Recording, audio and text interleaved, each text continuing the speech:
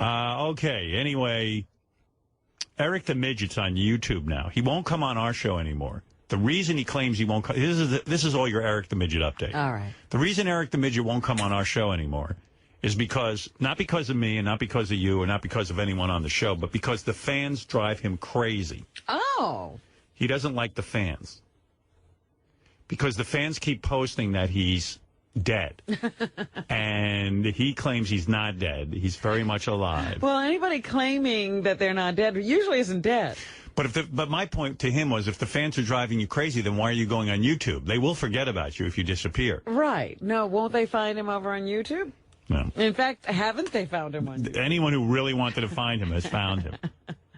So anyway, here is part of Eric's extremely long and boring. We take the highlights. Okay. Trust me. You got to weed. Cut this up? Yeah, you got to weed through a lot of stuff to get to anything relevant. Well, here's Eric the Midget pissed because he wants to be left alone. All right. You know what? You people are the reason why I'm not calling in this show anymore. It's nothing to do with Howard and the staff anymore. It's you. Right. So if you do want me maybe to reconsider and call into the show, leave me the fuck alone. His fans are getting Stop bugging me. Stop reporting I'm dead. Stop doing all the bullshit you're doing. If you want me to maybe reconsider and start calling the show, just back the fuck off me. Or else you will fucking regret it. He's always making threats. I wonder if he's ever... like, what is the regret you're going to have? I don't know, but he's always making threats, like when he calls Johnny and tells him, you know what to do. But I'm wondering if Eric's ever actually carried out a threat. Well, that's what I mean, he just levels these threats. Has anything ever happened to anyone because of it? He's like a little gangster. Trust me. I'm getting sick of this bullshit. You'll back off my ass and leave me the fuck alone. That place on the internet that you call home will be fucking gone. So... I see. Probably Stern Fan Network. Oh, he'll just get rid of, like, websites? Yeah. Your website will be gone. Stop with the stupid bullshit. I am not dead. I have not been dead at all. So shut the... Why does everything bother him so much? He just, he gets really overly upset about everything. But he clearly wants people to talk about him. He wants people involved with him. Right. But he wants them under control, that they only say what he wants to hear. Right. Yeah, he wants them to behave. Yeah. And he doesn't realize that never happens. He just wants fans like Carrie Underwood has, where they just are devoted to him. I'm sure even Carrie Underwood has some problem fans. I'm not dead, and I'm not dead at all. I've never been dead at all. Is that what he said? Fuck up. Leave me the fuck alone now. I'm not playing games anymore. I will take legal action unless you fuckers back off. Wow. So Eric on a mad tear on his show. Now, these tapes, by the way, are like sometimes 30 minutes long. And this is the most interesting stuff I'm giving you. Lest anyone think they're missing anything. And are these videotapes usually? Videos. Oh, wow. And so he videos. Pictures come with well, he videos off his home computer, except he can't. His camera's angled wrong, so you only see half of his head. You only see his eyes darting around. It's weird. I watch them because I miss the little guy. I'm a big fan. Right. Then at one point he's upset because I guess JD said that Eric's tapes are really boring. Yeah, JD's not a fan. Right, and then Eric challenges JD at some point in this thing. And also to end this, I issue a challenge to Mr. JD. His videos are so boring. You get on here, get a YouTube channel, and let's see how damn entertaining your videos are. I bet your videos will be as boring as hell. You damn geek. Oh. JD assures me that he's gotten himself a YouTube channel now. And he's going to prove yes. that he's less boring. Right. You're not a hugely entertaining person in yourself, JD. So shut up. Right. Yeah, JD. Bye. Bye. Bye for now. JD's first video offers a rare but brief glimpse into his apartment. I've never seen two more boring human beings at war with one another. I saw that he had made a video and that Eric had answered the video or had a response to his video. Eric makes the worst videos on YouTube. God love that. But are they so bad they're good, or are they just bad? They're so bad they're bad. That this Eric the Midget makes videos on YouTube. And you know what a fan I am of Eric. Yeah. I could watch him all day, I thought. But when he starts droning on with like a movie review or anything, it is absolutely awful. So then there was some war where he said JD called him boring. Right. Eric challenged JD to open up a YouTube challenge. JD, that mushmouth, is even more. I think Eric's more interesting. You know what? I think Eric's more interesting than JD. Let's have a vote. I'll play you some of this, as long as Lisa brings it up. Here. Okay, here's Eric the Midget challenging JD. And also to end this, I issue a challenge to Mr. JD. Mr. Oh, his videos are so boring. You get on here, get a YouTube channel, and let's see how damn entertaining your videos are. Well, and it just goes on and on and on. And then so here JD made one, and I was excited that JD was using some initiative and going on. JD's finally doing something. Oh, and I'm sitting. JD's whole video was like 3 minutes, and it felt like 50 hours. Hello, everyone. This is JD. I've been challenged. Oh, wait. There you go. See how hard that is, Eric? Eric the actor was pissed because I called his videos boring. You know, they are. And so he challenged me to make videos because he thinks I'm... And I'm sitting and watching this. I'm like, I have 5 free minutes. Do you have come nothing on. to I'm in do? between- Is your life so empty? I'm in between 50 phone calls from Tim and Don Buchwald and this one. And, your life would have to be completely empty. And I said, oh, this will be fun. To bother with us. JD must have done something cool. Yeah. But no, JD put as much effort into it as Eric does. Eric. Oh, wait, I'm You're not more looking. boring than Eric. I admit it. Okay, all right. I got to say it. Okay, whatever. Your video is worse than his. Okay. Did you enjoy watching your video? And then, No. Well, and then JD has a big joke at the end of his. Oh, yeah? He goes. Well, it's a visual joke. So for like 3 minutes, it's all this shit, and then all of a sudden, No, it's a minute. It's like 30 seconds. The whole video is a minute and a half. Is that right? Yes. It's not 3 minutes. Shut up. extremely non-interesting or whatever. You know, I'm not a performer. I'm not looking to, you know, be an actor like other people. So I'm not. So JD's big joke is he goes. And Eric, he makes a video of what I'm not. then he goes. Then his big joke is he goes. All right. Well, whatever. Eric says I'm boring. Well, here's my video, and I guarantee you it's more interesting.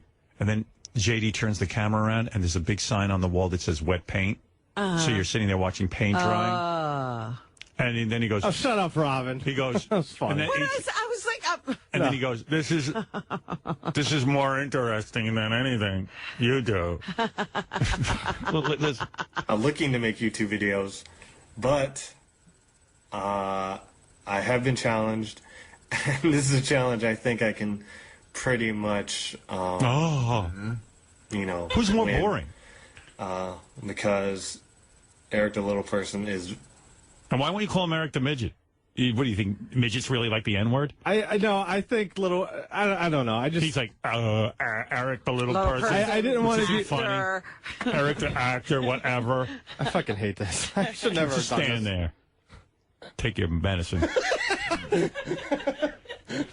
You can tell JD's really into this. I'm not really. Okay, this is his first attempt at actually putting something on tape. You know what I heard? He's finally a filmmaker. Want to hear something more heartbreaking? JD has a whole list of ideas for these on his phone. Oh, Like he's lovely. He's keeping a big list. I know what you're up to. What's in the list? He's keeping a big list on his phone of like future videos that he's going to battle Eric the Midget with. Yeah. On YouTube? What's on your list? I don't want to say what's on my list. Come on. No. Why Tell not? me. Because I'll save it for the videos if I decide to do them. Now you're going to now not you're do backing them? out 'cause Come I on. criticized No. Forget it. You're more boring than Eric. Oh, okay. Let me hear. I don't know. Very boring. And as a matter of fact, I'll show you something that is 10 times more interesting than anything Eric the Little Person has ever had to say. So, This is where one second. this is where JD turns his computer around and you get to see You the get- wet paint sign. Right. See? Go fuck yourself, Eric. There you Bye. go. So now, Eric the Midget, in an even more boring interview, Response. a more boring video, responds. All right, this video is in response to JD's video Two that he idiots. posted earlier. And by the way, JD, the camera shit, it's a fixed camera attached to the top of my laptop. So, Which makes no sense because Eric, you can never see Eric in his videos. You only see Right. half his head. Yeah. So, of course, his camera is fixed to his computer, but he could adjust himself and raise his chair up. But Yeah, no. he can move. Or you can adjust the top of the laptop. Right. If it's a little lower, you're just He going won't to do tilt it. it in a little. So JD's criticism is actually accurate. No, he doesn't think so. JD, you could see on his video. And it's a real close shot of JD. Really? I was checking his teeth. I thought there was something in them, but he cleaned them at least. You brush your teeth, right? Yes. Yeah. can't really do much about where the hell it's aimed. He can't do It's much. not adjustable, dumbass. Yeah, but geek. you are, Eric.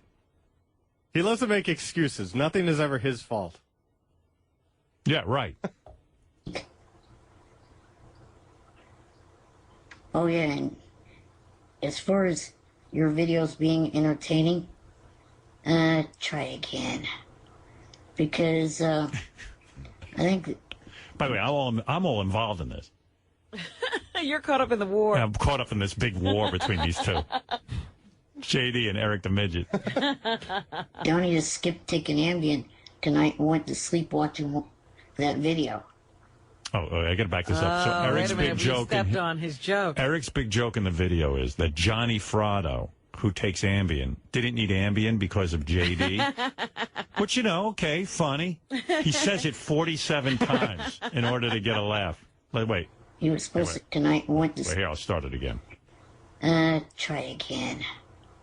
Because, I think Johnny just skipped taking Ambien tonight and went to sleep watching that video. He was supposed to call me, but he didn't call, so I'm figuring instead of taking Ambien, he watched your video and fell asleep. What a delivery. That's how damn boring your video We're on the joke 4 times already. are. They're replacements for Ambien, Another time. 5th time. Lunesta. Oh, and now it's a replacement for Ambien and Linus. Every one of those drugs. So anyone on Ambien or Lunesta, why don't you try weaning yourselves off of those 2 drugs and watch JD's video? It won't work.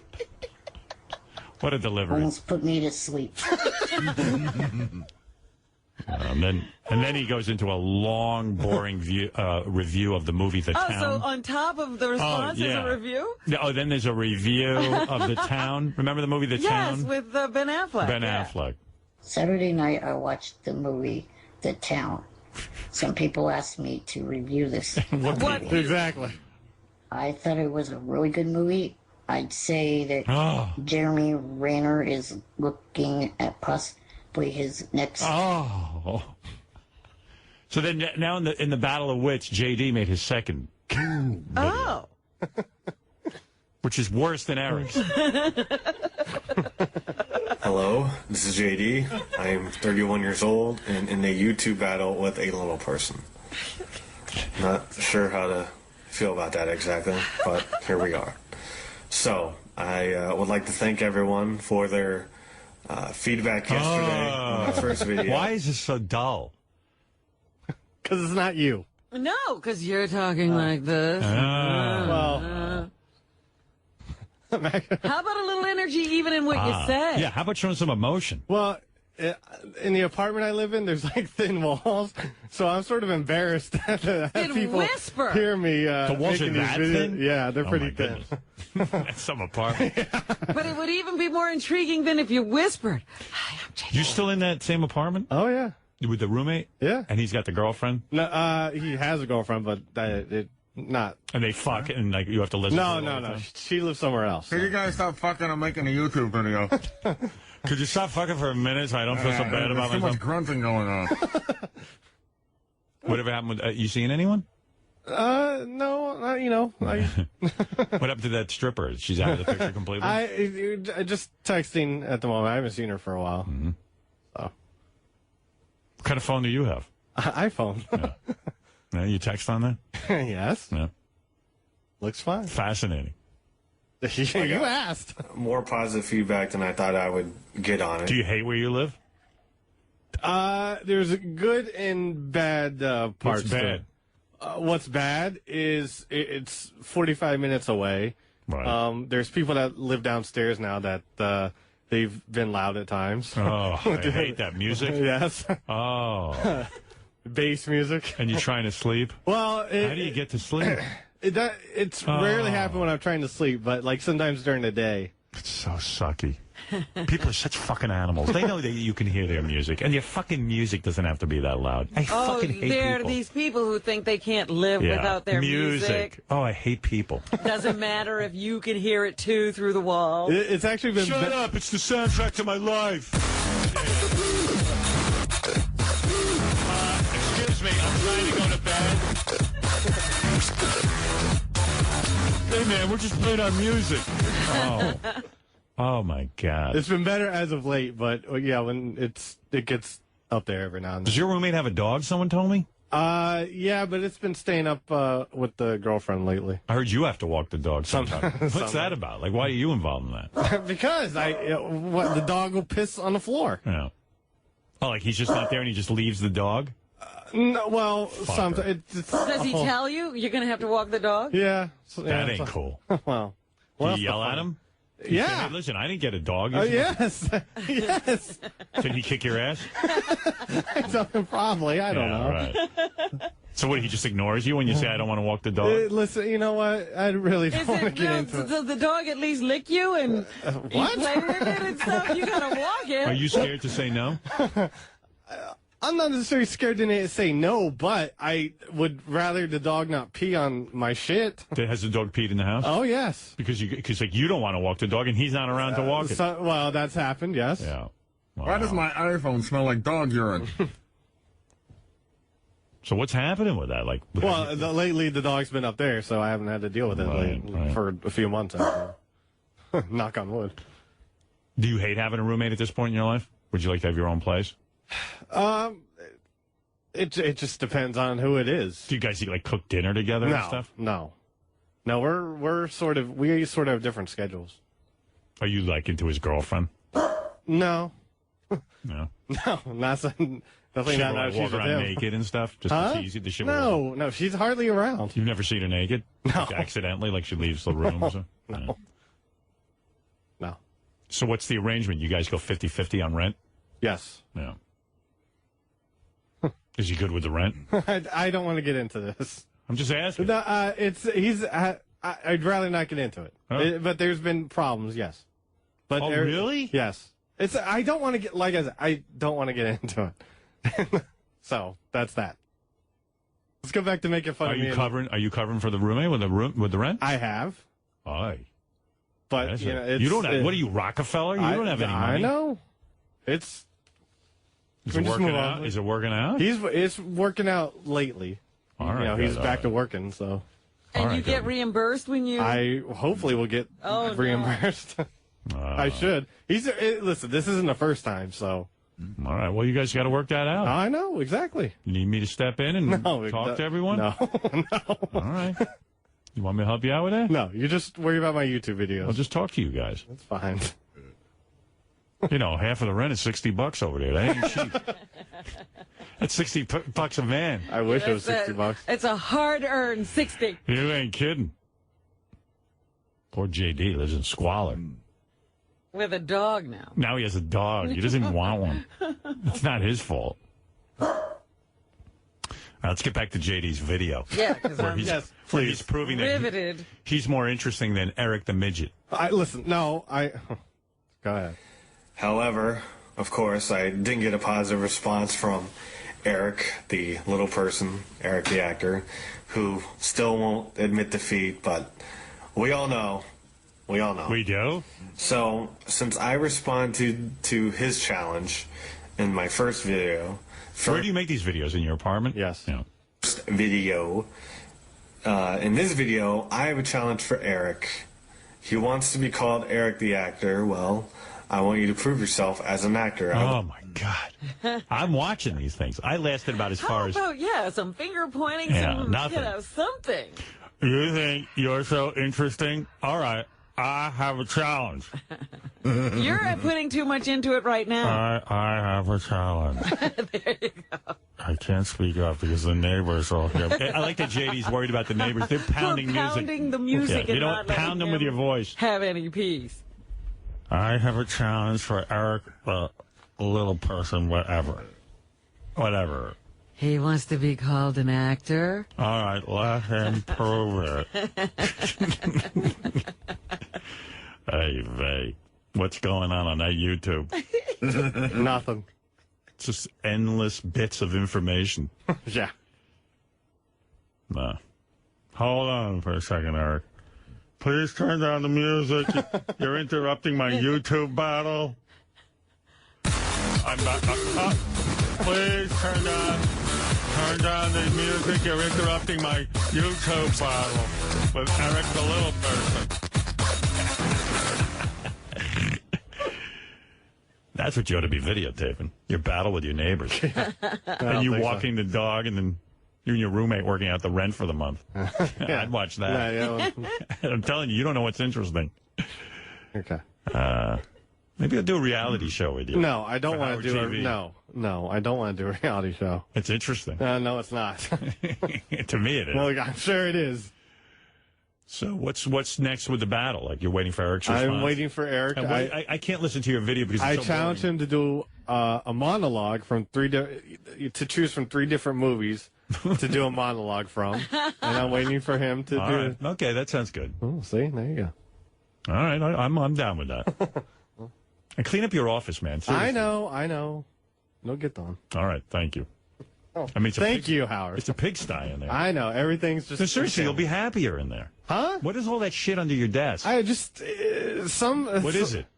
I don't know. There's different papers. Yeah, but you've had them there for like years. I know. You, you know what? If you threw everything out under there, you wouldn't miss a thing. I know. This is what I want you to do right now. I don't even want you to look at the stuff. Take a big giant green garbage bag. I want to go through it. No. Howard. Listen to me, JD. Stop. It'll get done. Listen to me. Take a big green garbage bag, fill it up with everything under your desk, and don't even look. I have to look. Robin, look at the camera shot under your Come on, desk. man. Let me see. Move the chair under the desk where the computer is. Look. Wait, you can't even see what's... Look at this shit. Oh. And you know what? He hasn't touched any of it in years. Does that phone work? And I was Yes, reading... that phone works. Every book I read on organization says, if you haven't touched that stuff in a year... You don't know what it is. You don't need it. And look at all this shit. Just throw everything out. Everything, JD. Calm down. Seriously. Okay. Do it. There's nothing there you need. What do you think you're going to find? Because you know what you're going to do? You're going to go through it. You're going to go, here's that DVD. Just do it! Just do it. Throw it out. All right, goodbye. Just do Clean up. it! We're going to get rats. You know? Fred's got shit growing in the board. You got, God knows what's, I bet you when you throw that out, you'll find baby rats in there. I'm not Baby kidding. rats. Yeah. I guarantee Just do you. it! All right, thank you. Thank you. All right. Show. So what is Eric doing with all that time? It's Howard 100 News exclusive. Howard 100 exclusive. What does Eric do now with his day? I mean, do you still listen to the show throughout the day, even though you don't call in? No, I don't listen to the show. It's been months since Eric the Midget said he's done with the Stern Show. And I, for one, am amazed that the guy is keeping to his little word. But what takes the place of listening, waiting on hold, and calling into the show all morning long? Well, Eric tells us. To see what's going on with the show, I just go to Mark's website where he gives all the rundown of what went on during the course of the show and see what happened. Just pretty much stuff on the computer, look at Facebook and all that stuff, and then also watch TV, try to keep myself caught up on all the TV shows I watch. Are you still sticking by your edict that you are no longer going to be calling in or any part of the Stern Show? Correct. That has not changed in any way? Nope. There's no part of you that misses it? Nope. Okay. And how's your health? Your health okay? Yep. And just when I thought he's out for good, Eric asked me something that leads me to believe we may hear him on the Stern airwaves in the near future. I was wondering, though, Triple H last night said that he's supposed to be coming into the show soon, just so I can maybe tune in that day. Do you know what time that's going to be? Place your bets, people. Shuli Agar, Howard 100 News. Howard 100 exclusive. Are you still done with Johnny Fratto, or have you two made up? It's kind of up in the air for that question. Eric the actor has not kept his feelings secret about manager Johnny Fratto paying very little attention to Eric and his acting career. In fact, last time I spoke to Eric, he was 95% sure that he wanted new representation. So I called Eric to see how things are going. Are you guys talking at all? Yeah, not really, but I'm going, as soon as he finds time, I am going to give him another shot. Oh, so it sounds like you're chasing him down and he's not getting back to you. Well, let's just say he's having some problems that he has to iron out. Like Charlie Sheen problems? He's not going to be screaming on a webcam that he's got mafia blood, is he? No, I don't think so. Why are you willing to work with Johnny again? I don't really have a good answer for that. Okay. Is it a friendship thing at this point? Yeah. So you don't want to bum out your friend? Right. Well, that's very nice of you. Now, let me ask you this. Since you're not dealing with Johnny as much as you used to, is this swaying you in any way to participate on some level with the show again? No. I don't know. I think he's buckling. Shalom, bitch!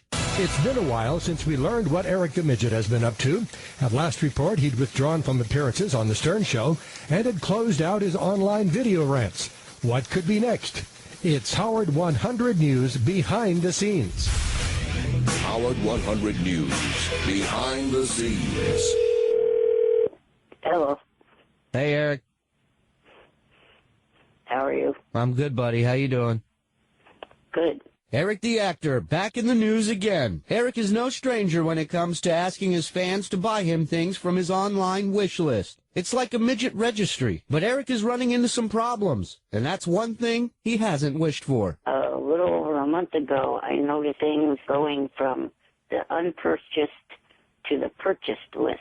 So you're saying a lot of stuff was purchased? Yeah, I guess, but I'm not sure because about 90% of that stuff that supposedly got purchased never showed up. And this midget actor has some theories as to what's going on. Maybe a worker of Amazon.com, knows who I am, and they're messing with me, moving, the stuff from unpurchased to purchased, and then it never shows up.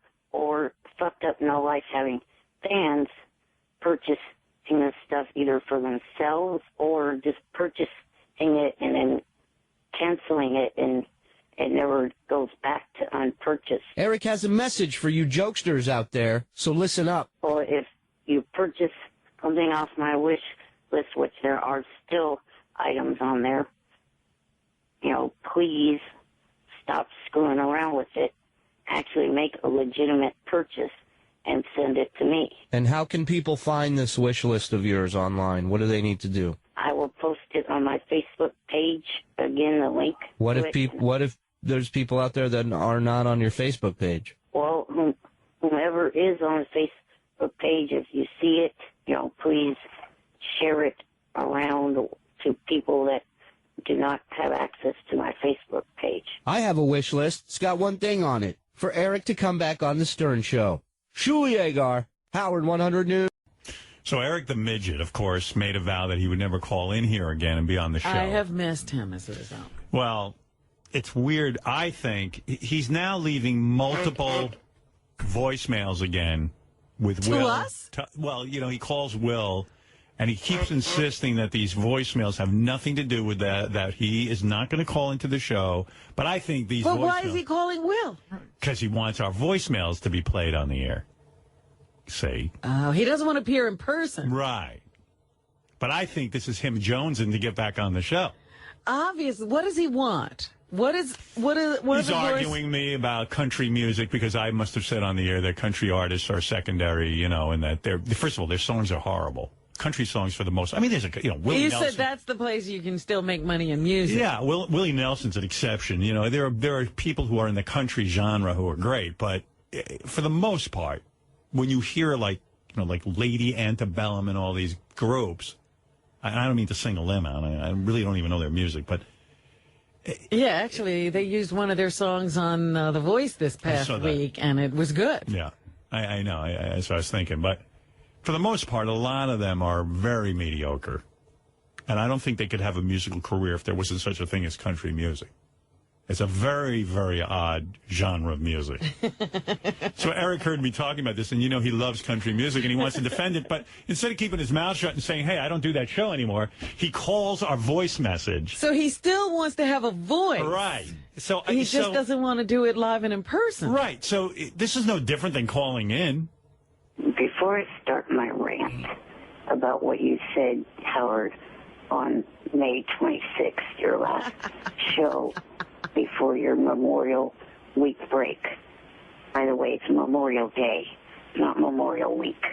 Hey, I choose to celebrate. By the way, speaking of Memorial Week, because every day is Memorial Day for me. I thank those guys every day for serving, and I do.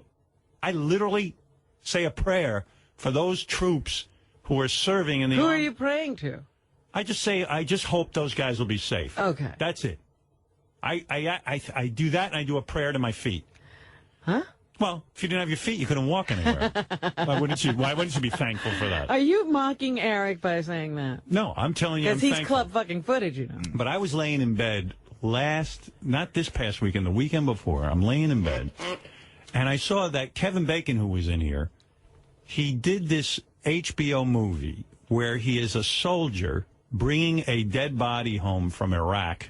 I actually saw that after he talked about it. Me too. On the air. I thought it was fantastic. Yeah, he was really, really good. It was a very moving story. I was like laying in bed crying. It was so beautiful. Yeah, it was just amazing. And Kevin Bacon was promoting X-Men, which I haven't seen yet. Have you? Oh, my God. You haven't seen X-Men First Class yet? Hey, easy. I mean, being a huge X-Men fan. I just haven't had. You know what it or is? X-Men fan. I gotta go on my can't own. believe you haven't seen it. Beth doesn't want to see it, so I got to carve out some time. It is so good. Well, I can't wait to see it. By the way, it made 56. There's a guy in there who is amazing. He plays the young Magneto. Yeah. I think his last name is Fassbender. He's amazing. He's so good. Well, the movie made $56 million, which was good enough to be number one, but they're That's saying still a little bit disappointing, I suppose. it's a little light for an X-Men movie because Yeah. the last two made somewhere in the $80 to $90 million range opening weekend, but nevertheless, people like me haven't gotten to see it yet. Yeah, it was a holiday weekend. I know. Well, on a holiday weekend, I'm with my wife. I can't just sneak But out. that's what I'm saying. People leave town. You know, they're doing fun outdoor things. The weather was good. Right. Wow. I haven't seen it yet. worth the trip. But he was here promoting that X-Men movie. And he's great in it, too. Is he? Yeah. But he did an excellent job, and I really recommend for anyone who wants to be moved emotionally about the troops and stuff, it's a great thing. All this guy's got to do is bring home a body. But it's really incredible what and how people in the public react and all that stuff. It was pretty beautiful. But Kevin Bacon, really great job. And I wanted to email him and tell him it, but I don't have his email, so. You know? I got a phone number for him, but I think it's old. I don't know. What, does he change it every week or something? I don't know. I figure since Madoff made off with all his money, he can't afford a phone. I figured he had to have not had a phone for a while, and maybe when he got back up on his feet, he got a new phone. I don't know, and I was you afraid. Think things got so bad.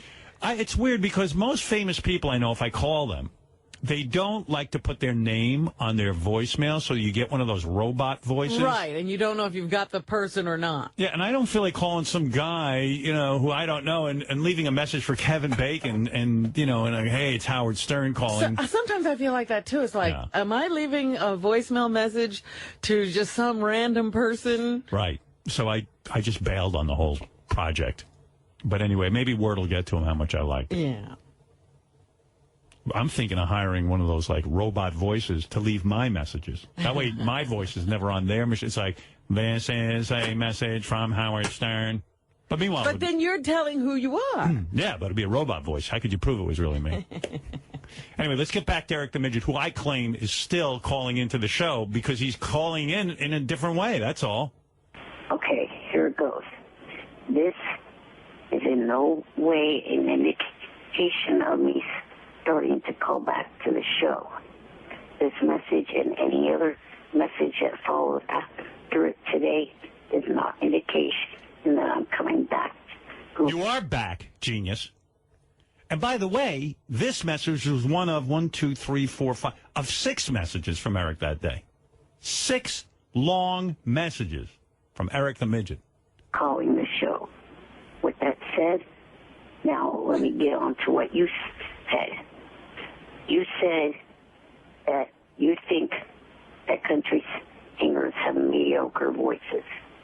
Okay, yes, everybody is entitled to their own opinion about anything and everything. But let me just say, your opinion is ignorant. Country singers do not have mediocre voices. Sorry to inform you of that and burst your bubble. Look what got him to call in. A dumb topic. Is he boring or what?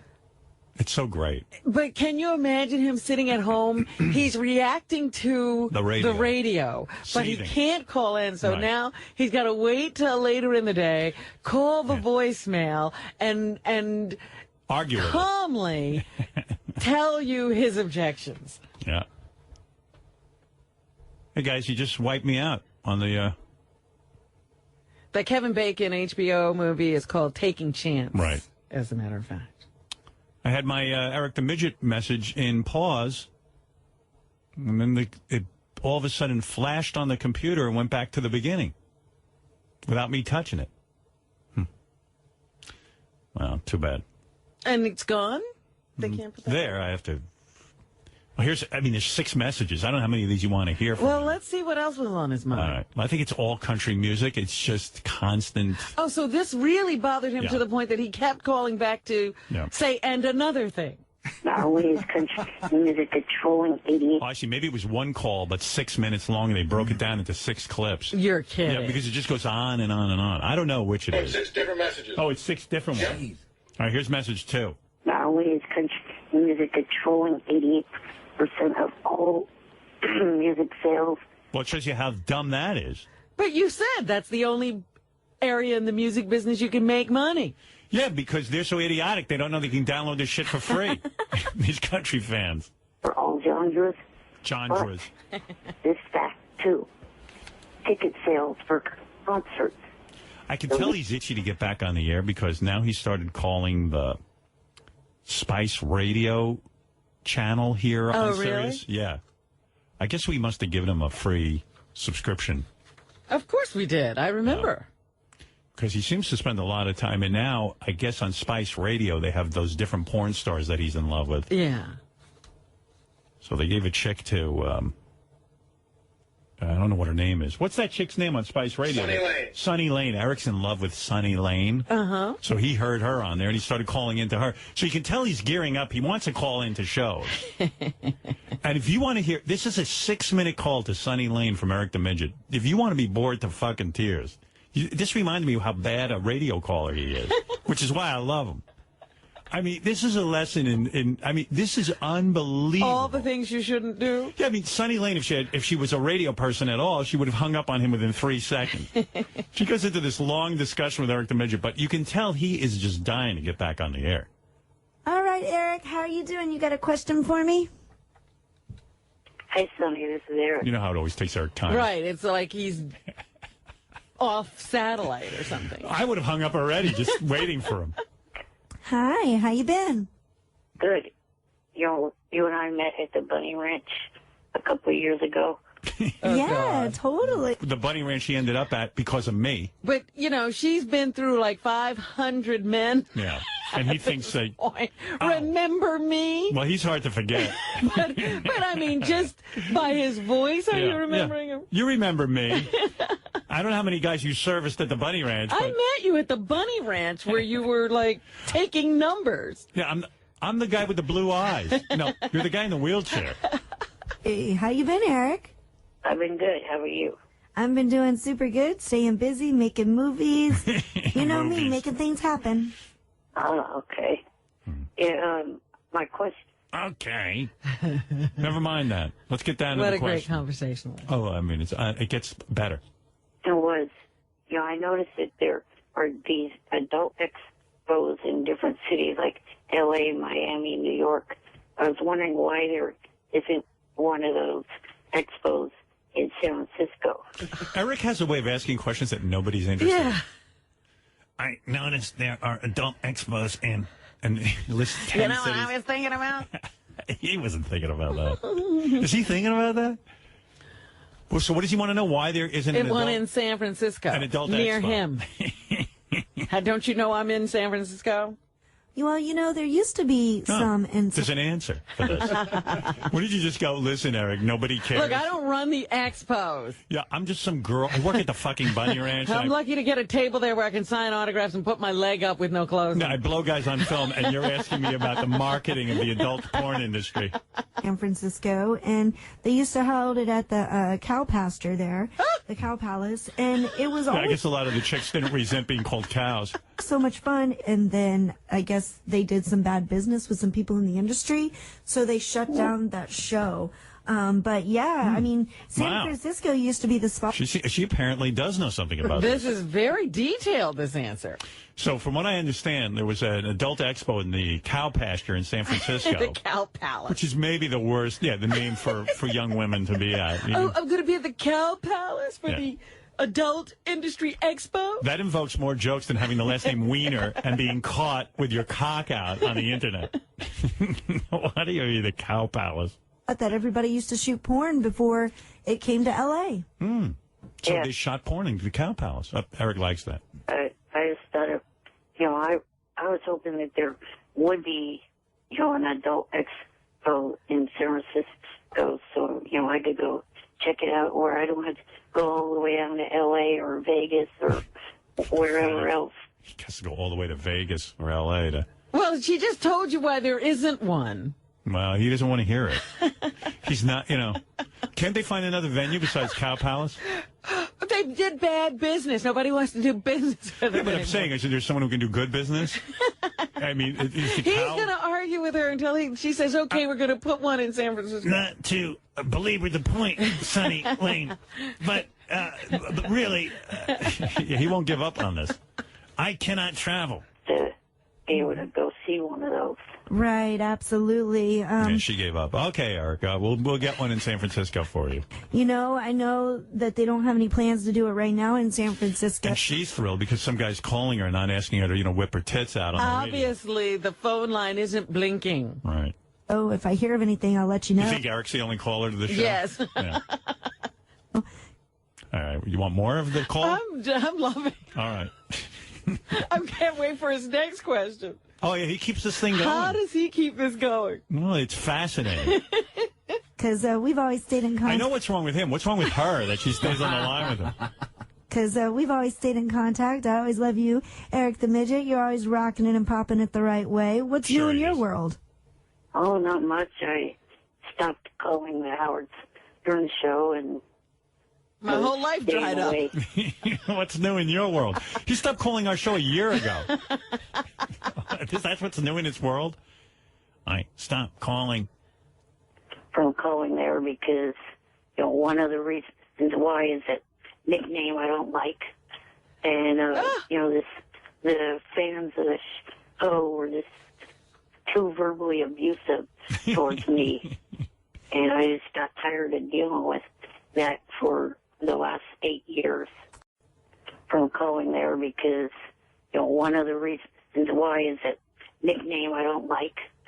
And, the fans of the show were just too verbally abusive towards me. And I just got tired of dealing with that for the last 8 years. Yeah. I had to apologize that one time. They had me come on, and Rich wanted me to say some things I wasn't cool about. But what's that all about? But she just called him the nickname he hates. Yeah. I think she addresses that later on. Oh, good. I can't wait. Two rocket scientists. What did we do to her? Did we ever have her on the show? She was here, I guess. One of those times she was with Eric, maybe. Oh. And we wanted her to say something? She wasn't comfortable? Rich, whoever Rich is. Who's Rich? Some guy from the Bunny Ranch, I guess. Oh, I thought it was one of our guys. No, I don't think so. Rich wanted me to say some things I wasn't comfortable with. Yeah, we wanted Eric to come in, and they were supposed to tell us all about their date or whatever. And Eric then wanted to be... Oh, you mean he's banged Sandy? I think she might have been one of the people who entertained him there. Oh.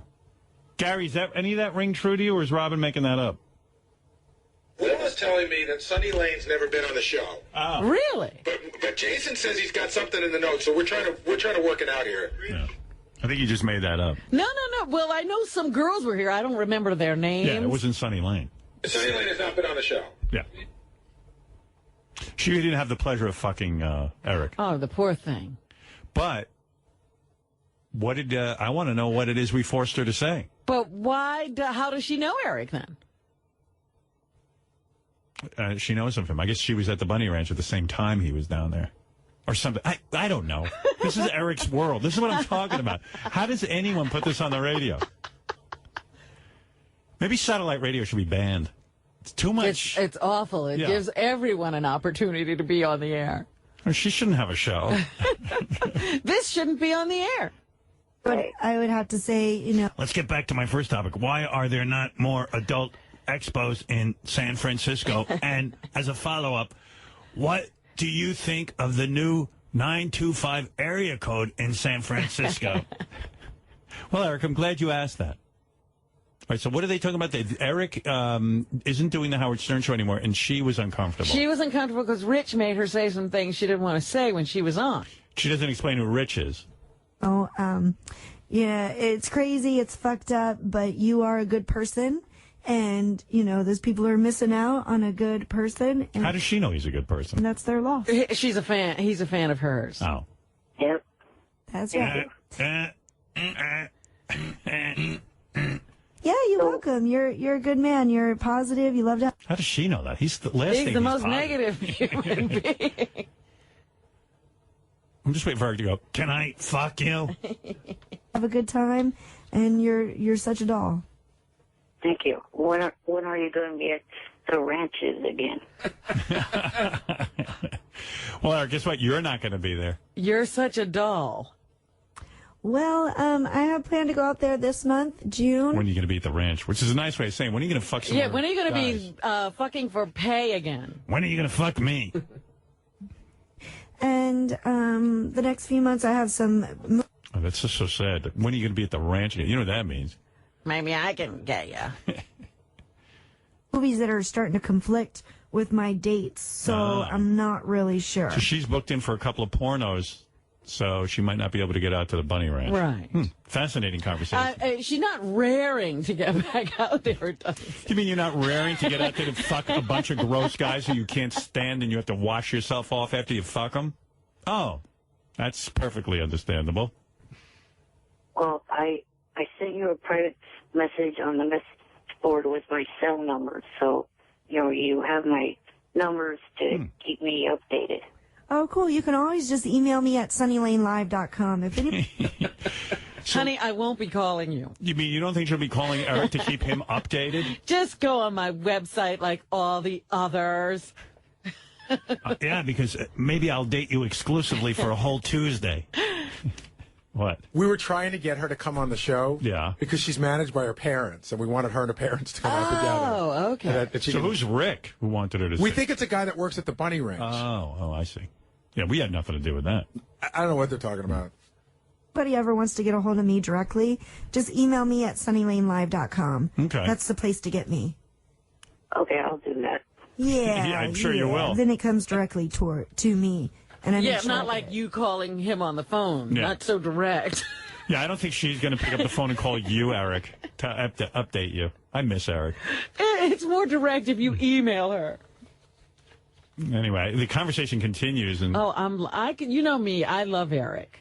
I think Eric hardly responds. At some point, he just fades on these conversations. Wait. So you joined the new Spice Radio? Yeah, it's good. Yeah, you like it, huh? It's dirty. Very dirty. It's very dirty. You love it. That's a good thing. Well, I'm glad you called in, Eric. Thank you. This is like JD talking to his mom. A lot of silent spots. She's like, yeah, you love it. It's dirty. Yeah. Yeah, very dirty. So now he's leaving us. Well, I like I said, there's 6 long-winded voicemails about country music and why it's good. A lecture On country music. I mean, it's just endless. I listen to them during the commercials, and I sit and debate whether to play them or not because they are very long-winded, and I love them, but I know a lot of fans are like, please don't play that stuff. I know. It's boring. Everybody must be missing Eric by this point. Come on. Insulting country music, things like that, you forget one thing. You have fans in the country music business. So what? And you're also a fan of some singers that have... What am I, Lady Gaga, and I have to, please all my fans? I don't give a fuck. If I have country music fans, tell them to turn off if they can't handle it. What am I going to do? Beg them to listen? Eric's really warped.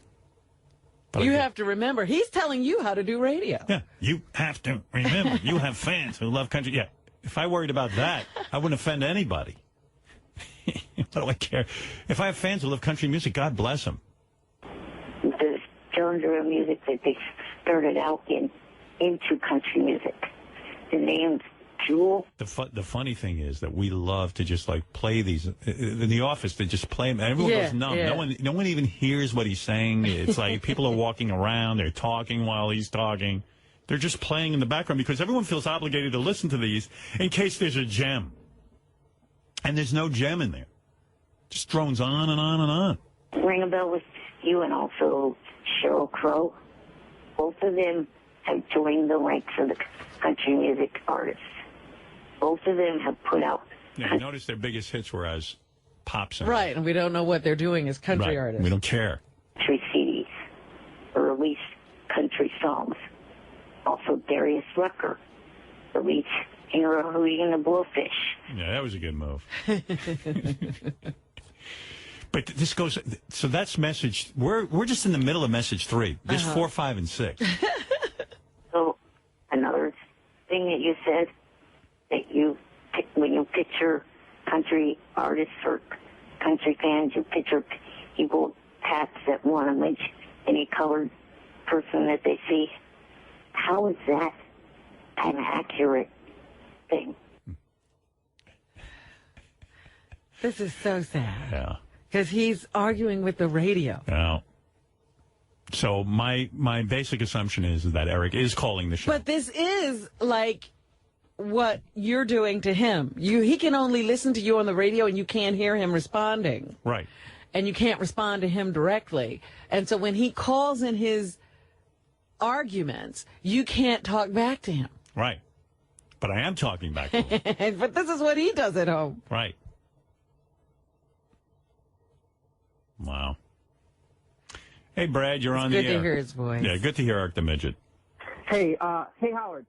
You got to play that phone clip of Carrie Underwood talking to Eric. It's freaking hilarious. She's talking about a Smurf cock. You know what I'm talking about? Yeah. That's a classic. That's That's who I originally thought when you guys were talking about Sonny Lane. I almost thought for a second that's who he was talking to, but no, that's I remember. That's quite a call when Eric believes he's speaking with his hero Carrie Underwood, and they get into some really nutty sex. That's a long one, though. You want to hear it again? It's a good one.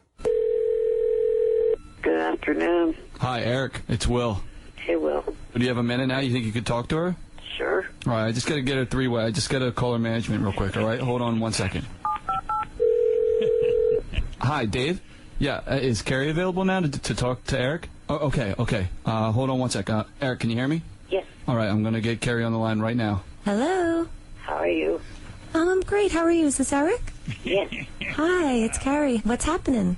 Oh, not much. I sent you the roses to the East Rutherford, New Jersey arena. Yes. I got them yesterday. Thank you so much for that. That was really, really sweet of you.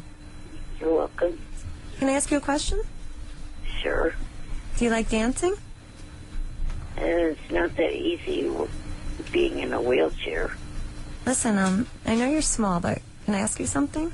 Okay. Are you small in the pants, too? I don't know. Your voice is so sexy.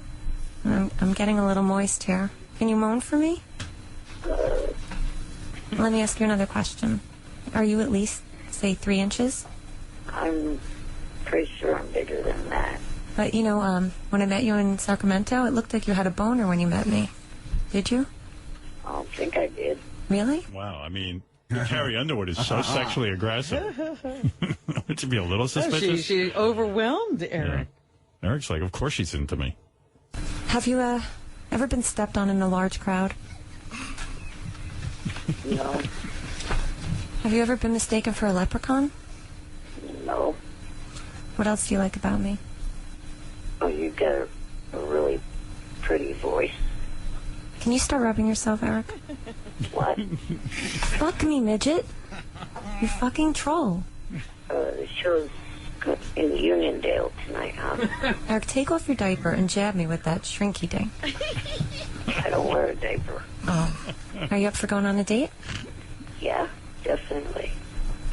Yeah, but would you fuck me? Right, not on the first date. Do me a favor. Repeat after me. De plane. Why? Because it turns me on. De plane. Say it. The plane. Faster, baby. Come on. Why wouldn't he fuck her on the first date? I never understood that in this call. Well, he wants to respect her. This could be long term. Faster. The plane. Hey, Eric? Yeah? Do me a favor. Rub your Smurf cock on the phone real quick. That's when you hang up. Oh, my God. You could hang up so much sooner than this. Come on, Smurf cock. That's just insulting. Why? Because I want you to. Just take it out of your pants and rub it against the phone. Thank you. Take it out of my pants and what? Rub it against the phone. It's like a windshield wiper. I think I hear it, Eric. Is that you? Are you doing it? I did it. Do it again. Wow. It's a big, thick Smurf cock.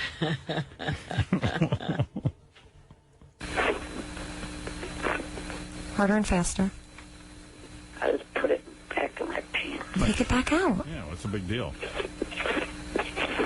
You know that's not his cock. No, he's rubbing the outside of his pants if he's doing it. He can't get his pants off that quick. I think he lied to Carrie Underwood. Does the phone smell like dwarf cock? Huh? The Don't you guys have sound check in 25 or? Did you make a mess in your underoos yet, Eric?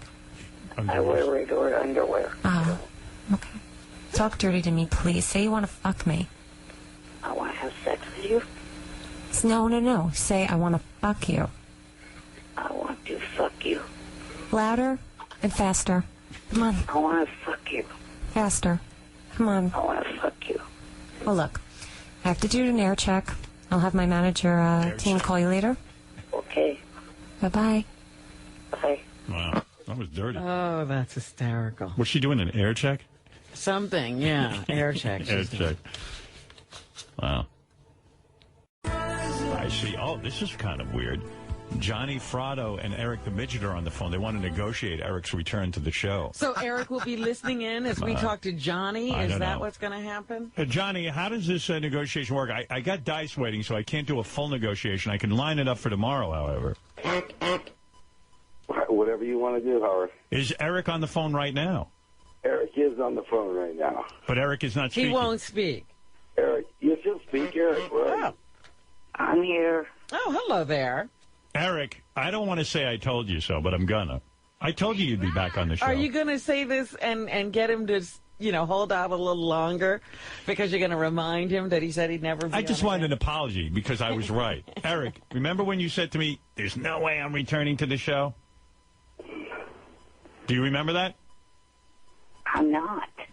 Well, it says well, here. You're here now. You're on the show. Johnny called in. I'm on the phone with Johnny.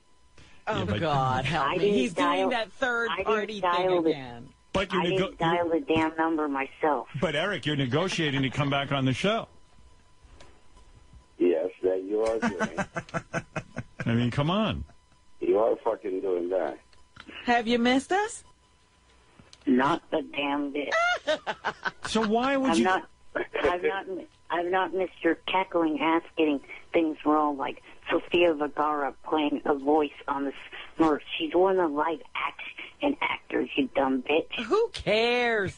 He's very upset about that, Robin, that he really wants a disclaimer on that or something. Well, he just corrected it. Eric, why are you so into the Smurf movie?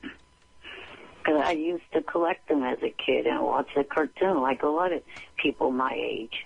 And you seem to know everything about the Smurf movie. That, for example, Sofia Vergara will be live action. Because I've watched I think I've watched all of the trailers that have been put online. I see. If I would have known this, I would have built a whole fucking Smurf village at that Comic-Con. Eric, do you relate to the Smurfs? Is that why? Because you feel, you're a little person and they're actually little people? They're actually dwarves? No, it's not it. Who's your favorite Smurf? Grumpy? No. Did you ever fantasize about being a Smurf? No, not at all. Do you have a favorite Smurf? I mean, I guess I like a few of them. Brainy. I don't have a particular Sheila? one. Sheila? What did he say? Brainy? Brainy.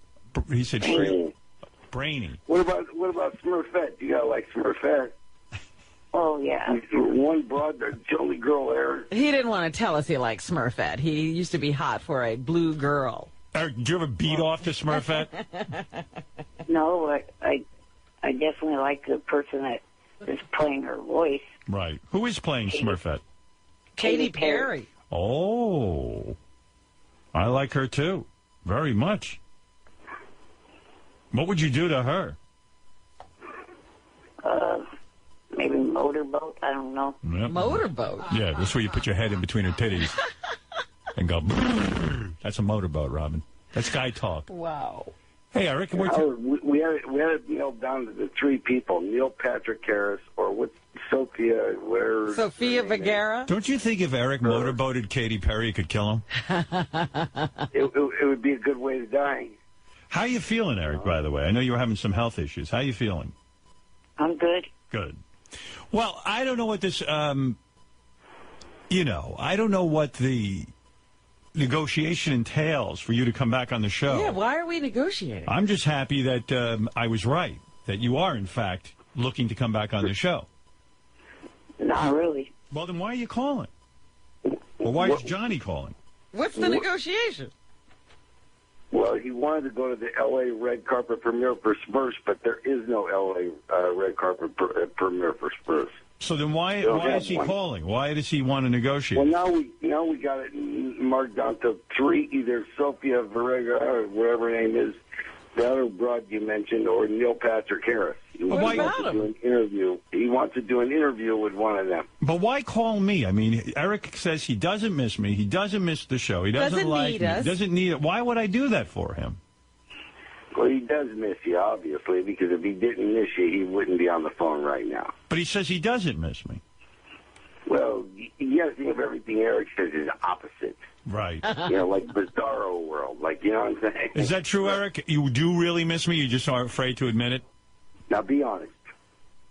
Well, you yourself, maybe a little, but the abuse that I take from the fans and shit like that, I don't miss that one fucking bit. But, Eric, aren't you really... Or the long hours on hold, either. Yeah, well, Eric, don't you sort of miss the... I mean, I know the fans give you a hard time, but isn't it nice when you have all that interaction with fans and the fact that anyone cares? Even if they're negative, at least there's a lot of activity around you. There must have been some positives. Yeah. There was lots of positives. Remember when he was on Fringe? I now watch that show. Yeah. I mean, because of you. Because of me. Remember when he got to the Bunny Ranch? All the good times? Hey, there it is, because of you. Right. And Howard didn't even watch Fringe. Once he saw you on there, he loves the show now. Right. All right, It could be very Smurfy. I'll tell you what, Johnny, let me arrange with Gary a time so Eric's not on hold, and we'll, we can get you right on, and we'll arrange for this negotiation. I'm ready. Eric, are you ready? Yes. Eric, he's ready. All right. I even heard that Neil Patrick Harris tweeted you a question of why I wasn't at the New York premiere. Is that right? I didn't know that. Well, let's see. I know Neil Patrick Harris. I could perhaps arrange this if there's something in it for me as well. We will talk. Eric will motorboat him. Oh. Oh, hell no. Eric, Neil Patrick Harris is gay. Are you attracted to him in any way? No, because I'm straight. Okay. All right. When we do get Eric and Johnny on the phone next time, I'm going to play Eric's terrible voicemail message to Johnny where he demanded money from Johnny. Demanded money? Yeah. Oh, yeah. What was that all about? Oh, it was crazy. If I play this for you, you see a very different side of Eric. He can be very, very tough on people. Yes. It's a very upsetting phone call. Unbelievable. Very, very upsetting. All right, well, we'll get to this because I got Dice waiting, and he's a scheduled guest. Speech impediment man wants to say one quick word. Go ahead. Hey, I don't want Eric back on the show. He's an obnoxious, ungrateful shit. Well, I'll tell you what. I am not necessarily going to be easy in the negotiations. They could break down. We're good negotiators now. I think Eric is really getting it together now. Is he highly motivated to come back? Highly motivated. Tell Eric the only way you'll let him back on is if he flies with balloons. All right, speech impediment man. Thank you, Captain Jenks. Go ahead, please. Hey, I wanted to welcome Eric back with open arms. I really missed him. There you go. What do you think of that, Eric? Don't count your chickens too quickly. All right. Debbie, the pet lady, what do you have to say? Yes, Debbie. Am I on the air? Yes. You know what? I can relate to a lot what Eric had to say, okay? Yeah. With the fucking hated motherfuckers here on this fucking stupid show, okay? You motherfuckers don't give a shit about nobody here on this fucking show, okay? You put us on a fucking hole like a fucking piece of the shit that we are, and then you fucking don't even give a shit about certain people like that Shelly motherfucker, okay? I didn't want to go into it right now. I didn't know what the fuck I'm going to say here right now. I'm really just fucking pissed off with every fucking buddy, okay? All right. Thank you, Debbie. Goodbye. Goodbye. I think that's something she's got to get off her chest. I don't know. All right, Johnny and Eric, we will arrange a time, and I'll be able to spend some time with you and go through these intense negotiations. You got it. I don't even know how there's a negotiation to be had. There isn't, but it's supposed to be fun anyway. All right. Thank you, Johnny. And thank you, Eric. Guys. Good to hear from you, and I still say I'm right. Eric is back on the show. Well, I have to say that it's good to hear your voice. I was worried about you. Right. All right, Eric, thank you. All right, guys. I don't hear from Eric. I think he hung up. No, I'm still here. All right. Thank you, Eric. Right, guys. All right. Talk to you later. All right. Well, Dice Clay.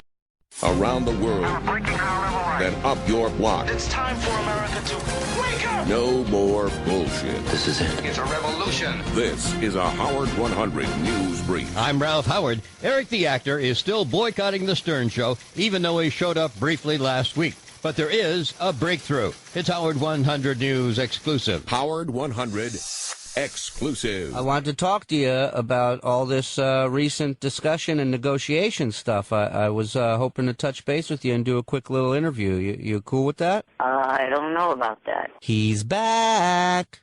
Eric the actor may not be announcing his return to The Stern Show anytime soon, but he has returned to this reporter. And I had to ask Eric right off the bat why he went from saying there's nothing that could ever get him to come back to The Stern Show to where he is now, willing to negotiate his return. Really, I don't know. I mean, kind of hard to say because I really don't feel like returning at all. This idea, I'm not too big on it. Were you kind of pushed into this? A little bit. I mean, I said to Johnny that, I wanted to do this red carpet thing, and, for the Smurfs, it turned out it was blue carpet, which actually I kind of assumed it would be. But, I told him that I wanted to do this for a local guy that has a local TV show, and then also does local radio. And he said, let's do it for Howard instead. I'm like, okay. So you're telling me there's nothing you miss about the show? Maybe Howard. Right. But, putting up with all the bullshit from the fans, I've had enough of it. I mean, 8 years is enough. You heard what he said. 8 is enough. Shuli Agar, Howard 100. Look who's on the phone. Johnny Fratto and Eric the Midget. They're ready to negotiate. Is Johnny Fratto on a TV show? I could swear that they're doing Mob Week on AMC. Hey, Johnny. And Johnny's doing some of the commentary. Johnny, are you on a TV show?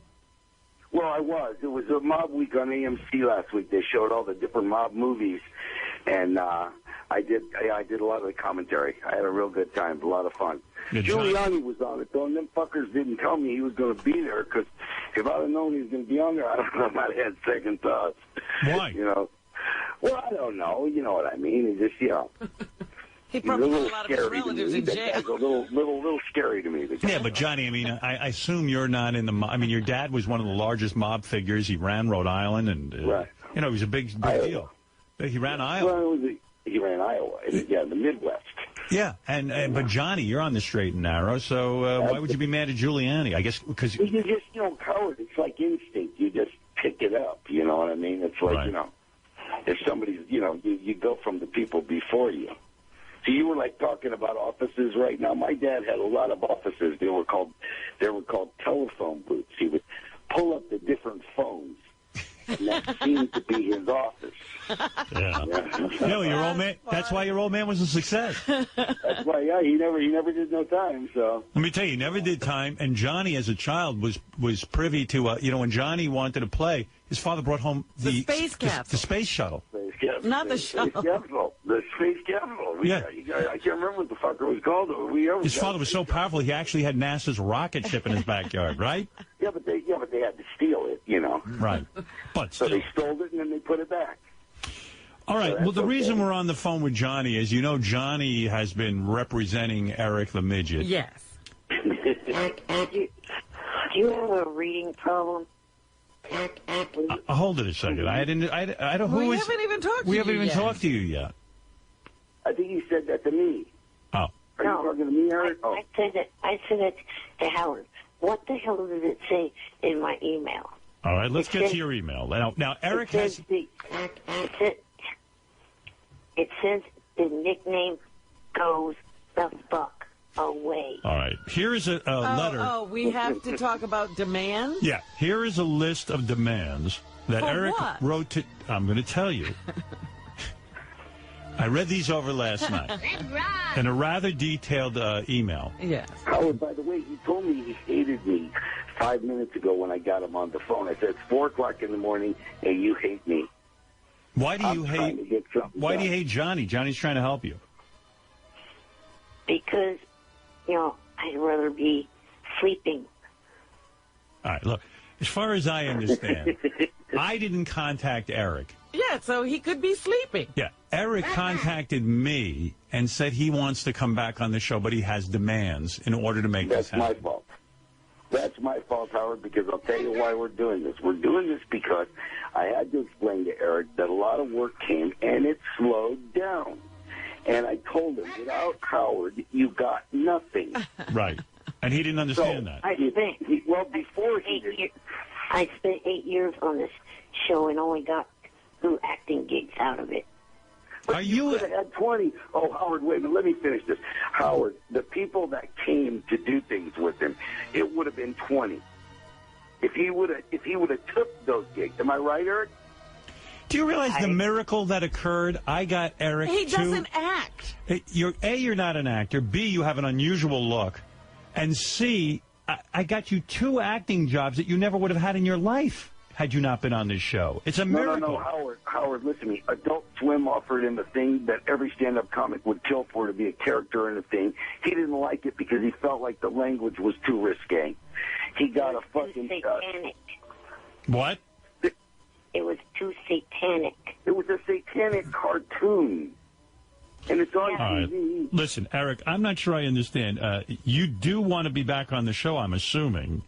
Well, apparently Johnny has convinced him that's the only way things will happen. So for him. the only way, I mean, if he's not on the show, Howard, I can't do anything. Right. Well, go try to figure that out, how you explain that to him. I don't understand how he doesn't understand it. But here it is, and I'll try and work through this with Eric. I'll read these out loud, and I'll tell you what I'm comfortable with. First, I will do the reading of the 10 demandments, as Eric calls them. He says, these are my demands for coming back on the show. Now, I didn't ask him to come back on the show. Nobody was looking for him. I did it. Okay, here we go. Number 1, the nickname Eric the Midget will be gone forever. Also, you cannot use the word midget at all anymore on the show. Even when he's not here? That's right. Callers can't use the word. Oh, my God. The staff can't use the word. He says, look, I know for a fact from tweeting with one of the WWE superstars that is a little person, and also from meeting and talking to Marty Kleba, you remember Marty the Midget? Yes. That I am not the only little person that hates that word and wishes that word would just go away. Okay, so anyway, that's the first demand. That's just one. That's one. Number 2. All of the bullshit about me being a difficult, ungrateful, ingrate, angry, and all the time mad at the world person comes to an end at once and for all. I am fucking sick of you and all the fans thinking that I am any of those things. That's number 2. I'll respond to each of these afterwards, Eric, if that's okay. Right. Number 3. All of the fucking verbal abuse and bullying on the air and off the air ends. Howard, lately I feel like you're a hypocrite. Why I say that is you got pissed off and bent out of shape last week when Lady Gaga's fans were abusing you and harassing you and threatening you on Twitter. And then I read this week you got again all upset, mad, pissed off, and bent out of shape when you found out that Dax Shepard and Jimmy Kimmel were making fun of a photo that you took and sent to Jimmy. So in other words, he's saying, how can I bully when I'm being bullied and I get upset? You haven't demanded that people change. Well, you change your behavior. As I said, Robin, I will explain what demands I'm comfortable with after I read through them. I was in shock when I read this. Number 4, enough of putting me in the whack pack. That ends right away. I'm not anything like that damn drunk trailer park white trash Jeff the Drunk or that complete nutcase that thinks he was taken and probed by aliens Riley Martin or that huge, dirty, smelly, gross, fat, scamming, high-pitch Eric. All right. Number 5. Howard, you say you have many connections? Well, I want you to put those connections to use. Oh, my goodness. And help out Johnny get me more acting gigs. I mean, 2 acting gigs in 8 years is pathetic for someone who says that he has a lot of connections. Eric the Black Actor. Also, it would have been 10. Also, get me on game shows so I can make some extra money. Oh, my goodness. Number 6 out of the 10 Demandments. From now on, nothing but outright respect when I call in. No more sound effects or talking over me while I'm trying to talk. No more taking calls from worthless, pathetic, loser-ass, prick, no-life, having hateful douchebag assholes that all they want to do is talk shit about me while I'm on the air. That's number 6. Number 7. I want set call times. I no longer want to be on hold for hours. All right, number 8. I demand that I take Steve Langford's spot on the Howard 100 News team as a West Coast member of the team. Is that right? Since they have an open spot from Langford leaving, I'd like to make whatever he made a week.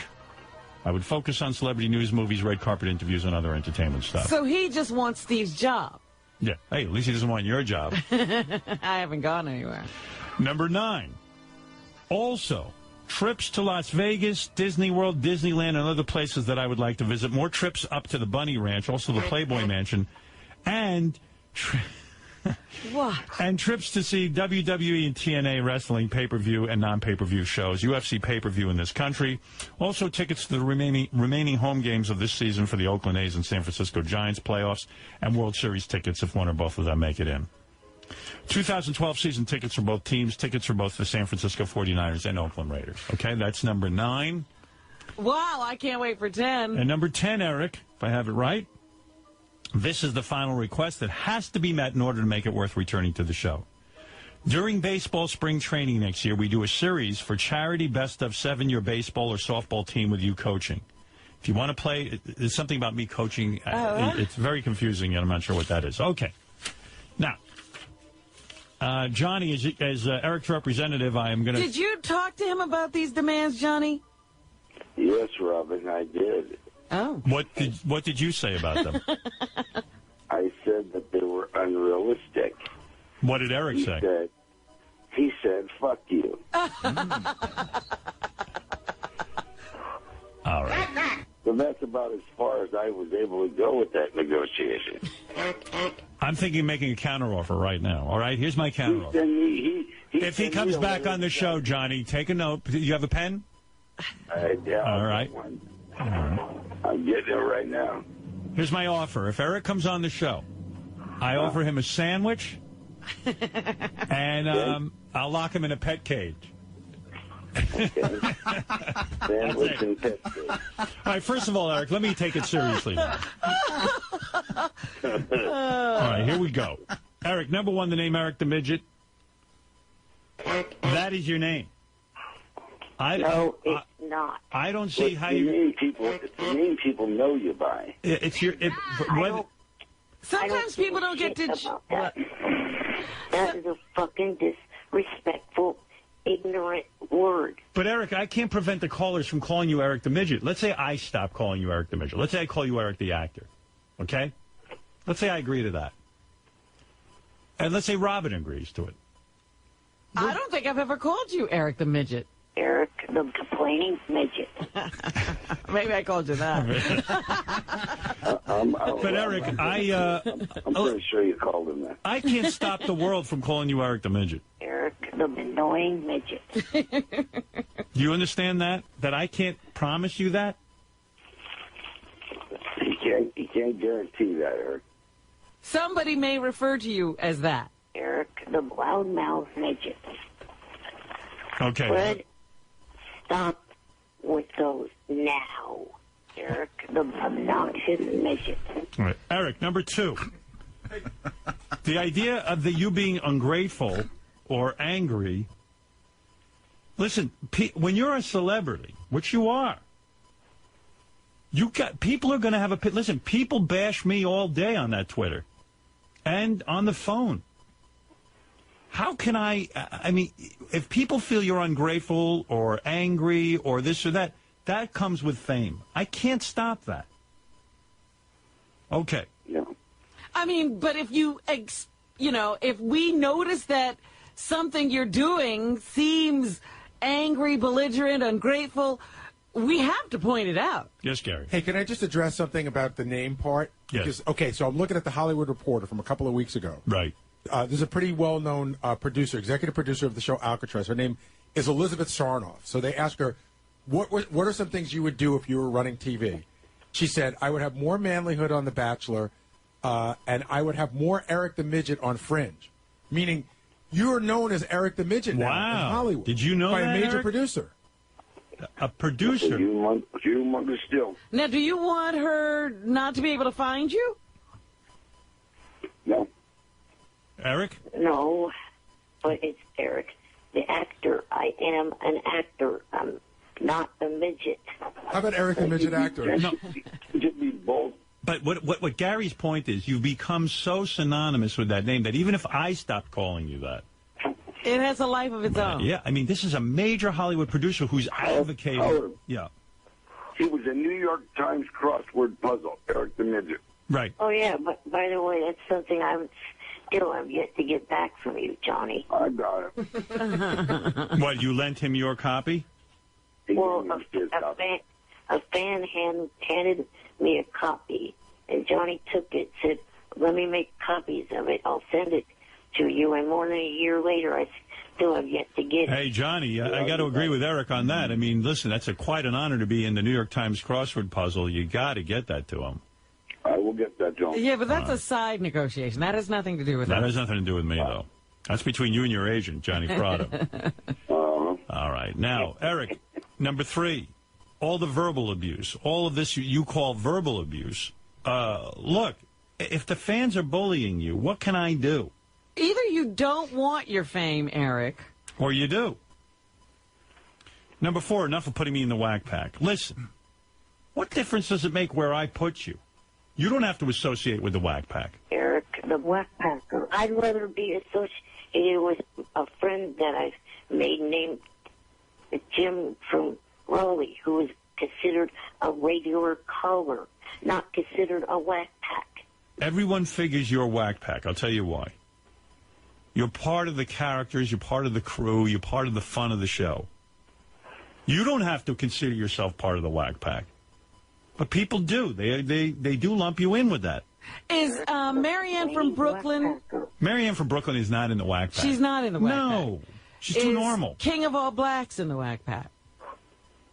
Yes. He is? No, Okay. He's not. All right. No. I mean, Marianne has a funny voice, so maybe she is. But I mean, Elephant Boy's in the whack pack. well, Elephant Boy is funny. Wrong with him. Yeah, well. Well, so, I mean, you know. He shit his pants on the subway and then went to an appearance. Shh. All right, so that's debatable, but okay. No, he's in the whack pack. No, I mean, enough of oh, you mean Eric's in the whack pack. Yeah. Right, okay. Howard, you say you have many connections. I mean, Eric... Now what is the demand there? That he wants more acting gigs, that I don't get him enough. I mean, Eric, it's a miracle that I got you 2 acting gigs. It's a miracle.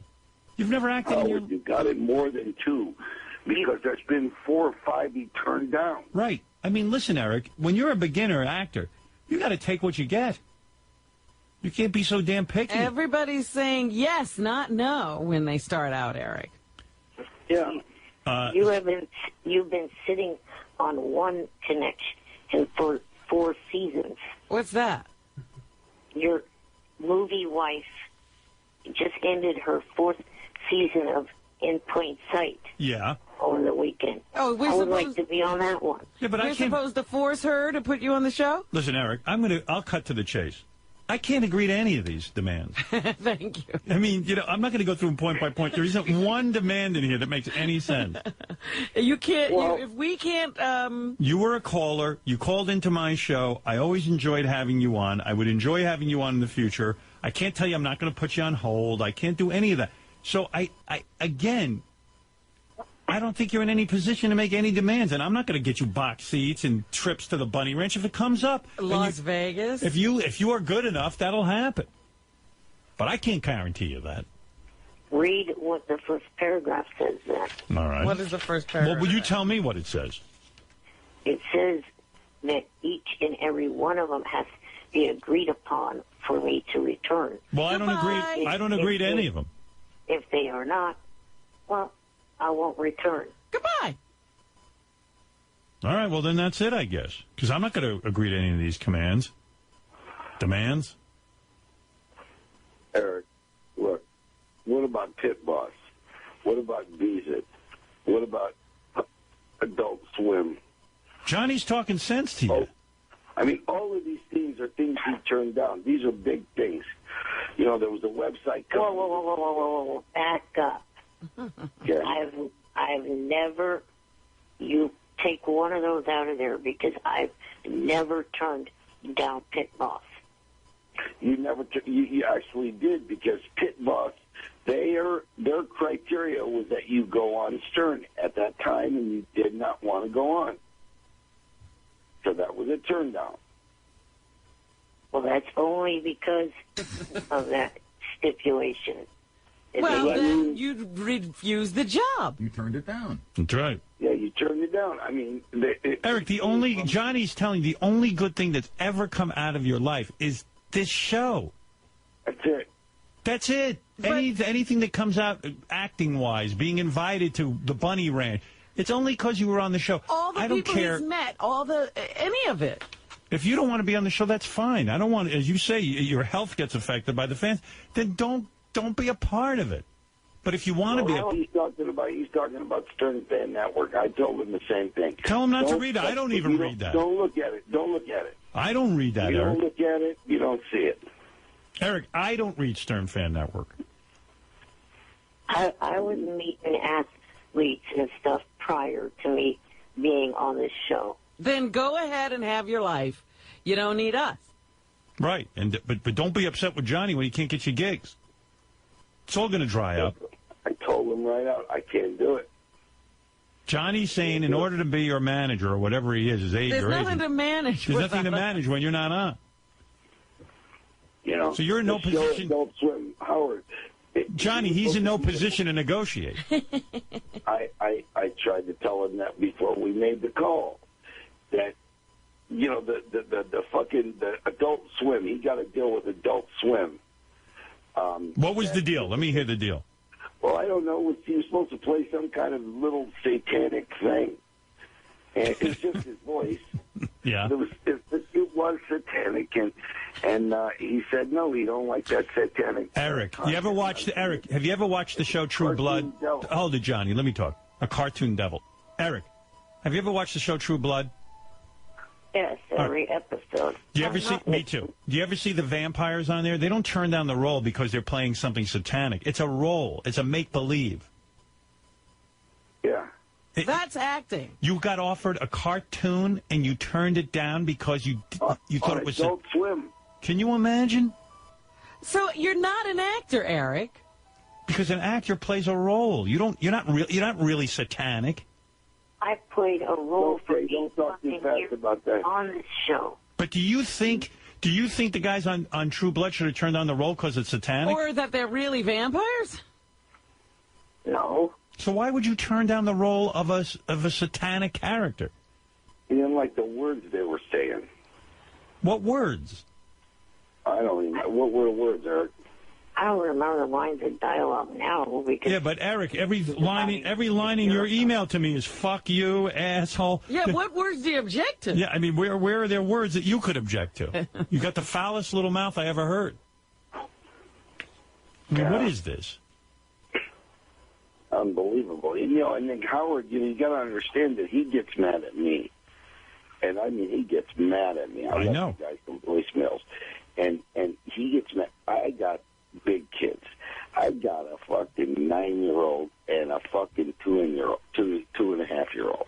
Right. It's got a young wife. 9-year-old wants me to throw fucking baseballs all day at him, which I can't do. Oh. Because my ankles are killing me. Of course, you're an old man. My ankles are killing me for fucking picking up the goddamn 2-year-old and chasing him. Yeah, he's the same age I am.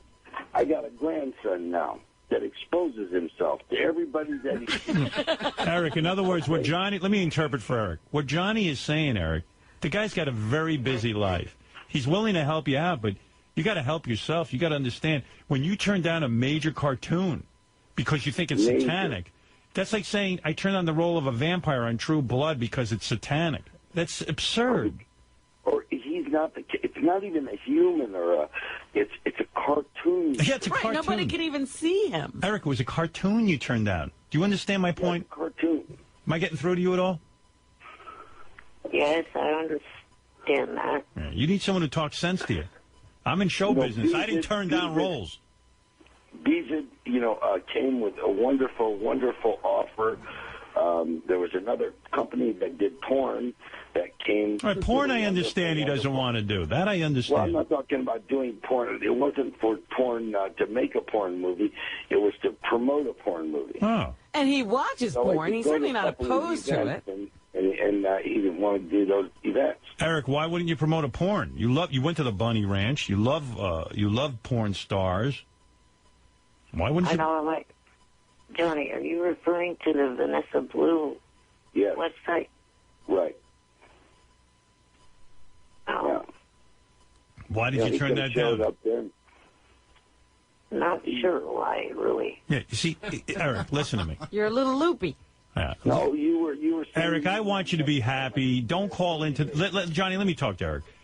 Eric, I want you to be happy. Don't call into the show if it doesn't make you happy. But you're not thinking clearly on a lot of these topics.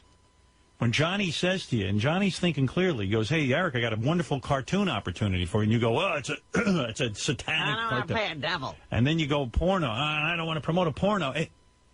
You've done it before for free. For free. So you got to listen. You got to listen a little bit to Johnny. And I hate to break the news to you. Your calls into this show are the best thing that ever happened to you. But that's your decision to make. And the well is drying up, Howard. I mean, the more he's not on the show, the well gets drier and drier. But I don't want to force you to be on. No, there's no force. No. But we can't bow to these silly demands. No. Eric, I'm not bowing to any of your demands. I only wish one of them was reasonable. Can we hone one of these demands to be more of a reasonable demand? And by the way, Eric, if I start giving into your demands, can you imagine all the callers making demands of me? Can you imagine the rest of the whackback? I'll have to memorize rules for each caller. Jeff the drunk will be right on the phone. Speech impediment man will have me in court.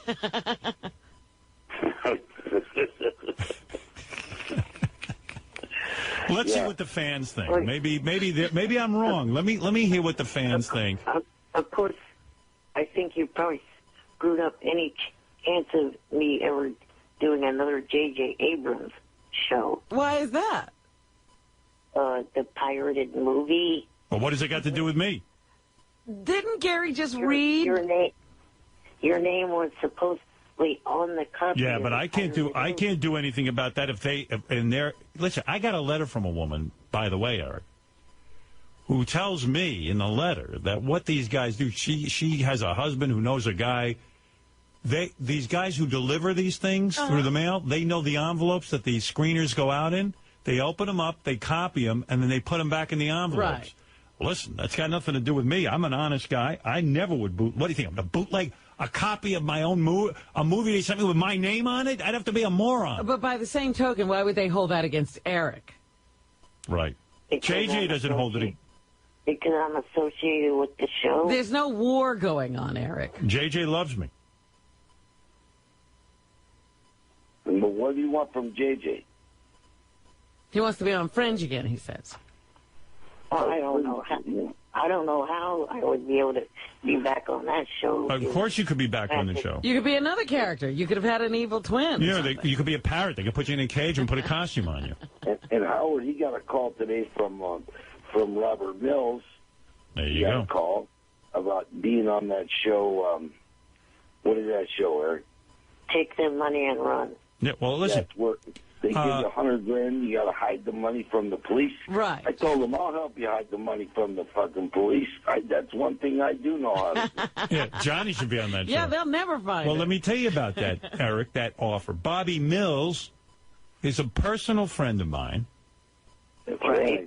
Number two, Ralph was talking to Bobby and came up with the idea that he should be on it with you, Eric. All this comes from the show. But you don't recognize it. But listen, I can't stay on the phone any longer because I do have to take a break. Your demands are ridiculous. Your demands are being... Here, I'm going to tear them up right now. Listen to this. There you go. There you go. There's the demands. That's how Johnny's father dealt with demands. You ask Johnny about demands. He'll tell you. You're I not. don't think my father dealt with them like that. I think he, Yeah, you never heard You from only anyone. wish. Nobody made demands. Normally. But Eric, listen, your choice. You do what you want. I still like you, and I would always take a call from you. But you go back and think about it. I'm not going to force you to do anything. You didn't even read the third email that Johnny sent in. The third email. Too many emails, Eric. I'm not into any What's demands. the third email got to do with anything? Your demands are not met. What did you say about the third? What is the third email? The third email was kind of extending upon some of the demands. Well, they're not even, if it makes them more restrictive, your demands are not met at any level. We don't want your demands. They don't even like these demands. Yeah. I don't like these demands, let alone the third level. You're going to embellish them some more? No, thank you. Howard, the Robert Mills situation, is that a real situation to put Eric on, take the money and run? Right. Is that a real legit He thing asked on you the a table? question. Yeah, I'm saying I believe it is. I mean, I'm not 100% sure. I mean, You haven't been in the discussion? I'm not in the loop on that, but I know Ralph mentioned something to me yesterday about how he thought it would be cool if Eric the Midget was on with him. And well, I think he recommended this to Robert Mills, so I know. Unfortunately, he called you Eric the Midget. Well, that's who Robert Mills knows, Eric the Midget. You don't know Eric the actor. Yeah, you don't know that, Eric. Yeah, that's something that you got to, What am I going to say? Yeah, there's a way to do this. What do we do?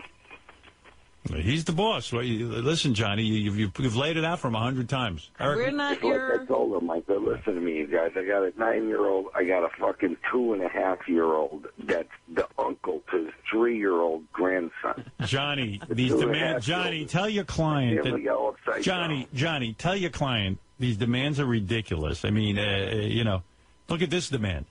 Eric demands to be made a Supreme Court justice if he calls into the show. I mean, that's how. It's just as Yeah. viable. It's just as undoable as Right. any of the others. But I would say that, Eric, I would take your demands to some other place. Yeah, you should go on some other show. They might be willing to put up with this. Well, Howard, can we negotiate a little bit? No. Not on those demands. So we need all new demands. Yeah, I think here's what I would suggest, Johnny. Have your client go back and make new demands. And then we'll have a discussion next week. All right. All right. We're going to come up with reasonable new demands. Yeah, reasonable. Yes, Eric. I'm still holding a bit of a grudge against Johnny for a couple of years ago. Johnny Jr. and a friend went down to Miami to be on SmackDown, and I didn't even get invited to it. And I'm a much bigger fan of WWE than Johnny or Johnny Jr. Well, we Eric, went down there, Eric, to bring choppers down there for the WWE Divas that we were working. That wasn't just a trip. That was a work trip. Johnny, it works. Well, you didn't Johnny has a chopper business, Eric. include me. but we can't negotiate that for you with Johnny. Johnny, don't you take Eric everywhere with you, even when you're on business? Whenever he's around here, I do. Howard, listen to me. I go to Toys R Us every single fucking day. Every day. If he wants to go to Toys R Us, he's more than happy to come to my house, and we'll go to Toys R Us. And whoever's there, I'd buy toys for. So if he wants toys, he can get toys. But when you went down to WWE, it was for your chopper business. It was for the chopper. We made a chopper for we made a chopper for McMahon, and they were going to unveil it, and that's why we went there. And it was. How come you didn't include Eric? How come you don't treat him like your son and bring How come you? It was in and out. Right. I wanted to get there, and I wanted to get back. And as you already know from the Fringe, negotiation, that Eric, you just don't get him in and out. See? Maybe you should. Johnny. Maybe you should breastfeed Eric as well. Oh my God. Yeah. I mean, listen. There's passports. There's oxygen. There's all kinds of things. Eric, you're forgetting that if Johnny did invite you, you're a massive headache. Massive headache. It's not easy. Massive headache. You complain about everything. Howard, you got to play some of them calls where he called me up about the money. And I had like 4 deals on the table that were money. Bees had offered him money. Adult Swim offered him money. Shorty offered him money and to get on the show, to call into the show, to promote the show, which he did not want to do, promote. Eric, you mentioned you mentioned Marty Kleba. I know Marty. Marty took all kind of work when he got his career going. Right. He didn't sit there and turn down a cartoon. Johnny, he didn't sit there and say, "I'm not going to be an elf." Marty Kleba would have killed someone to get that role. But now that he's away from the show, he's still got a pretty damn good career going. Marty had a career before we met him. You're our creation. All right, This was like 30 years ago. My grandma used to hang around that Johnny Paleo, you know, that little guy with the harmonica. Right. I could have got Eric right in there. All right, listen, guys, I got to go. Enough of this negotiation. It's not going well. Eric, you've got to rethink your role in show business. You're turning down roles left. Would you play a Nazi in a movie, Eric? No. Yeah, why not? You're not really a Nazi. It's just an act. Yeah, it's an act, Eric. See, that's why I say you're not an actor. Nobody can call you Eric the actor. Tom Cruise played a Nazi. He's not. No one thinks he's.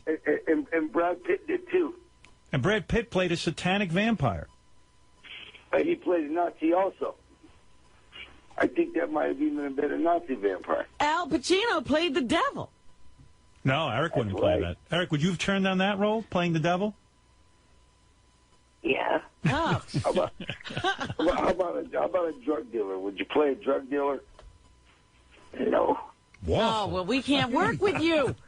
And under these circumstances, you're not an actor. Eric, an actor. Eric, if we wanted to do a music video with you to Thriller, to Michael Jackson's Thriller, would you do that? What do you mean, play a zombie? No, we actually have him do the Michael Jackson part, only we'll have Jan push him around in a chair so he can dance. Yeah, but even Michael turns into a zombie in Thriller. Well, he turns into a werewolf. Or whatever. Yeah, he turns into something. Eric, would you play a werewolf? No. Well, how many roles do you think there are? You just want to be. You just want to be a leading man with the love interest. Yeah, he wants all the George Clooney parts. Is that what you're looking for, Eric? The George Clooney part? Ocean's 14. Holy fuck. If Katy Perry wrote a song, I Kissed a Midget and I liked it, would you play it in the video? All right, look, guys, I got to go. Johnny, I love you. Eric, I love you. You know, you're great fun. And Eric, if anybody out in Hollywood has a nice role for Eric, let us know. where he doesn't play anything satanic. Right. You know, he won't be a Nazi. He won't be a vampire. If anybody's doing a remake of Little Bo Peep or any of that kind of shit, call us. Eric, would you ever play an alcoholic? No. Oh, my God. What actor in Hollywood hasn't played an alcoholic? Would you play Casey Anthony in a movie? He'd have to be Kaylee. Yeah, well. Would you play a shoplifter? No. No. Why not? A shoplifter. I do that now. Well, what are you going to play, Eric? All right, listen. I got to go. I got to go, guys. This is too funny, but I got to go. Will you let me answer Robin's question? Yes. What I would play is the show In Plain Sight that I mentioned before. I would play someone that needs to go into the wet sack because he witnessed someone being murdered. Oh, you want to be... to testify. I see. Let He me just write wants this to down. witness a crime. All right, so you would go on Mary McCormick's show In Plain Sight and play a guy who witnessed a crime. That's it. Right. All right. Her team has to, protect me and make sure that I'm able to testify. We get it. We get it. But what if, because of the stress of witnessing a crime, you become an alcoholic and worship the devil? Will you play that? No. It's a part. It's a fucking part. Would you play someone, Eric, who had a debilitating accident, who started taking painkillers and became addicted? No. No. Well, why not? Would you play Mary McCormick's Talking Baby? All right, Eric, I got to go. I'll look forward to you pulling in or not. I am going to negotiate this, and we're going to get it down. Okay. Good luck, because there's a lot of room All right, yeah. that you got to cover. Let us know how it turns out, Johnny. Good luck. Eric, good luck. Thank you. Hey, Howard, can I plug something real Sure. quick? Go ahead, Johnny. AMCTV.com. You can see all the things from Mob Week that we did last week on television. And also, look for September 2nd, we're doing the St. Valentine's Day Massacre on National Geographic. And it's really, really great. Eric, is there something you would like to plug? All I would like to say is that hopefully this weekend, Johnny will have me come down for his birthday and also go to the SummerSlam WWE pay-per-view. All right. I thought you wanted to go to Scores. Oh, yeah, Scores, too. Yeah, so Gino at Scores says that if Eric comes, he's carte blanche. And, boy, you sure don't get that without the Stern Show, buddy. Right. All right. Thank you, guys, and good luck. Right. Bye-bye. You got it. Right. Bye. Good luck, Johnny. Good to speak to you guys. All right, thank you. Good luck. Good luck dealing with Eric. And Eric, good luck dealing with Johnny. Thank you. Bye, guys. All right. Those were the best demands ever. Yeah. I read through his demands last night. I almost fell off my chair. Eric, the retarded whack passer.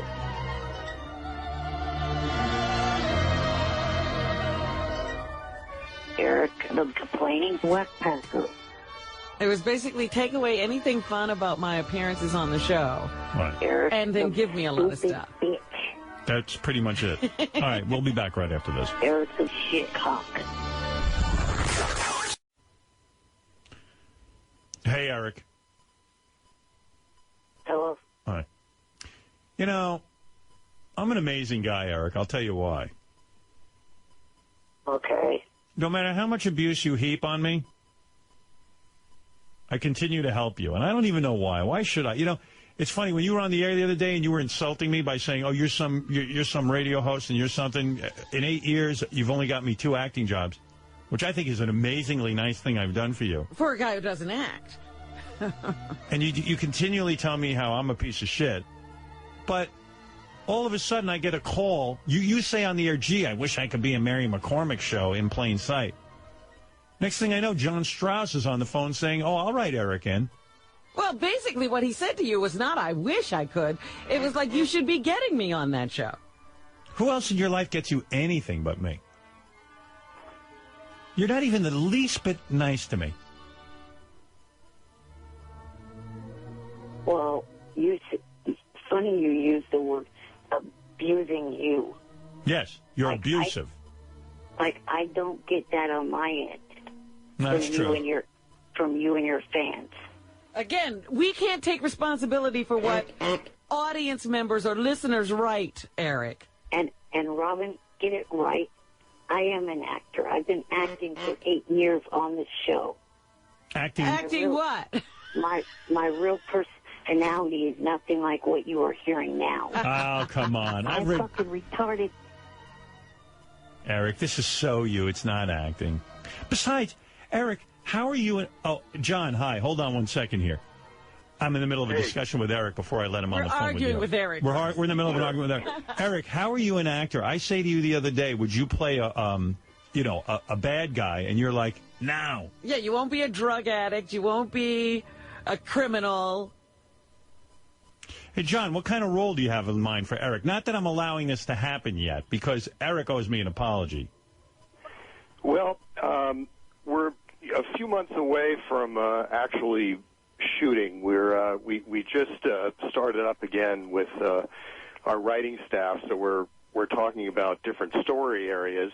So this would be the time.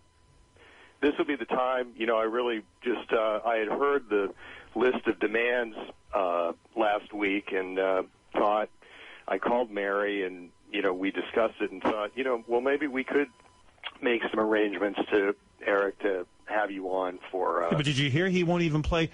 Hey, listen to this. Hey, Eric. Would you ever play a stalker? No, because I've been accused of that in real life, and I haven't.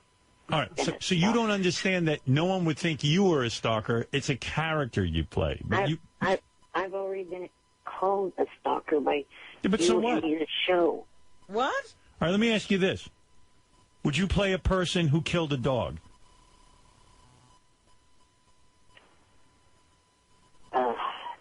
As much as I love dogs, I'd have to say no to that. Okay. Would you play a crystal meth addict who watches kiddie porn? Probably not. Mm-hmm. Would you play a little person who hides in a diaper hamper at a daycare center?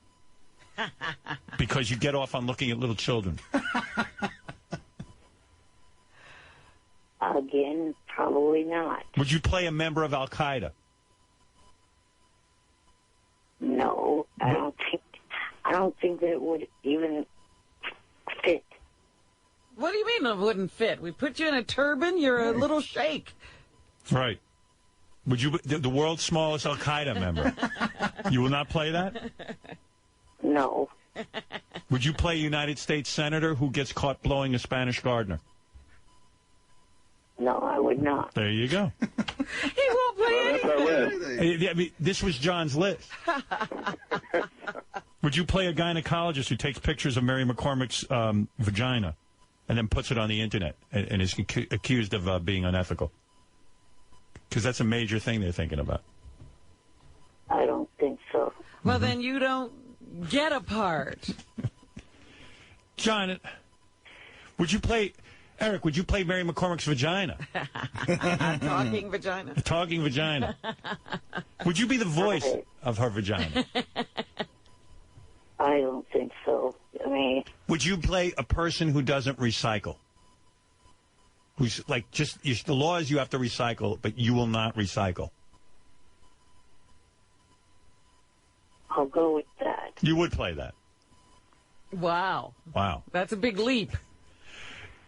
John Strauss, All right. Are there any parts where it's a guy who doesn't want to recycle despite the laws? And he has to go into witness protection. Wow. Right. We have a large staff of very talented writers. I think we'll have to get to work on that. What are you thinking? Like what? I've seen the show. What could Eric play on the show?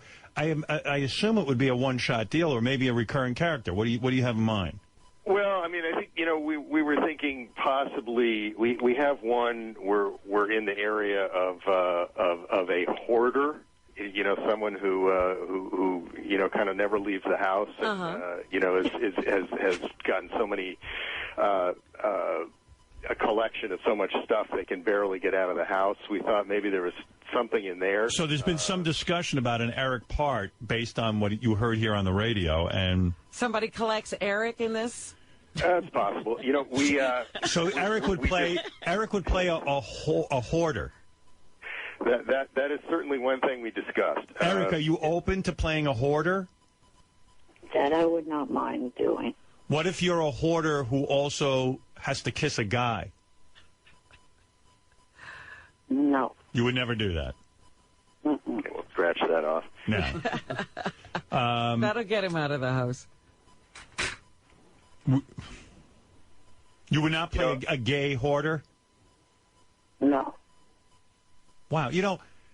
Robin Williams was in that fantastic movie where he played a gay man.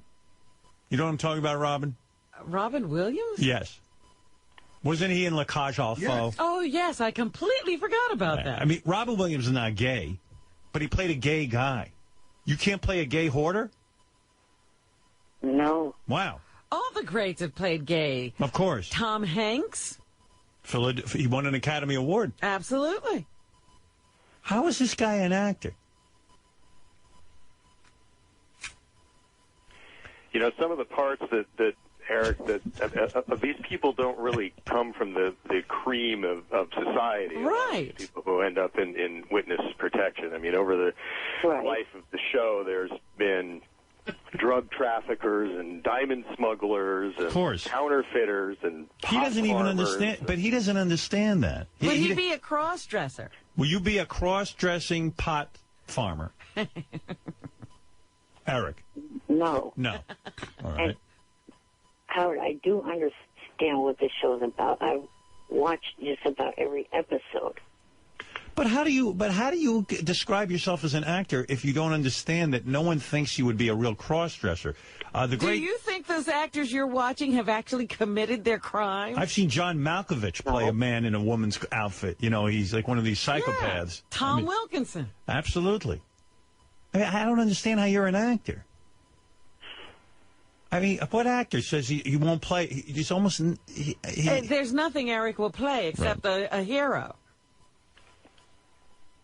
We actually do have an area that we're talking about that does take place in the world of drag queens. Go ahead. Believe it or not. And what would Eric be required to do? Well, it's possible that, he could be... We do have one of our WITSEC inspectors going undercover in a club, and, he could be in that club. So Eric would be required to go undercover. Let's say he's on the show. He assists by going undercover. He's a federal agent. He's a federal agent? Right. Wow. That's I don't think that's what he had in mind. No. Eric goes undercover as... Is that what you're referring to? No, I think he would be like a club member, like he's one of the people who hangs out in this club. Oh, he agrees to wear like a wire or something? Yeah, well, or that's a possibility, the wire, or he could just be actually in the club, part of that scene. They could maybe interview him, ask him a question or two. Right, in other words, he might even... that they're looking for. Right, like in other words, Mary or somebody walks in and goes, hey, what do you know about this? And right. Eric, exactly. I see. An informant. Very good. Eric, would you play that?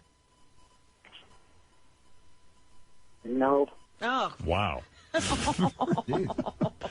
Okay. Well, I mean, you ever hear of it? Here's a chance to go on. This is an actor, and he wonders why you haven't gotten him more roles. He says no to most things. John, what are you in your 5th season on this show?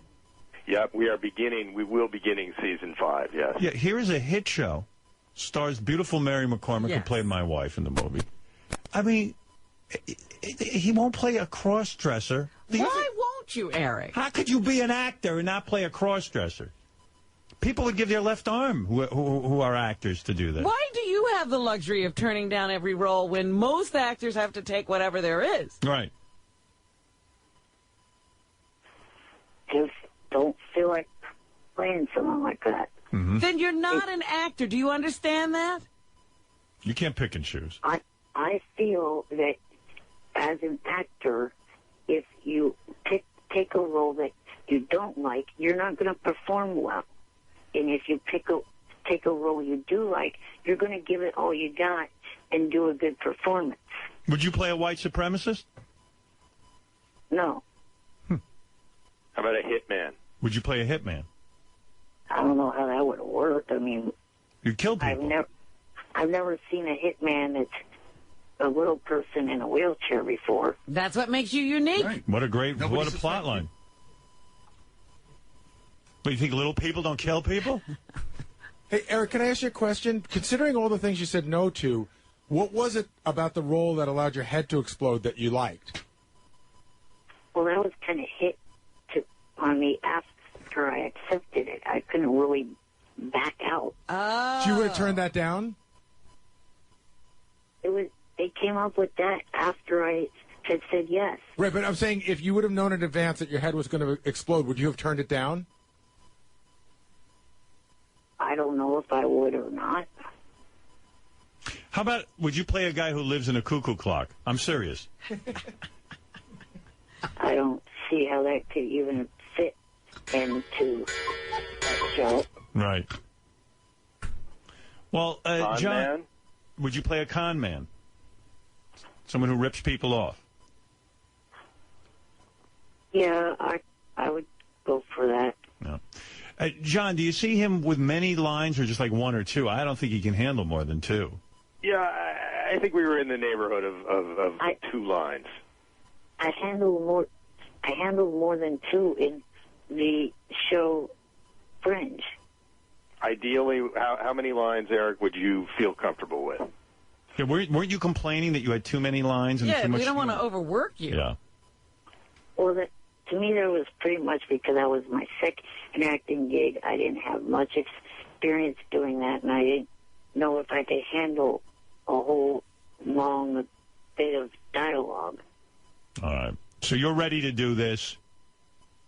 Do you really think I should help you with this, Eric? The way you talk about me and the way you boycott the show, do you think I should help you with this? Tell me why I should.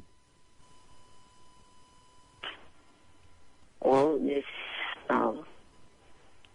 it would be nice. It would help your karma go in reverse. It would help my karma. My karma's shot. Well, it may help to turn it around. Would you ever go undercover on the show as a Thanksgiving turkey?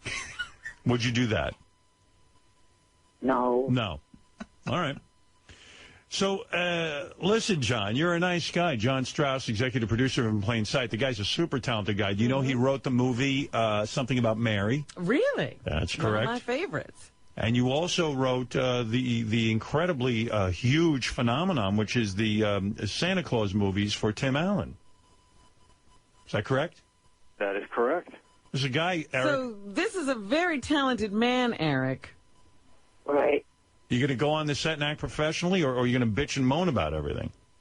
I acted professionally on the 2 sets that I've been on so far. Yeah. And, John, you have something in mind for him. Yeah, we have a few different things. I really just wanted to, to see what kind of latitude we have. And not much. Now you know. Yeah, a little on the narrow side. Why don't you write a part from a man who thinks he's an Ewok from the Star Wars movies? Eric, are you good with that? Would you play a guy who believes he's an Ewok? I guess I'd go with that. Okay. You have to get into the costume. You would dress up as an Ewok? Well, those Ewok costumes, no one sees who's in them because they Right.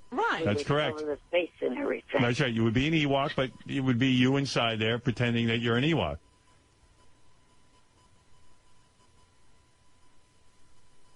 All right. I'd have to think about that. All right. All right. So in review, Hoarder, we're okay with. You're okay with Hoarder? Yes. All right. Con man. Con man, where did we leave it on the cross-dressing bar? No. Oh. Mm-hmm. No? You understand that doesn't make you a cross-dresser if you play one. I know that. Okay. But why won't you do it? Just something I don't feel like ever doing in my life for any reason. Oh. And Hitman, we thought was unusual, but that was a possibility. Right, Eric? Yeah. Oh, okay. Okay. John, it was a painful discussion, and yet we did learn a few things. Good luck. Moved a little ways down the field here. John, I don't know why I must be out of my mind, but I'm going to sanction this. Eric has threatened me. He has told me he won't do the show anymore. He's boycotted us, He's boycotted the show. He sends me lists and lists of demands. There's no reason on earth why I should do this for him, but I'm going to yet once again because I'm a nice guy. Well, I've enjoyed listening to Eric on the show, and I did hear the list, and we thought if we could do our part to... and who knows, John, maybe Eric will even thank you for the opportunity. I think he thanks other people. He just doesn't thank us. Maybe he'll even thank me, but I'm not holding my breath. You know what I'm saying? I understand. Eric, is it, we do shoot the show in Albuquerque. Oh, good luck. Mexico. Good luck getting him there. Go. I can't go. I need my oxygen.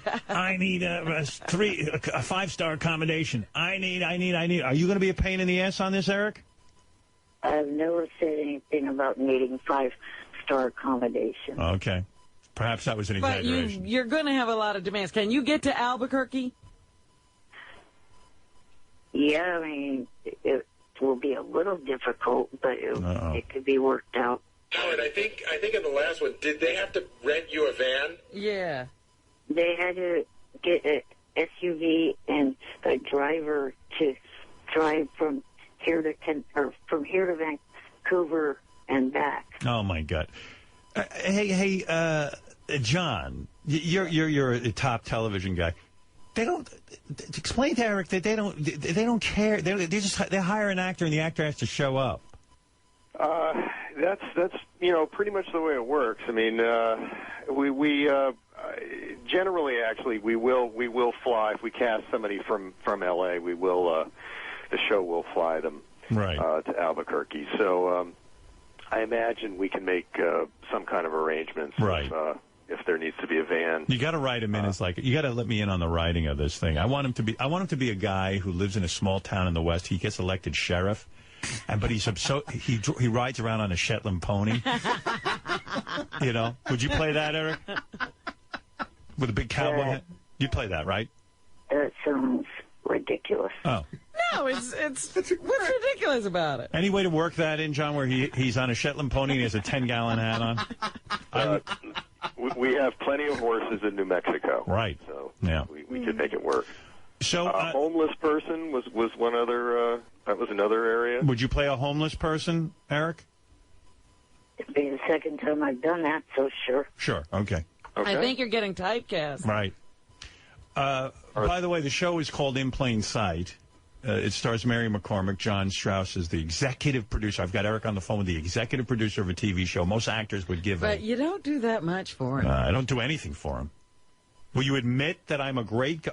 Repeat after me, Eric. Howard Stern is a great guy, and I love him for the opportunities he gets me. Howard Stern is a great guy, and I love him for the opportunities that he gets me. Thank you. Wow. Oh, thank you. Even if I put the words in your mouth. Finally. And I'm sure that, John Strauss, I want to thank you for even paying attention to Eric and his acting. And when can we expect to see this, if all things go well, John?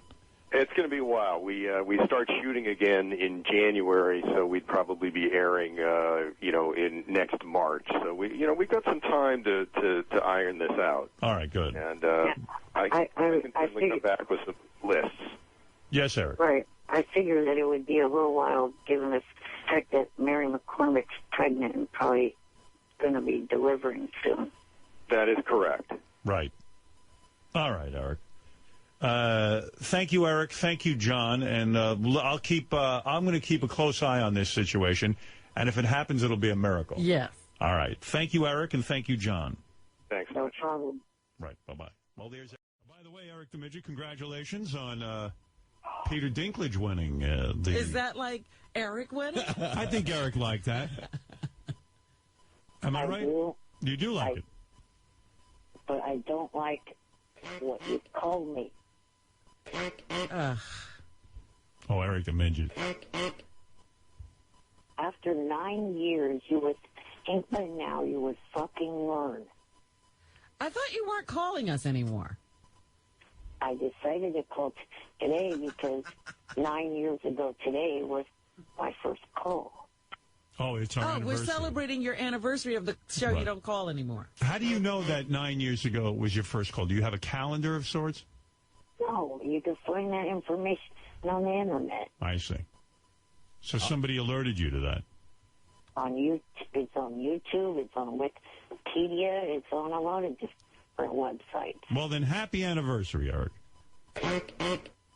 I got a long, real quick on the Eric stuff because I got a lot to get to, and Tony Bennett is coming in, but I got a long, I won't even play it on the air. He wants me to play it on the air. A long tirade on our voicemail about Kelly Clarkson, and that I commented on her weight, and that I'm ugly, so why should I comment on the weight, and I'm what makes people anorexic. Listen, Eric doesn't understand. First of all, I remember Eric took the IQ test. He had like an 88 IQ. Yeah, No, 90. 90, okay. So I realized I'm arguing with a guy who's limited. But, listen. I'm quite sure that was many, many points lower than my real IQ. Well, regardless of that. Within 3, how many people have you had sex with? 5. Well, there you go. All right. Why is he so sure that it's lower than what it should be? Because even the testers said that Eric was at a certain disadvantage because of his handicaps. That there were certain, I don't know, certain skills you needed physically. Yeah, some of the things you had to physically do something, I guess. Or it's hard to fill in with a pencil, the little dots. Well, he also didn't. This is a live test, and there were some blocks and stuff you had to move around. Is that what it was, Eric? Well, that was one of them.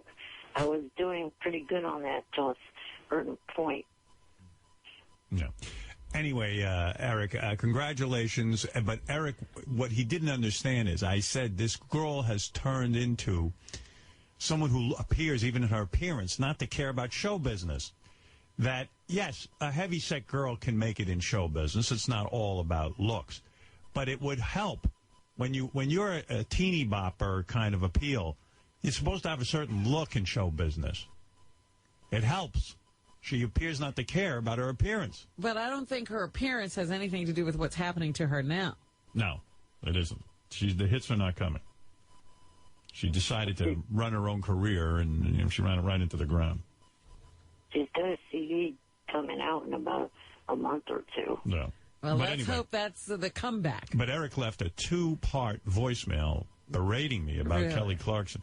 Eric, I got to move along because I'm running slow, but good to hear from you, and happy Congratulations on your anniversary. Right. Thank you. Right. All right. Happy anniversary! Happy anniversary! Happy anniversary! Happy anniversary! Right. All right. Yeah, I mean, the voicemail was insufferably long. You have no idea. There's a couple of things going on. There was a PGA event. Someone got out of Baba Booey. Oh, yeah? PGA events are the perfect place to get out of Baba Booey because they whisper. And they're very quiet, yeah. Right.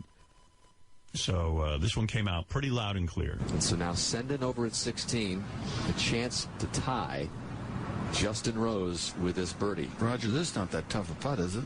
Well, it's a little over 25 feet. I mean, I'm not saying he's supposed to make it, but... Right. No, it's not an overly difficult putt.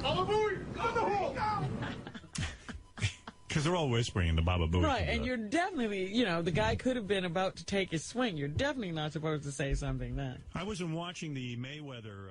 Yeah, but let's go to the phones because I see that Eric the actor is up. Eric the actor, welcome to the Intern Show. We haven't spoke to you in a while. I've loved you on the Fringe. Good afternoon. Thank you. You're welcome. What's going on? First of all, speaking of interns that screwed up, Yeah. Monday when I called in the female intern, I said who I was, and she said, oh, you got to call the 1-8889 asshole number. I'm like, I have not had to call that number being a regular caller since they got to Sirius. Why are you telling me I have to call it now? What'd she say? She said, oh, okay, and then I'll put you through. And then one of the male interns gets on and says, Marianne? I'm like, no, not even. So you've been having trouble with this recent group. Right, and then the other reason why I was calling was because this here is the last time, other than old stuff and messages that got left on Shuey's voicemail today and also this week on Will's voicemail. This is the last damn time you will hear me on any of these channels. I am sick of it. I have tried on September 28th to call in, got left on hold for 2 fucking hours. Tried last week, got left on hold. What the fuck is the point of me coming back to this show if that butthole will not take one of my calls and put me on air? This sounds familiar. This is an honor. This is a huge honor. If this is the final Eric the Midget. I agree. I would love to hear Eric on Howard. He knows that. I love Eric on the show. Yeah. But if we were to be the last time that you were on the air, wow, what an honor it would be for me and the Intern Show. It's a coup, Steve.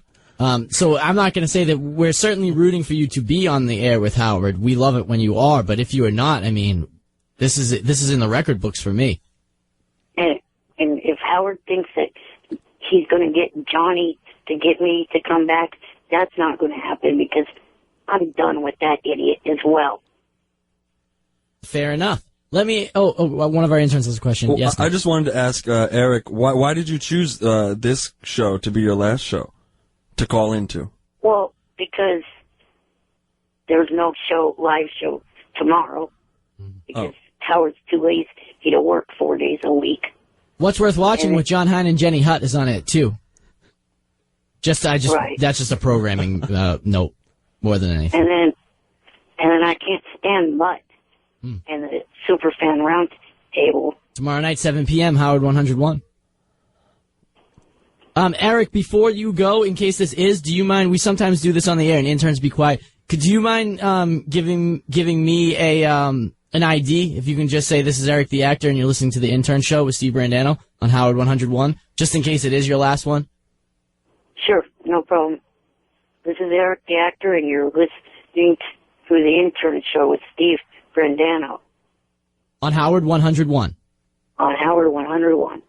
Bank it. Maddie's got it. All right, Eric, we're rooting for you to be back on the air. We really are. But if this is your last time ever, thank you.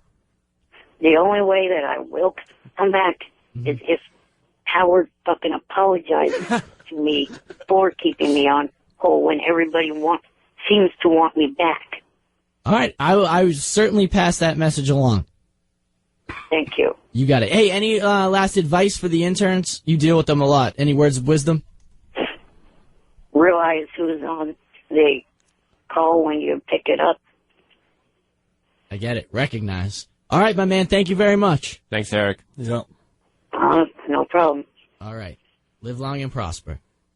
Thank you. What an honor. Well, I mean, that would be amazing, right? I feel the love. That was very cool. Throwing people under the bus since 2005. This is Howard 100 News. Don't make Eric the Midget Actor angry. Get out of his way, especially if you happen to be one of the most successful social media companies in recent history. It's Howard 100 News you need to know. Howard 100 News you need to know.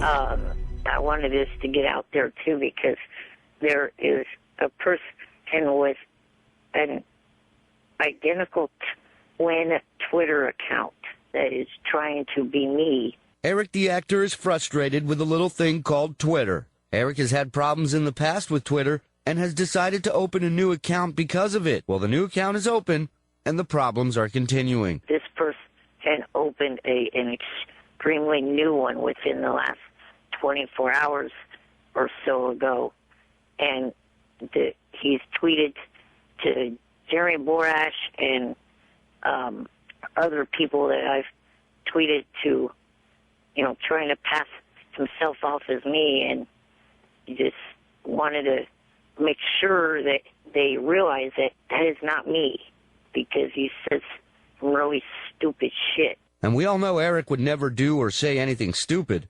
So, Eric, do you have a plan? How can we fix this? One of the creators of Twitter did an interview on Howard a few months back, and after that he got Ronnie the limo driver's account verified.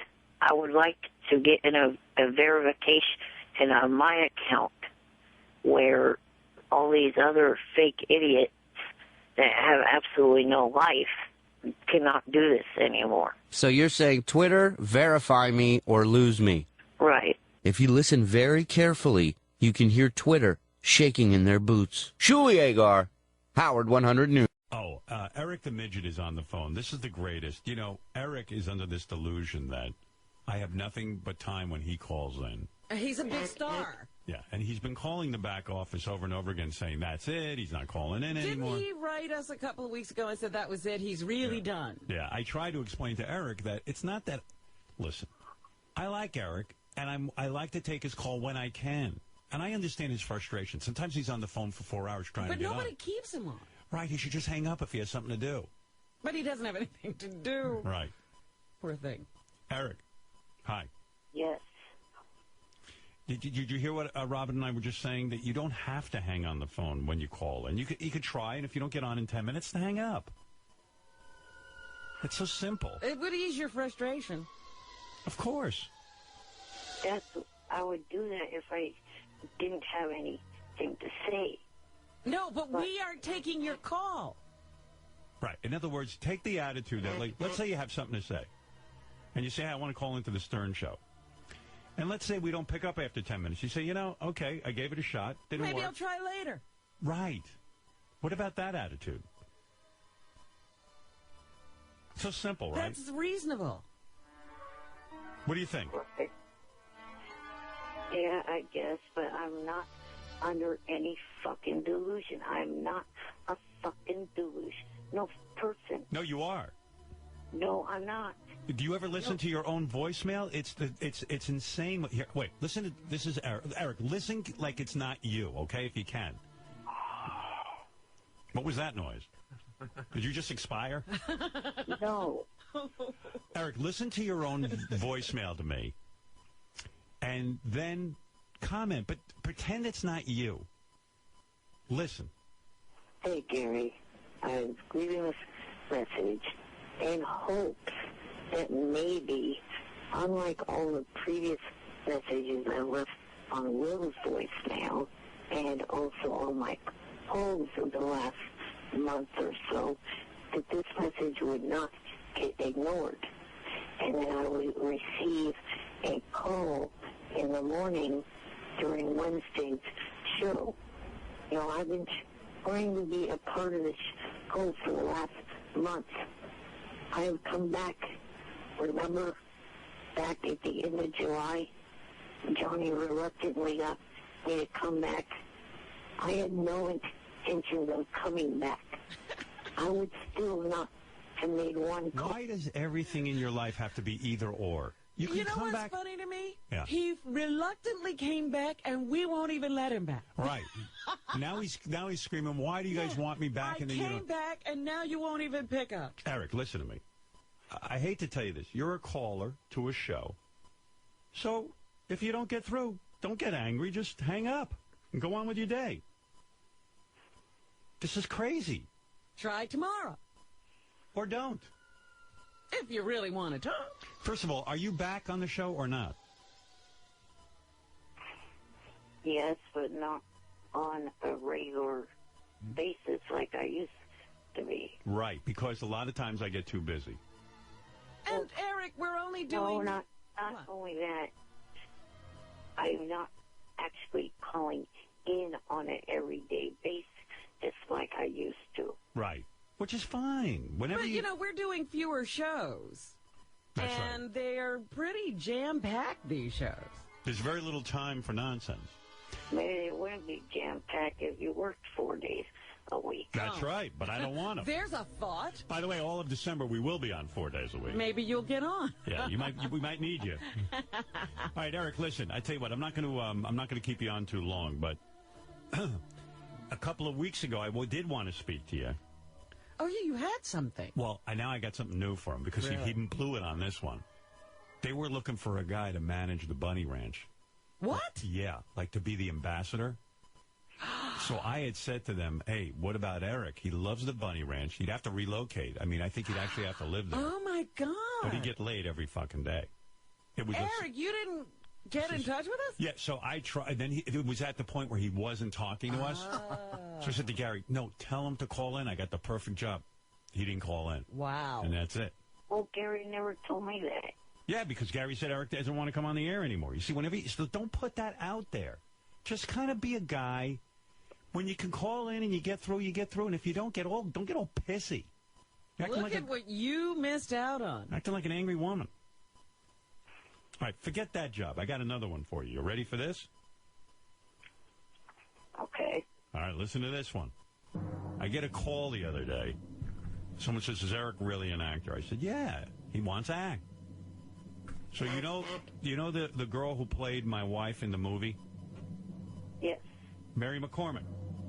Right. She's got her own show. He knows that. Yeah, I asked to be on it a couple months back. All right, so guess what your hero Howard, and please call me Hero. You want a name change. Yeah, I'm Howard the Hero. So listen to this, Eric. They wrote you a part. Wow. Just like this. We've been in touch with the guy. That's what we've been working on. 4 lines. Yeah, you got 4 lines.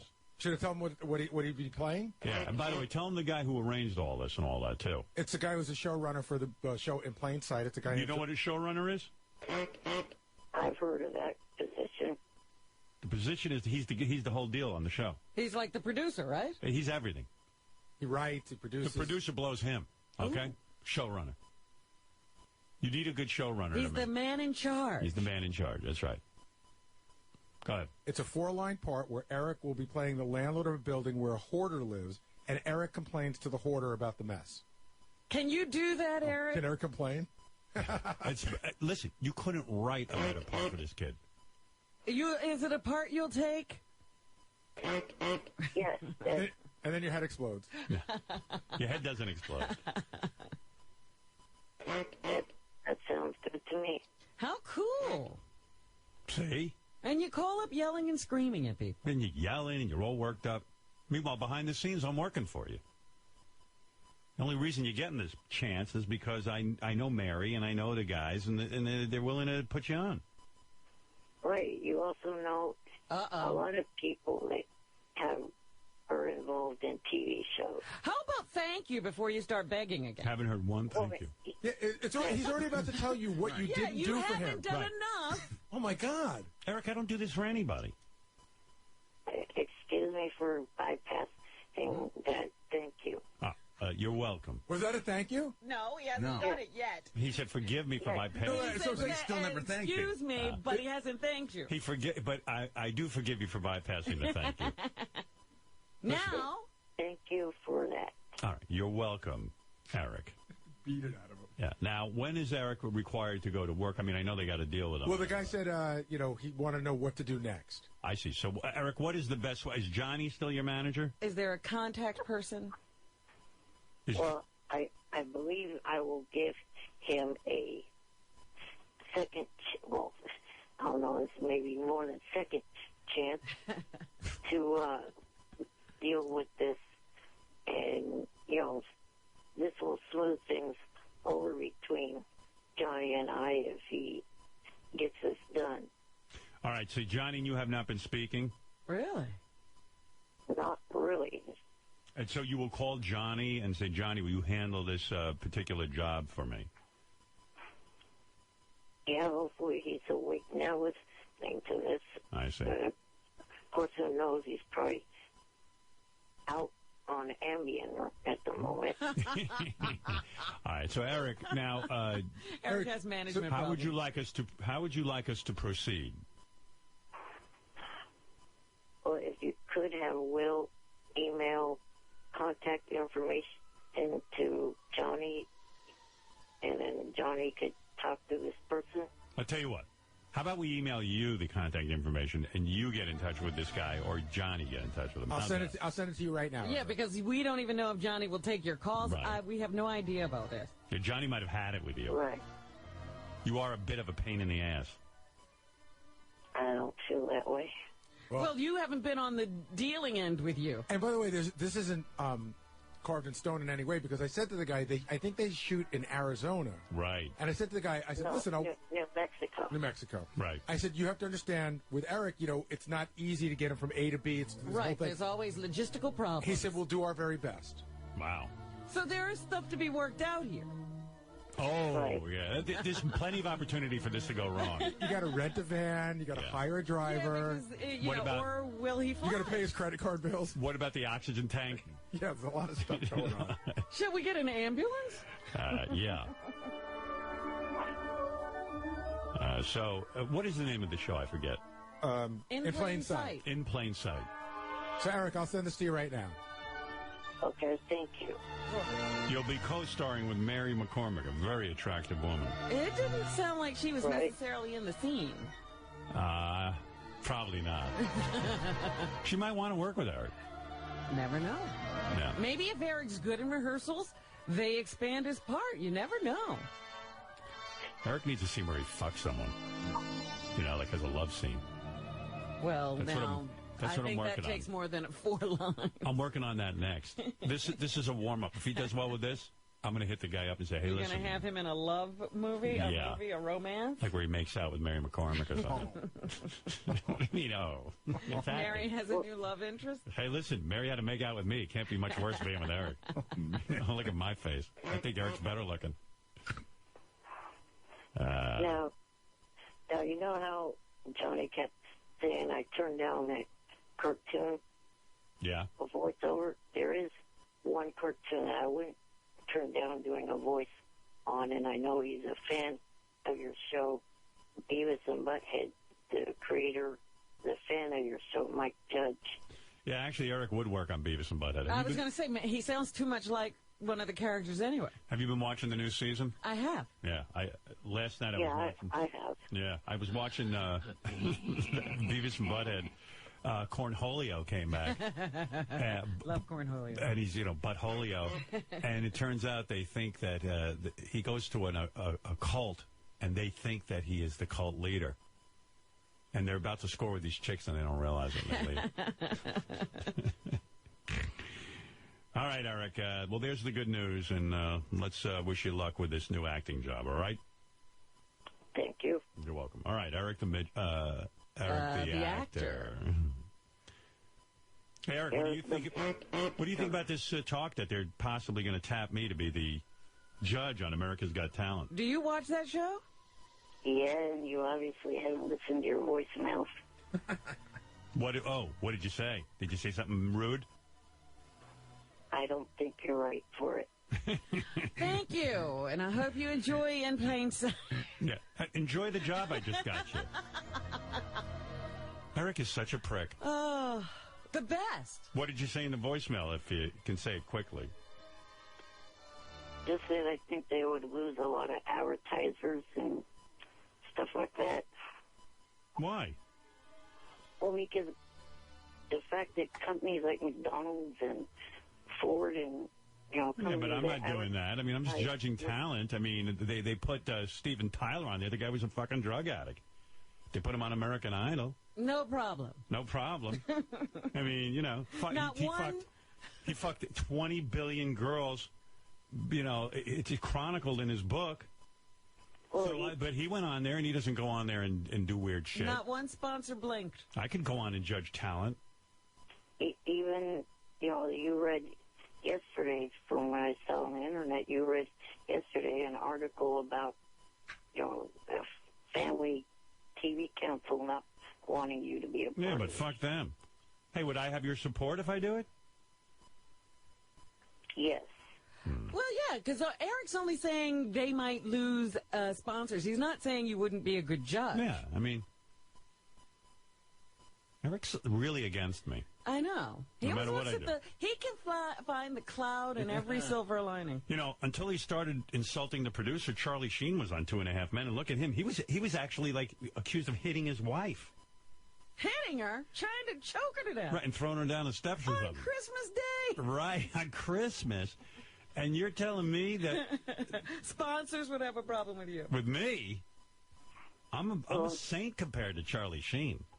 Look at how people were reacting to one of your guests yesterday when he was part of Dancing with the Stars.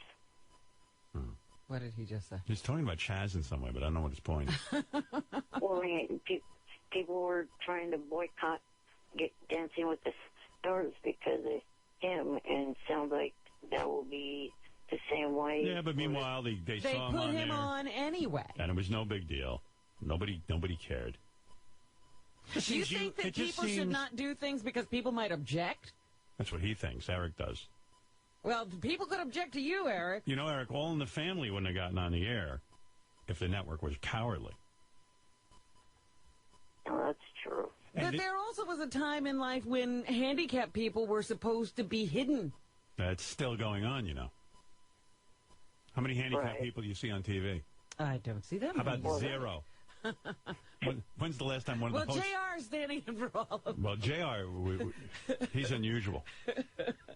There is the character on Glee, but of course it's played by an able-bodied actor. Exactly. Well, dude, I just got you on another TV show.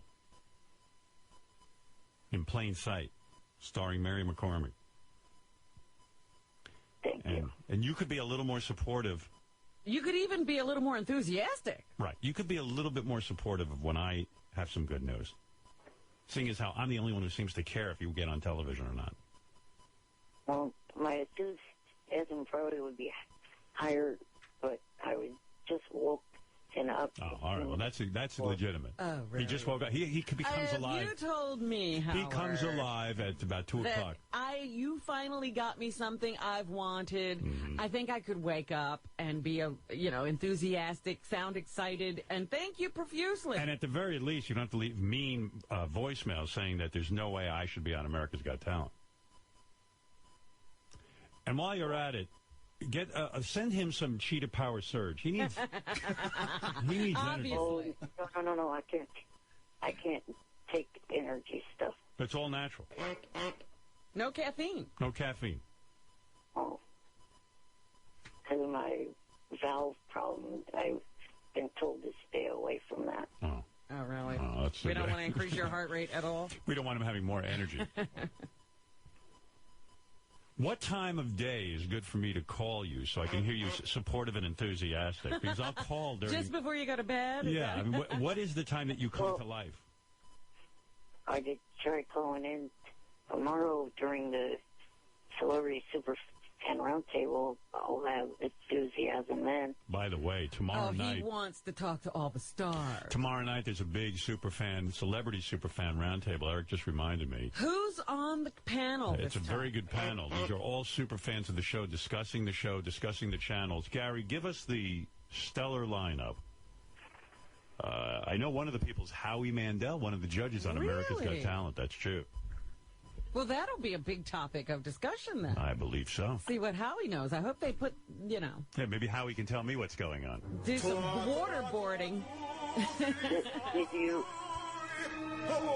know that he was a guest last night on one of your non-favorite shows? What show? The Tonight Show. I was on the Tonight Show? Howie Mandel. Oh, Howie was.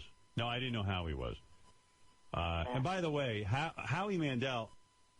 But did they talk about Howard?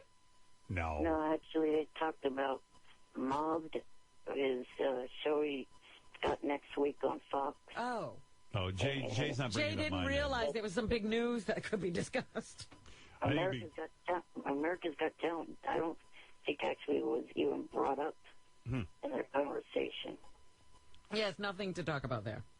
If you got on America's Got Talent, Go which ahead. is an NBC show, right?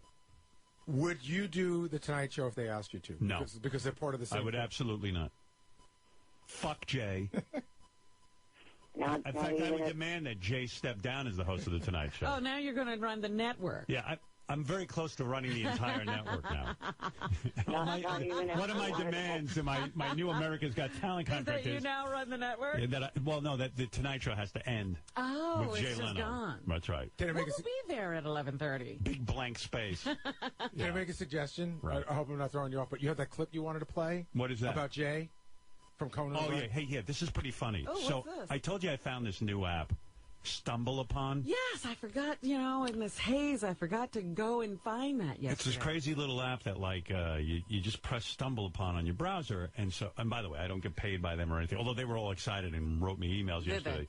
But I like it because if, like, they know my interests, and one of my interests is me. Well, that's the thing. I always am wandering around the internet. I don't see anything that interests me. Yeah, it's kind of cool. So I put my own name in, and what comes up, I guess I was on the Conan O'Brien show, which I don't even remember going on. I think you were promoting Sirius. I was. A long time ago, yeah. 2000. So the year was 2006. I'm on the Conan O'Brien show. Conan is on at 12:30 at night. Yes. And it was announced that he was going to take over for Jay Leno at a certain amount of time. And here I am warning the motherfucker. I said, wow, this is really prophetic. Not pathetic, prophetic. Where is, what page is that? Do you have any idea? I think it's on Gary page 2, and I think it's in red. Thank you. I got it. pretty strange being back in the NBC building for me. You know, I didn't have as much luck as you did here. No, you didn't. No. Looked like when you first signed on, you weren't going to have too much luck either. No. Those were tough times back then, Howard. Tough times. You were kind to me back then, though. It has absolutely worked out. I'm proud of you. And then I read in the paper that Conan is going to replace Jay Leno. Thank God. Weird for me. You think that's really going to happen? Do I think what? Do you think that's really going to happen? Do you know? I think it's about a 40% chance that's going to happen. Jay Leno's a funny guy. I read the book Late Shift, where they talk about all the different late night hosts, and it said that Jay wanted that job so bad he would hide in closets and listen in to the NBC executives talking about his fate, and he wanted the job from Letterman. I don't see this guy leaving and letting you walk in. And I'm concerned about you. You're concerned? What about me? This is a big... By the way, this is all ha. Right. You know, Conan's this like, I'm is concerned. early on before the transition was attempted. Yeah, and then I go on to say... You know what? I'm very philosophical about it. First of all, it's many years off. I think it's still 11 years away. Is it? Jay will be, like, in his late 80s. I will be, like, 75. Well, Conan likes to joke about things, but I was being dead serious. This thing goes down. This is a guy who stares at the wall all day, Jay Leno. He waits to go to work. You know, he doesn't like to do anything but work. I don't even know if he has sex with his wife. I don't know what's going on there. So this is going to be very... What do you know? This is comedy fact. Everybody knows it. Hey, Max, how you doing, buddy? Good, Howard. Good to see you. Another guy waiting for Bruce Springsteen's call. Has he called? Well, I have a phone here. I don't know. But anyway, the point that I was making is that Jay Leno... Stay where you are. Yeah, stay. I said to Conan, stay. Stay where you are. This has worked out. You talk about me being a judge on a talent show? Nobody's brighter about show business than me. You should be a judge of people's decisions. You're not kidding. They should have a show where people bring you their show business decisions. But nobody listens. And you judge whether they're losing their minds or they're doing the right thing. Well, believe me, no one listens. Because Conan was like, yeah. Yeah, sure. I wasn't kidding. Anyway, there it is, 2006. I point out to Conan, Jay ain't going anywhere. Good luck. And, well, you got him out of there for a few weeks, but it didn't really last. I told you, Jay's a guy who hides in closets. He wasn't giving that show up. It might have looked like he was, but he wasn't. And you know where Conan is now? Neither does anyone else. No, you can't find him. I think he's sending up blimps now with his name on it. I looked out my window in Manhattan the other day. There was a giant fucking blimp. I thought I was watching that show Eric was on. Fringe. I thought I was in the alternate universe. I'm looking at this giant blimp, and it says Conan on it. I went, oy vey. Yeah, see, I thought I had seen that. Yeah. Well, no, you did see it. I saw it twice. I took a picture of it, actually. Oh, that's funny. Yeah. Anyway, so what do we do? How do we Celebrity Superfan Roundtable tomorrow night. Who's on it? David Arquette. Excellent. So first, always hosted by Jeff Probst and Natalie Maines. They're back. Okay. We always start with them. They're the best hosts. So you got David Arquette. Right. You got Howie Mandel. Right. Mike Judge, who's a daily listener. Eric loves Mike Judge. Somebody you've never met, but a huge fan, Tony Hawk. Oh, wow. He's a skateboarding guy. Big listener. Okay. Mark Tinker, the producer-director, is going to be there. All right, his father's Grant. Let's not say anything about Grant. No, let's say... I'll say plenty of We're things. going to ask him, what's it like when you love a show and the host trashes your dad? Right.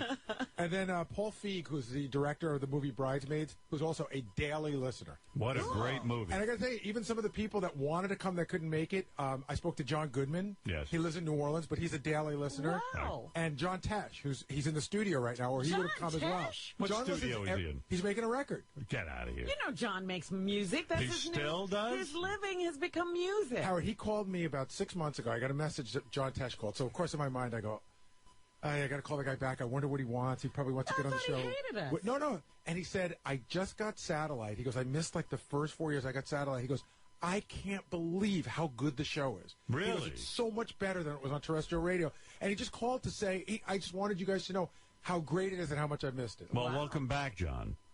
She's still married to that hot piece of ass? I don't think so. I don't know. You're kidding me. What he went through to get Connie Selica, what John went through to get this Connie Selica. It was like Benji. Let me know if you got to school. Well, that's what happens. Once these guys get the girl, boy, he took out a helicopter. He flew her to the top of a mountain, and he had his music playing, and I think he proposed to her on top of a mountain. You're telling me now he's divorced? I don't know that they're I divorced. don't know. Let me just look it up. Shame on him. This computer drives me crazy. The work he went through for her. That's the greatest But I to do. do, vaguely back in my memory somewhere, I think there was a divorce. He tours a lot because, like, the last time we were doing Superfan Roundtable, right. I tried to get him. He's like really into doing it, but he's like, I'm on tour in Europe right now. In Europe? He still works a lot. Wow. He's into new age music. Yeah, people love that. Yeah. All right. Hey, good for him. He's a nice guy. But anyway, it's tomorrow night on Howard 101 from 7 to 9 Eastern. He appears to still be married. Okay. Good Lord, you can't even find that on Wikipedia. They don't say. They don't know. Well, you got to go to Connie, and apparently she's a born-again Christian. Yeah, we knew like John is. We knew that. She's been there for a while. Oh, isn't that a bitch? We knew that when they got hooked up. Right, all that hot equipment, and it's probably impossible to... I have heard from some who know that those are the wildest women. No. Because they're, sexually repressed and they go crazy. I fucked a few born-again Christians, and it's no party. I think he had to wait a long time. Although then again, maybe it was because it was me. Maybe they are a You party. can ever rule that out. Come to think of it, very few women are a party with me. I'm not kidding. Sometimes I meet wild women, and then it They're scares... not that wild. No, they're wild, but it scares me, so they calm down, because I don't even know what to do with a wild woman. I really don't. I've had wild women, and I go, oh, I don't know what to do. I honestly don't. I'm a disaster. Calm down, honey. You're making too much noise. Hey, Eric. Yes. All right, so Gary's going to email you, all right? I did already. Okay. All right, it's done. And it says, like Tesh, Celica is a born-again Christian. So he is already in that situation. All right. Hey, later, Eric. Okay. Bye. Talk to you later. Right. Just remember, you were on for a good long time. And do a good job on that show. Make me proud. These people are... Don't be a bear in negotiations. Yeah, and Mary's a friend of mine, so behave. Right. I don't want to hear any sexual harassment charges against you. I won't do what Herman Cain is accused of. All right, Eric. Thank you. Here's Eric, the actor. Eric, the complaining midget. He didn't have to say that about himself. Eric, the completely unfunny midget. Eric, the annoying motherfucker. All right, Eric. Thank you. All right, I got to take a break. We'll be back right after these words. Eric, we had our conversation for the day. What is it? What is he? He's back? Eric. So, I'm calling back because, I was trying to make a point, but got cut off. Yeah, Eric, we were on with 20 minutes. People are going to write me and just tell me how... You forgot your point? No, I did not forget my point. It just takes you so long to get to it. Is there a way to do it in one sentence, your point?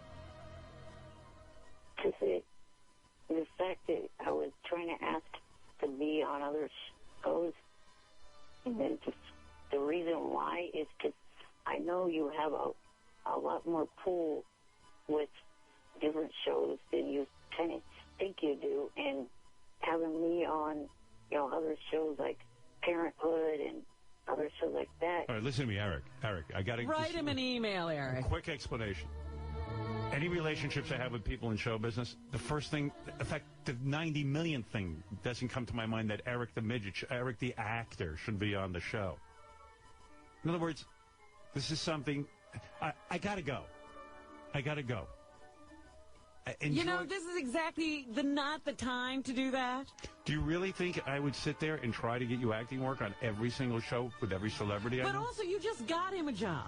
I know. He's concentrating on what he doesn't get. That he can't take this job and negotiate it and get there and do it before he starts asking for other things is ridiculous.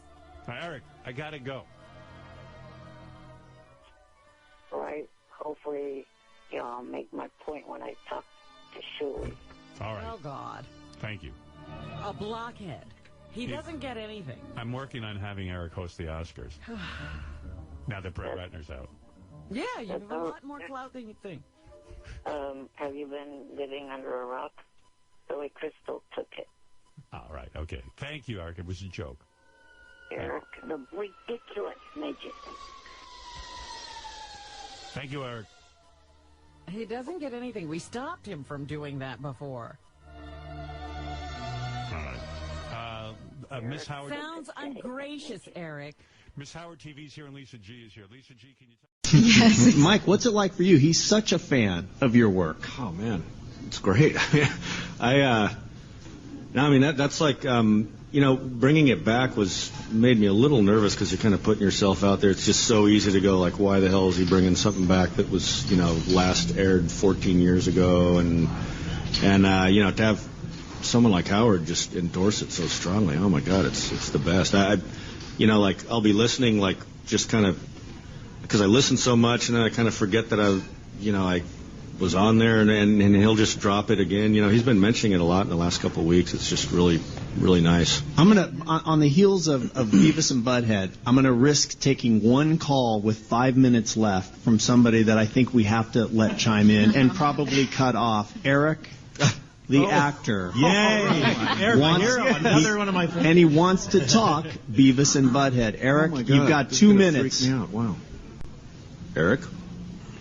Good afternoon. Hello. Hello, Eric. What's up, Eric? Hi, I was just calling to say that, I'm glad, like a lot of people, I'm glad Beavis and Butthead is back. I've been watching every episode so far. And, thank you. I'm enjoying them. They're funny. Probably I think my favorite segment is the Cornholio one. When he presents that character and starts going crazy. Hey Mike, right. Eric is an actor. Any chance you've got something for him on Beavis and Butthead? Yeah, I'm listening to this voice, which I've listened to many, many hours over the years. Hey, maybe that. Let me study on that. If you throw out the slightest bit of a lure, Eric will. Eric, the voice. Well, and Eric, do you do voices? Can you do voices, Eric? Yeah, I could probably do voices. Let's hear one voice, Eric, or an accent. Okay, let me try. All right. Hello, I'm from Tennessee. How are you all doing? Could you put Eric back on? I think that was great. Oh, my God. Eric, can you do Beavis or Butthead? Uh-oh, I bet he could do Beavis. Kind of. I mean, let's hear. There's an audition. Big audition. Let me give it a shot. Okay. Hey, Butthead. That was very good. Eric, thanks for calling in. I'm getting nervous now. That's uncanny. Howie, that was the best question of the night, asking Eric if he can do impressions. But it was uncanny. You didn't think he would come up with the He didn't even voices. do the laugh. I didn't know he was from Tennessee. He's special abilities on his. He's like a tiny Frank Gorshin. All right, we got 3 minutes left. We've got 60 seconds to sound off. What's wrong with the show? Paul Feig, go. What's wrong with the Howard Stern show? Oh, gosh. I love Ronnie. Sometimes a little too much Ronnie. But I love him. But he gets a little intense sometimes. I feel him really stretching and reaching sometimes to be controversial. Stop the clock. Okay, go ahead. I know. Krista Miller, what's wrong with the show? Sound off. Nothing. I love the show. Nothing you would change. But can I just think about, is it weird that I'm always talking about me having sex with my husband every time I do this show? I feel like it's inappropriate. I'm gonna stop. Well, sounds healthy and like you guys are going to be married for a long time. David Arquette, what is wrong with the show? I think there's too much David Arquette on the show. It's just enough with this fucking guy coming in all the time spilling his fucking beans. Natalie Maines, I'm looking at you. What is wrong with the show? Nothing is wrong with the show. There are things wrong with the channels, and if anyone would like to write What's them, they wrong can with call the me. channel? A lot. 101. There's lots of things wrong with 101, and I am free to do it. 101. Give us one thing right now. The fast food show. Just gotta go. Jackie's Joke Hunt. Black on Black was okay. You don't have to tune in to that. Come on, someone else. Give me more. Mike, what's one thing needs to change It's about the easier show? to list the shows that are working, and that would be Geek Time and The Chatter. Period. Let's see. What's wrong with Washington? I'm not crazy about Ralph calling in, although lately it's been better. I used to dread when he'd call in. What was it about? What is it about? I just didn't need to hear him say that Sacha Baron Cohen isn't funny and explain why. And I'm just like, who are you? What you're talking to the great Howard Stern. I don't like what. Tony Hawk. I'm glad he fired. What was his name? Carver. Not Daniel Carver. Not Daniel. Oh God, no. I'm glad that he fired that Gary Carver, whatever. Like I thought that was a good move. Oh, yeah. Gary Garber. Yeah. Tony Hawk. Change something about the show. More David Arquette, less Eric. Howie Mandel. Less commercials. Satellite radio should be supported by our funds that we pay each month. There's tons of commercials. And Mark Tinker, wrap it out. What do you change, Mr. Producer? Less is not more. Agreed. One more Howard. Agreed. But Eric is less. All right. Well, we got to thank, by the way, Identity Guard. Now, you can protect your kids' identity at IdentityGuard.com. They sponsored this show. Also, Nobu West Hollywood, all the great food. Thank you very much. Everybody, we will do this again soon. You've been listening to the Howard Stern Celebrity Superfan Roundtable Edition number 5. Bye for now. Great work. Great work, Howard.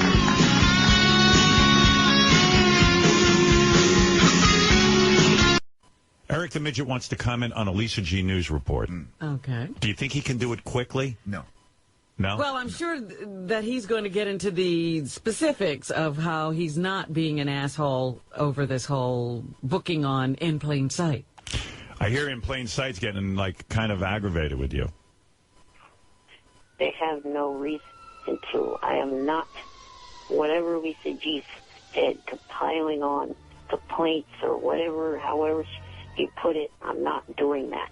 I read your letter. I don't know what Lisa G's report is. I didn't hear that one. You read a letter he wrote to the people in Plain Sight? Yeah, I read a letter. He wrote a long letter about how Johnny Fratto isn't a good manager for him, and Johnny didn't do this. Now, why would the guy... They don't need to know that. In Plain Sight doesn't give a fuck, Eric.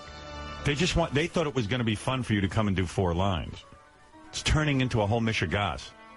Why are you writing them about your problems with your manager?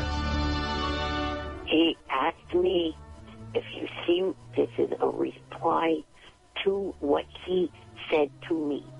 What he said to me was, do I have a representative or will he be dealing with me? I don't think Johnny wants to represent you. Well, but the answer to that question is a yes or no. Yeah, you don't have to write a 4-page report on whether you have a... It wasn't a 4-page. Hold on, Howard. Let me jump in. Eric, Howard's right. The guy asked you, do you have a representative? And the answer is yes, no, or yes, this is his name. You, at one point, you said, my selfish manager who only thinks of himself isn't responsible. Like, you carried on and on and on. Yeah, people don't care, Eric. That's not how you do business. No. By the way, Eric is full size when it comes to being a pain in the ass. I think he's extra large. Yeah. Do you understand what I'm saying, Eric? In other words, the guy doesn't care. He just wants to know. He just wanted to know who he talks to, you or somebody else. Right. And he wrote a whole thing about how Johnny isn't serving him properly, and I should read it to you. Wait, hey, Gary, bring me the Eric's note. It's the greatest thing ever. Like, imagine, the guy just goes, do you have a representative? Oh, that's all Eric needs to hear. Eric, the ridiculous midget. Eric, you do not know how to conduct yourself. I got you. I do. No, you don't. You don't, because you wrote that letter. All I was doing there was stating the fucking truth about... But this guy doesn't know Johnny Fratto. He doesn't care. Why not write them about the carpeting at your house, too? Oh, by the way, hey, Gary, you got that? Expecting now. All right. Eric, the complaining midget. I know I have it in this pile of papers. Because you don't throw something like that out. Eric, the rude, obnoxious, and annoying midget. Wait, guys, wait till I know some people don't like listening to Eric, but wait till you hear this letter he wrote to the producer of In Plain Sight, the Mary McCormick vehicle on USA Network. And what do you do with a letter like that? Where's the answer to my question? I got to read all this stuff. You know this guy. Do you think this guy, his head must have been spinning when he got this letter? He sent me back, because then Johnny responded to both of them, and Johnny's like, hey, I have a life. Yeah. Don't call me selfish. So then the guy sent me a note back, and he goes, geez, what did I get myself into? All he asked was, Eric... He's in the middle of a fight. All right, so the question was, this is great. Eric, do you have a representative? Yeah. Well, Mr. Strauss, I do have an agent, manager, PR person all in one. But lately, in the last 2 months or so, he has been totally self-centered and focused on getting himself on TV, which is really annoying me big time. I'm getting sick of dealing with him, and the worst part about it all is that before he was my manager, agent, PR person, he was my friend that I met through the Stern Show. And then it's got a question mark after every sentence, which that's a whole nother dynamic, right. A period and a question mark. So Eric doesn't even have... I never put a question mark. Yeah, I'm telling you, Eric, I'm looking at it.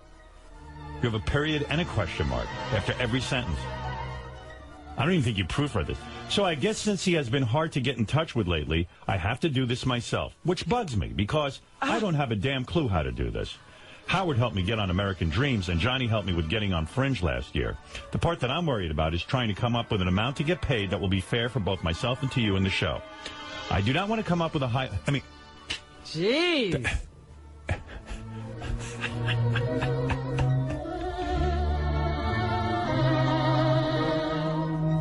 Is Johnny going to represent you or not?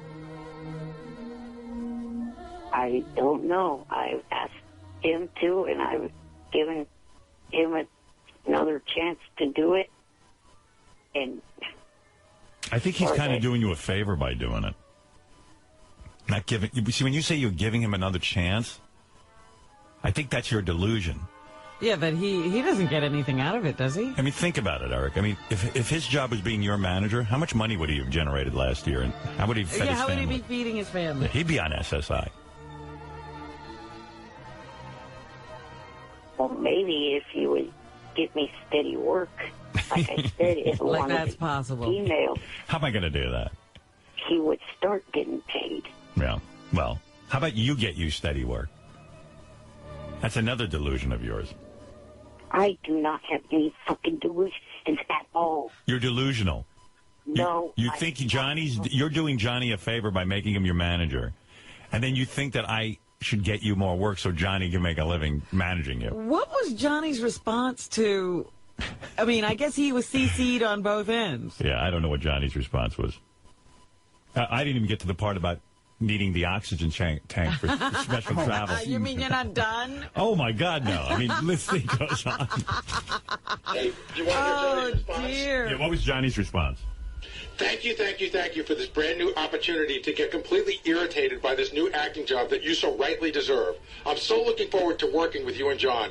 We had so much fun on the Fringe project, triple exclamation point. Right. Since you've CC'd everyone in this message, I feel it's only fair to explain that I am not self-centered, just very busy.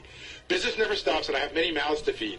And then it goes on and on and on. But of course, the guy from the show is hearing all of this. That all of my kids need attention. Understand, I may have overlooked a few thousand of your calls and texts. What point do you think, like, the guy from In Plain Sight is just going to give up? I mean, I would have given up already. It's 3 or 4 communications away, I think. Right. He's now in the Eric the Midget loop.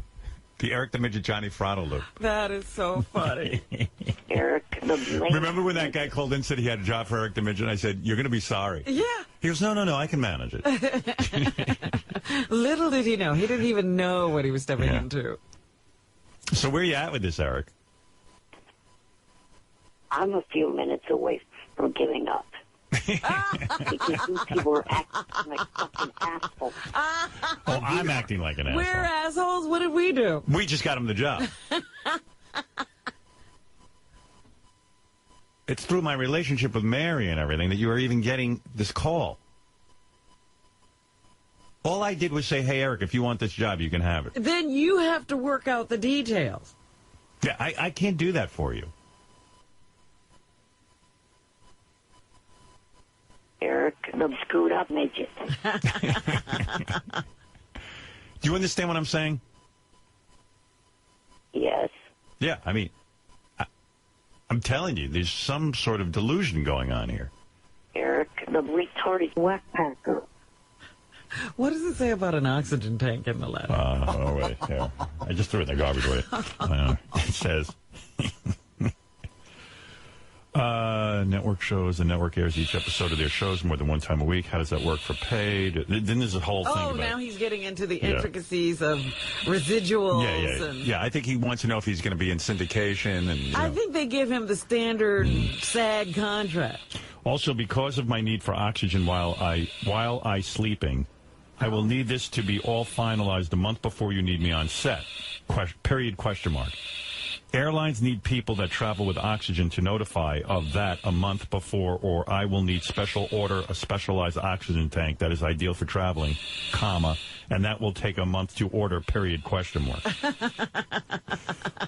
Also, I have a caregiver, so I'll need airline tickets for 2, hotel room with 2 beds. Another option is to do like Fox did and have a person drive us in an automobile from Sacramento to the set and back to Sacramento, period, question mark. That was about a 16-hour drive both ways, period, question mark. What is with the period question? I don't know. Every sentence has a period and a question mark. I don't know where you're getting that because I did not write it that way. Eric, want me to send you your email back? My roommate even was sitting there and was watching it. Dude. He didn't say anything about me putting question marks after every fucking sentence. I don't know. That's what it says here. Right, Gary? Here, look at that. What, am I making that up? I'm going to send it to him right now. I'm going to hit reply and show you what you wrote. Right. Here, check your email. I'm not going to check my email now. Why? We'll check it at some point. No. Check it right now, and you'll see them. And I want you to admit to me that you have a period and a question mark after every sentence. Because I'm using this smartphone that I would be checked in the email with. You don't have a laptop or a computer? I do, but I'm not going to go over to it at the moment. Oh. Oh, well, because of your disabilities, it would be difficult? Eric's a shit cock. Because of his busy day. You mean you can't get over there because of your disabilities? I'm in bed. I don't want to get up. Oh, all right. Eric, the lame-ass midget. Fred, the button-pushing retard. Eric, the shithead.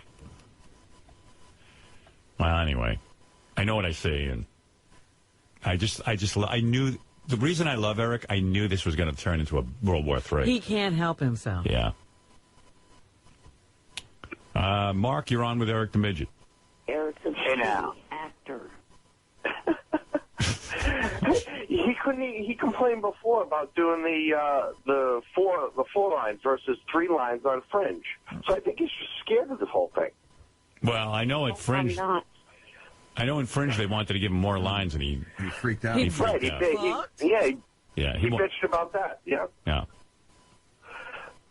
I mean, you had the greatest idea where you had his head blown up on every show. That was fucking fantastic. Yeah, but Eric doesn't want to do that. Well, in acting, you can't really do everything you want to do. You want to make money. Yeah, I told those guys that, like, there'd be a scene where Mary McCormick walks in and Eric's head blows up. It's like his brains hit her in the face. He could have been the biggest thing on the Super Bowl. Yeah.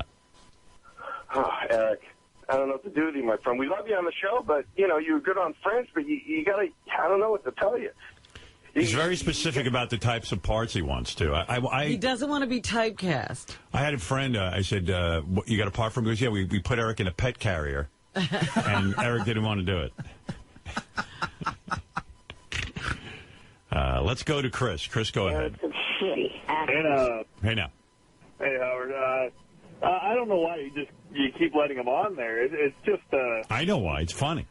It's not funny. To me, it is. To me, I mean, I knew this acting job was going to turn out to be a disaster. He's just so fucking ungrateful to you, though. But that's what's funny. That's funny. I don't find it funny. I'm not one fucking bit ungrateful, you piece of shit, you worthless-ass, pathetic asshole. Eric, you're a pathetic little midget, and nobody fucking likes you. You're pathetic, asswipe. Get the fuck off the phone. Well, there you go. Told him off, Eric. All right, let's get to Mike, finally, who wants to advise Eric. Hey, Eric, listen, why don't you hire an actual manager? Johnny Fratto's not an agent or a manager. He's some kind of mob guy. He's not a mob guy. Not a mob guy, son of a mob guy. His father was a mob guy. That's right, son of a mob guy, but he's not an agent. Let me throw out a name to you, Mike. Eric. Mr. Don Buchwald. Yeah, Mike, do you think any legitimate agent's going to really represent Eric? I mean, be real. Give Eric some good advice. First of all, this probably isn't Eric. I heard Eric had passed away, and there was an imposter going around as Eric the Midget. Oh. Isn't that true, Eric? Are you the real Eric? Yes, I have not passed away. Can you prove it's really you? I saw pictures on the internet of him in his casket. I know because I photoshopped him myself. Get a life, fuckhead. All right. Well, anyway, Eric. Well, we wish you luck, Eric. Yeah. You have the gig that you asked for. Yep. Let's hope that you can pull off getting there, doing the job. The money's if you're a betting woman, Robin. My money's on Eric never gets to the set, and that's the way I see it going. Well, it won't be our fault. He actually got the gig. Eric, what are the odds you actually get to the set and actually get to be in the TV show? 100%. 100%. How? You don't have an agent or manager. You don't know how to negotiate the deal. 0.0. Tom, go ahead. Hey, Howard, F, marry, kill. Kind of, but it's about talking about the issues. Eric the Midget, Benji and Alyssa, or Ralph? Who would you rather talk about once today, never again, or all the time? I don't understand the question. You can only talk about those issues one more time. What's he talking about? He's trying to do an F, marry, kill. But it's not working. It's hard to understand. All right, Eric, I got to run. I got some stuff to do. Yeah, he can't understand that either. Why don't you have time for him? Hey, Eric, how come you need a month to get your traveling oxygen tank? Because it's the required time. I see. You don't have like a tank ready to go. That might have to be arranged with the airlines. I see. Yes, Fred got it. Mm-hmm. And Eric doesn't travel enough to have his own setup. Yeah, right. Once he gets enough acting gigs, he'd probably have his own gear. His private plane. Be cool if Eric could strap that on like a scuba tank. Or one of those jetpacks. Yeah. Fly wherever he wants to go. Also, the point I was trying to make the last time I was on air with you a couple weeks ago was that I was offering it to be like a PR situation for you where all these different TV shows have me on, and in turn it's good PR for your show. How is that? You never mention us. In fact, the first thing you do is disassociate yourself from us. Hey, I bet you Eric would like it if I was a judge on America. Hey, Eric, you're probably anxious for me to become a judge on America's Got Talent. Because you'd have access to the show then. Yeah, I mean, that would be true. If I become a judge, I might actually let Eric sit in the audience. Yeah, but he's out there. The show would be moving here. Oh. Is that what the deal is? That's what I heard, that it would be moving here. Well, then you know more than I do. Here's the way to test your judging ability. Okay. Do you watch X Factor? Yes. Now, he's testing you. Yeah, good. I need a test. You know, I'm sure that this will seal any deal if they're thinking of me. Oh, my goodness. Go ahead. Last night, I think Simon made a very stupid move by having a 14-year-old or 15-year-old girl sing the song Billie Jean. Simon made the absolute right move. Billie Jean, her rendition was the song of the night.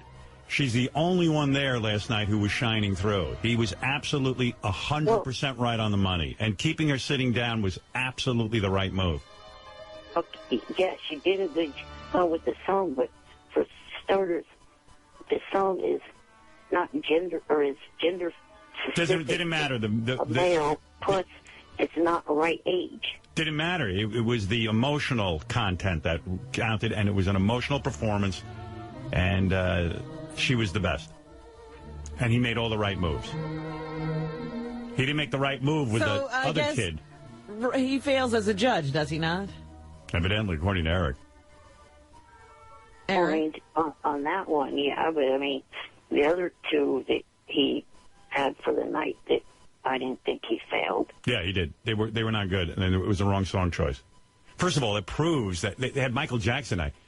I told you, Michael Jackson sucks. No, Michael Jackson is very difficult to perform. It's because the songs blow. No, it's because he was very special, and not everybody can do what he does. Yeah, good. I was glad no one could sing those songs. It's time for those songs to go away. But the best one of the night was Billie Jean, done by a 14-year-old girl. No question about it. All right, Eric. Good luck with your In Plain Sight. I hope to see you on there. I'm anxious to see you act with Mary McCormick. Right. Okay. Yeah. You should start making out with her, too, when you're on set. That's what I used to do. Whenever I was around her, I'd work into the scene, making out or feeling her titties. Well, with Eric, it'd be just grabbing her leg. Well, whatever you can get. She seems up for it. She never pushed me away, and believe me. Maybe you two will have an affair. Who? Eric and Mary. Oh, my God. That would be scandalous. Do you think love could blossom on the set? Nah, she's got 3 kids now. I don't know when you see Eric. No. She could forget her home life. I don't know. I used to go over and, like, work out making out scenes, and I don't think love ever blossomed there for me. But you know Eric. Yeah. Actually, I'd get nervous, get dry mouth, and my breath probably stunk. Poor girl. All right, Eric. Good luck with everything, okay? Thank you. Yeah, you're welcome.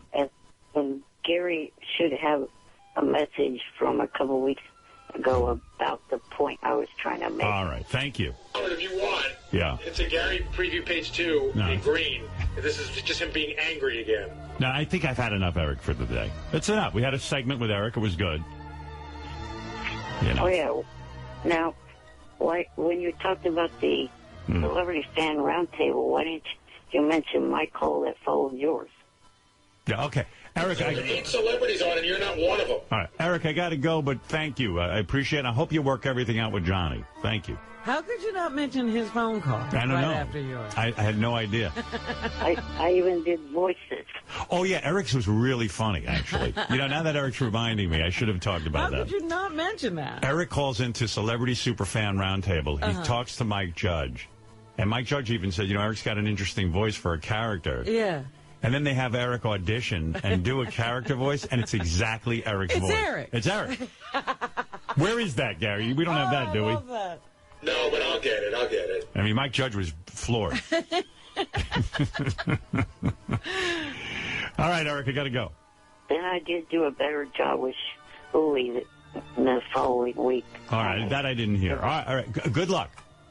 And please try to work it out. I'd love to see you on the TV show. And if I do get tapped to be the judge on America's Got Talent, let's hopefully work out that you can sit in the audience for at least one of the viewings.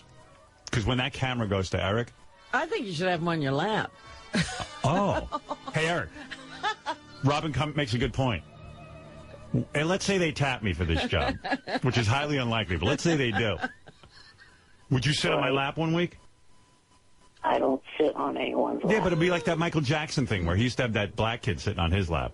What was that kid's name? Oh, Webster. Webster. Yeah, Emmanuel Lou. You be my Emmanuel Lou, just for like one break.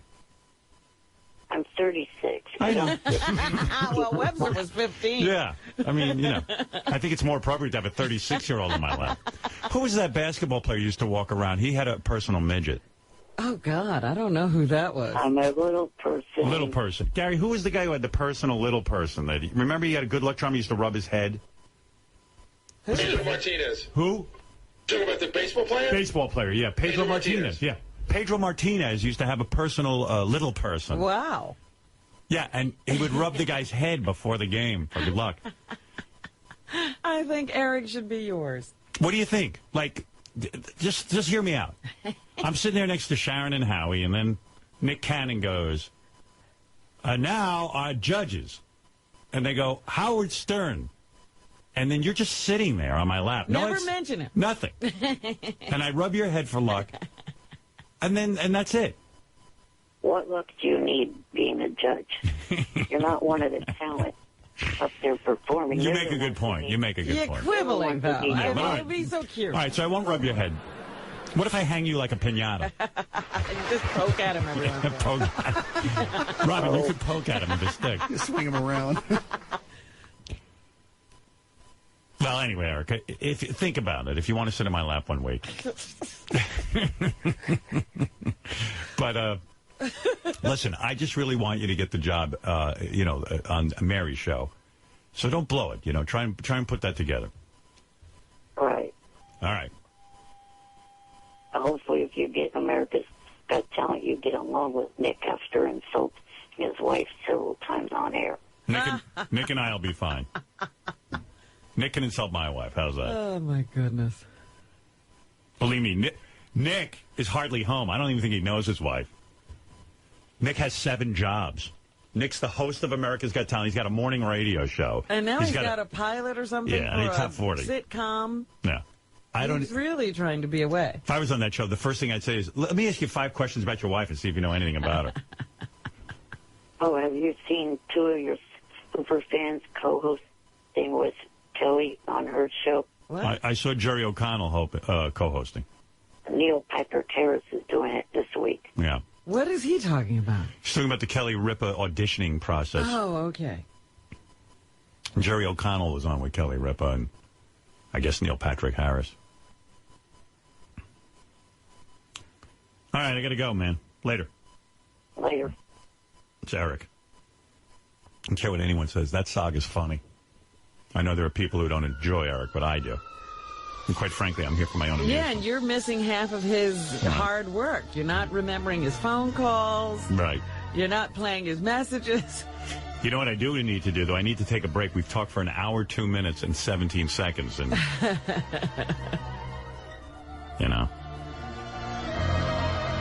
We'll be back right after these words. And we do have to do a roll call, so let's make sure, Gary, everyone gets roll call, pieces of paper. Oh, look, he's already on it. All right. Back in a flash. Here's another contestant on The Price is Right. Shane, going to law school here in L.A., originally from Las Vegas.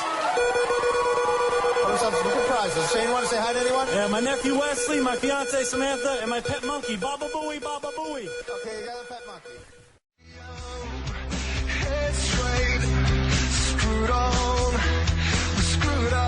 La la. All right, let me fill you in as best I can because it's sort of an ongoing saga. I thought it would be nice. I got contacted by Mary McCormick, who played my wife in the movie Private Parts. I got contacted by the producer of her television show. She's on USA Network. They thought they were doing a great thing. He thought it would be fun if Eric, the actor, got involved in their show. Eric, the dumbass midget. He would give him like 4 lines or something. So. Yeah. So he said to us, hey, can you set that up? I said, I'll set it up. I said, but tell the guy he has no idea what he's in for. Eric, the complaining midget. So, now, he's like, oh, my God. Now he's at the point, he's like, I just wanted to give this guy a couple of lines and have him have fun, but he goes, I didn't realize how appropriate all those things are that, Fred plays. Eric, the annoying motherfucker.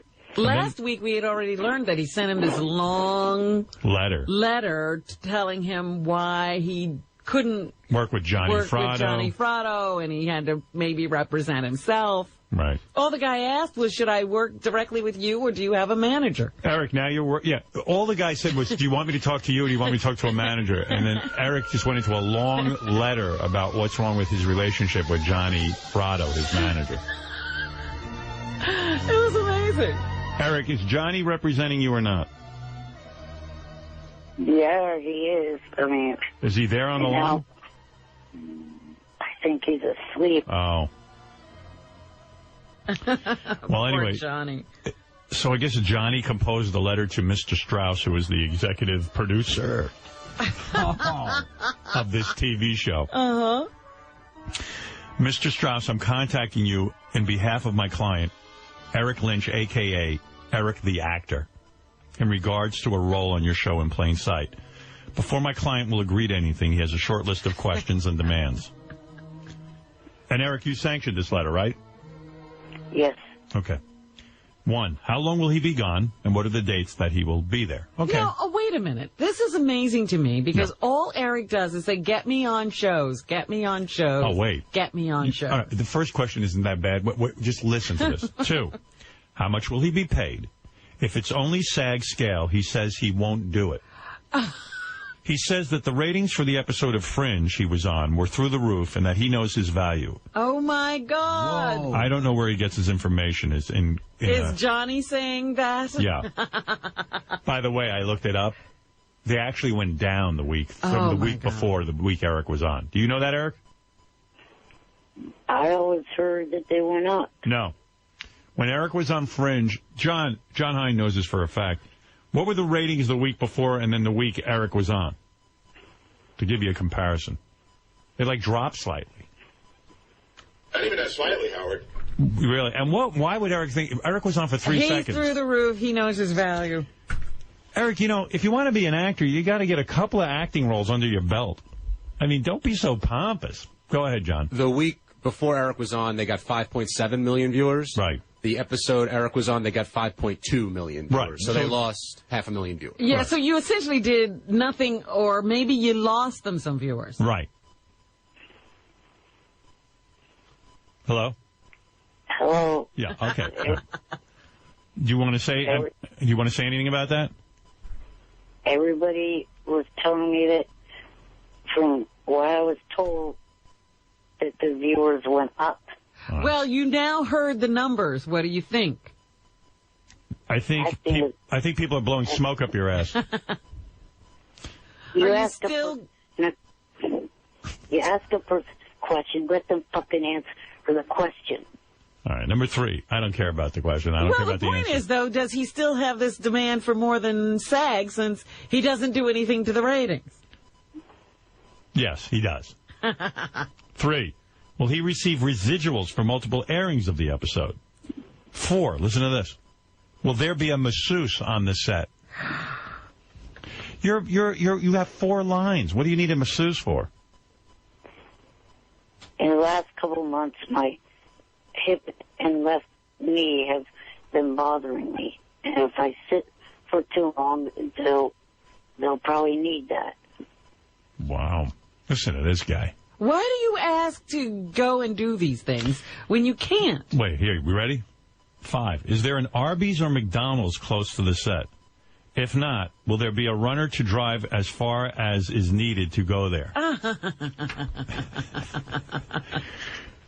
They serve food. What do you need specifically in Arby's or McDonald's? I actually did ask Johnny to remove that, and obviously he didn't. Okay. 6.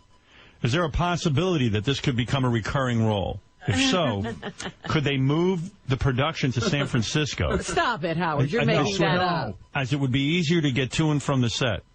He also wants me to let you know that it would be less expensive for you. So you want them to move the entire production? That was kind of more Johnny's idea. You sure? Yes. How did it come up? It just came up. Eric, but you understand, Eric, you understand that this is like a, the guy actually said, the show guy, whatever he is, producer, he said, is Eric really reliable? He said, should I have a standby actor? Because he goes, believe it or not, even though it's 4 lines, it's actually important. Yeah, they can't just cut it out. It's integral to the show. It's part of the plot. So he's like, hey, can I rely on this guy? Do you really need, or is it cost effective to spend a lot of money for 4 lines? All right, so that was just the opening part of the letter. Now for Eric's writers, it says. Oh. 1, a co-star credit on a solo card. How do you even know about that? I know about the business. And you want to be, do you feel ashamed saying you're a co-star when you're doing 4 lines? I know. What? There you go again. Stop asking people questions and then fucking cutting them off. Well, till I get an answer, it's a fucking month. Go ahead. I was about to say, I know it's more guest star than it is co-star. Why do you care about the credit? Just go on the show and learn to act. How many opportunities do you get? All right, listen to his right. Now for Eric's writers. 1, a co-star credit on a solo card. 2, listen to this. A 2-bedroom suite at a 5-star hotel. 4-star is acceptable if the pool and jacuzzi area is nice.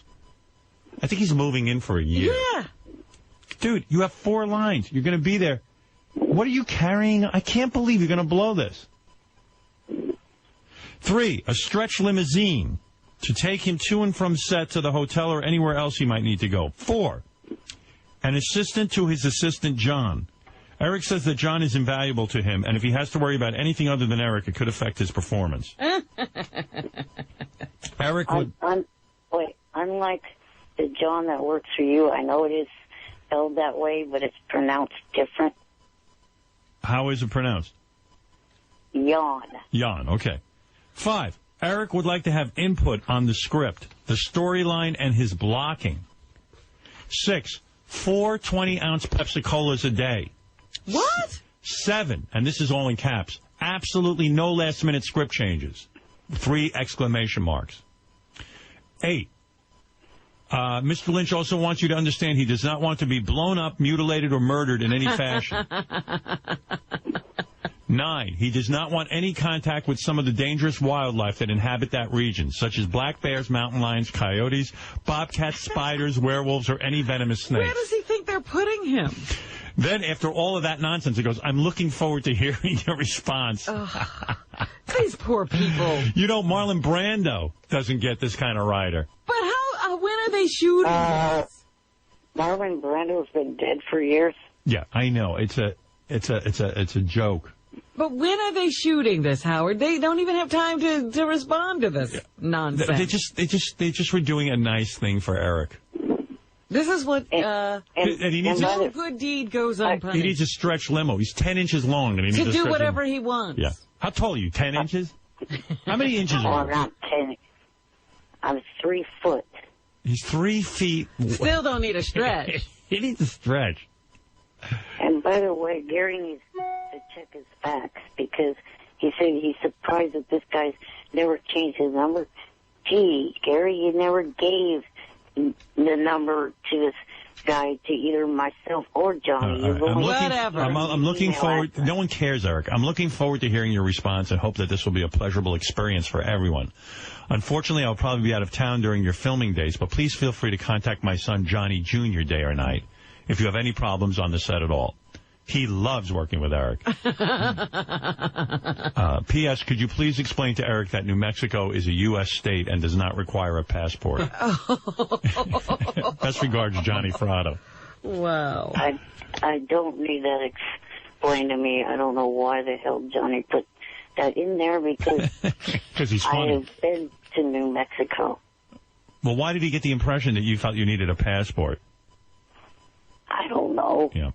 Anyway, Eric, is there any part of you that understands that, like, you're not that important, that the guy's kind of doing it as a bit, and yes, he's giving you a shot on TV, which will be exciting for you. And it is kind of nice because, you know, maybe people will get excited to listen to our show. But you haven't really proved to be a great value to television shows yet. It's kind of like a little fun thing you get to do. You realize that this might come off bad? Yeah, probably. Yeah. Now that you hear it? Usually people who are starting an acting career and getting a break like this, and have actually been extras on set and they're just dying for any kind of speaking role, they generally act very grateful and humble and try to ingratiate themselves to the entire production. Oh, there's Johnny. His agent is on the line. You can hear him in the background. Oh, that's funny. I mean, the ratings on Fringe went down. Eric should demand less money. He should do it for free. He wants less. Pay them. Because the ratings went down, I want less money. He's demanding some kind of major negotiation. Right. Probably half of the stuff that was put in that letter were from when Johnny first took the Ambien pill is now not down.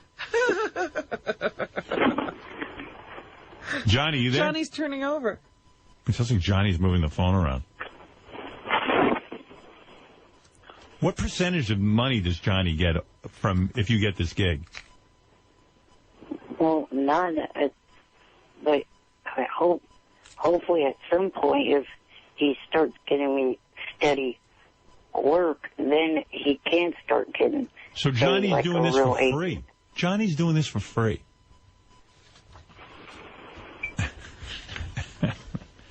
And Eric, Eric yells at him. Eric, you're not a big star. B, they're doing this as a kind of fun thing to do with the show. C, you got to act a little grateful. And D, I don't even know if this is going to happen now. I think these people are starting to get a little woozy. Masseuse on the set. Yeah, masseuse on the set. Do you have a massage every day? No. All right. So what makes you think you need to go to a movie set or a TV show set and you need a massage that day? You sit around every day. Okay. I remember back on Fringe, there was a lot of time sitting up in it. But that's what you do anyway. You got time to massage your own hip. Right. No, I don't do that all the time. Lately, since my hip has been bothering me, I sit up till it starts hurting, and then I lay down and rest the hip and the knee. So do that all day, and then when they call you to the set, go get it sit up. Yeah, Maybe Jan can help you out with that.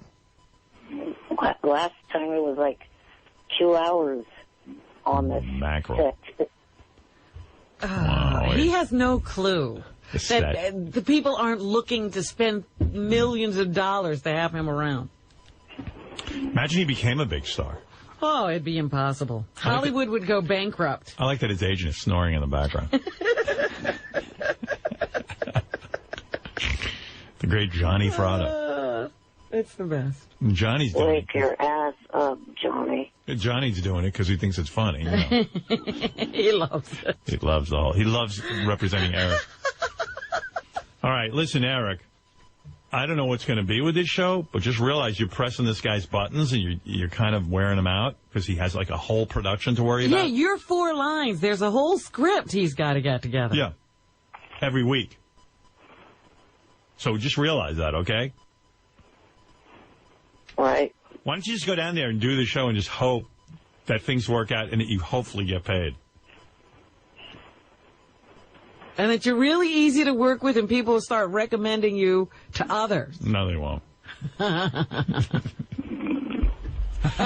Thank you, and thank you, Johnny. Point well taken, Johnny. All right, Eric. I wish you luck. If I was a normal, able-bodied actor, then yes, I could go down and do that. But there are certain things that you need got to be done. Okay. If you were a normal able-bodied actor, you'd be sitting at home. Right. Like the other able-bodied actors. All right. Thank you, Eric, and I do wish you luck. I hope to see you on the show. I will watch if you are on. Okay. All right. I'm a fan. Thank you. Bye. Bye. Isn't that a great letter? Like, that was written 100% serious. Wow. Yeah. Good night, Johnny. Boy, I wish I was doing what Johnny was doing. I know. He sounds so peaceful. No. Sounds like he's having a great day. All right. So here's a couple of things I wanted to get to. Lee Corso says, fuck it, on ESPN. And then he has to apologize. I always like that. How can you pick against SMU? Look at them over there. Red, white, and blue. USA. Fuck it.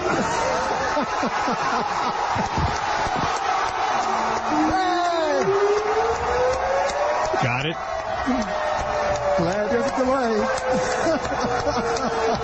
Shasta, shame on you. Watch that mouth out there. What the hell? They're a bunch of jocks having a good time. What the heck was going on there? I don't know, but then he has to apologize. Earlier today on College Game Day, while picking the SMU Houston game, I got a bit excited and used an expletive I shouldn't have used. Expletive. I apologize, and I can promise it won't happen again. He obviously had that written for him. Yeah, you think?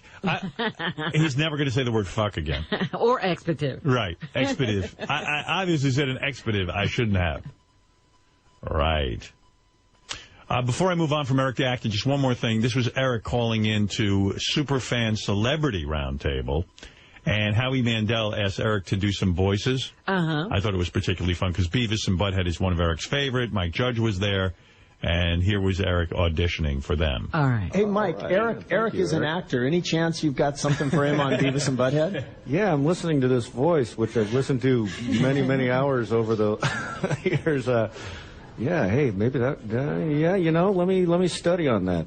If you throw out the slightest bit of a lure, Eric will. Eric, the voice. Well, and Eric, do you do voices? Can you do voices, Eric? Yeah, I could probably do voices. Let's hear one. You know how there's always a problem with Eric's phone. It's always, it's right. Yeah, he wonders why I talk over him. That's a long wait. Voice, Eric, or an accent. Okay, let me try. All right. Hello, I'm from Tennessee. How are you all doing? Could you put Eric back on? I think that was great. Oh, my God. Wow. Eric, can you do Beavis or Butthead? Uh-oh, I bet he could do Beavis. Kind of. I mean, let's hear that. There's an audition. Big audition. Let me give it a shot. Okay. Hey, Butthead. That was very good. Eric, nice. Eric, thanks for calling in. I'm getting nervous now. Isn't that great audition? Let me give it a shot. Hey, Butthead. Very nice. Eric, I think, would be a good voice on that cartoon. Maybe that's his next gig. Speaking of Beavis and Butthead, I was watching it. All right, listen, what we've been waiting for. I just want to tell you, I want to put this into perspective. Eric, the actor, I try to always get him work. And everyone always makes fun of me for, trying to do this for Eric. But I like doing it. I enjoy it. I like these situations. So John Strauss, who's the executive producer of In Plain Sight, which is the Mary McCormick vehicle on USA Today. And by the way, this guy John Strauss is no slouch. I mean, this is a guy probably could have retired. He wrote something about Mary. Did you know that? I did not know that. Okay. He also wrote, what was the other movie? Oh, he wrote all the Tim Allen Santa Claus series. So that you're talking about wonderful. heavy. I love all those movies. This guy's a major player. And now he's negotiating with Eric the actor. Now, because he liked us. Right. Because he wanted to do something he thought would be fun. He's in a nightmare. Let me get John on the phone. Eric, the ridiculous midget. John, you there? Howard, I'm glad you're enjoying it. Yeah, you can't say I didn't warn you. I told you this was going to all backfire on you and you were going to hate it. You were absolutely correct. Right. All right. At this point, let me explain to you John's dilemma. He wants to come through and give Eric the part. But Eric has written a letter that has many, many different demands. And it would make J-Lo blush. Right. Right. The J-Lo's like, who's Eric's representative? I want him. And so, and now we're talking about a part that is 4 lines that I assume would take less than a day to shoot. Am I correct? You are absolutely right. Right. This is something called, a quickie. Right. But believe it or not, the part that John is offering Eric is integral to the script, and they do really need to get, they need those lines said, and some character has to say them. And they're planning on shooting in February, and I think January. So the kind of time is running out. Now we're running out of time. They need a commitment either way that Eric's going to be there. They can't just replace him, in 3 seconds. Yes. Sadly, the part is integral, and we are getting close to having to, make a decision. And if we don't resolve this whole thing, I think on this phone call, In Plain Sight is going to go down in flames. Yeah. Because I don't have enough hours anymore to be dealing with this. How many, since you've sort of had this fun idea, which I told you would not be fun, since you had this fun idea to put Eric the actor in your show, how many hours would you say you've devoted to this? Seriously. I mean, just like worrying and dealing with him. I told Gary, literally there have been nights when I've awakened in the middle of the night worrying about, is this really going to go down? And am I going to have to hire a backup actor? And I've got my staff working on the travel arrangements and all the different options. I mean, it has to be. You mean there is? This must be the bizarre world, because somewhere there's a staff working on Eric the actor. Right. Now I would say when you usually hire somebody for a 4-line part, they're not only grateful, but you don't really spend that much time devoted to them because really it's not the most high priority. Am I correct? Dude, I don't spend any time on a 4-line role. I'm the showrunner, which means I run the show. Right.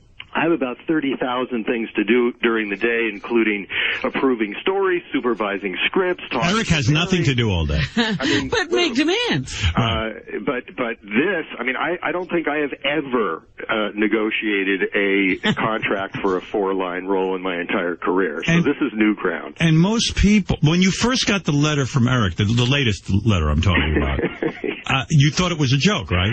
I absolutely thought it was a joke. Right, you thought it was funny. I really thought it was a joke. All right, there were many demands, including sodas and whether Arby's and McDonald's, if there would be a masseuse. There was also a jacuzzi request. There was also a co-star credit on a solo card. I think my favorite one was script approval, script and story approval. How about absolutely no last-minute script changes? Three exclamation marks. And he also he wants to be protected from any dangerous wildlife.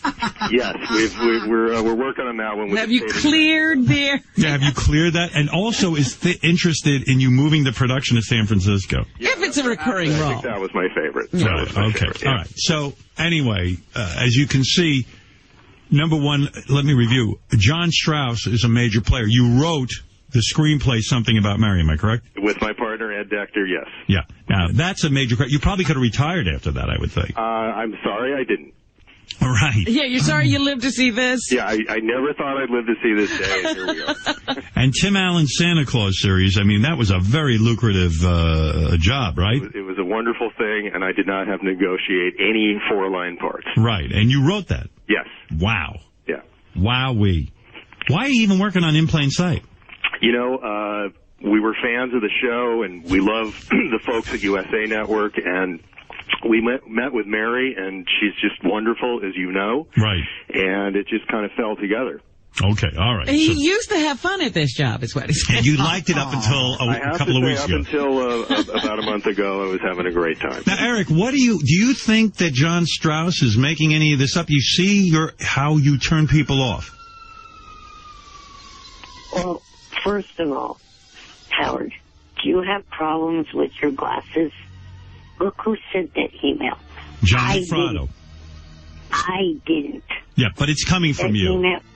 I interviewed you yesterday, or a couple of days ago, Monday, and you indicated that all of these things were things that you approved. But really, legitimately, I didn't. All right, Eric, let me explain the world to you. John Strauss is on the phone. Normally, a guy with 4 lines would never get on the phone with John Strauss. The guy's got, you hear his credits. This is a fucking major player. You understand? Sorry, John, I got to talk turkey to this guy. All right, look. This guy's a major player. I got you hooked in. This is a guy you don't want to piss off. This is a guy you want to impress. If and you really don't now blame this on Johnny, because he represents you. Right. He came up with that bullshit. I didn't. All right. Let's get down to it. I got you on the phone, Eric, the actor, with John Strauss. I even told him to get rid of half that bullshit, and he still didn't get rid of it. All right. Fair enough. Which parts can we just throw out then? Yeah. Let me go through them. And before I get you involved in a conversation with John, okay. You want to know how long you will be gone for and what the dates you need to be there. That's a fair request, right? Yes, because I have a doctor appointment. I just looked at my calendar on the 19th. All right. Hold on. I'm going to get an answer on that one. All right. Well, we might have a problem right there. Oh. Eric, how's it going? Okay. So here are the dates. We're shooting the episode January 18th through the 27th. There is 1 day of work. I do not know which day yet, because we're still far enough out that we don't know the exact day you're shooting, but that is the period of time. It could be one of those days, the 18th through the 27th. Hey, you might get lucky and he'll back out right now, John. Yeah.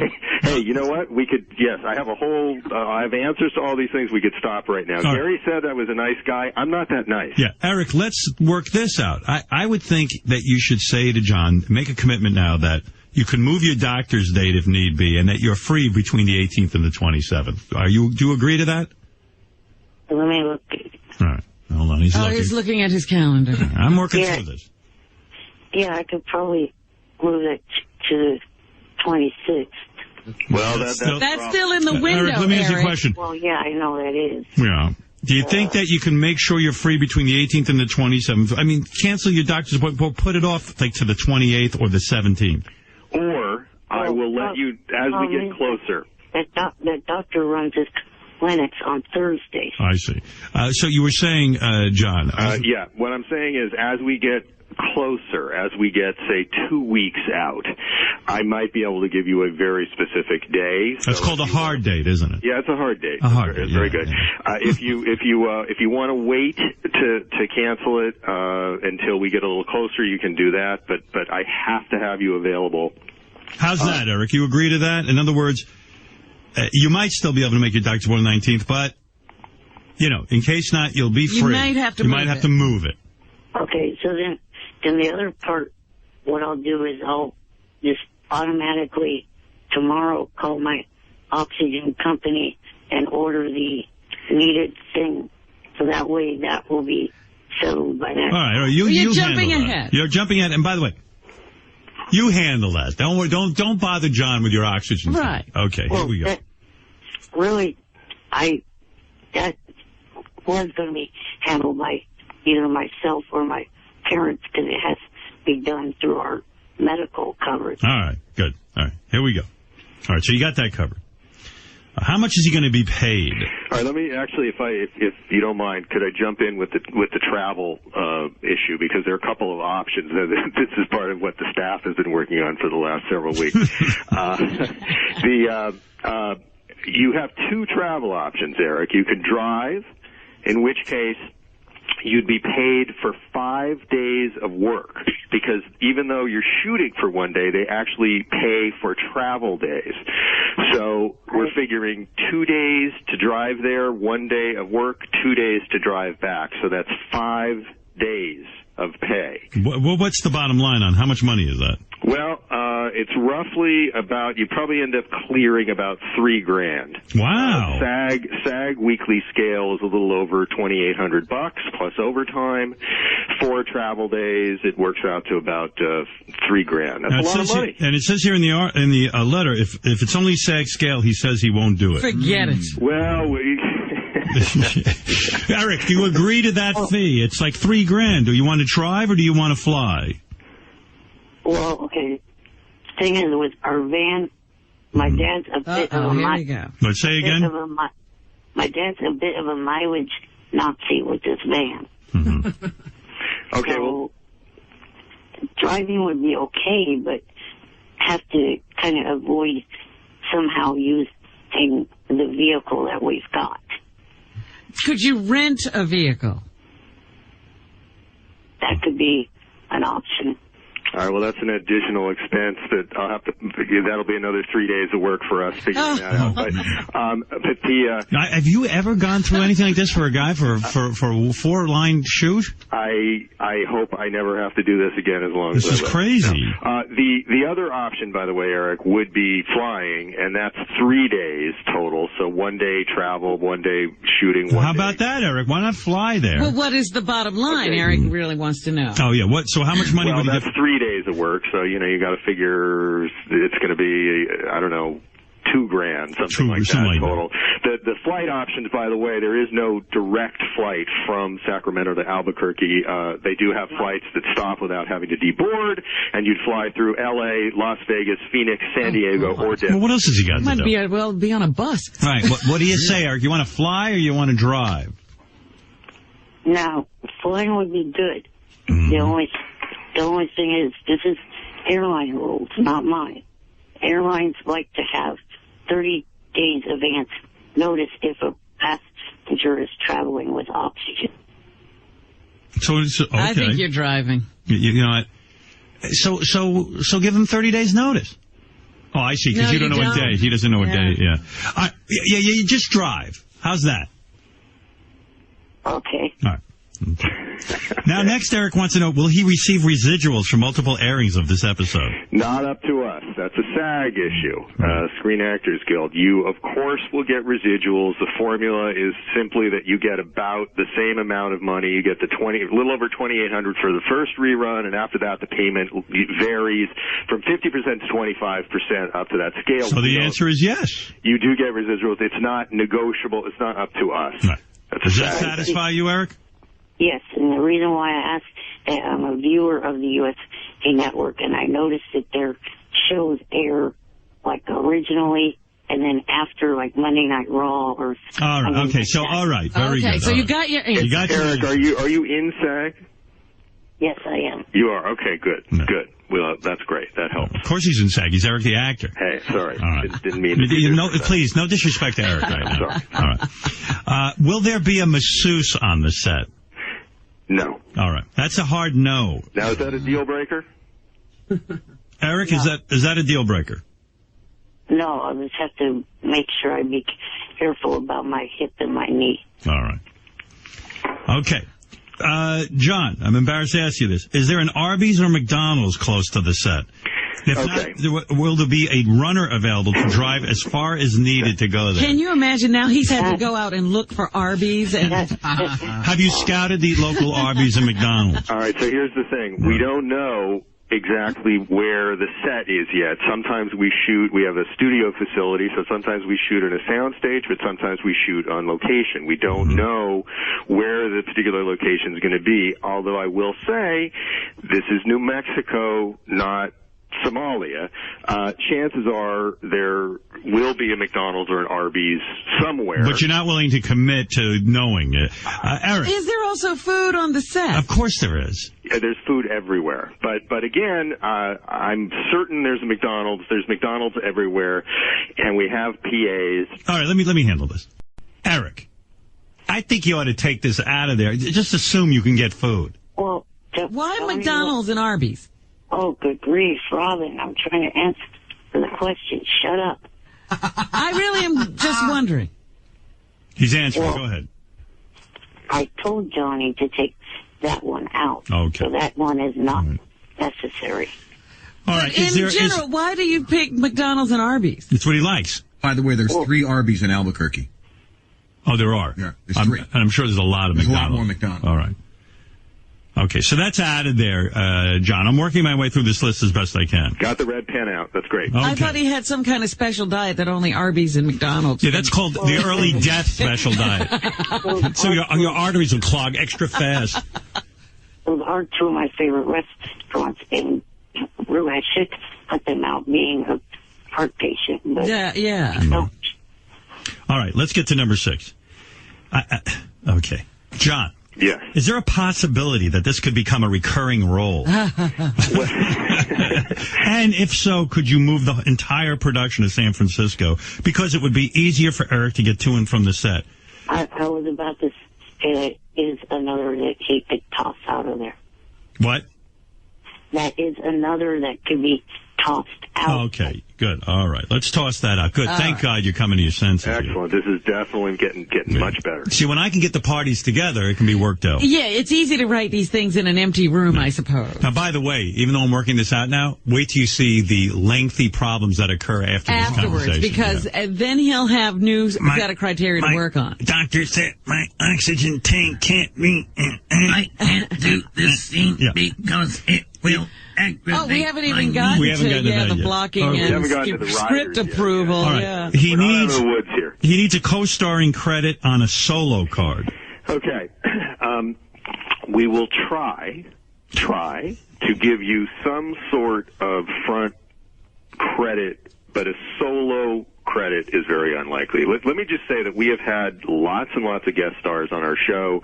We've had Bradley Whitford, Allison Janney, both from The West Wing, both multiple Emmy Award winners. Right. Again, we have not had to worry about this kind of stuff. They never asked for that. Eric, do you understand a solo card is bizarre? You should be embarrassed. If you're doing 4 lines, you don't get a solo card. Right. Okay. All right. Are you willing to throw that out? Yes. Okay. Good. All right. A 2-bedroom suite at a 5-star hotel, or 4 stars acceptable if the pool and jacuzzi area is nice. Why do you need a jacuzzi and pool area? Is that for Jan or for you? Well, that would hit. The jacuzzi would help the hip and the knee. I see. But I don't know if that necessarily has to stay in or not. Yeah, I mean, you're going to be there for 1 night, and the next day you're done. Right. Yeah, I mean, how much luxuriating can you do? You're working. Yeah, I mean, It's strictly a place to sleep, crash, and then you go, what are you going to move in? I do have an answer. Go ahead. There's no Ritz-Carlton or Four Seasons in Albuquerque. We did research that. But we will put you up at the Albuquerque Hyatt Regency downtown, which is a big, beautiful, comfortable hotel where all of our guest stars spend their time. And to the best of my knowledge, it has a pool and a jacuzzi. How's that? All right. But there's no suite. Well, yeah, what about that suite? He needs a 2-bedroom. He doesn't want to be sleeping in the same bed with Jan. I think we can make that work. All right. All right, Eric, I just got you the 2-bedroom. Don't buy back the sale. Right. Well, I'm just saying, since Jan and I are not a gay couple. Yeah, I got it for you. Done. Right. Right. There has to be at least... All right, next. We're moving on here. Right. A stretch limousine to take Eric to and from the set to the hotel or anywhere else he might need to go. You get lost in there. First of all, when you put in anywhere else he might go, he might take a trip to Florida. Yeah, where are you going? I mean, are you going to provide that, John? No. No. Mary McCormick, who is the star of our show, does not even have a stretch limo. You hear that, Eric? Mary doesn't have Where are you going, Eric? Yeah. Well, that again was something Johnny came up with, so... All right. I'm sure they'll provide... I don't mind if it gets tossed. Okay. All right. Let's take that out. Now, how will Eric get back and forth to the set, I wonder? Well, there's a variety of ways. If he drives, then he can use his own vehicle, and if not, we have a whole bunch of vehicles, and then obviously we'd have to figure out the wheelchair aspect. But I think we can solve that. Yeah, that can be solved. Yeah, as long as if it's built by man, it can be solved by man. That's what I've heard someone say. That's what our program says. All right. Eric demands an assistant to his assistant, Jan. That could be tossed. All right, let's toss that. Very reasonable, Eric. Eric, I like this new attitude. Eric would like to have input on the script, the storyline, and his blocking. No. I don't blame you. Eric, that's it's a hard 4 no. lines, yeah. It's 4 lines. What do you need here? I have no idea. Again, that's something Johnny. Okay. Out. That's out, John. Excellent. All right. Number 6, 4 20-ounce Pepsi-Colas a day. Oh. Now, yes. That's a yes? Yes. Okay. We can work that out. You should say no just for his health. Yeah, I mean, God, he's going to end up in a diabetic coma. You are right about that. Eric, why are you drinking so much Pepsi? For energy, I guess. Mm-hmm. Oh, my. That much soft drink, no matter what it is terrible for you. All right. But all right, okay. It's in. You got it. Okay. Now, this one disturbs me a little bit. Absolutely no last-minute script changes with 3 exclamation marks. That must be important to you. Every actor, That's part of the process. Yeah. Even when I did my movie, sometimes we would say, we changed dialogue. Oh, yeah. I mean, that was more Johnny, but the reason why it did come up was because of the fact that when I did Fringe, they sprung the whole final scene on me after I had gotten there. I see. All right, well, I can tell you that we won't do that. I can also tell you that in drama, it is less likely that we will be changing the lines. In comedy, it is much more common that you'll change a line on the set if it's not working, if it's not funny enough. In drama, we're not going to be changing a whole lot. And you're not going to spring at the last minute his head blowing up? We're not going to do explosions. All right. No explosions like that. All right, okay. All right, so Eric, you satisfied with that? Yes. All right. It also says he understands that he does not want to be blown up, mutilated, or murdered in any fashion. Will that happen, John? Currently not part of the storyline. Okay, good. All right. Now, this one's tough. Eric does not want any contact with some of the dangerous wildlife that inhabit that region, including black bears, mountain lions, coyotes, bobcats, spiders, werewolves, or any venomous snakes. Let me alter that one. You want to take out werewolves? Johnny actually said he Wikipedia that, and there actually are legitimately werewolves in Albuquerque. What? What? All right, listen to me, Eric. I can't... Stop it. Eric, it's a 4-line part. Listen to me. I can't imagine that they're putting their stars in danger with werewolves and coyotes. I mean, Mary has, 3 children. Right, 4. And she sometimes brings them I'm one to of her the children. set. She has her 3 kids and me. No, seriously. As I said, I was going to alter that one because really I don't have any fear of anything with fur, tails, and paws. Why would you believe Wikipedia that there's werewolves? You know there's no such thing as werewolves. In New Mexico. Johnny said it was a real creature that lived in Albuquerque, New Mexico. Johnny said there's real werewolves in New Mexico, and you believe them. Wikipedia did. I mean... All right. Eric, really? All right, I'm taking that out of the contract, Eric. They can't protect you from werewolves. Eric, you know there are no werewolves. Do you think there are vampires? I don't know if there are or not. Oh, right. dear. All right, well, it's true. He hasn't been many places. That's true. Well, actually, in Albany, there's a vampire. You never heard of the Albany vampire? That's right. Have there been any recent werewolf deaths reported in Albuquerque, John? Not to my knowledge. Very difficult, though, to put all this in writing since they don't exist. But if you could put some language in there that says that you can assure us there will be no werewolf attacks and that Eric won't be bitten and turned into a werewolf. I don't know that I can put that in writing. All right. Again, if we've gone all this way and this is a deal breaker, I need to know. No, I don't think it is. Well, right, now Eric? that I'm thinking about it, though, right. a werewolf bite might be good for Eric. He'd get in the movies. He could be in that movie with that stupid Twilight movie. There you go. All right. Now, Fred, just real quick, you researched the Arby thing. Why aren't you researching to see if Johnny was right? Because I know there are Arby's and I know there's McDonald's. I know there's no werewolves. Yeah, I can assure you 100% there are no werewolves in Albuquerque. There might be coyotes there. Right. But they're not going to come near you. Eric, you can't be for real. Werewolves are a made-up thing. They're part of literature. I didn't believe Johnny either, but he kept insisting that what he was reading was correct. All right. Well, sometimes think for yourself. Oh, boy. I look forward to... Let me just see if there's anything else on the table here. I think we're done. I'm looking forward to hearing your response and hope this will be a pleasurable experience for everyone. I can assure you it won't. Unfortunately, I'll probably be out of town during your filming days. Contact Johnny Jr. P.S. Could you please explain to Eric that New Mexico is a U.S. state and does not require a passport? Can you assure Eric he doesn't need a passport? No visa? I can assure you, yes. All right. That he will not need one. Now, we banged this out, but Gary, don't you feel like I did that this will still go horribly wrong? Yes. Yeah. And I... Why do you think that? Because we just know. Because Eric's all over the place. Like, he already said he didn't say things that he said 2 days ago, so things changed. But I think Eric acted very reasonable on this phone call. Right. I thought he was very professional. Yeah. So I'm hoping it'll go well. I think that you should put one thing in the contract, Howard, because we always get screwed out of this. You know that Eric has a no Howard TV thing. And I think that since you put this deal together, we should be allowed to cover able to at least get a little coverage, Eric. I mean, give me a bone. Look, he's even negotiating for you. Howard, since I don't have any problems or issues with Shuli, you send him. Shuli, and then what about Howard TV?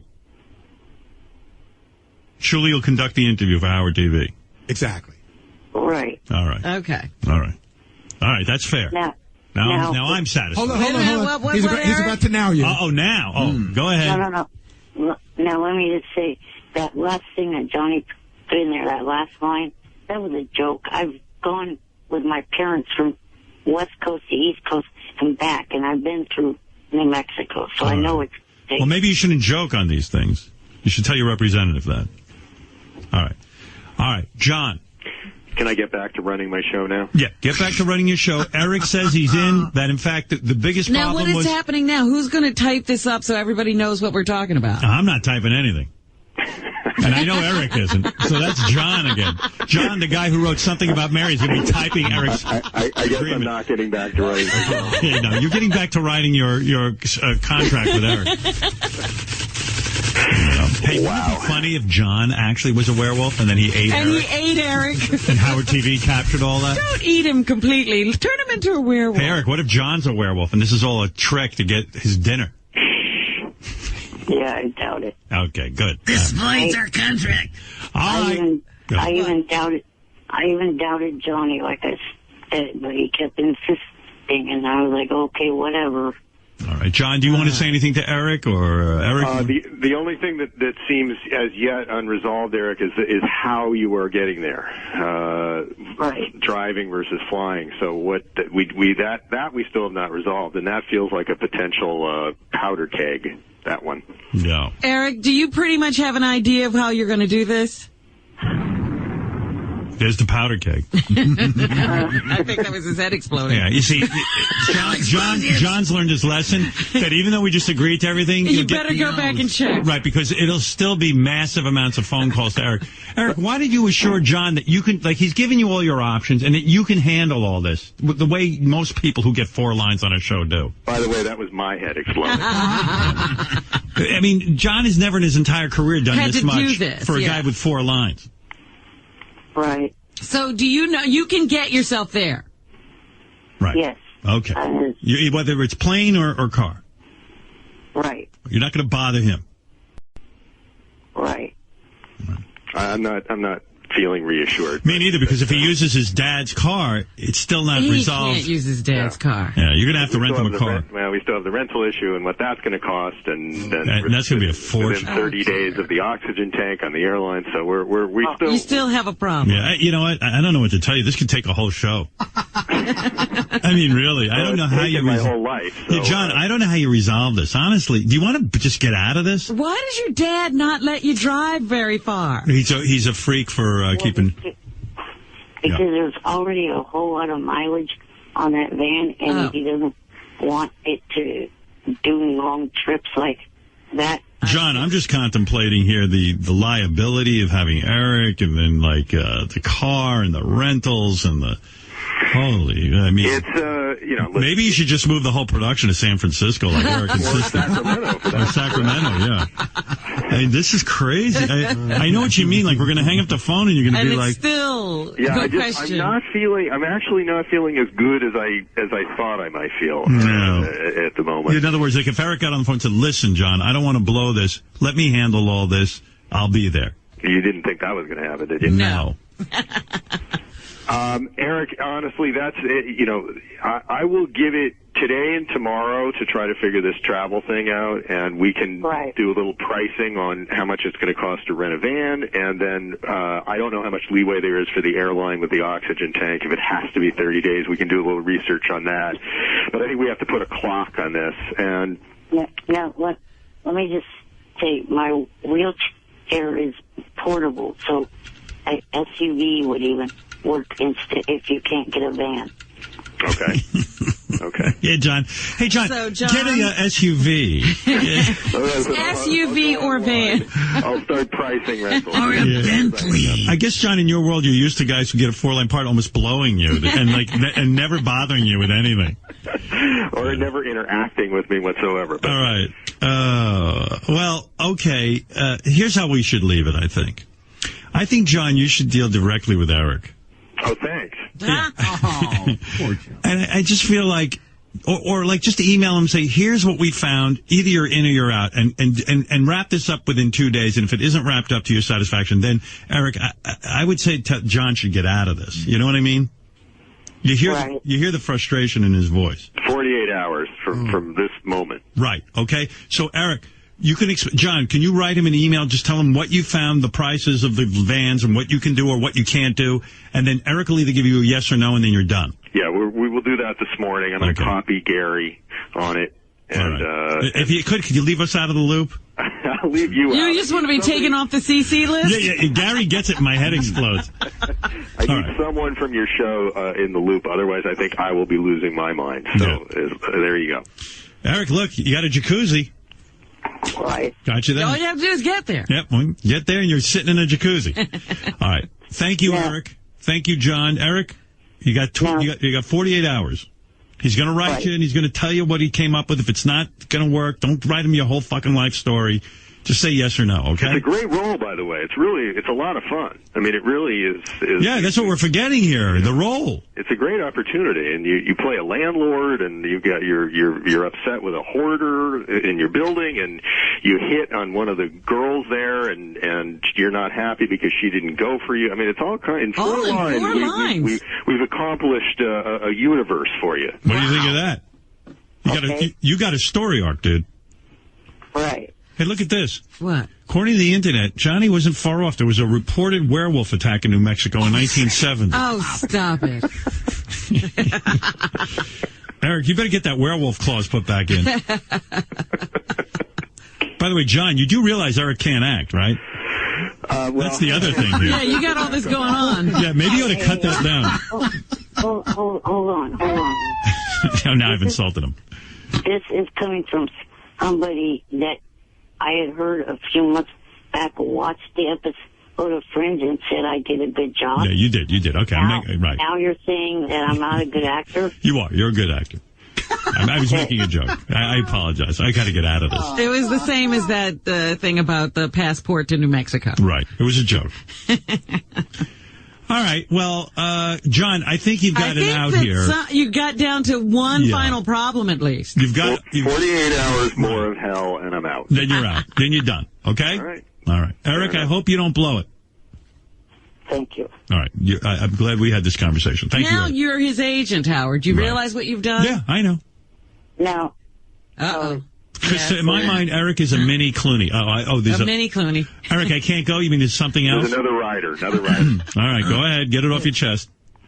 The one thing, the thing that was in there about money, the reason why I said the thing about $3,000 in my original email was because that's the price that you negotiated with Jonathan Prince for American Dreams, and then Johnny negotiated for Fringe. What was that, Robin? I think you originally got him $3,000, and it's been his price tag ever since. Listen. That's his quote.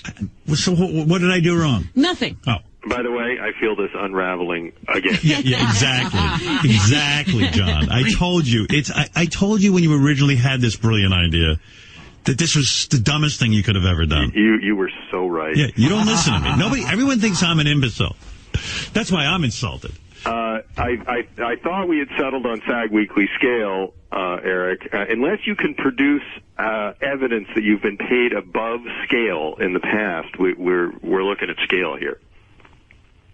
I was paid above scale for Fringe. All right. What'd you get on Fringe? $3,000. That's the gross pay. The net pay was $1,800.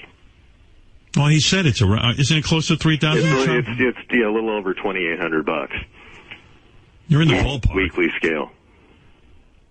Is that all right? Yeah, I think. Look, again, we can go. If he drives, wait, John, what was that? If your quote is $3,000 right. from Fringe, we can match your quote. If he drives, as Robin says. Yeah, but he's now going to match the quote. And let me just say, to any shithead listening, I've already reported that money to SSI, so there's no need for you dumbass to go out there and make a report on me. All right, Eric. Okay, all right. He's a regular George Puny. Yeah, that'd be good. Can you give him a card that says George Puny on set? Sure. No problem. We'll have his chair should say that. So the $3,000 would be if he drives there. Well, again, no, it SAGs the weekly scale is a little over 28. So we can again. I just need to know what the quote is. If $3,000, he wants $3,000. All right, you'll kick in that extra 150. No, I'm not kicking anything in. I'm annoyed by all of this. Look, these are your problems, John. Yeah, John, you took this on. You wanted to have Eric on the show. I'm the guy who warned you. Yes, he did. All right. Is he going to be in the scene with Mary McCormick? No. Oh. Mary's just sitting back laughing. Who will he be acting with? There's a wonderful woman, one of the agents from the office, who she's going to be. The character's name is Delia. He'll be acting with her. She hot? She's great. Oh wow. Yeah. She's new. Yes. Yes, that's correct. And And she's not a werewolf. Not that we know of. Yeah. You never know, though. Has his sister been written out of it? Oh, God. Oh, boy. It's not a fan visit. Hey, by the way, we just looked this up. I probably shouldn't bring this up. But the Hyatt Hotel they want to put Eric in has their pool closed for the winter. Oh, God. Yeah, this could be amazing.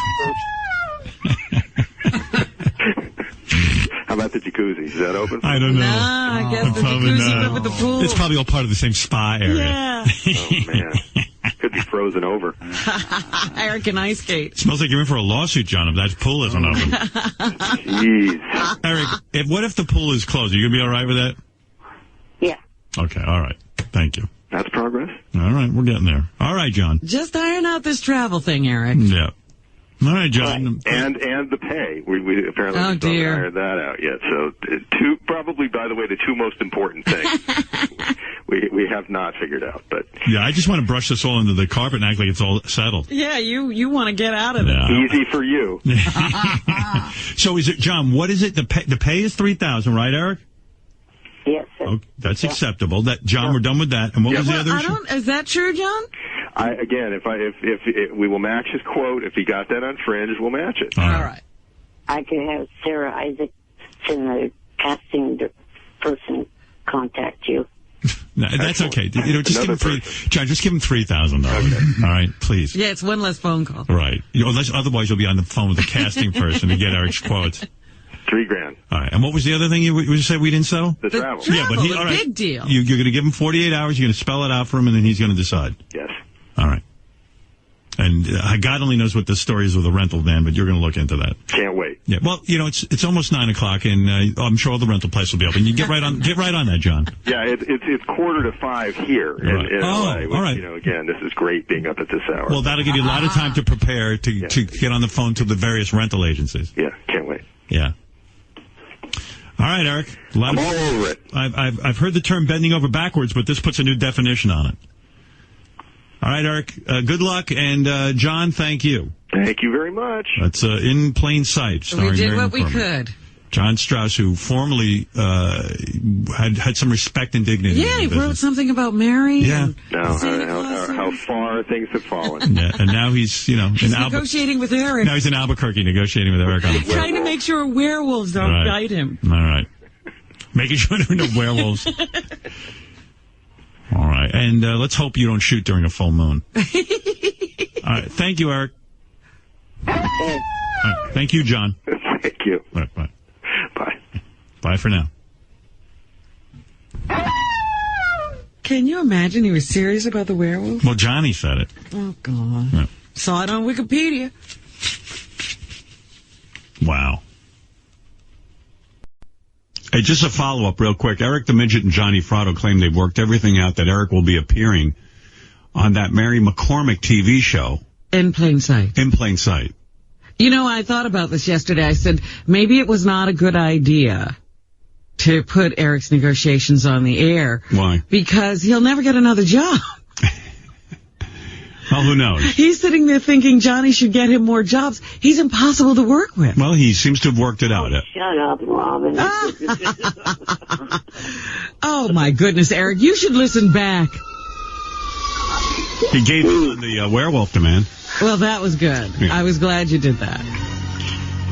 I don't know how that happened, Howard. Somebody must have put that up on Wikipedia. Johnny, I'm a little angry with you because I had to step in and perform your job. And now here you call in triumph. Right. Here, listen. And Eric knows this. I twisted my ankle trying to teach my fucking 9-year-old how to ride a BMX bike. Right. And he said, well, show me how to do the jump. So I did one of them jumps. Howard never had no fucking kids. I'm telling you that right now. It is not worth it. It is absolutely not worth it. My fucking ankle swelled up like a fucking watermelon. I mean, 2 seconds later, Johnny hates being a dad. I'm not equipped. Johnny hates being a dad. Well, you know what? You're in it now. Yeah.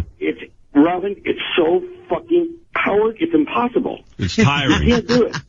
It's tiring. You can't do it when I wish I could fire. Well, you know what I do now? I swear to God, this is no kidding. I just give them money. Right. I've given in. They can have whatever they want. They leave me alone. And let them watch TV and just, you know. Oh, hey, whatever fucking pops in, go ahead. Whatever they want to do. Movies, video games. You don't even know what they're doing. I mean, Johnny's like... well, what are you going to do when they get older and they're unhealthy? I said, when they're older and unhealthy, I'll be dead anyway, so it don't matter. Well, Johnny was like in my situation, you know. He already married had... a young woman. He had older kids. Grown kids, and then like he married a younger woman, and she of course wanted to have children, and you want to do the right thing, and you want to Oh yeah, all that Catholic stuff came back to me and all that shit, Right, and oh boy, I'd like to go smack that fucking priest who taught me that too. Yeah, because the priest is not dealing with this. And Johnny had like 2 little kids now. How old are they? 9 and what? They're 9 and 3. They're 3. Oh, I mean. And then my 3-year-old is my 3.5-year-old grandson's uncle. Right. He's all fucked up over here. And even like even having a 9-year-old and a 3-year-old your first time around, that's too big an age spread. Right. Oh my God. So he's like starting all over again, and then starting all over again, and then starting all over again, and he's my daughter, age. The daughter wants to fuck. My daughter wants to get the fucking. I have to give attention to the grandkids. Right. So she doesn't want to see no partial attention to the kids over the grid. It's real tough. Yeah, I mean, and he's my age. What are you, 57? Yeah.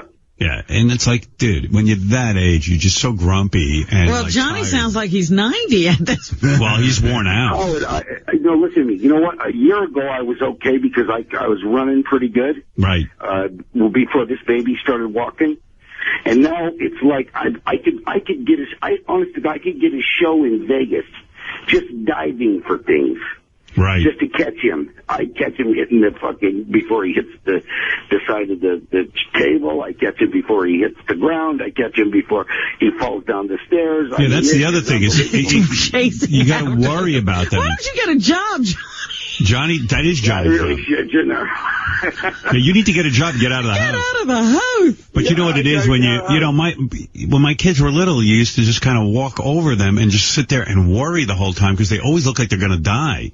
You know, they always look like they're going to, like, walk into something, or you hover. And it's like, and even my friends were there, you're hovering. I go, well, I don't know how else to do this. It looks like they're going to end up dead. They go, I don't worry so much. I go, well, I do worry. You know what's bad about me here? If I might have the 3-year-old in one hand and crossing the street, then I might have my Johnny's hand, he's 32, in the other hand. Right. You know what I mean? Yeah. I mean, honestly, I can't give that shit up for some reason. Yeah, it's weird. I was talking to my friend Johnny, Pat. Pick that little kid up and take him across the fucking street. Why are you making me do this? I was talking to my friend Pat yesterday. He's got 2 little kids. Yeah. But, it's his first time around, so he's got energy. And so, like, he was talking about the anxiety of, like, walking around the street with them, and then if they let go of your hand, you get into a panic because you're afraid they'll either... 1 second. That's all it takes. 1 second, they start running. That's right. And they can run into the street. And they do. And so he was talking about that. He goes, oh, my God. He goes, that feeling is the worst feeling, this anxiety. And I said, yeah. It's too emotional. It's too difficult. It's like constant worrying and everything. And it's Howard, I live in a penthouse where I look over a park. There's a park. Right. And in that park, there's a stairway that I can see where the entrance of the stairway is, and I can see the stairs going down. They're very, very, very deep stairs. And a lot of the times you have these nannies, they're like Mexican nannies, are watching these kids. And the kids run ahead of them, and the nannies like to talk, and they always ultimately go in this hole where this deep stairway is. Right. Sometimes they have little bicycles and stuff. So I scream at the top of my lungs from up here, get them fucking kids, like I'm the police or something. And the nannies go running and they get the police. No, I made a thing. I had to write a letter to the building that they better put a gate there. It ain't my building, you know what I mean? Well, it's but true. I can't watch it. Yeah, I see that too in the park. I see a lot of black women are in charge of watching these white babies. Yes. And a lot of times they're very, very immersed in conversation. All the nannies will. Right, they're visiting. They're visiting and talking, and I see these kids, they're like kind of like just either they're running ahead and doing weird things so no one's watching them. And I feel like going over and going, hey, that kid's doing weird shit. Right. But I don't have to worry about that. That's not me. You're doing it. I'm actually doing it. I'm actually walking up to nannies and saying, watch that fucking kid. Right, well. Well, yeah, because you're in training. Yeah. Oh, my God. Hey, now, man. I don't know how you're doing. God. And then Eric calls and says he needs something. Yeah, of course. Johnny, why don't you get me more work? It's like, I don't have time for you. He was mad at me for falling asleep the last time we called in. He was very, very upset with me. Well, I don't blame you. And I told him, well, excuse me, I just got done playing basketball for 9 hours. Yeah, right. You're entertaining and then I went to wash my hair, and guess what? I couldn't touch my hands to my head. See, my hands would not touch my head. You know, my dad... I got my arms so sore. My dad just functioned where he didn't really pay attention to me. Like, he had things to do, and your generation blew it. You all had to get involved. I know, and it's like, I was like, well, gee, I'm not going to be that kind of father. I'm going to be the kind of father that gets involved. And you never saw a dad holding a baby. No, my father never held me. Still hasn't. I've still never changed a diaper, though, Rob. Well, good for you. You're holding out for something. I changed diapers. I did get that. It wasn't any big deal changing diapers. You know, guys will freak out. To me, it was no big deal. It's my kid. I'm just saying that your dad didn't probably change your diaper. No, I change it. My father. You know, his attitude was, yeah, your mother can have as many children as she wants. As long as she doesn't bother me with it. I told her, you'll raise the children and I will go to work. So essentially, you're your mother's children. Yeah, exactly. My father never interfered in a sense that he should have. You know, like sometimes my mother and I were up to shenanigans. He should have just said, hey, son, let's go out and play ball or something. Yeah, did they ever discuss? No, they discussed nothing. Oh. They had no philosophy. I never had to play ball with them other 3 kids, not at all. Right. And I keep trying to tell her, she's saying they'll hold this shit against you. I said, let me tell you something about them fucking kids. All you got to do, it isn't that long. You wait them out until they're 16. You get them a car, they're fine. Right. They're fine. They'll forgive you anything as long as you get them a car. You see, but Johnny plays tough guy and everything. But look at him. Look at him. He's running around after a 3-year-old. He's like Super Nanny. Yeah. Yeah, so you know what, Howard? I might be a good candidate for that show. Because I almost got it down to a science to where I could look at that little one. That motherfucker knows when I'm mad. I didn't have to say anything. Well, what about your wife? What is she doing? Yeah, it looks like she's not even in the scene. Yeah, no, she's here, but you know what I mean? They run over her. Right. So she has no control of them. None. They have just absolutely zero respect for her. Do you ever find yourself fantasizing when you married a young wife and stuff? Are you like, you're like, hey, wouldn't it be nicer if she just like had sex with you all the time and didn't even have any kids with you? Howard, I can get sex all of the time. The problem is I'm too tired. Right. I swear to God. Saturday and Sunday, man, I got 4 basketball games on Saturday and Sunday. There's 4 games on Saturday, 4 games on Sunday. Wow. You know what? At 57, he's just worn out. He's worn out. I'm worn out. I'm done. I'm absolutely my finger, the tip of my finger hurts. Everything hurts. I got my ankle was so swollen up when I did this BMX bike because she's saying teach him how to do it. You can't sit down on one of them bikes. Nobody told me that. Is your wife still hot and everything, or she let herself go? Oh no, she looks great. Yeah, no, she's very hot, very hot. Yeah. Right, like she got herself in shape after these kids and everything, right? Oh yeah. And if only you could get her. Yeah, right. Yeah, really. Huh? When's the last time you had sex with your young hot wife? Oh fuck, man, it's been weeks. Wow. Boy, weeks. Yeah, I had my fucking, I got this fucking thing, my foot's been bandaged for almost 2 weeks. That's how I ended up sleeping through the show that Eric got mad at me for. Yeah, but Eric, you understand, Johnny's up to his ass in family. You're like a burden and another child to him. Eric told me point blank, I spend too much time with my kids. I'm not giving him enough time. Wow. Did you say that, Eric? He told me that point blank. I don't recall saying that. Of course you don't. He's still a fucking gangster. That's like something my dad would say. I don't recall. Right before, did your dad end up in prison? How did he end up? Yeah. That's it. Right before he went to prison, he went, I don't recall. I don't recall, Your Honor. Yeah. Oh, man. Yeah. Do you have any idea? How many people do you think your father killed? He didn't claim to kill anybody. Right. If I read the newspapers properly, there were about 9. Wow. And he probably ordered a lot of hits. Yeah, those are only the 9 they knew about. Right. Yeah. Well, I know that, because he came up with Al Capone, and he came up during all that Murder Incorporated, kind of like what you see. My dad would have, in other words, if they would have named every name in, Boardwalk Empire, my dad would have definitely been one of those names, because he was one of the guys that if you wanted to get into Lexington Hotel to see Al Capone, he was one of the first people you had to talk to get up those stairs. Wow. Was Al Capone as big a dummy as they make him out in Boardwalk Empire? My dad said he was an absolute brilliant genius. Really? He said he was a brilliant genius. Wow. Because they make Al Capone seem like an idiot. Like in a Boardwalk goofball. Empire. Yeah. Well, I think that any time that they do Italians, they make all of us goofballs. Even our actors, Sylvester Stallone and John Travolta, have done a great job of making us seem like unintelligent people. Yeah. Or low-end type of people. They don't talk about the smart ones. Or Al Capone made more money in 1 year than anyone ever has. I think that's in the Guinness Book of World Records. Wow. So he couldn't have been too dumb. Right. Yeah, because they paint them to be. And get all those people to work for him. Yeah. Do you love Boardwalk Empire?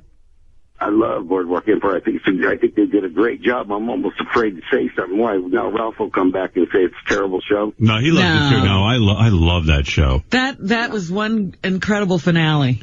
How old were you when you realized what your dad did for a living? I knew really young because I could read really young, and I always heard everybody talking. I saw pistols and things like that, and so I knew when I came into it, Howard. It was more in the late 50s and the 60s. So the gangsters, they didn't look like Boardwalk Empire, but it looked like Casino, or it looked like right.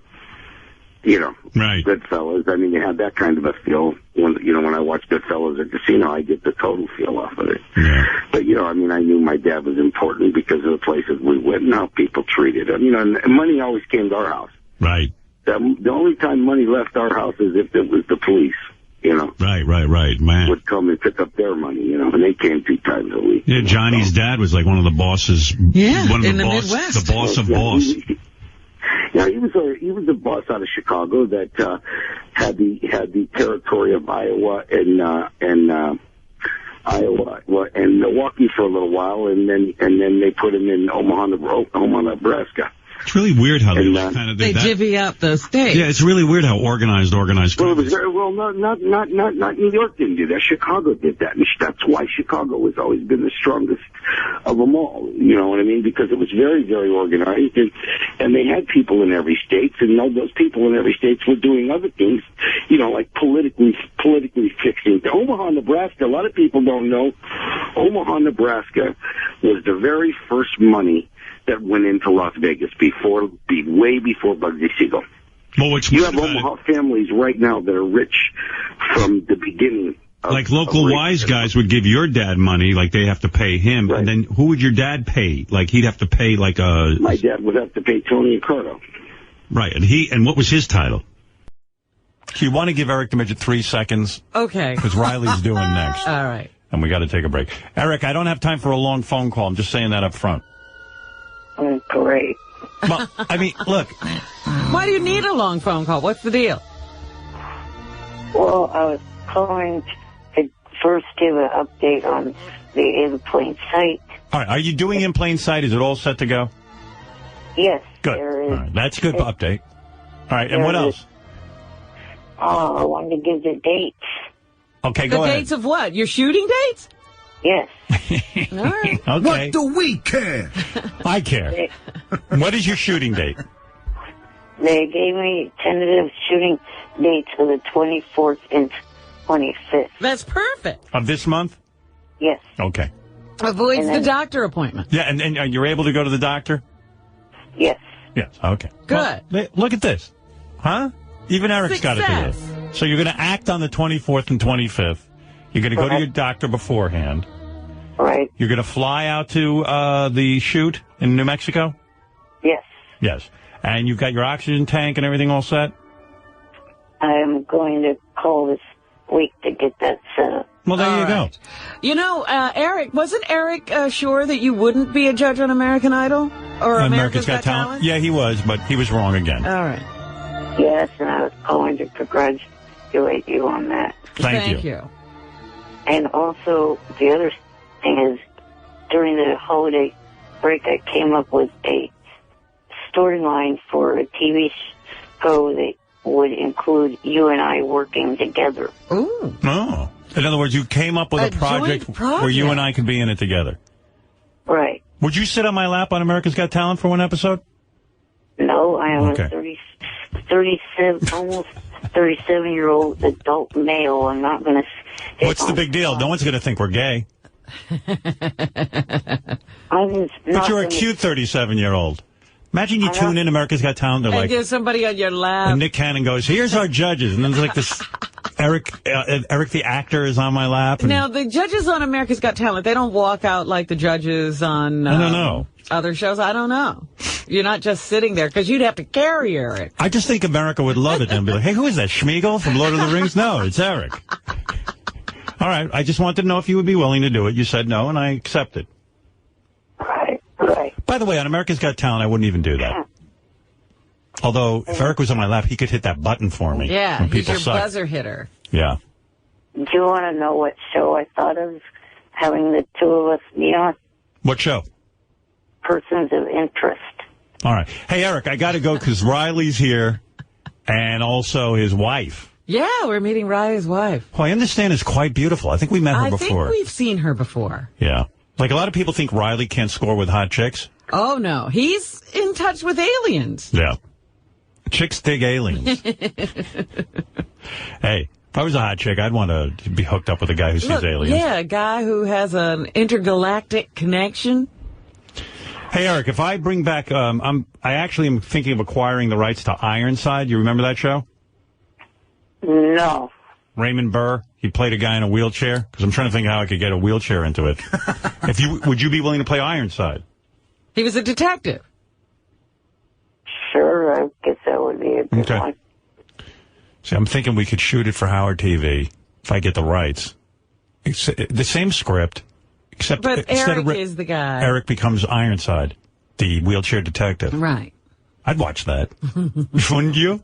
I'd have to watch at least one episode. Just to check it out. Yeah. Right. I might get hooked. It's like me on America's Got Talent. You got to watch at least one episode to see what the hell I do.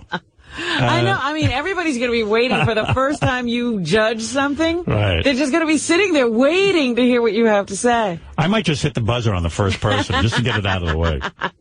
But, Now, speaking of watching at least one episode, I watch at least one episode of a show that probably is going to fail. The new show on ABC called Work It.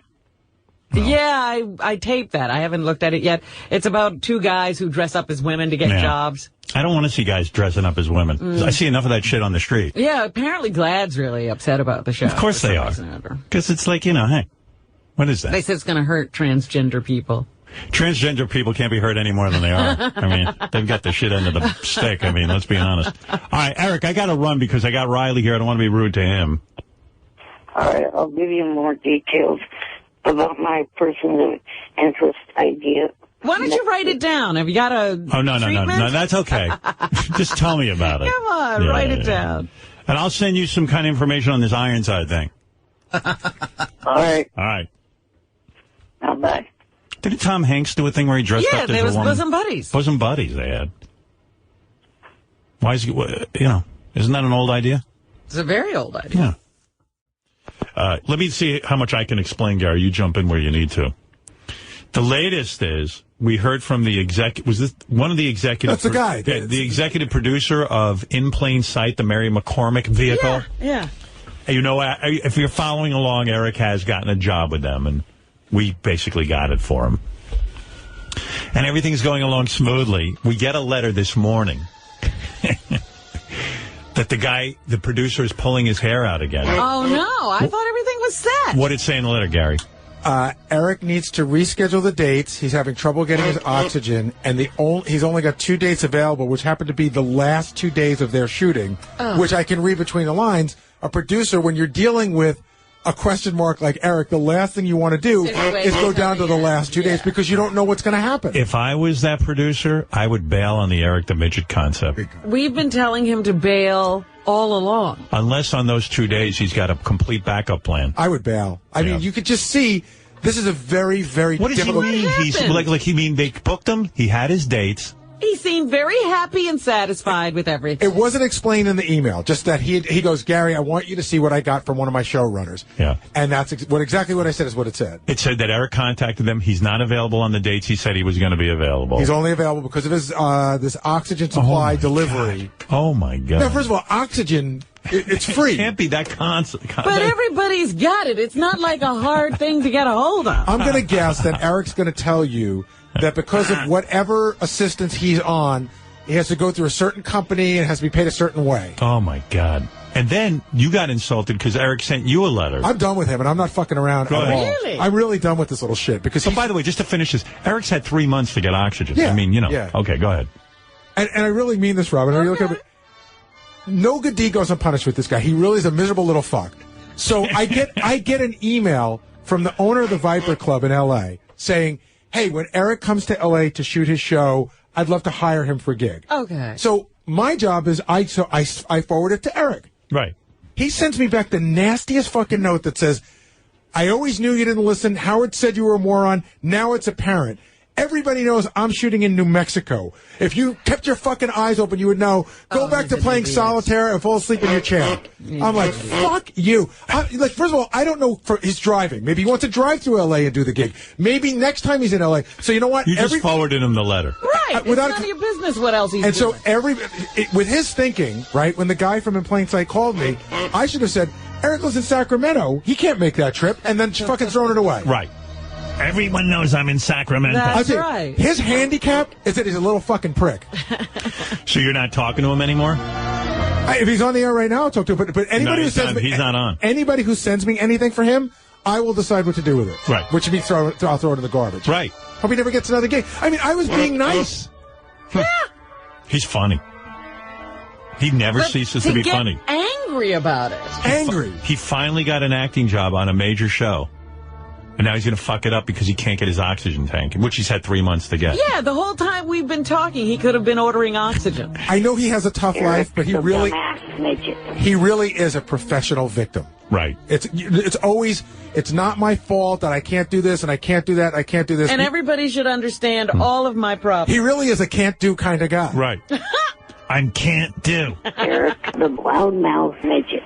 We got to get him on the air. You don't have a number on him, do you? I think we do. Let's ask him what's going on. Come on, I'm curious. Real quick, Robin, then we'll get right to it. Okay. I mean, you're curious, right? I love Eric's saga. Yeah. Eric, the obnoxious midget. What does he need an oxygen tank for anyway? What is he, part fish? I think it's a just-in-case kind of thing, because he's going on a plane or something.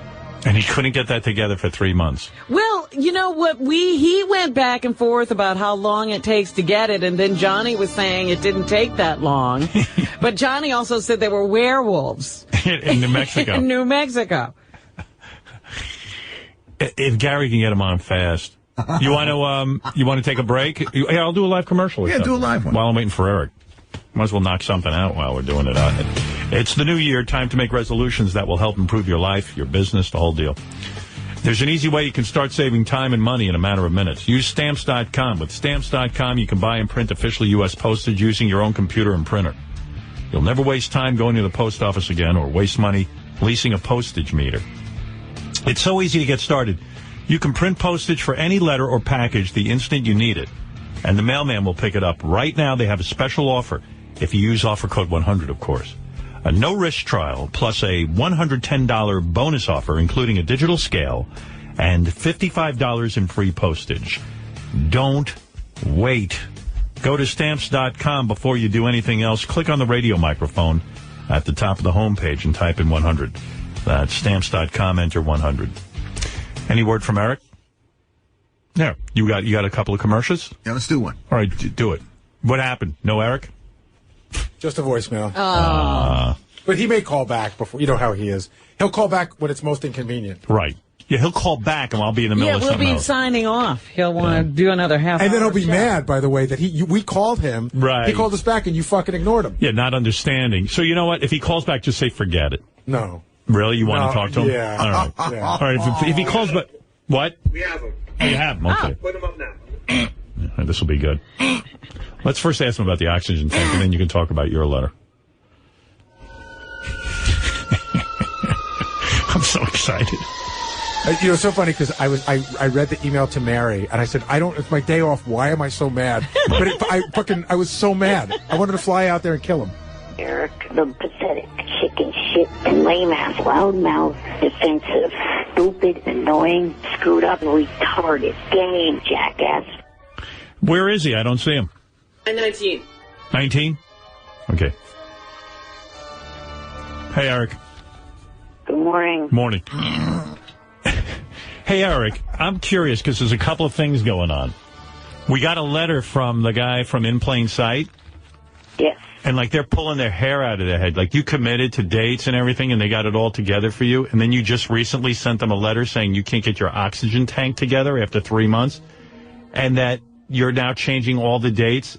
And you're, like, pushing them right to the wall because that your availability is the end of their schedule. Is that true?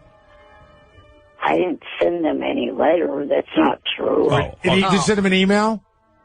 No. How did they get informed of this? The only email I sent yesterday at all to anyone involved with the show was a reply to John Strauss asking me if the date of my doctor appointment had changed. I said, no, it has not. It's still the 19th. So why do they think you can't make the dates? I don't know. Isn't there something about your oxygen tank not being available?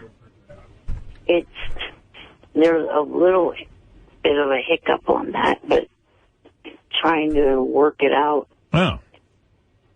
Wait, I'll read you this email from the guy. Tell me if I've got this wrong, because... Did you talk to someone there?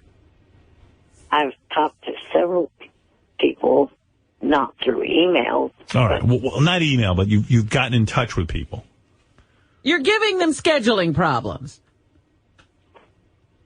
Well, between Johnny and I were trying to work that out. See, in other words, he committed to dates, and all I know is they're under the impression that he's not holding to those dates. Right. Well, but the thing is, you said you wrote them, and he says, I didn't write them. Like, he doesn't cause them any problem. Yeah. He's just stuck on, I didn't write it. Right. Have you told them in some way, smoke signals or something, that you have to change the dates? No. Let me read you this letter we got from them. Here, Eric, listen to me. Help. This is from John Strauss. With Eric, can I just say before you read it, John Strauss, when he was on the show, before we went on vacation, was very specific that he needed ironclad dates by January 1st. Yeah. Right. Okay. Help. He, meaning Eric, he has called twice today, pushing back his start date due to complications with getting an oxygen concentrator. He now says he's only available to us on our last 2 days of shooting. So you didn't say that, Eric? No. Oh. By the way, dates changing, that was on their end. Yeah. Last week. Gary, you're not buying it? No. Why? Because they run a business and he's Eric. Right. Gary, you fucking hardly pay fucking attention. Shut up, 8 base, and play solitaire. Now, by the way, speaking of that, let's get on that. You sent Gary the nastiest note, and I think you made a mistake with that. You know, Gary just gets mail for you, and he forwards it to you. You write him a scathing letter back saying, Gary, you're not paying attention. Everyone knows that I'm taping in New Mexico and not Los Angeles. Gary doesn't give a shit. And you know what Gary told me he's going to do from now on? He's going to take all those emails for you and throw them in the garbage. Eric, with your logic, when In Plain Sight called, I should have said, well, Eric lives in Sacramento. He can't be in New Mexico. I'll make decisions for you. I don't know whether you're driving through Los Angeles, or I don't know whether you'd want to double on back and go to Los Angeles to make some extra money. I don't decide your fucking social calendar. Gary's had it with you. I really have. He said that's the last time he even sends you anything that comes through. Why would I help you? In other words, I have to now think for you? I said your handicap is that you're a prick. Your handicap is you're a jackass. Shut up. Ouch. And listen to me. Let me reply. I have an agent, just like Howard. I'm not the one that handles that shit, Gary. Email that shit to Johnny. Oh. Not to me. But wait a second. But Eric, that's not even what you said. Not appropriate. Even if that's a fucking retarded logic too, but your logic wasn't like, hey, I don't handle this. Your logic was, you're a jackass who doesn't pay attention. You know I'm not going to be in L.A. that day. And Gary doesn't work for you, Eric. He doesn't have to send your email to your agent. He sends it to you. You get it and you send it to your agent. Right. Like you can't hit a button. Well, maybe you can. Even Johnny was like, why the fuck is he emailing it to you? Do you not realize that Johnny tells you what you want to hear? That Johnny thinks you're as big a joke as anybody? No, he doesn't get that. Why'd you have to tell him? That's like telling a little kid there's no Santa Claus. Johnny agrees with you because it's better than arguing with you. Johnny thinks it's funny. When you complain about me to Johnny, he goes, yeah, that Gary's an asshole because it's funny and he doesn't want to deal with fighting with you. A lot of people think you're an asshole. That's true. But in this case to you, I wasn't. I was trying to be nice, trying to help you make some extra money. And by the way, facilitating all these emails from the people from In Plain Sight right from the Gary beginning. doesn't really care. He's doing it to be a nice guy. I've done as much work for you to get on this dumbass show as Johnny has. And it's still not going to happen because now the guy's pulling his head. For some reason, they're under the impression that Eric's not available. I don't think Eric's being truthful. Whether how many calls did you make to them yesterday, Eric? I only talked to them a couple of times. Okay, so now it went from 1 to 2. They said 2. He said, I only called them once. Now it's a couple of times. Right. Maybe. They don't care, Eric. You're already a big pain in the ass for them. And it's not that big a part. Maybe at the most 3 times once at the most. Eric, you called a major production 3 times over a little bit part. Oh. Are you claiming they asked you to change the dates? Last week, the email said tentatively the 24th and the fucking 25th. Wow, what a pain in the ass he is. Shut up and let me finish my goddamn sentence. You are so ungrateful. You're just really the most ungrateful little shit there is. They should get Marty the midget. Yeah, he can act. And he's a nice guy. And you know what? He can get there on his own and he shows up when you tell him. I'm trying to get Eric work, but it's not working. It's very difficult. It's making me look bad. I can't imagine what those In Plain Sight people think of me. I'm telling you, you're going to lose this role to Marty the Midget. And Marty can breathe. I'm not going to lose this role to anyone. Just All let right. me finish. It's true. Who could be him? There's only one of him. But, Eric, you've got to show up on the days you promised to show up. I am trying to fucking explain that, but you are still it's taking too long. You're in love with your own damn voice, and you're not letting me speak. All right, go ahead. Explain to me. Are you working on the days they asked you to work that you agreed to on the air? Simple yes or no. The last person I talked to yesterday with Johnny on a 3-way call was the guy said that be there on leave on the 23rd, tape on the 24th, possibly either leave on the 24th because they condensed it down to 1 day of shooting. Okay. And that was them changing, not me. Okay. Changing. So you're in. And leave either that day or stay that extra night and leave the next day. Okay. And there's no problem with your oxygen tank? I'm working on that. There's a hiccup. You said there was a hiccup. So what's a hiccup, Eric? The concentrator possibly will be here the morning of the 23rd. Why not get it there earlier? Because can't. It's a 2-week process. Oh, boy. If I'm in See, plain again, sight, I'm yelling. so long. But here's the thing. If I'm in plain sight, I'm out of this. The other thing is Weren't we with Eric. talking about this before the end of the year? Yeah. And the thing with Eric that I never understand is I'm telling you, he's cutting that concentrator. I don't know what a concentrator is, but he's cutting it close. It's a 2-week process for him. Right. I don't know that it's a 2-week process. Right. But he still had plenty of time to already have it. It's a 2-week order process. So why did you order? Okay, we had you on December. We had you on December 14th. Why didn't you order it then? because you can only rent the damn thing for a week at a time. Right, but you knew the week you needed.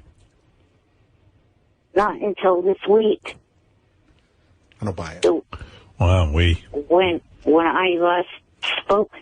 If I'm in plain sight, I'm getting out of this. Liza Minnelli is easier to deal with I than know. Eric. And she has more lines.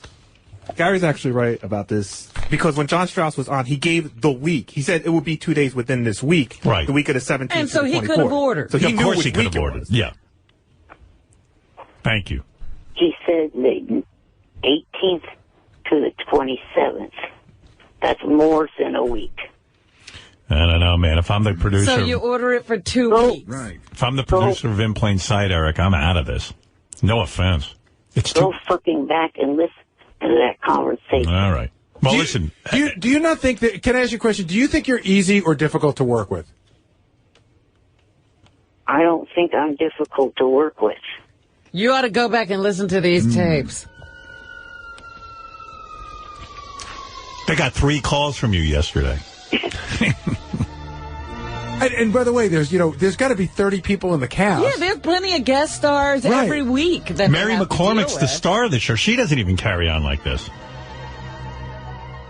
She should be like, I can't get my concentrator. But believe me, the moving parts, the people who come in and out, Eric's the most difficult. Meanwhile, we've totally forgotten about the fact that he's afraid of werewolves, and there are werewolves in New Mexico.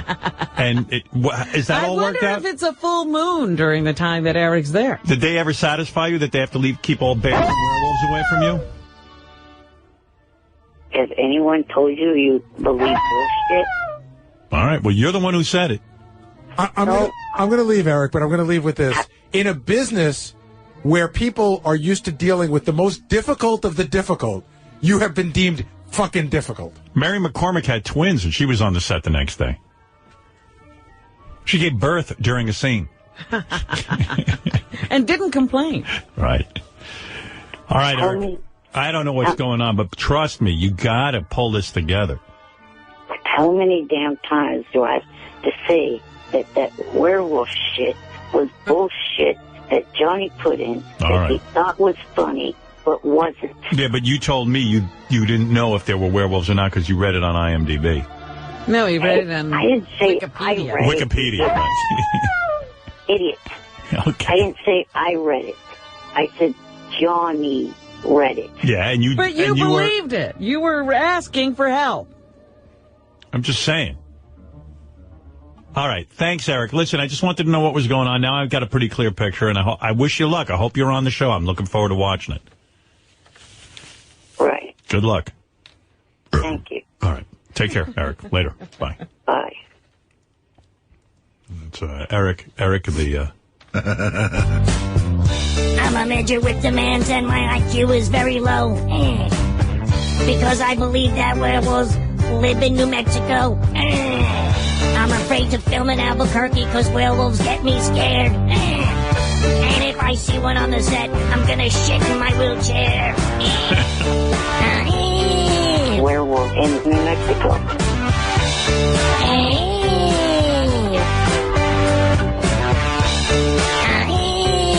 Werewolf in New Mexico. All right, Robin. Good morning, everybody. Welcome to the Wrap-Up Show. I'm John Hine, usually joined by Gary Dell'Abate. He's in the studio, but J.D. Harmeyer and his new specs are here. Hello. Hello. How are you? Teddy Microphone back on the board. Hope you're feeling better, Ted. Steve Brandano taking the calls, 888-STERN-100. 888-783-7610. That's the number to call us to talk about everything that happens on the Howard Stern Show.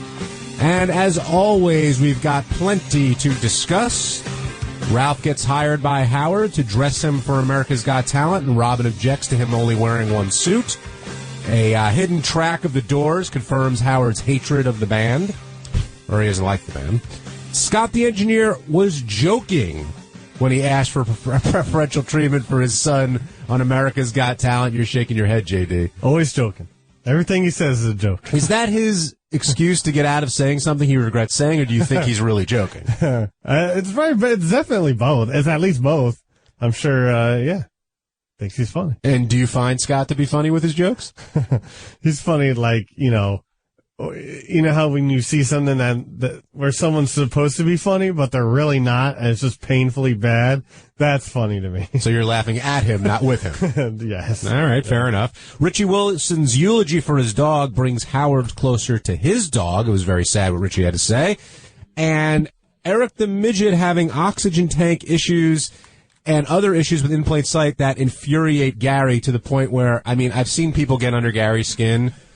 Eric's the champ. I mean, you get so pissed off at Eric, but before you comment, Gary, JD, you had an issue with Eric before any of this came up. Oh, I haven't liked him ever. I can't remember the last time I liked him. And I actually got this email that I forwarded to Gary, and I would like to publicly apologize to Gary. There's no apology needed. I know.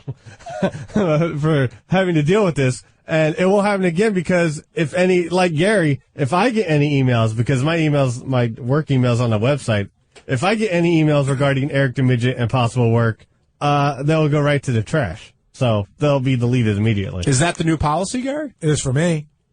What am I helping him out for? Yeah. Listen, I know people will say, but Gary, this is why he's funny on the show, because he's so fucking ungrateful and such an arrogant little shit. But in this case, I've helped him out. Listen, I bust his balls. I admit it. I bust his balls. I've also helped him out. I've gotten him into American Idol. I facilitated whenever he's done any of these shows with the producers.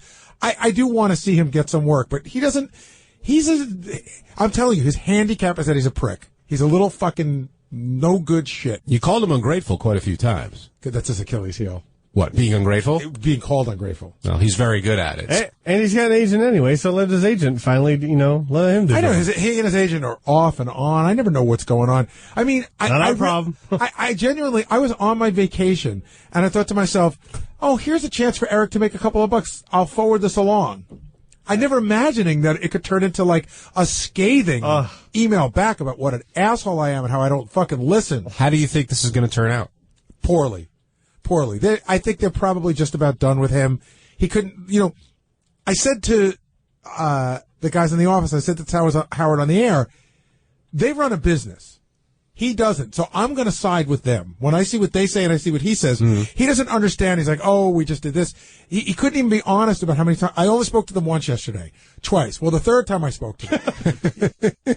Scott in Michigan, you're on the wrap-up show. He wasn't fully awake there. Hey, guys. How's it going? Hey, Scott. Hey, do you guys just tolerate Eric because he's kind of part of the program? Or, I mean, if that guy dealt with me like that, I would be like, I wouldn't deal with him at all. I don't see how you guys can put up with him, especially Gary. He really gives Gary the business. Well, again, you're right. I mean, there's a lot of people, not a lot of people, but there have been people on the show in the past. A lot of them have been part of the whack pack that I just can't deal with. But you deal with them because they're good for the show. So I'm never going to not put Eric on. I'm never going to not notice a request from Eric for something. Will deals with him mostly anyway, but I got sort of pulled into the vortex because I was dealing with the producer from In Plain Sight. But no matter how much I dislike him, I will never let it, ruin anything that goes on with him being on the show. I thought Eric was completely wrong for sending you that mean email. That was a favor he did. But it does seem to me, with the facts we have, that it seems to me like the producer, what's his name? Neil Strauss. No, John Strauss. John Strauss. Sorry. Neil Strauss picks up women. Well, that's cool. But it is looking a little bit for a story. And I'm not saying he's not for publicity or anything like that. Just say, it seems like when he was on, he kind of enjoys the whole Eric thing. He does. But I had conversations with him off the air, and he's like, yeah, seems like it would be fun, even from the beginning. But I'm running a show, and this can't be my whole day. But it's an easy decision to make. He doesn't need to keep writing you letters about it. Well, we'll see. He's forwarding me stuff. In other words, he's forwarding me stuff like he's trying to facilitate this, and over and over and over again, Eric has issues. Well, it's like grade A fucking 5-star asshole issues. It sounded like Eric said, and it's like a lot of these things we don't have the exact facts. I don't believe a word that comes out of the little fucker's mouth. That did they give him dates, and then they said, wait, we need to change them to these dates? That's what he says, but I don't believe him because, again, they run a business and he doesn't. And when you said it was the last 2 days, was it they said any of these dates are possible, and Eric chose the last 2 of what they offered him? The email that I read was, Eric has moved his days because he can't get an oxygen tank, and the only 2 days he can do are the last 2 days we're shooting. That's what I read. And this is a business where you're used to dealing with divas. And change. But you don't believe a word Eric's saying. I think Eric believes what he's talking about, but because he doesn't function in the real world, I don't think he understands how the real world operates. I think he thinks he's right. I don't think he's flat out lying. He thinks, well, I need to do this, I need to do that, because that's how I mean, really, what's Eric's schedule? Get up, eat, and shit? I'm not sure what he does on a day-to-day basis. I'm just saying he doesn't follow a schedule. So when he has to follow a schedule, I can understand why it might be difficult for him. It's nice that you put it in that order, though. Vince, you're on the air. Hey, good morning. Who straps their dog to the top of the car? He's a rich guy. Mitt Romney. He's a multimillionaire. I've never seen a dog strapped to the top that's what I'm of saying. any car. I mean, it's like the Beverly Hillbillies. And the Beverly Hillbillies treated the critters better. Ellie Mae's critters. They had full run of the house and the cement pond. What is this? I just see it as weird. I'm sorry. Yeah, Vince. Hey, I want to tell you that I would be willing to take Eric the Faggot Bench's place on that shoot that you set him up with. Why are you doing anything for that fucker anymore? I mean, this guy... Because I want to see him on TV. I want to see Eric. I enjoyed him in Fringe. Now I'm ready to see him in another show. Oh, so you're the one. No, I'm absolutely the one. I'm the one putting this together. I know, you're the one that's got him everything. He's told you to fuck off many times. He's berated you. He swore up and down that he's never going to call the show, and then he calls and begs you for parts. He fucks everybody over. I mean, I like it. You set him up with a meeting with an executive at ABC, and he blows him off because he wanted to watch American Idol. Yep. Who the fuck cares about American Idol? Have you ever heard of anything funnier than that? I know. And I would have been crawling on my hands and knees waiting to meet this guy. You know, I don't know. You know, he's got the balls of steel. And, you know... Hey, Eric, this guy Vince wants to take your job on In Plain Sight.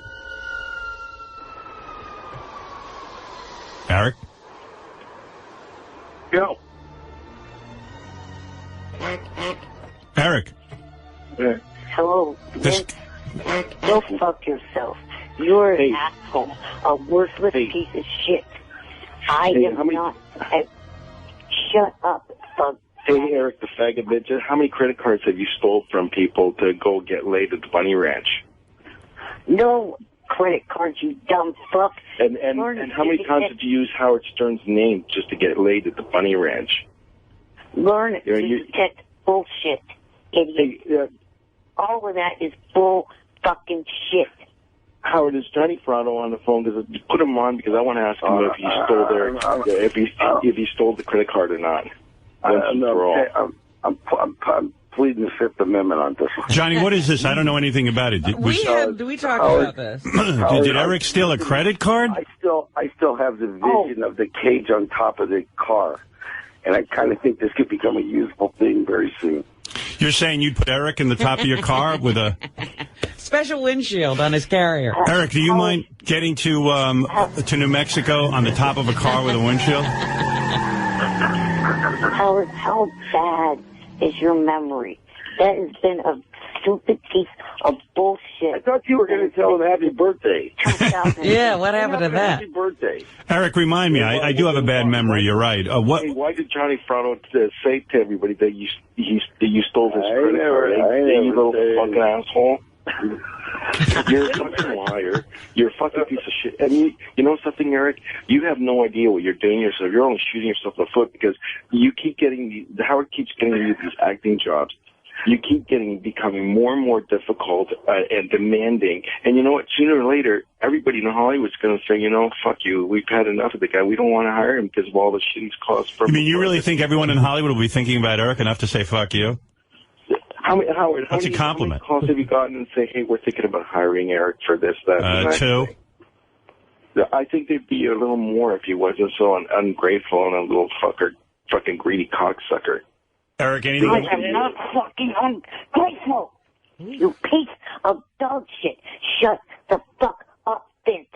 I am not. Hey, you know what? Well, Vince, let him respond. You know I've got a perfect part that I want to use you for. You know that game? You know that video game Leapfrog? I want to use you. I'm going to have a remote control and put you in a wheelchair and a remote control. I'm going to have you going back and forth across the freeway. And I'll tell you, I'm not very good at the game. So the first truck comes by, I hope to God hits you. Vince, I recognize you don't like Eric, but allow him to respond to these seething. There's nothing left to respond to. He fucking lies all the time to everybody. He's a piece of shit. He doesn't care about anybody else. Whoa. Eric, you want to respond? Hang up on this dumb-ass motherfucker. Hey, and wasn't you that called Johnny and said, hey, I have a problem with an old school chum who complained to school about the wheelchair ramps. I want you to find him. You know what to do. Well, that is true. That I do remember. Yeah. You think Johnny's going to go out of his way to whack some guy for you? I'd rather whack you. Johnny, did you ever... That's a good question. Johnny, did you ever whack that guy that Eric wanted you to... Absolutely not. I don't do things like that. But do you think that we could find that cage?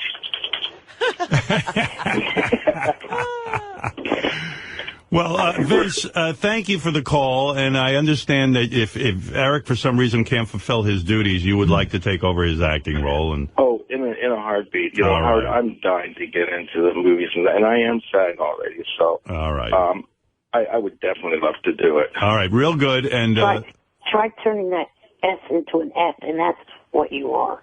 You're saying when he said he was SAG, you're saying he's a fag. You're using the derogatory word against gay people. Well, he used it towards me. I'm not. I see. All right. You're a fucking cocksucker. That's what you are. No, I'm not. Fucking cocksucker. Go to hell. How many times have you used Eric's? How many times have you used Howard's name to get laid with the bunny? And you couldn't do shit on your own. And how many times did you phone? Hey, how many times did you phone Howard and say, "I can get my own acting parts. I don't need you for anything"? Yeah, right.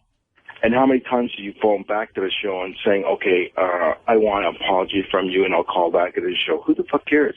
Nobody cares. Nobody wants you calling in. No, everyone's sick and tired of hearing about you and all this shit. You know. All right, Vince. I mean, you've said it all. I think, right, Robin? I mean, yes. Yeah, right. He really has stated his case. And I think Eric do you think that cage would fit on a very small car? Johnny, stop with that. And Fred, I love you. Johnny, what's wrong with you? Constantly bringing Mitt Romney's dog cage.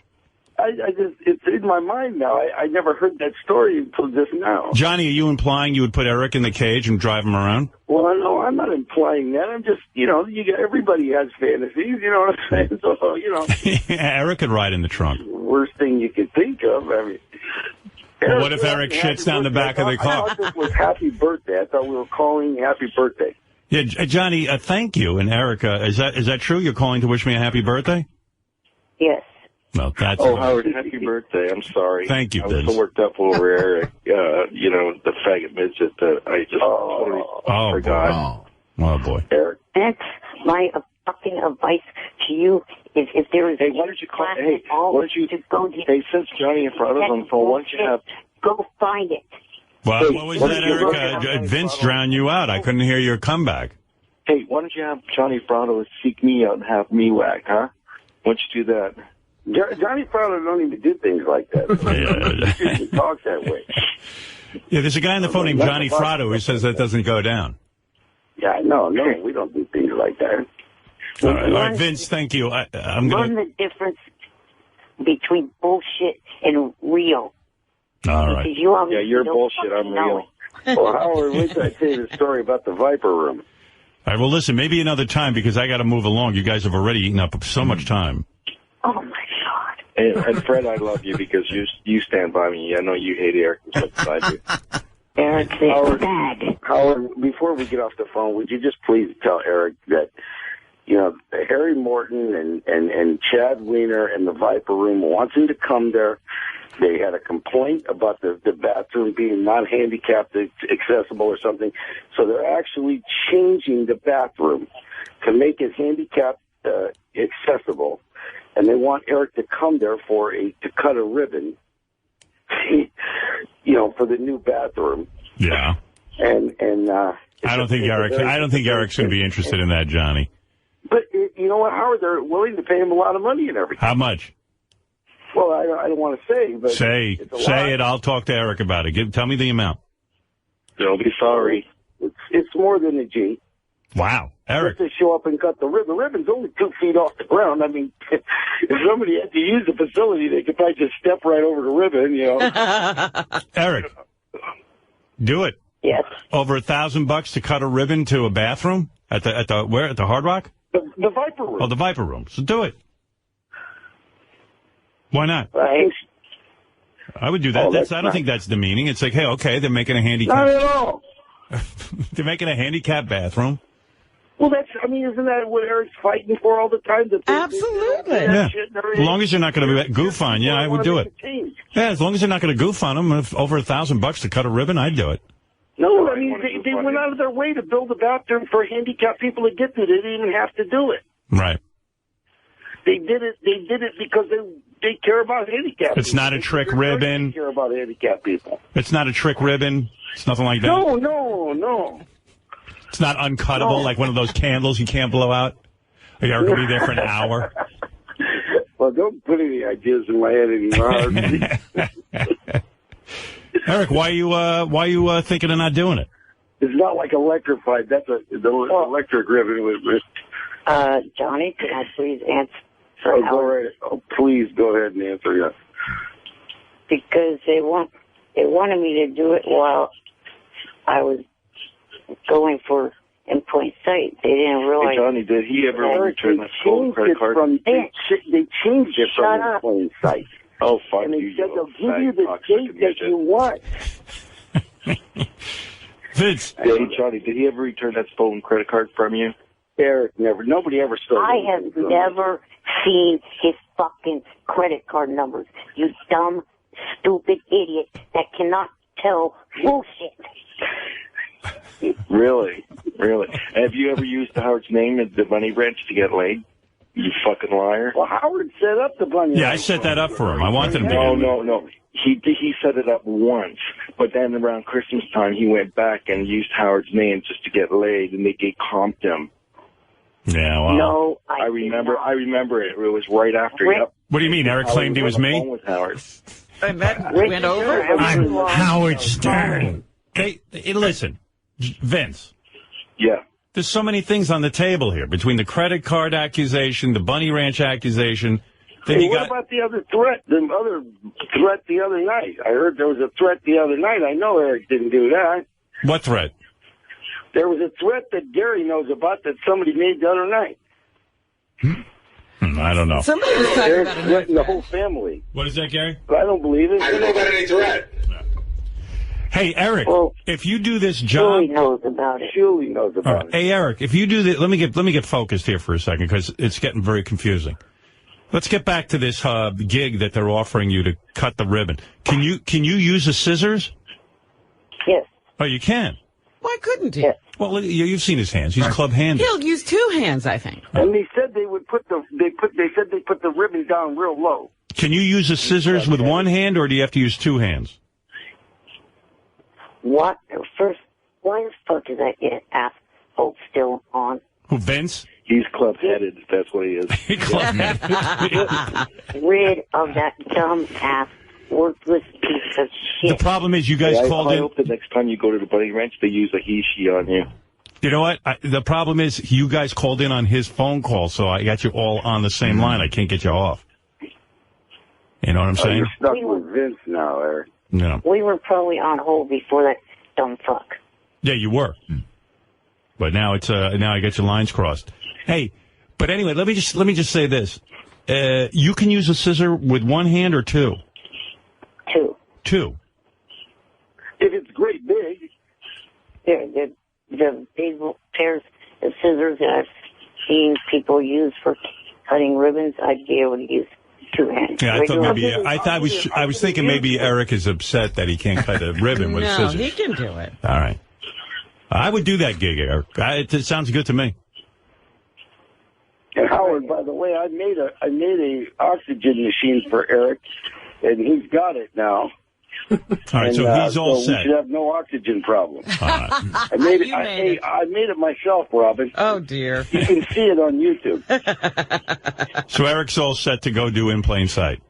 Yes. Hey, can we replace the oxygen in Eric's tank with helium? Watch him float away. It'd be pretty funny if Eric's oxygen tank accidentally had helium in it and had that voice. And all right, Eric, Johnny, thank you for the birthday wishes. Thank you, Vince. Okay, thank you, Howard. Vince, you want to know why, motherfucker, Howard's never heard thank you out of me? It's because of dumb fucks like you, because I have to deal with dumb fucks like you because of this show. If dumb fucks like you would leave me the fuck alone, Howard would hear thank you a hell of a lot more. What does Howard have to do with it? You're such a little sleaze, you know. And thank God for Gary. I'm glad that Gary's going to throw away any more messages, any more work that. Yeah. By the way, there was a meeting today, and I love Gary. Sounds like one of Gary's minions. Can I tell you something? Gary is so mad at Eric that I heard a discussion today between JD and Gary. It turns out JD is the one who gets all the Eric the Midget mail. Shit. And JD said to Gary, I am no longer forwarding it to you. I am going to just delete it. Wow. Thank God. And thank God. So Gary and JD now have teamed up, and they're not going to forward anything to Eric because they feel he doesn't appreciate it. Because now I'm a fan of Gary's and JD's. He yelled at me for forwarding that to him for not knowing his schedule, yet he's going to do the gig. That's the Viper Room gig. That's the one I sent him. Right. That's the one, yeah. Yeah, that's funny. If it wasn't for you, he wouldn't have the gig. My point was, I don't know what your schedule is. Maybe you can work it out. Maybe you can do it on the way. I just forward it. So now you're not even forwarding. Hey, Gary, I see that you have a prime time TV debut tonight on Harry's Law. What? Don't do jokes. You know, your jokes are little. And you know, Eric, that's a really great way of saying I'm sorry to Gary and please give me some more gigs. That's a really great way. But Eric, did you ever think about saying, wow, Gary sent me that thing and I'm going to get a gig out of it. Maybe I was wrong. Maybe I should say I'm sorry. Tell him you're sorry. You know, you're such a fucking stupid faggot, you dumb shit. Eric, the shithead. Will you stop with that word, you dumb fuck? I am not at all gay. Eric, Eric's a fag. Gary, I think I heard an apology. I think I heard an apology from Eric. I don't know what I heard. Yeah, that's only after he realizes that Gary is the one that actually gives him the gigs. Okay, everybody be quiet. Eric, do you have anything you'd like to say? Go ahead. Yes, I am. Gary, whatever he says, don't accept his apology, please. Vince, you got to let Eric talk. Shut up. Fuck you. And I was trying to say before that worthless prick spoke, sorry, Gary. Don't accept his apology. Go ahead and accept the apology, Gary. Jesus Christ. Gary, are you accepting? Vince says you shouldn't accept the apology. If you don't shut up, I will. Howard, I got a great idea. Oh, Howard, wait a minute, another threat. What did Eric say, Robin? He said if he doesn't shut up, he will get somebody after his ass. Howard, I got a great idea. Why don't you do this? Not you, Johnny? No. Yeah. Howard, I have a great idea. Why don't you get the listeners to vote on whether Gary accepts his apology or not? Well, I mean, it's up to Gary. It's up to me. Despite the fact that Eric only apologized after he made money, I do accept his apology. You do? I do. Now you're going to forward his information to him? No, I accept his apology. Oh. But you will not forward his information. I probably will. You know what? He sent out an email this morning that sort of made me feel really sad. Yeah. It was to Johnny, and it was actually about how this is going to be the year. This is the 10th anniversary of his, year on the show, and this gig is kicking off the year, and this is going to be the year, and he's going to make a lot of money. He's going to help pay off his parents' house and move him into a better place, right, and take care of his assistant. That was the first time I saw anything in him like that, so I'm going to forgive him. Was there anything for moi over here? Nothing in the letter about you, Johnny. You're no, he fine, did. apparently. He did. He said it was to Johnny, and he said, "I want to thank you for everything you've done for me." Yeah, I mean, that isn't not like everybody else is getting. I bet you Johnny ignored the email because he's gotten so many bad ones that he probably didn't even see it. I almost did, because they're all written, there's no paragraphs or, but I read it and I saw a different side of Eric this morning for a day. What do you think of that, Eric? Eric thanks you for this Viper Room gig. That is an amazing gig. It's wonderful that, you sent that over because I'm sure. Let's hear from Eric himself. I sense that Eric wants to say something. Are you sure? Yes. Like I said, I was sorry for the email that went back and forth between you and I, Gary, last Gary, week. don't get fooled by this little fucking faggot cocksucker. Don't get fooled. Gary, he's going to pull you under the bus again. Now, come and find me, Eric. Hey, Eric, come and find me. What are you going to do, hit me in the kneecap? What do you do, Vince? What is your occupation? Oh, right now I'm still looking for work. Right. Oh, gee, what a shock. So that's why you're so upset, because Eric's getting opportunities that you would love. No, it's not so much that, Howard. I'll tell you what it is. No one wants to employ him. It's because if you were to go out of your way, and if I were to call you and say, hey, can you get me parts or at least set up meetings or something for me in the industry? Right, you would be grateful. And you went out of your way and did it. I would be so grateful to you. I'd be calling you and saying, I really appreciate it. Thank you very much. Right. Acknowledge so it's hard for you to hear Eric on the air. What is it, Gary? I did send Eric a note back for that one he wrote. I said, I love the new attitude. Mm-hmm. However, you should thank Howard as well. It's all right. It's fine. All right, Thank Johnny. Howard, Eric, before we get off the phone, thank Howard. No. It just somehow feels forced. Johnny, thank you. Eric, good luck within the plain sight. I look forward to seeing you on there. Good luck with your Viper Room gig. Vince, let's hope in the new year you find work. Howard, can we at least see if that cage is available? I'll go look into it. Thank you. Also, if I could rewind and not have any medical issues with myself right now, there wouldn't be any issues of needing oxygen. Right. I wish you medical shit on everything. Difficult. Howard, I sent him an oxygen machine. I sent you an oxygen machine. All right, hey, boys. The fact that you're breathing is difficult for everybody. All right, Vince, Johnny, and Eric, thank you. Okay, all right. All right, guys. All right. Bye-bye. There you go. There's the new comedy team, Vince, Eric, and Johnny. That's a wonderful team. I like them. You like them? Yeah. You like that Got team? a lot of laughs from You that like team. it? Big laugh. Eric, the screwed up midget. John, hi. You're on the air.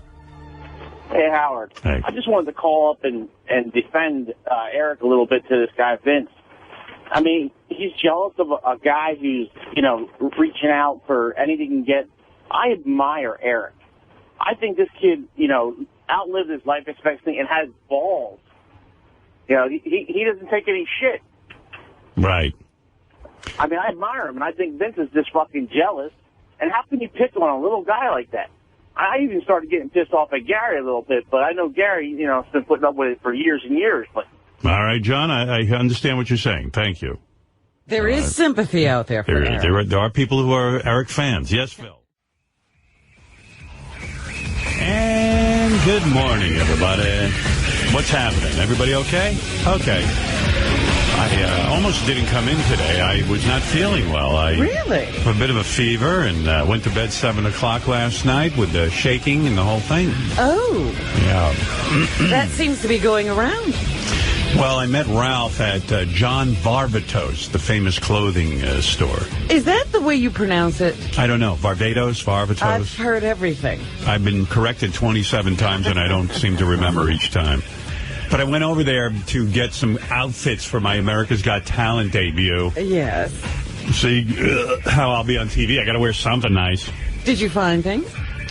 Yeah, well, I was there, and all of a sudden I got dizzy. I hate shopping anyway, but I was about an hour into it. They were very nice over there. The tailor was nice, Felix. And there was a young guy helping me out who was really great. And all of a sudden I said to Ralph, listen, don't make a big deal about it, but I think I might go down. Because what do you mean? I go, I feel dizzy. Oh. I feel like I'm going to vomit and pass out.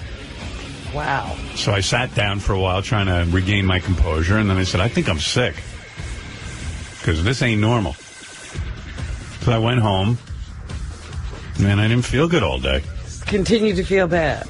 Continued to feel bad. I went to bed at 7 o'clock, slept through the night, sweating like a disgusting pig. And I figured, well, I'll come here, do the show, and then get right back to bed. Right? Yeah. That's the move. Yeah. I mean, you're here and you can be here. So. Yeah, no, I mean, I'm all right. I got a lot of sleep. Sorry you're not feeling well. Yeah, my stomach. I started eating my egg white sandwich, and it doesn't go down. I threw it out.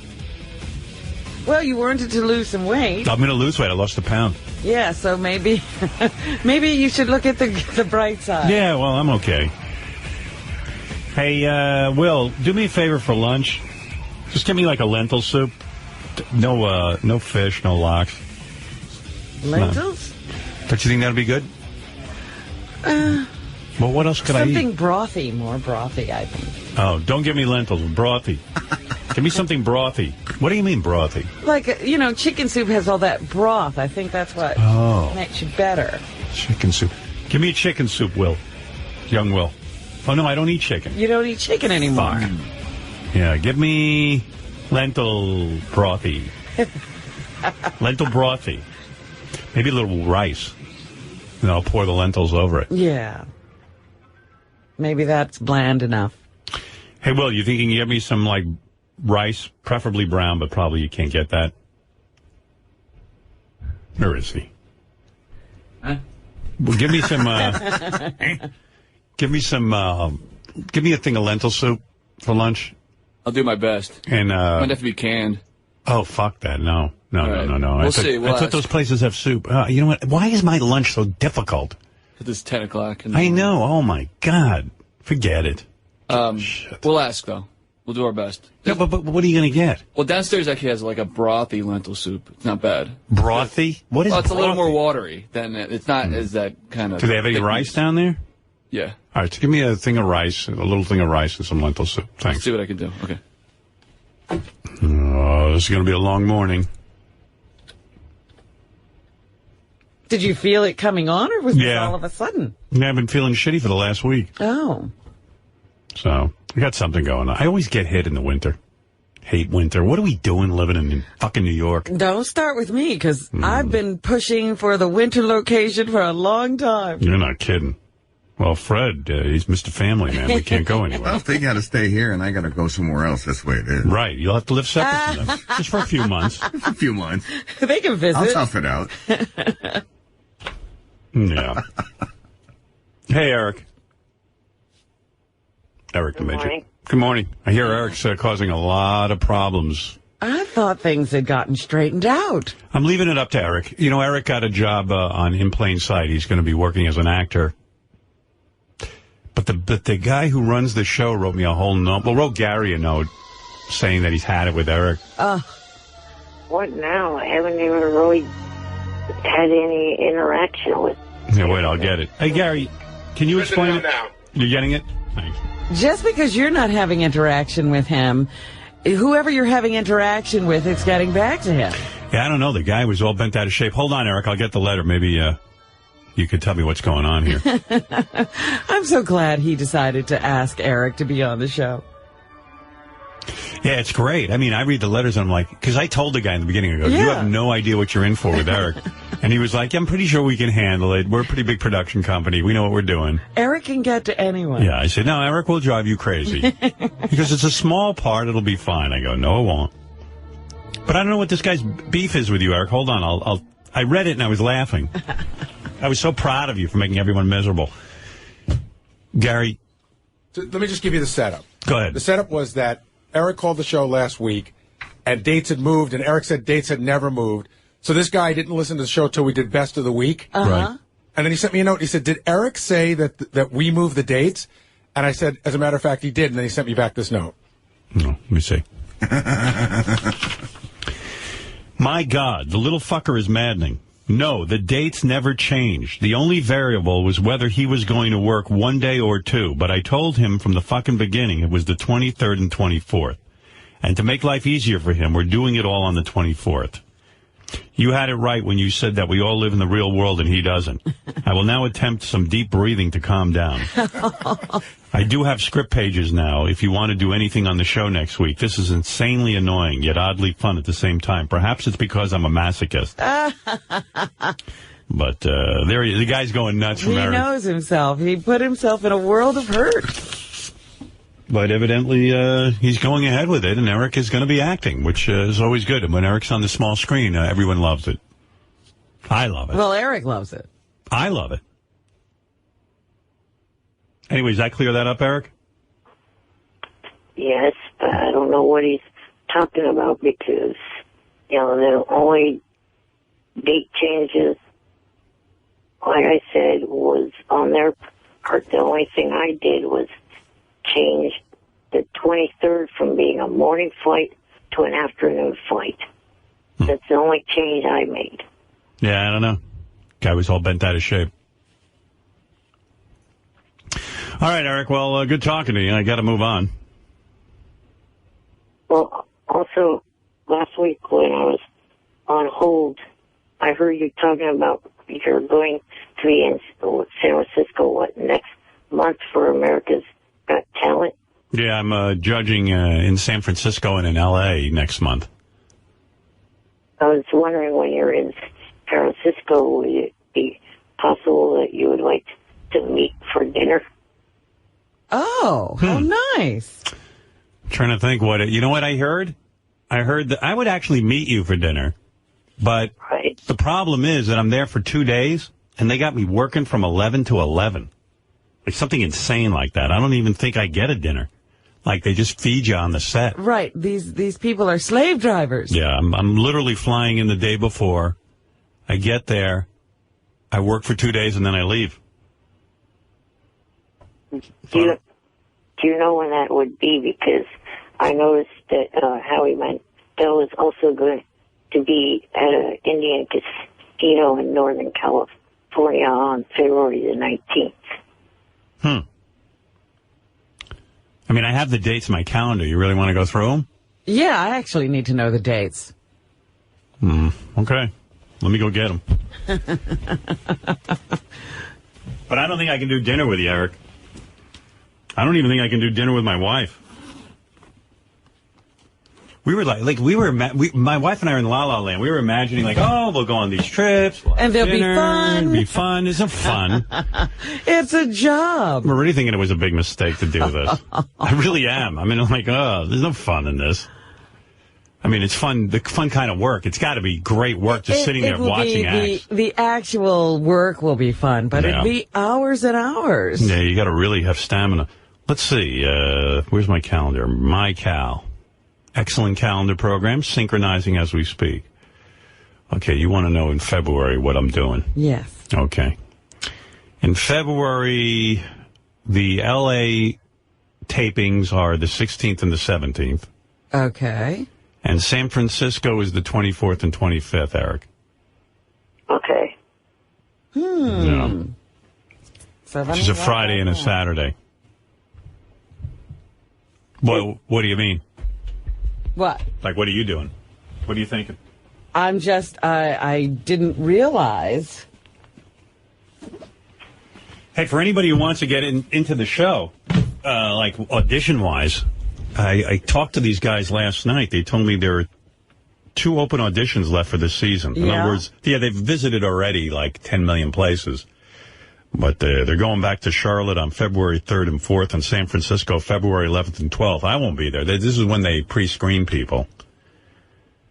And they say that anyone who can't audition for the show via video, they can do it via video by going to agtauditions.com. So you don't even have to go anywhere. Now, are these open to the public to come in and watch, or maybe I could come in and watch the San Francisco auditions? You want to be in the audience? I would like to, sure. All right, I'll have Gary check. Hey, Gary, are you in touch with anybody from America's Got Talent? Yeah, I'll make some calls. If Eric wants to sit in and watch, it's fine with me. I don't care. Oh, so the San Francisco one is that second. Oh, okay. Yeah. Now I have it figured out. If he can get Eric a ticket, I guess he'll need 2 because he has that guy hanging around with. His assistant. Jan. Right? Jan needs a ticket? Yes, that would help. Okay. Gary, look into that. I got it. All right. Maybe I could say hi to you or something. Yeah, sure. All right, Eric, I got to go. All right, I'll probably won't be able to call you back till after the, next week on the 30th is probably when I'll be able to call you back and tell you how things went. All right, good. We are anxious to hear how it goes. Something tells me it will be disastrous. You can't call us from the set there either, huh? Yeah, well, if you can call us from the set, call us. Okay, but I got to get as much rest as possible. Right. I did tweet back and forth the other night with Mary. You tweeted with Mary McCormick? Yeah. Yeah. Oh, well, how did that go? She wrote me a note the other night. I was laying in bed. It was like midnight. I'm watching Dexter. And all of a sudden, it's cool how on your iPad, even if you're watching a video, like the messages come through, and it was all of a sudden Mary McCormick, and she goes, I can't believe Eric the actor. She calls him Eric the actor. She goes, I can't believe Eric the actor is going to be on my TV show. And I said, oh, yeah. I said, whoever your producer is there is going insane. You'll believe it soon. Yeah, it's got to be happening, I guess. She's very excited about it. Well, she calls me by the correct nickname. Thank you, Mary. Yeah, she says Eric the actor. She's always correct. Yeah, she's always correct. Well, she has an image. She actually works as an actor. She probably thinks of you in the other way. Right. She probably thinks of you as Eric the Midget, but she knows.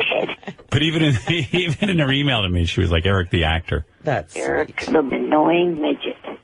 All right, Eric, good luck with your acting. Thank you. All right.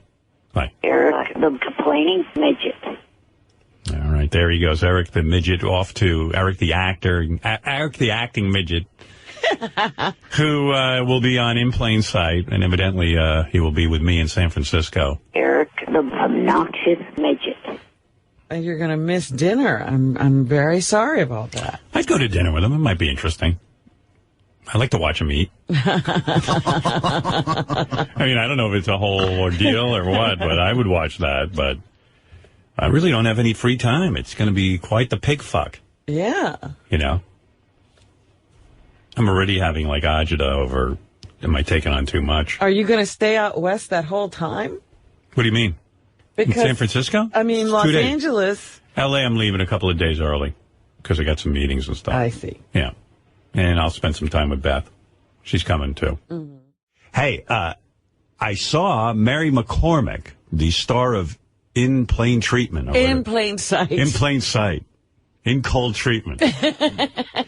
The star of In Plain Sight, Mary McCormick, tweeted a picture of her on the set with Eric the actor. Really? Yeah. So evidently he didn't. Boy, was I shocked what Eric looks like now. What? Well, I hadn't seen him in a long time, as you. I'm sure you haven't either. No. He has full gray hair now. He had no more dyeing of the hair. Uh-huh. He's heavy. Really? He's heavy set.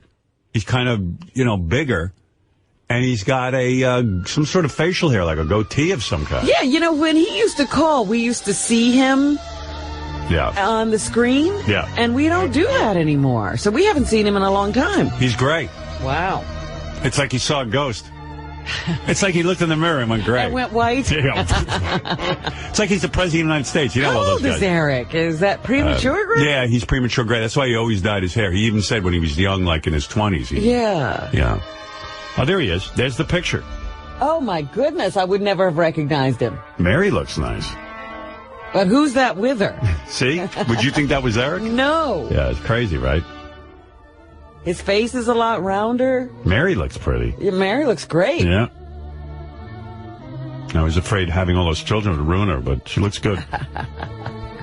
He kind of looks like, I don't know if everyone can see that picture, like where you go to see it, but try to retweet that, guys. But he looks like a mini Philip Seymour Hoffman, if you know what I mean. Really? Oh, dear. And you know what? He's got a little bit of Fred's look going, too. There you go. Honestly, he's like mini Fred. It's like if Fred had a take my look. Yeah. It's not a good look to take. All right, we're retweeting Mary and Eric's picture at Stern Show. If you follow us at Stern Show. He actually looks taller. Yeah, he does, doesn't he? He looks bigger, right? Did he gain weight? He did gain weight, and it made him look longer. I hope he reads your new book. Then he'll learn how to lose that weight. And Well, it's a cookbook. Maybe it'll make him fatter. Oh, right. Yeah. Maybe he went gray. He saw a werewolf in... Wasn't he afraid the werewolf would attack him in New Mexico? He was. Well, it looks like he's safe. Coming soon, the horrifying new film, A Midget Werewolf in Albuquerque. Cut! That's a wrap. Great job, Eric. You need a ride back to the hotel? No, I'll just drive my powered chair through the moonlit desert by myself. I'll be fine. Okay, we'll see you on the set tomorrow, Eric. Oh, what a beautiful evening. Who's there? Is that you, Kelly Clarkson? Stop biting me! That's my favorite part of this movie, when Eric mistakes the werewolf for Kelly Clarkson. You just bit my 5-inch cock! Witness the horrifying transformation. Well, it's time to jerk off. I'll just pull out my 5-inch cock. Oh, look at that beautiful full moon out my window.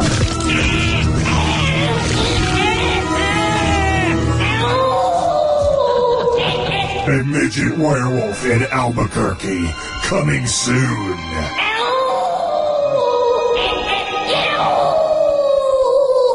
He told me he was going to call me from the set, but he never did. Well, he said he would try, but, you know, he has to conserve his energy. He also said he would be resting, so he'd be ready to work. Howard, the producer emailed me last night, and he goes, well, it's done. We got through it. And I sent Rebecca a note asking her how it went, but I haven't heard back yet. I said, was it worth it, and did it go well? But I haven't heard back. They got through it. Well, it's weird. You know, I thought they were doing it to get publicity for the show, but this is the show's last season anyway. So, I mean, why did they do it? Well, they still want people to watch. The guy, the producer of the show, he's a super fan of our show, and he just was infatuated with Eric. He thought it would be interesting. He thought it'd be fun and easy. That's true. He thought it would be fun and easy. And, it was and you said to him right then and there, Gary said to him, "It's nothing fun about this, and it's not going to go easily." I did say, I said, I'm going to warn you right up front, even though we goof around in the air, it's going to get difficult. And he's like, No, don't worry. We're television. We're used to dealing with difficult people. Don't worry. Yeah, We've got a staff. Yeah, okay, good. Good Eric luck. can work his way right through it. Right. Well, anyway, he finished shooting. He finished principal photography. Whatever that is. Hello? Is this the Stern Show? Hello? Is this a phone number associated with the Howard Stern Show? What do you need? Is Richard around?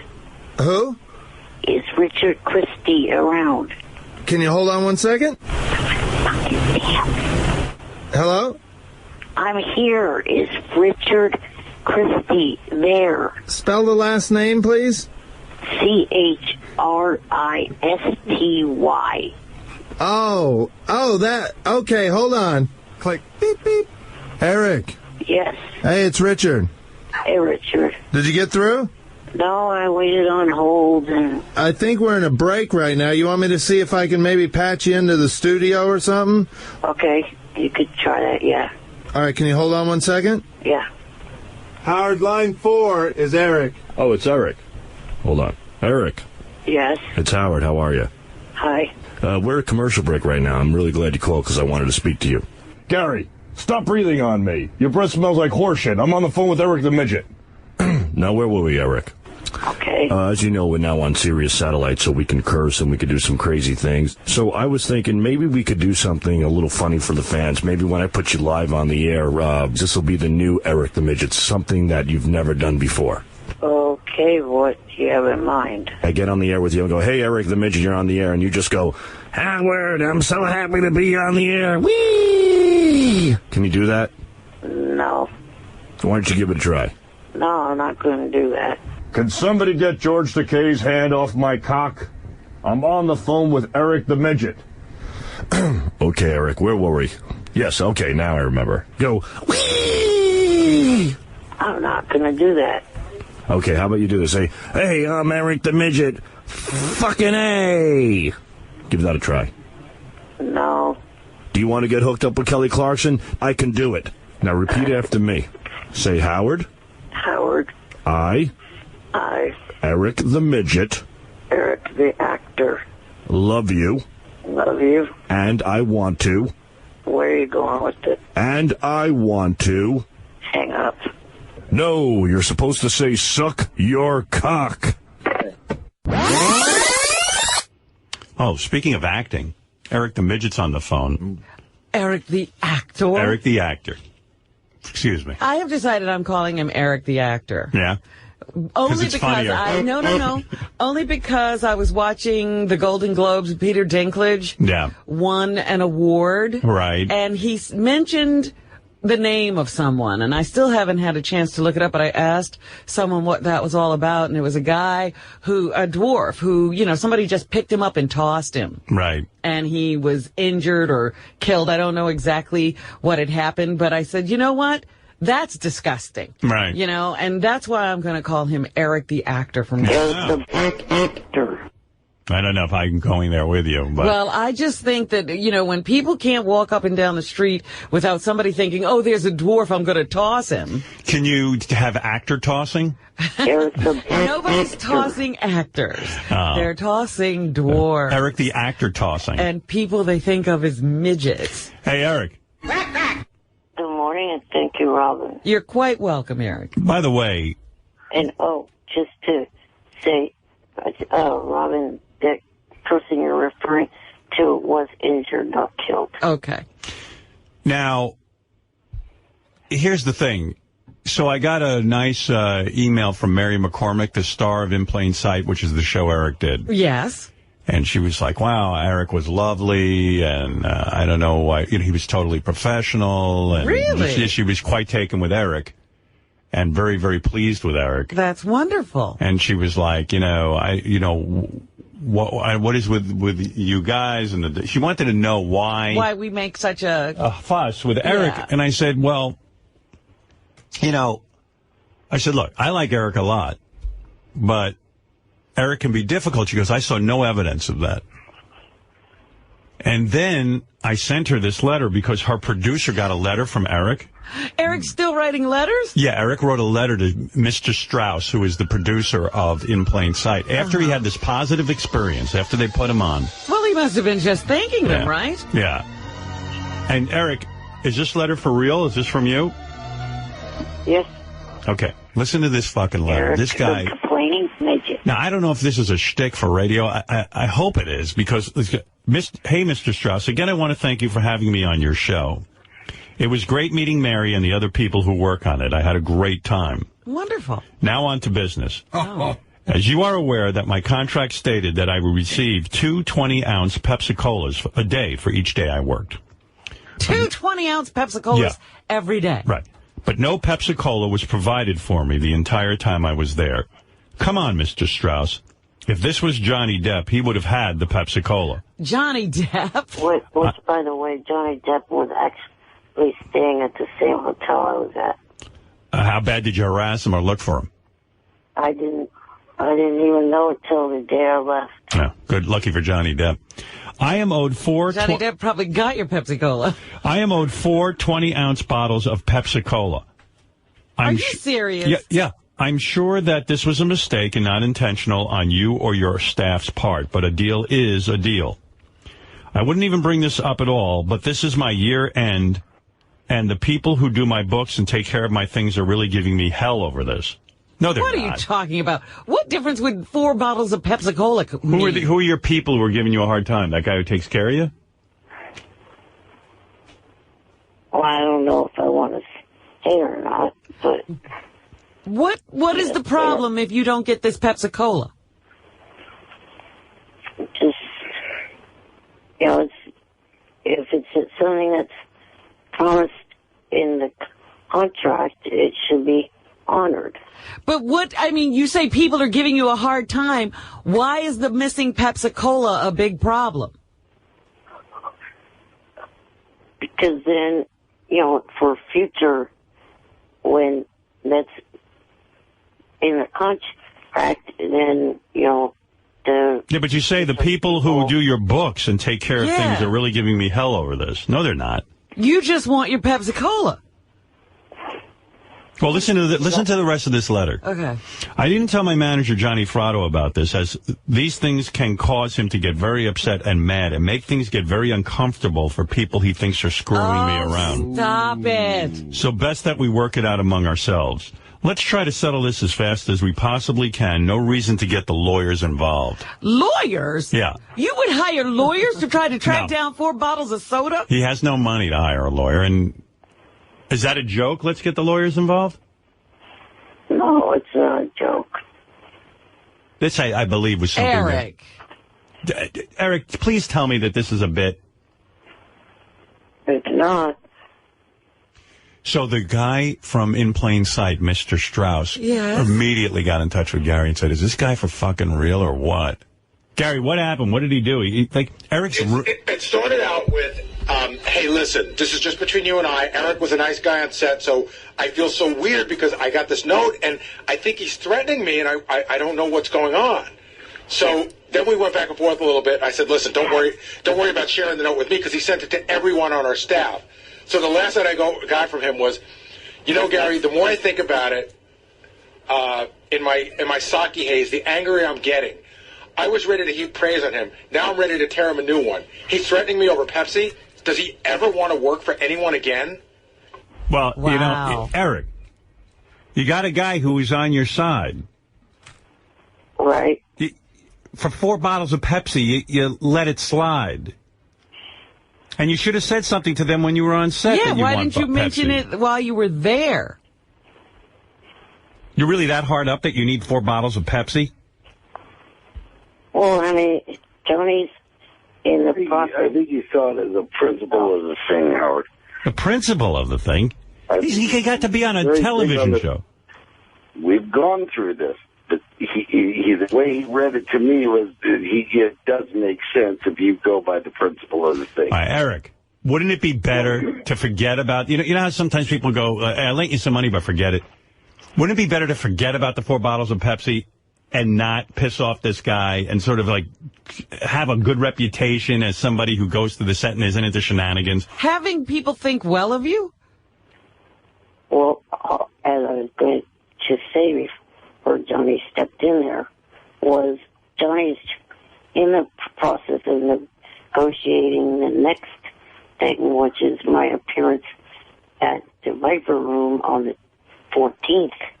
And, you know, I have a little Pepsi clause in there, and, you know, I want to make sure that they don't see, well, okay, In Plain Sight got away with not giving... What if word gets out that you do this with Pepsi? What if word gets out and then people go, you know what? This guy's so fucked up that he'll sue you over a bottle of Pepsi. I'm not touching this kid. And why would they know they got away with it on In Plain Sight unless you brought it up? Right. Gee, they listen to the show maybe? But you are bringing it up. That's why it's on the show. Yeah, I wouldn't, Eric. Although it would be funny if Eric sued In Plain Sight for 4 bottles of Pepsi. And never worked again. Right. Yeah, I think you should sue them. Yeah, let's go that route. Eric, why don't you sue In Plain Sight for 4? And John, and I like how you Johnny, go like... would you really go out and find a lawyer to take this case? Or Johnny, you're just going to go over there? I actually think I might have the worst lawyer in the world who would take a case like this. And Johnny, why don't you just... Like Eric implies that you'll just go over and fuck them up. No, he did not imply Yes, that. he did. Yeah, he did. Let me read it again. No, it's not. That's not an implication that I would... I think Eric explained it to me that he was protecting me. Things get very uncomfortable for people that he thinks are screwing me around. Right. How do you make people uncomfortable? Well, he's saying he's not telling me, though. Right. Well, he will if he has to. I don't know about that part. Yeah. I only know I read the thing that said he doesn't want to involve me. Johnny goes over and tickles people when they... Right. Yeah. Well, it's sort of like when, you know, Mrs. Soprano would say, you don't want me to tell my husband. Eric, what, you know, what... I understand a contract is the thing, and you had a contract for 4 bottles of Pepsi, but, you know, sometimes you just go screw it. You know what I mean? Well, what if AGT left something out of their contract with you? It would depend on how big it was. And he would, if he needed something, he would get it while he was on the set. Wait a second. At what level? Like, why does Eric think he's at the same level as you, Howard? You've earned something. Yeah, but okay, a contract is a deal. But you know, here, I'll give you my philosophy, Eric. It's like, if it's a big item, of course you can't let it go, you know. But, like, okay, I've got to go out to L.A. and do America's Got Talent. And theoretically, they've agreed that they'll pay for my hotel, you know. But I'm bringing my wife, and I want more room in the hotel. So they were kind of like, wow, you know, you're coming out, and, you know, we planned on a certain budget. I said, don't worry about it. I'll pay for the overage. Yeah. Right. I could have pressed them on it and said, no, you've got to take care of this. You hired me and blah, blah, blah. But sometimes you just kind of, you know, you understand the other person's point of view.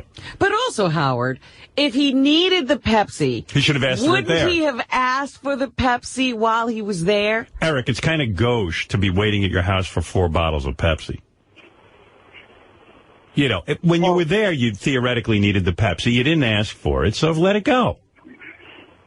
I tried to look for it, and it seemed as if John was out walking around in Albuquerque in the rain, looking for Pepsi. So why not go? Here. So why not go? Why not call the producer at that point and say, "Gee, you guys promised to give me some Pepsi, and it's not here."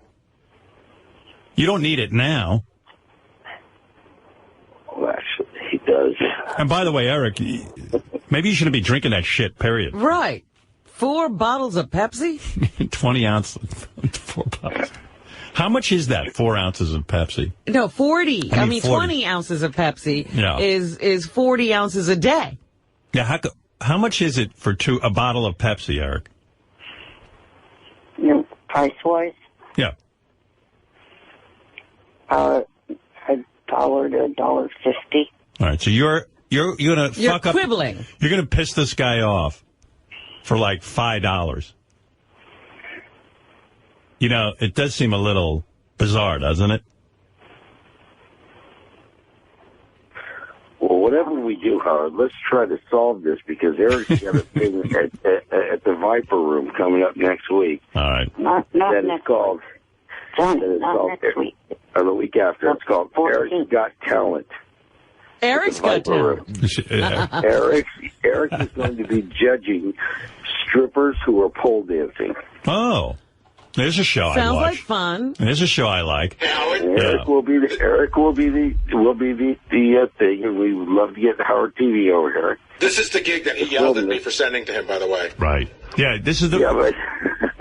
Yeah, Eric, you were angry Gary sent this to you, from what I remember. Now, Gary, it's doubled what it was. It doubled into something else.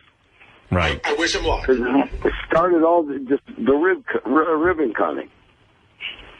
And imagine they're listening to this going, oh, this fucking guy is going to quibble over $5 worth of soda. Right. If we miss the soda, he's going to have a fit. Actually, Howard, they knew about it, and they're as we speak, gathering soda. Harvesting soda. All right. Well, Eric. Pepsi Cola. Right, Pepsi Cola. Eric, you listen, you had a good experience. People liked you. Shuley was there. How did he do? He did well, right? He did great, and everybody was so impressed with him, and they were so nice to him. And I kept asking Eric, is everything all right? Are they taking care of you? Not once was Eric like, yes, but I didn't get this or I didn't get that. Right. He was happy. He was fine. And Eric, I'm surprised by this. If you had spoken up then, I guarantee you they would have gotten you Pepsi. I mean, this guy had his own trailer, Howard. At one point, they brought Tia Carrera to Eric's trailer to say hello to him. Tia Carrera? Yeah. Eric's screaming about Pepsi? Is that true, Eric? Once he goes home? They brought Tia Carrera to your trailer? Yeah, I got to meet her after I was done with my scene. Did she get Pepsi? She had a big cup. He didn't have any Pepsi to offer her. All right, well, now he was humiliated. I got to New Mexico. He couldn't even close the deal with Tia Carrera because there was no Pepsi there. Yeah. Hey, what's the story? Like, why is Tia Carrera being marched in there? Was she confused? She was filming a scene. She was in this show. In plain sight. in plain sight. She Right. was a character on the show. And Eric heard she was there. Right. And his eyes lit up. He's Right, a big right. Tia Carrere fan. So he asked the girl if there's any way he could meet her. Right. And of course, here she just got done filming scenes. Boom, they grab her, they bring her right over Yeah, to the because she's not trailer. going to ignore the kid in the wheelchair. Right. And he met her, and she was nice. She took pictures. She hung out with him. She talked to him. She couldn't have been any sweeter. She got big tits, Eric? Yeah. Yeah. They were like twice his size. And like when she leans down to take pictures with him in the wheelchair, her titty's like right on his head. Just giant rack right next to his face. Oh, he must have been in heaven. He was. Were you in heaven with that big rack? Yeah. Tia, do you think I could squeeze your titties? You know, that wheelchair thing goes a long way. It does get you places. Right. Yeah, I wonder how far he could get. Like, I've never felt a woman's titty. Like the Elephant Man. Yeah, right. He had that look on his face twice with New Mexico. Once when Tia Carrere was in his dressing room, and the other one when he was filming a scene and the bunny rabbit came out. They had a live bunny rabbit for his scene, and his eyes lit up for that He as liked well. that. Yeah, he loves the animals. Tia, do you think I can pretend to be a baby and you could nurse me? I've never been breastfed. My mother never breastfed me. I think it's like I have health. His compliment's like 20 years old. He's like, I loved you in Wayne's World. Is that what he said? That's the movie she did on. What else has she done? Right. You were fantastic in,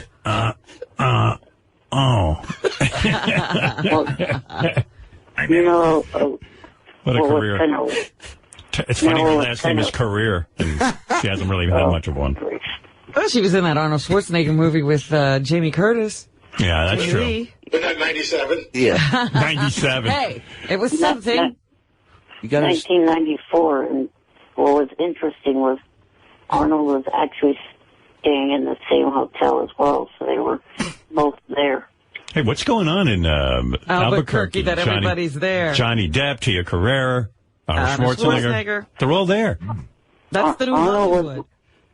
Arnold was there filming a new movie, and then Johnny Depp was there preparing to play Tonto in The Lone Ranger. Oh, my God! He knows everything. He does everything. Yenta. So funny, I got in a cab in New Mexico when I got out of the airport. The driver's taking me to the hotel, and we make a right turn, and there's the Albuquerque Public Library, and there's like 5 cop cars outside of it, and they're bringing out a black guy in handcuffs. And I just go, wow, you guys aren't crazy about them reading up here, huh?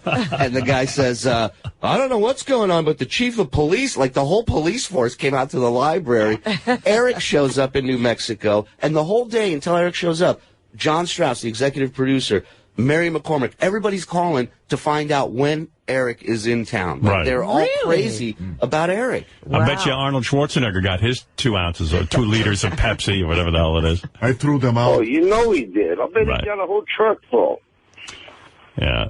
I'm just thinking about the career of Tia Carrere. I think the last thing I saw her in was Wayne's World 2.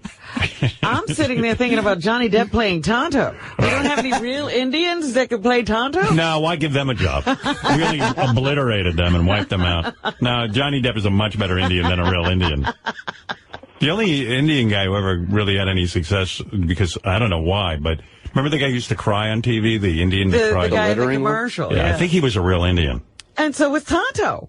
Tonto was a real Indian? Yes. Jay Silverheels. Was he real? The guy that was in One Flew Over the Cuckoo's Nest. Oh, yeah, that Indian, too. Yeah. That great. 3.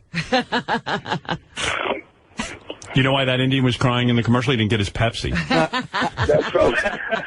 And Eric, what is it? Pepsi-Cola over Coca-Cola? Like, are you just a Pepsi fan? Yeah.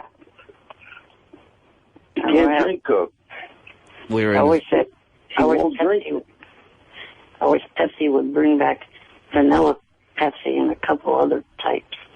This is the conversation, like, when we go to see him in his room. Like, me and Ganji, we go to, he finally arrives, so we go and see him, and it's tough like this, and he wants food, so he wants fast. Like, he comes all the way out there to be a part of this, filming.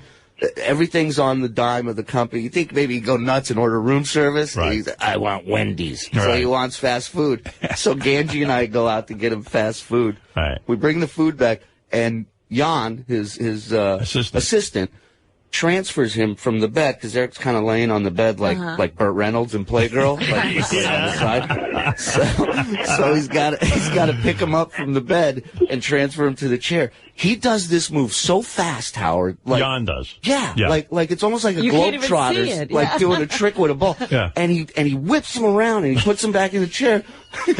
I said to him, I go, have you ever dropped him in the transfer? Yeah. And he gets all serious. He goes, no, never. The man's a professional. But then he goes, I dumped him a couple times on the sidewalk. I said, what is that? He said, it's when you catch a lip on the sidewalk and the chair stops and he goes flying out. I wish they'd video that. He said that happened on the Vegas Strip. And I'm imagining people walking down the strip drunk, seeing a midget flying out of a wheelchair. So when you're in the room and you got to like hang with Eric, yeah, is the conversation incredibly dull? I mean, is it like just tedious, like watching paint dry? No, I mean, if you're excited to see him because there's a lot of hype, and we don't get to see Eric in person a lot. Right. So we're excited, and then it always happens every time you walk in the room and you're like, holy shit! Like it's like getting hit in the stomach with a bat. Like you're just like, what the fuck just happened here? Whoa! And we're having conversations. It's just there's a little bit of a delay.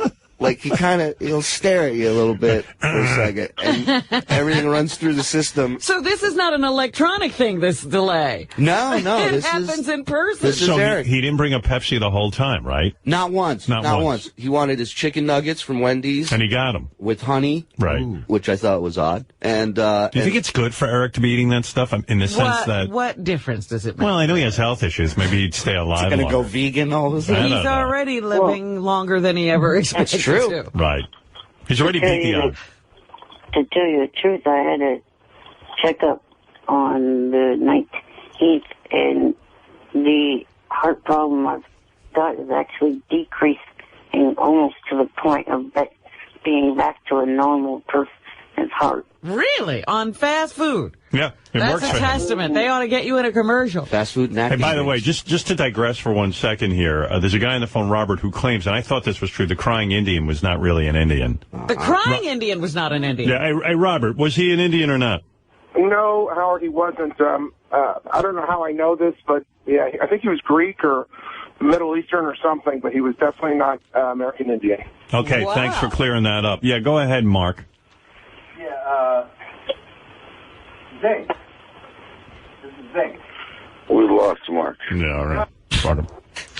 By the way, I was walking. I was with my daughters yesterday. We were all hanging out. I did a photo shoot of them, and then we went out to lunch, and we're hanging out and stuff. So I walk out into the parking lot to go back to the city, and a woman started auditioning for me. It's the first time it happened. She was really, yeah. Like all of a sudden, she walked by and she was like, "I'm in the mood for love." Just burst into song. Simply because you need me, I'm in the mood for... Whatever the hell she was singing, you know. I was like, I said, okay, I'll put you through the next round. I don't know what to do. Yeah, I'm starting to get that. Wow. That's fun now. By the way, wait a couple months from now. That guy's name was Iron Eyes Cody. Now, how is that Greek? No, well. But he was born Espera Oscar de Corti. Yeah. Really? Yeah, he became Iron Eyes because... Immigrants from Sicily. Wow. I think after the commercial, he became Iron Eyes. Yeah. I need an Indian name, quick. He used to cry in the commercial because the people were littering. That's right, they were littering and de-beautifying America. Exactly. Turns out he was crying because they dressed him up like an Indian. Right. Well, anyway, all I know is you got me in trouble with the best picks because I was looking at the best picks and then I had to answer all kinds of questions of why I was looking at them. I was trying to explain. I'm doing it for my friend, my boss. I'm just looking. She didn't get it. She totally didn't get it. What's Johnny talking about? Anybody know? I don't know. I think Johnny's conversation is sponsored by Ambien. Is Johnny on Ambien? I am on Ambien, but I was talking about Best Pictures. I'm making perfectly good sense. No, I missed it. You're talking about Beth's pictures? Yes. I think he got in trouble for looking at Beth's pictures by his My wife went berserk when he looking at them. I don't think it was because I was looking at the pictures. I think it was because I was looking at the pictures too long. Oh, I see. Okay, I didn't follow what you were saying. Yeah. It was too long. I don't know what the time element on looking at them pictures is. Yeah, right. Like if you look too long. It can't be very long. They're mesmerizing. Can I ask Eric one question? Go ahead, Shuli. Ask Eric a question. Eric, has John Strauss received this email, and has he contacted you back yet? Because I know he was very happy with everything. He contacted Gary and said he's livid over it. You know, it's so crazy because he kept saying, I'm surprised because he expected this battle with Eric once Eric got there, and Eric was so nice, and everybody was nice to him. And now he's going to fuck it up by asking for $5 worth of Pepsi, which, okay, when you're there is when you're supposed to drink it, not when you get home. That's what I'm saying. Drink it while you're there. You know, and Eric, even if you had written a funny little letter that said, like, hey, Mr. Strauss, I had a wonderful, wonderful time. This is how I would have handled it. And I got to tell you, everything was perfect. You gave me a great experience. And the only thing missing were my 4 bottles of Pepsi. I bet you the guy would have sent you 5 cases of Pepsi. But now you're threatening him with a lawsuit and Johnny, and you just have no panache. Well, I don't think he threatened him with me. Yeah, he was. I'd get upset and to keep me out of it. Yeah, well, it was an implied threat to me, I think. Eric, you see my point at all, or no? I mean, maybe. All right. Well, ruin all the goodwill you have going for you with a $5 worth of Pepsi. These people built you a ramp, Eric. Yeah. They did? Oh, yeah. Oh, yeah. A couple of them. And they were feeling good about you until that letter. They loved them. Right. All right. Well, you can press them for the Pepsi. I'm sure they would send you $5. Let's not get the lawyers into this. I tried. I talked to so many people on that set. Not one person had a bad thing to say about Eric. Well, I sent a letter to Mary McCormack. I said, here's the Eric he didn't get to see. Like this, because she was like, she didn't understand why everyone's always down on Eric. Did you send her this letter? Yeah, the Pepsi one. And then she goes, I'm sure Eric didn't write that. I'm sure that, like, either Johnny Fratto or... She thought it was a joke. And I thought, why do I get the blame? Well, who else knows how to write in that group? And then I thought it was like Jan maybe wrote it as a joke. But then we found out it wasn't Jan. The one we should blame is Johnny Jr. He's the one who... It wasn't Johnny Fratto. It wasn't Jan. It was Eric. Because I think someone, I sometimes even think, someone must have put him up to this. No. He wrote that one. The thing with Eric, while most, let's say, people are associated with the show, I would say, have the ability to lie to get on the air. Yeah. Eric isn't like that. Like, he tells the truth. He'll fess up if he tries something and it doesn't work. And I talked to him about this letter off the record. I said, look, man, if it's bullshit, just tell me. Is this for real? Because I was really surprised about it. And he says, no, this is for real. Yeah. So, So how long did you stay in Eric's hotel room? Well, he got there in the evening. We were waiting all day for him, Ganji and I. And it's literally like there's New Mexico time stops the second you get there. Right. And so we're bored out of our mind. Eric gets there. We run to his room right away. He wants food. So we're figuring, all right, we hang out for like 15 minutes in his room. Right. And then you start running errands for him. Well, because there's moments where the conversation's just like, all right, what else are you going to talk about? What? I got a cousin that runs a restaurant right there called Brava.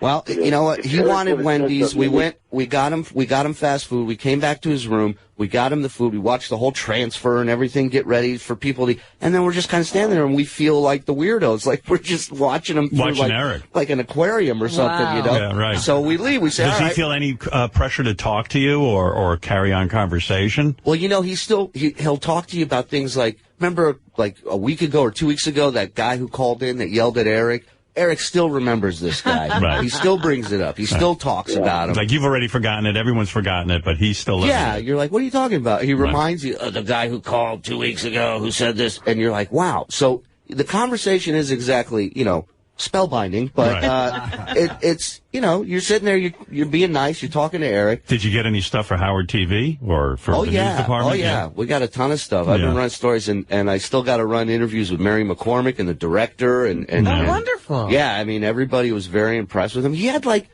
4 scenes he did. I mean, and a lot of lines or no? He had a lot of lines. He ad-libbed a line that the director loved. Wow. Yeah, and I think at one point they had to tape a set of key rings to his hand because he couldn't hold them. Right? Yeah. No, I had the person that was playing my wife's hand.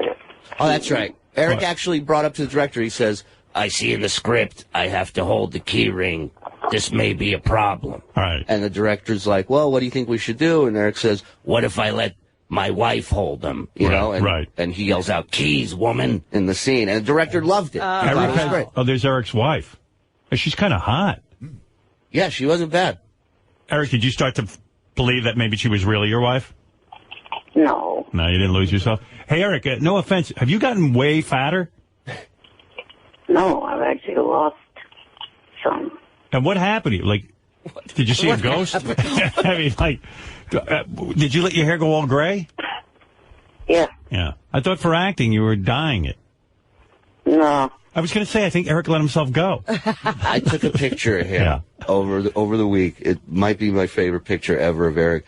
It was from behind, and he was sitting in a chair. I saw it.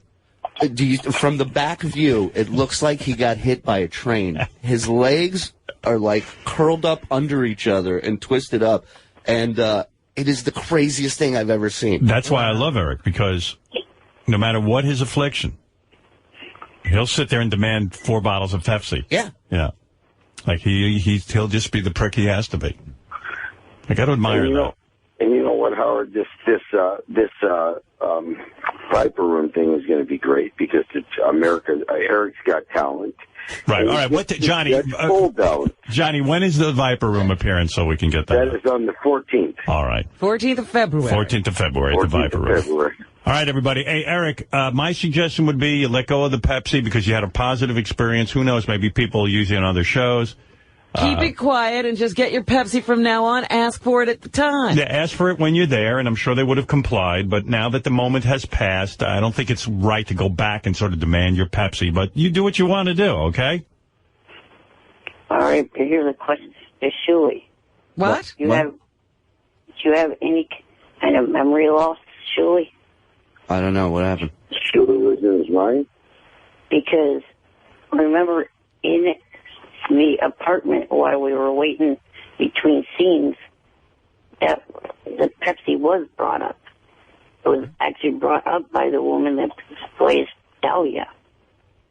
What? Or Delia. You're saying your Pepsi... So you got your Pepsi? Well, no, it was just brought up in conversation. Who's Delia? Delia was one of the co-stars of Eric on the show. Yeah, but Delia, why would she bring up your Pepsi? Well, she was making conversation about the emails that Eric had written, and she was excited that Eric was there. The actress doesn't get your Pepsi. Jan could have walked over to the craft services and grabbed bottles of Pepsi. I mean, there's everything you want at these shoots. Right. They provide you with more than just Pepsi. That's what I'm saying. Well, as far as I could tell, all the craft services had, because Jan went over there, it was Coke products. This guy, Jan, we go to Wendy's and get him food. They don't have the burger Jan wanted, so I call him back. They want to close this restaurant, this fast food place. And I said, hey, they don't have your burger. I said, they don't have your burger. What do you want? What do you want as a replacement? And Eric goes, well, Jan really doesn't know what Wendy's has on the menu. I said, it's the same shit as McDonald's. It's just Wendy's. Right. And he says, do they have any specials? Oh, God. Like, the lobster bisque is to die for. What do you... It's a fucking burger. It's a fucking hamburger. Yeah.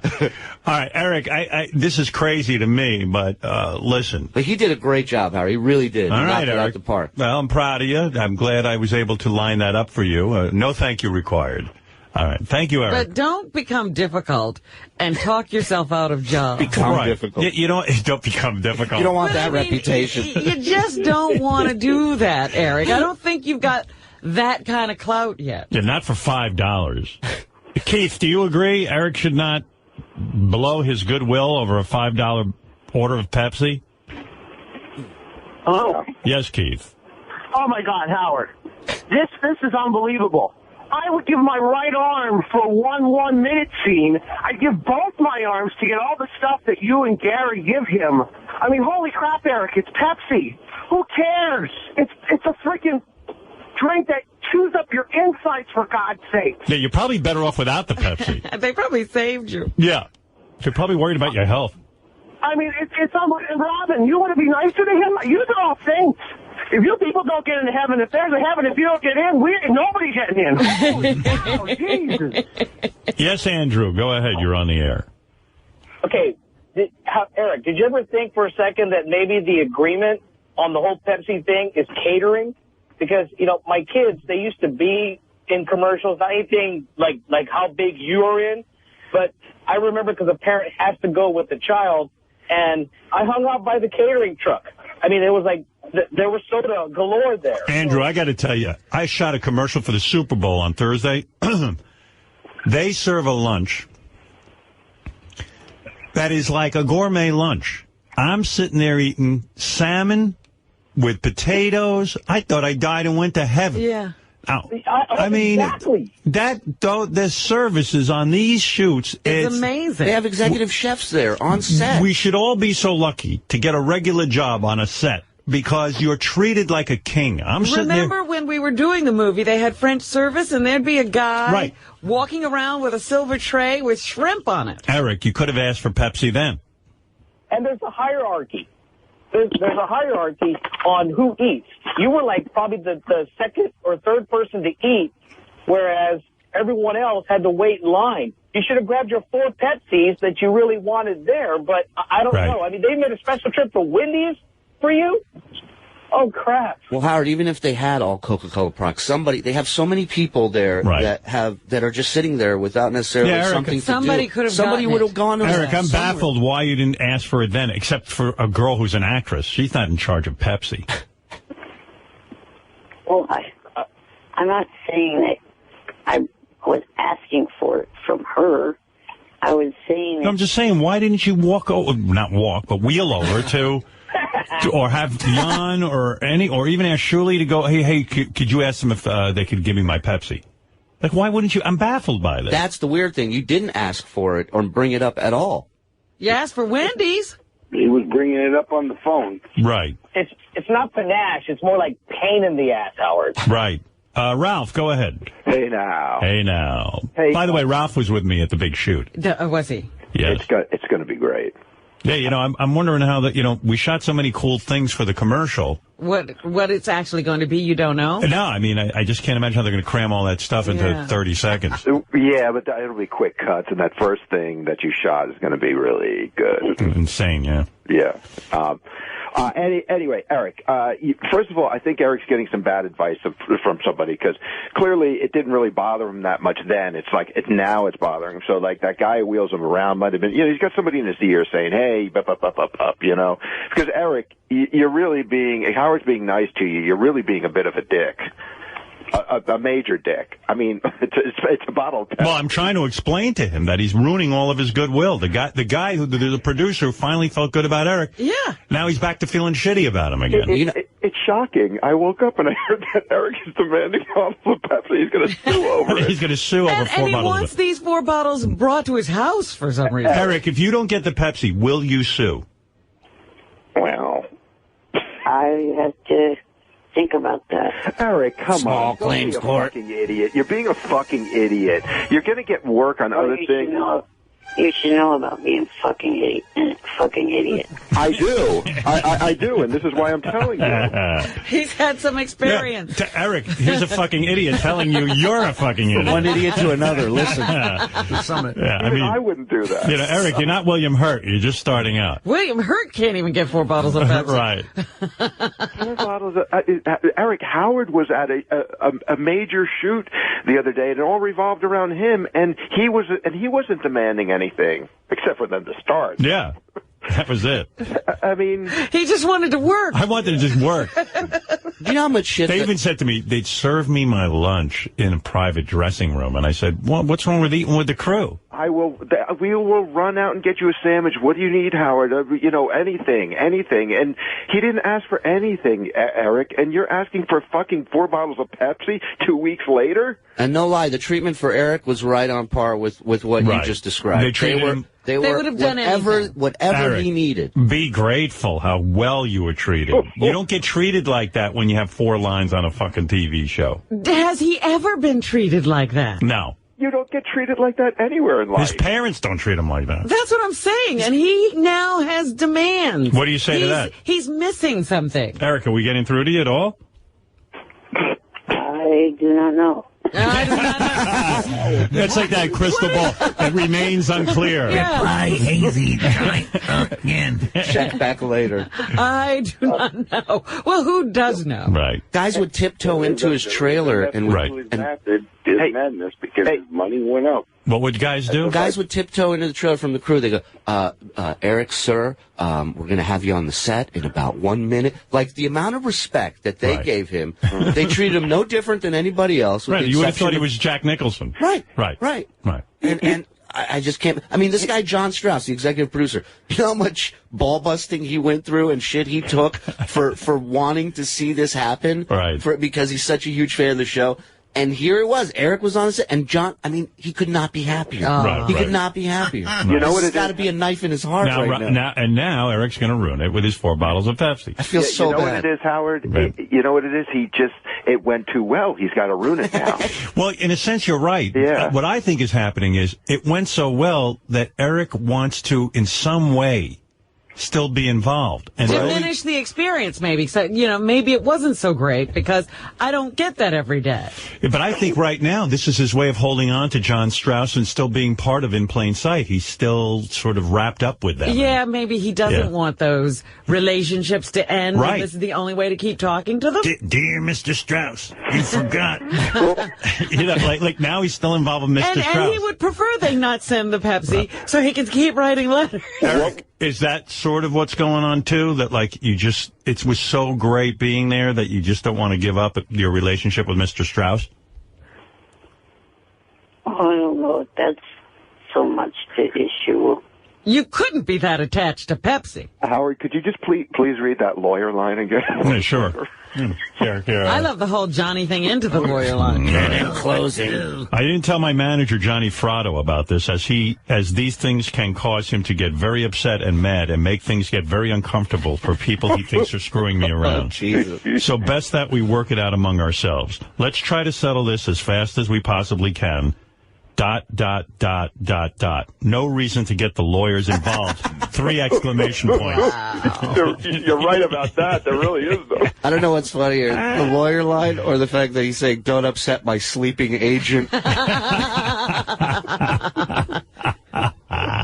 Crouching tiger, sleeping agent. Yeah. Come up with the Pepsi or sleep with the fishes. The choice is yours. Eric is going to be at the more work out of it. Eric's going to be at the Viper Room on February 14th. That's Go see Valentine's Day. That is ETA, Eric. ETA. ETA, Eric. EGT, Eric's Got Talent. EGT, Eric's Got Talent. All right. So all the dancers who want to audition for Eric, this is the place to go. JGP, Johnny's got a problem. What is it, Ralph? I couldn't think of a better combo. Eric and the Viper Room. Yeah, no, it's so cool. You know what? It's gonna get real weird. Everyone knows the famous Viper Room where Johnny Depp overdosed, right? No, River Phoenix. Oh, right. Johnny Depp was a part owner. Right. That's where Johnny Depp died. And that's where Tonto overdosed. Of course, it was Rivers Phoenix. Phoenix. Rivers Phoenix. No, he was one river. Oh, was it? One river. River Phoenix, right. Okay. Hey, Ralph, thank you. Eric, the actor, thank you. And, of course, Johnny Fratto, thank you. And thank you, Howard. And congratulations, Eric, on your triumphant appearance on In Plain Sight. And, Eric, one last thought. Maybe if you let the Coke thing go, maybe they'll have Pepsi, maybe they'll have you back if you were not such a pain in the ass, you know? You get your 4 bottles and they'll never talk to you again. Or maybe you don't. You let it go and they'll have you back. If you knew anything, you would know that In Plain Sight is ending. Right, there's nothing to go back to. Eric already knows that. Right, this is the last season. It is ending. Maybe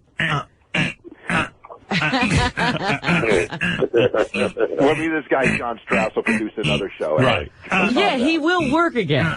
I know. Unlike you, Eric. All right, Eric. Thank you, Ralph. Thank you, and Johnny. Thank you. Bye-bye. Bye for now. Hey, wait a minute. What? Whoa, stop the clock. Everybody's talking over me, and I'm not able to say that. I looked up online, and the episodes for the new season start March 16th at 10 o'clock on the USA Network. My episode will be the 23rd. I'll put that in my calendar right now. Right. They may have to dub in a voice for one of the lines, though. Is that true? Well, because one of the lines, Eric's supposed to scream. Yeah. And he couldn't scream? Well, the only time I've ever really heard him yell is on the phone at callers, or like at you or something.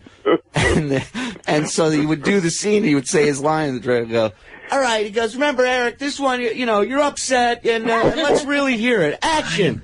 Delivers it the same exact way. And the director's like, all right, cut. Yeah, that's a good one. That's a good one. Eric, what was the line that you had to keep repeating? It was about the bunny, Eric. What was the line? Crap, don't let the bunnies out. Right, so and he's then like, he's supposed to scream that? So he's like, you're upset. The bunny just ran out of the door, Eric. Don't forget, you're upset. You don't want the rabbit out. All right, and action. Go ahead, Eric. Do it as angry and as upset as you are. Go ahead.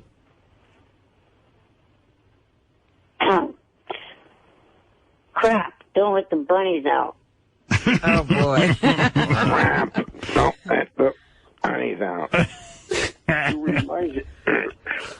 Howard, I'm sitting there. So how many times did they have him do that line? I'm sitting there with headphones on, watching it in the monitor, and I'm going, how was that? How the fuck is this guy up there doing this right now? Like, so the director says to him, okay, now you're angry and you're going to scream. You're supposed to scream, crap, don't let the bunnies out! Right. Well, the first 5 takes were because they couldn't get the bunny to go out the goddamn door. So at one point, you just see the guy flinging a bunny out the door like there's a flying bunny coming out the door. And then after that, and Eric goes, they always say in Hollywood, don't work with kids or pets. Like he's doing shtick on the set. So the and then like another 5 takes they had to do of that scene of him yelling. And Eric, you can't muster up more of a yell? Come on, you really don't want the bunnies out. I told him, imagine the bunny is a caller that hates you on the show. Go ahead, Eric. And action. I'm not going to yell that loud. Yell. I'm the only person in this house awake. Don't worry about it. Prove that you can do it. They won't hear you. These walls are not... Eric, and action. I'm not yelling. Eric, and action. An actor acts, my friend. Go. Get them fucking bunnies out of there, motherfucker, you. Johnny, you're pretty good. I can get the bunnies out, believe me. Eric, act like you're emotional talking about that you can't get your Pepsi. And just put it into the bunnies. Say, God damn it, where are my Pepsis? But don't let the bunnies out. Right. All right. People aren't sleeping. Yeah. People, the walls are thin. Anybody think Eric had thick walls? Don't live in a fortress. I picture like he has walls. Yeah, I picture like a paper house. I live in a teepee. The walls are thin. The walls are probably caving in. Picture like a dollhouse. You've got walls? Walls are thin. Oh, just be like, I can't yell. What do the walls have to do with anything? The walls are he's thin. the only one awake in the house. Jan is sleeping. Powerful lungs. Like he's going to really raise his voice all that That's what I'm saying. Right. I'll give you $100 if you wake somebody up in that house from yelling. Right. You can't seem to yell. And a case of Pepsi. Eric, deliver the line the way the director wanted it. You can do it. All of you know I can yell. No. But why didn't you yell on the set? Surely saying you couldn't. It wasn't, Eric, if I didn't have headphones on and could hear, from the mics what was being said, I was 10 feet away, maybe 15 feet away, and you couldn't hear you. Maybe Eric didn't want to play the scene too big. He was containing himself?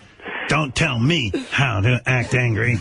I was yelling inside. I did not want to. You didn't fly me all the way here to tell me how to act. Nobody tells De Niro Sitting on planes writing awful jokes. This guy's got a trailer with his name on it. And I'm knocking on the front fucking door like a jerk off. Can I come in? I'm not going to yell. I'm internally yelling. Feel my anguish. Don't let the bunnies out. All right, Eric. Eric, you don't want those bunnies out of the house. Don't let the bunny out. Eric, one more time with feeling. Okay. Don't let the bunny out. That was good. Would you like to hear me do it sad? All right, I'll do it a little louder. Don't let the bunny out. You're giving me a 5, Eric. Give me a 10. Would you like to hear me do it happy? Yeah. Don't let the bunnies out. How about anguish? Do it with anguish. Don't let the bunnies out. More emotion, please. Please, one more. Don't let the bunnies out. You can ask Gantry. We were both looking at each other going... You love listen to me, Eric. You love the bunnies so much, and if they get out, they're going to die, and you're freaking out, and you're... Now, go ahead, now. Go. Don't let the bunnies out. Thank you. Thank you. You're great. Was I on my mark? Now give me my 4 bottles of Pepsi. All right, Eric. Good luck with the Viper Room, Johnny. Thank you, and Ralph, thank you. Good luck with the Pepsi, too. Right. Hey, Howard. Good luck with your lawsuit. Can I get something real quick? Yeah. February 14th, Valentine's Day, the Inside the Mob's Bloody Valentine will be airing on Nat Geo. All right, real good. All right, thanks, Johnny. Wait, I got it now. Go ahead, Eric. Don't let the bunnies out. Well, that was better. Wow, that was fantastic. I saved it for the last. You saved it up. I saved it. I made you wait. All right, thank you. Goodbye. Okay, guys. Goodbye for now. Bye for now. Bye, Eric. Bye. Bye. I plan to call in when Howie's on. Howie Okay. Mandel? Is Howie coming in today? Yeah. It's not on my list. Today. On Wednesday. Oh, Wednesday. Okay, real good. So we'll wait for that. Yeah. Will you say your line for him? I don't know, but I have something in mind to do that morning. Like, Eric, Why what is if he calling because of Howie? He likes that. No. What if you were given a chance to be a part of the commercial for America's Got Talent, and all you had to do was say, "I love America's Got Talent," like that with Right. enthusiasm? Could you do that? Yeah. Go ahead, do All it. right, let's hear it. Why are you trying to make me wake? Don't wake him You're up. not going to wake You're not anybody going to up. wake anyone up, I promise. Go ahead. Just wake those motherfuckers up. Yeah, you're the star in the house. Yeah. Don't go back to fucking sleep. Yeah. Let them know who you are. Go ahead. Say, I love America's Got He Talent. couldn't get Pepsi. He can't wake these people up. I love America's Got Talent. That was pretty good. I didn't feel it. I felt it. He sounded angry. He didn't sound excited. To me, he did. He sounded annoyed. Fuckers. Fuckers. All right. Fuckers, I love the show. All right. Thank you, everyone. I got to take a break. It's been an hour and 15 minutes. All right. Thank you. All right, bonjour. All right. Later. Welcome back to the wrap-up show. We're going to move off of Gary the Retard and over to Eric the Midget, Eric the Actor. I guess Robin is now only calling him Eric the Actor. And did you think Eric's email was a joke? At first, I did. Like I said, John Strauss, the producer, sent it to me, and he was like, sort of like, "Hey, listen, this is just between you and I. I feel really weird about this because I thought we had a great weekend." And as soon as I looked at it, I thought that it was a goof. Then Shuli sent me a note saying that he interviewed Eric and it was for real. So, I mean, I have some thoughts about what it all means. What does it all mean? I think that Fratto gets him all fired up. And so I think that Eric's not kidding around. Maybe Fratto is, maybe Fratto isn't, but he gets Eric all fired up. Because even on the phone call this morning, every once in a while he just chime in. He's like, you're getting, Eric, fair is fair, Eric. You got to get what you deserve. But, I mean, is Eric out of his mind? This guy was nice to him, and now this guy is pissed. So you think Johnny's pulling the strings and Eric's just going along with it?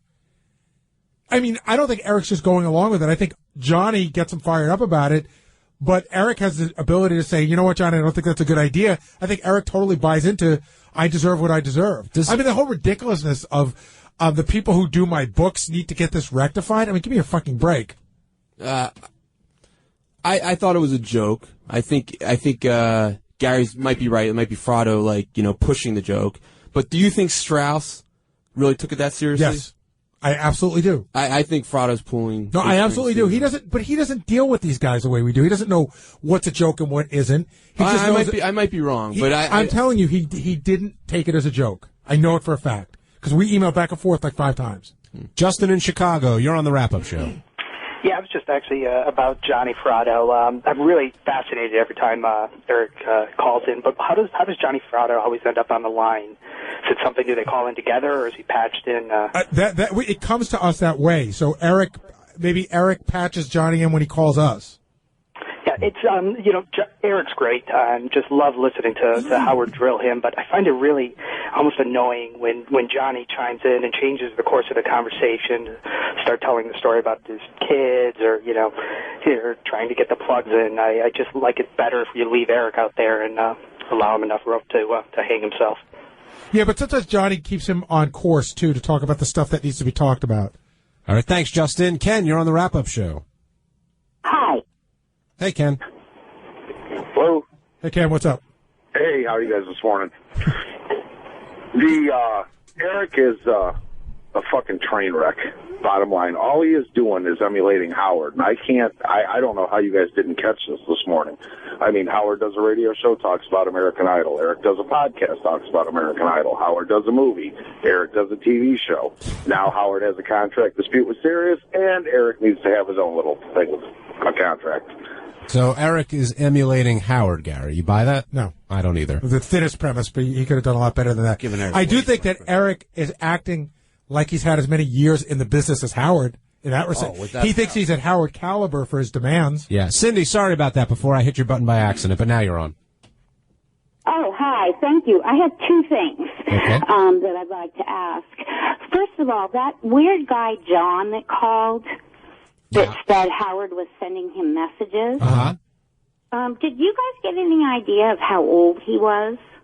Yeah, he said he got the messages when he was 17. He said it was 14 years ago. I think I remember it shorter than that, so anywhere from like 29 to 31, I would guess. Yeah, because I was thinking, I know my kids with my husband's job, and I don't even know if you guys have this. Well, he's from California, so he would. He could even ask through his employer about an EAP program, which is employee assistance. And you get like 5 free visits with a psychologist. All right, thank you, Cindy. What was the other thing you want to talk about? One more thing. Okay, I think I have a great idea for a show. A thing on the show, and it would be let Robin go shopping for the day, and I will take her place and do the news. I am experienced because when I was in high school, I read over the PA all the announcements and everything all day. I mean, if she doesn't want to give up her throne, I'll sit in there with her. But since I'm first to call about it, that's why I thought maybe, you guys might let Cindy, me. Eric, I'm going to ask you a question. I'm trying. I'm not giving you a hard time, but who besides you? Who do you think wants this to happen? Like, why do you have that and you advertise it? Do you think that would be a good? I think there'd be a lot of women. There would be tons of women who would want to do it. Right, but I wouldn't want to do. Why would we do it often? In other words, we want to do it? Like, what? Yeah, what's in it for us? And in other words, we're taking a great part of the show. It's like saying, I acted in my junior high school, edition of Our Town, so I think I should be on The Good Wife. Cindy did call first, though, Gary, with the idea. No, I get it. I mean, maybe the idea is a contest one day, but I don't know. Why would you want to take away the best part of the show? Or a great part of the show? Started that way by PA announcement. What's that? That comedy director with like Jonah Hill, all those guys. Oh, I know what you're talking about. Judd Apatow. Judd Apatow. Yeah. Sal, what do you think? Good idea or no? Didn't you accidentally disconnect it before? I did. Give that another shot.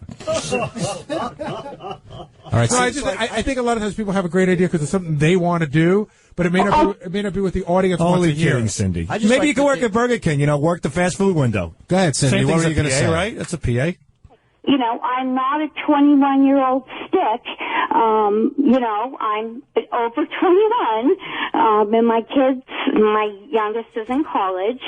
So, it's not going to be the the ass lady that, you guys usually want. All right, Cindy, I'm going to put you on hold. We're going to get your information. Gary will pass it on to Tim, and then we'll see if anything can happen with that. Sorry, honey. But thank you for calling in. Scott in Seattle, you're on the wrap-up show. Hey, guys, two quick things. If you want to comment, I just want to tell you how great you guys have gotten at hosting the show, and we all noticed how the difference and improvement over the 6 years you've been doing it. Like, the last 20 minutes where you just let Sal roll there was just precious, and you can't compliment you guys enough for just sitting back on that. We love what Sal has to say. I'm in trouble. No, not just at all. when I think I'm speaking perfectly, and God, why would you be in trouble? I don't. No, I mean, like, me personally, I'm just going to be hard on myself now. Tomorrow there'll probably be a clip that I had no idea about. You got to get yourself a new yarmulke. Yeah. Moniker. I know what it means. What's a now. moniker? It's a nickname. All right. I'm Sal the Stockbroker. That's my moniker. Who told you that? John Hines. Just don't go to Harlem today and call anyone a moniker, okay? Whoa, easy does it now. And with that, we're going to wrap up today's wrap-up show. Sal, with the moniker, what would you like to plug? I'd like to plug you right in your sweet fat ass, John. You can check me out at Sal Governale at Twitter.com and buy Richard Christie's new album, RichardChristie.com. Gary, I'm good. I'm stunned. Tonight, Barry Electric. Go to ElisaJordana.com for information. Also, Little Mikey will be there. Surely. CleanBoxEntertainment.com, Ronnie Munn Block Party. Tonight, 7 o'clock, Chuck Zito's View, and then at midnight, Greg Fitzsimmons, both on Howard 101. But thanks for listening to us in the finest place you'll ever find on satellite radio, Howard 100 and Howard 101. Anyway, let's take a break. When is the Wayne Siegel documentary? Next Thursday, I think. Yeah. That's what it is. I'm going to sit in front of my TV until then. And wait for it. Eric the Midget's on the phone, but he's another guy who gets very insulted when you're not on with him for an hour. Eric the actor. Eric the actor. Okay, Eric. You're on. Good morning. Then I'll take a break. You're on. Thank you. Good morning. And thank you, Robin, for correcting Howard. You're quite welcome. I just wanted to say that you guys have iPhones, right? Yes. Starting this week, I have a new iPhone app. It's a soundboard and wallpaper. Go to www.erictheactorapp.com and you will be able to get the iPhone app for wallpaper and soundboard. Okay. All right, a commercial from Eric the actor. How much does it cost? It's $2.99. Wow. All right. And what do you get? Wallpaper and a what? Soundboard. Oh, and it's Eric Sounds? I guess. Yes. And what do you say? Like, give me an example of what I'll hear when I download this. Just to make sure you know this, they're not sound clips from your show, so I did not steal anything, any content from your show. Right, good. They are all recordings done from the JFSC. Okay, and what can we hear? Yeah, for example, annoying widget. like, for example, let's say I have the soundboard and I press one of the buttons. What would I hear? Eric, the annoying motherfucker. What? No, you won't hear that. What you will hear is, trying to remember one of them. Oh. Shut up and let me talk for a minute. Okay. All right, that's a good one. That's one of them. What about Eric is a pleasant guy? Is that on there? No, it's not. I'm club fucking footed? Is that? That's my favorite. That's a big crowd pleaser. I'm club fucking footed. You know what? I believe that is actually on there. Great. If I remember correctly. All right. And then I'm club fucking footed, you asswipe. I'm fucking retarded. Well, it sounds like a lot of fun, Eric. Okay, and we'll look for that on a... actor. All right. Thank you, Eric. Well, just one more thing. Okay. Just wanted to remind everybody that next Tuesday I will be at the Viper Room, and also March 23rd will be on the USA Network at 10 o'clock will be the episode of In Plain Sight. Okay. Right, and Eric, are you still joining me in San Francisco?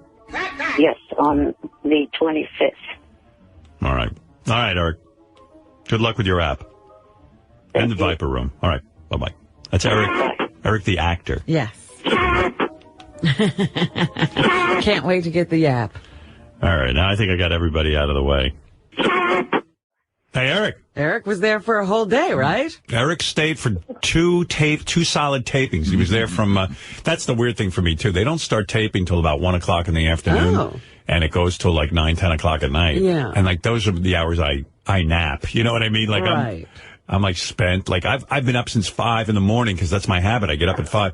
So I get up at 5. Your whole day's done by the time they start working. Robin, I sit in my hotel room, like, waiting, and then finally, like, Tony comes to fix my hair, and I'm like, thank God, we're getting closer to taping, and then... That means something's about to happen. Yeah, then she fixes my hair, then I get dressed, then I get over to wherever we're taping, and then they drive me around in a car and interview me for a whole bunch of hours, and by the time you finally get out there, you're like a wilted flower. Eric, did you have a good time? Yeah, I definitely enjoyed being there. It was a lot of fun. Where did they put Eric? Well, for that, I had to move him closer because I didn't know if he was happy where he was. See, here's what happened. Now I'm putting it together.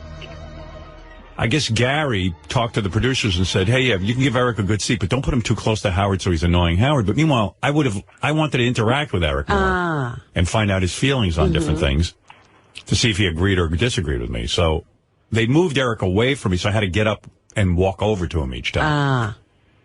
You know. Okay, now I have 2 issues with Gary. You know, I thought that the problems between him and I were over. But, of course, he had to be stupid Wednesday and say that I tweeted that I quit the show when I didn't even tweet that at all. Maybe yeah, well, there was that Eric the Midget imitator really? on Twitter. That's why Gary got confused. So you could understand that. No, he can't. That's the problem. This is why I dislike him. He can't understand that. He doesn't understand why I don't know his fucking Twitter address forwards and backwards, even though there's a million imitators. He doesn't understand why I don't know his fucking schedule. I know he's very hung up on Twitter because, like, I walked over to him and the people are screaming and yelling. I'm like, hey, there's Eric the actor, blah, blah, blah, blah, blah. And he's like, and I go, what? He goes, and I go, Eric, I can't hear you. Speak up. And he goes, do you follow me on Twitter? And I went, what? I go, no, I don't think so, but I will. And he starts telling me his name on Twitter. Oh, it's not just Eric the actor. No, it's like some It's lowercase, uppercase. Uppercase E R lowercase I. Like I'm in the middle of taping a network television show, and Eric's spelling out his Twitter. He left me a voicemail. It's uppercase. I'm probably wrong, and I'll get yelled at. This is why but I think it's uppercase E, then it's lowercase R, but uppercase I, and then lowercase C and 11. No. Eric, now imagine it's like a crowded auditorium. I'm leaning in to hear what Eric has to say, and this is what I hear. Go ahead, Eric. It's Eric the actor 11, and the I in Eric is lowercase. Oh. So everything else is caps? No. Oh. The reason why I say that is there's one imitator that uses a lowercase L in place of the I. That explanation was going on in the middle of the taping. I still don't know what the address is. They're going, Howard, please get back to your desk, your judging desk, because I had to take a pretty good hike to get to Eric. Please get back, and he won't let go of it. He's like, lowercase I, uppercase. And he goes, and there's a guy with an L, and I was like, what the fuck? What did I get into? Eric, read the fucking room. Can I ask Eric, but here's the thing. You understand that I clearly made a mistake, that there's a million imitators out there. So instead of leaving me a message saying, hey, Gary, you made a mistake, that wasn't me, it's like, it's over between you and I thought we were good, we're not, you're a fucking ape-faced asshole. Oh. Like, why do you have to be like that? Oh, yeah, should I play that thing he sent you? He sent a voicemail? Oh, yeah. Hold on. Actually, this is the second one. The first one was bad quality, so he must have gone to a different phone. That's why it starts with... No, it was the same phone. I was just having problems trying not to cough. You have a lot of problems. Here's Eric mad at Gary. Like, it gets a little boring, but he just calls Gary names. Oh. Okay, let me start over again. Because the phone fucked up on me and I was coughing too much. You are a fucking idiot, Gary. Just when I thought there was no problems between you and I, what do? you get on air Wednesday fucking... Well, yeah, it goes on and on. But he calls me an ape-faced asshole is his favorite expression for me. Right. Meanwhile, hey, Eric, Gary had you moved away from me. That's the other thing. I would know not to bug you in the process of the show. No, I wasn't afraid you were going to bug him. He was afraid you'd freak me out. Eric, it has nothing to do with you. Anybody that Howard knows really well, sometimes when they're in his line of sight, like I remember one time at Saturday Night Live, there was somebody put in the front row, and you that's all I could focus on. So I just wanted you to have a great seat, Eric, but to not remember what's his name with his line of sight, the guy who plays Batman? Oh, yeah. Christian Bale. What are you in my line of sight? Billy Crystal made that joke at the Oscars. Yeah, line of sight. Yeah, that wouldn't have bothered me, actually, but you had no way of knowing that, Gary, so you did the right thing. It's not, but Eric, you understand, again, it wasn't about you. Could have been anybody. Although there were times I wanted to be able to, like, Sharon goes, who is this Eric? Who is Eric? And I go, oh, he's a guy from my show. I said, you got to start listening, because she doesn't understand any of the references. People yell out shit that is, like, so inside, but it's funny to me, and I'm sitting there cracking up. And Howie listens to the show religiously, so he's cracking He understands. Up. And so, but Sharon's like, what? She's out of the loop. She's out of the loop. I go, you got to wake up to this, man. There's a whole, because people. There's a world going on. Yeah, like people, what do people yell out? Like, get the poison out. You know, they yell out, hey now. Did she get that? Hey now. No, she doesn't know this. She doesn't know any of that. Hey now isn't one of the things people yell out. There's a lot of 143 referring to Sal's wife. Right. A lot of the signs say, Howard, we 143 you. You know. Oh, actually, one of the people that was holding, or one of the groups that had it highlight that, I know who they were. What? What did he just say? Exactly. He's saying one of the people who had a sign like that, he knows them personally. Oh, that was interesting. Yeah. But Eric, I just want to say, I got to leave, but I just wanted to say, I went through a lot of trouble, spoke to the producer, made sure I got you in. Would you like to say anything? Tell me sorry, Eric. Oh, Johnny's on the phone. Yeah, Johnny's on the phone. Hey, you know what? Jason, now the guy who produces this show, like he's in charge of our area, the 3 judges, and bringing in all the talent. The guy's name is Jason Raff. There's all different kinds of producers because there's 3 different things going on in America's Got Talent. There's the whole Nick Cannon thing going on. There's our thing going on out in front of the audience. And then there's another thing going on where wherever we go, there's cameras on us. It's like a reality show. The only time I hide is in my dressing room. And so, what was my point? There was one point where Jason comes up to me. Now, this guy's busy. He's coordinating all of the acts, getting them on and off stage, and feeding us information. Comes up to me, goes, by the way, I know Eric's here. I took care of him, and I got him a huge bottle of Pepsi. Oh, wow. He got his Pepsi. Yeah, he got Pepsi. And they were like catering to him. Oh, my goodness. Look at you, Eric. You're a little star. Eric, when you drink all that Pepsi, don't you have to pee and stuff? Like what do you have to do? Be wheeled out and stuff? Or do you actually, I was careful not to drink that much that night. I actually have the last bottle. They got me 3 of them, and I'm having the last bottle now. Oh. Yeah. He was careful because I got to, because for he him takes those bottles home. Because for you to pee at that Bill Graham Center or whatever it's called, that's got to be difficult because there's so many people around, and doesn't like Jan have to put you on the toilet? Not only that, the bathrooms I think were either downstairs or upstairs. I think you had to go on the elevator to get to the bathrooms. There were none on the main floor. So what did you do? Did you just hold it? Because he was there the whole day. I was going to say, he must have held it in all day. Yeah. Did you hold it the whole day?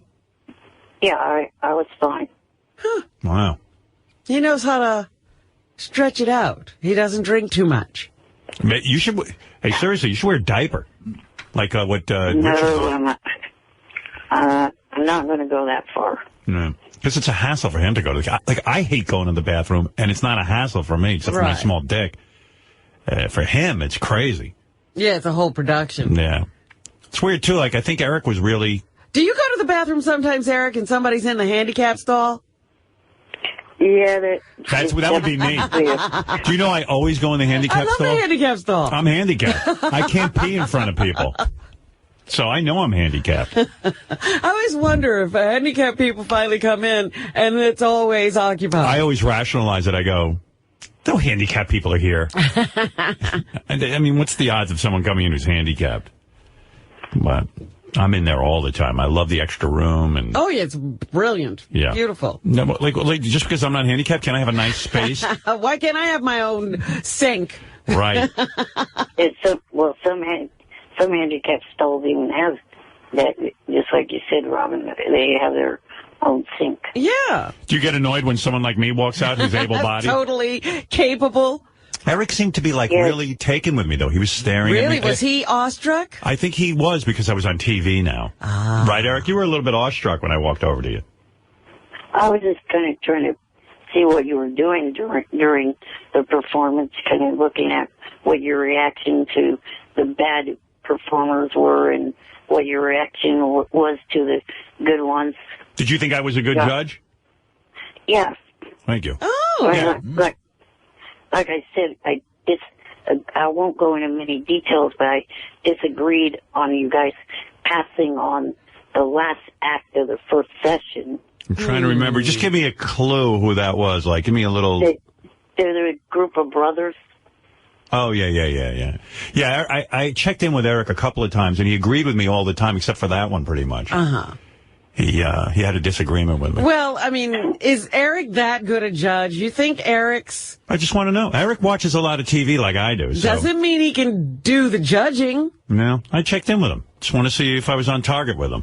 That might be a bad thing. Yeah, I did it. Oh. It didn't matter. It was after the fact. Robin, not only do I watch a lot of TV, but I also listen to a lot of music, and because of that, I can tell good singing from bad, and those brothers, they weren't perfect, but at the same time, I don't think they were bad enough where they should have been sent home.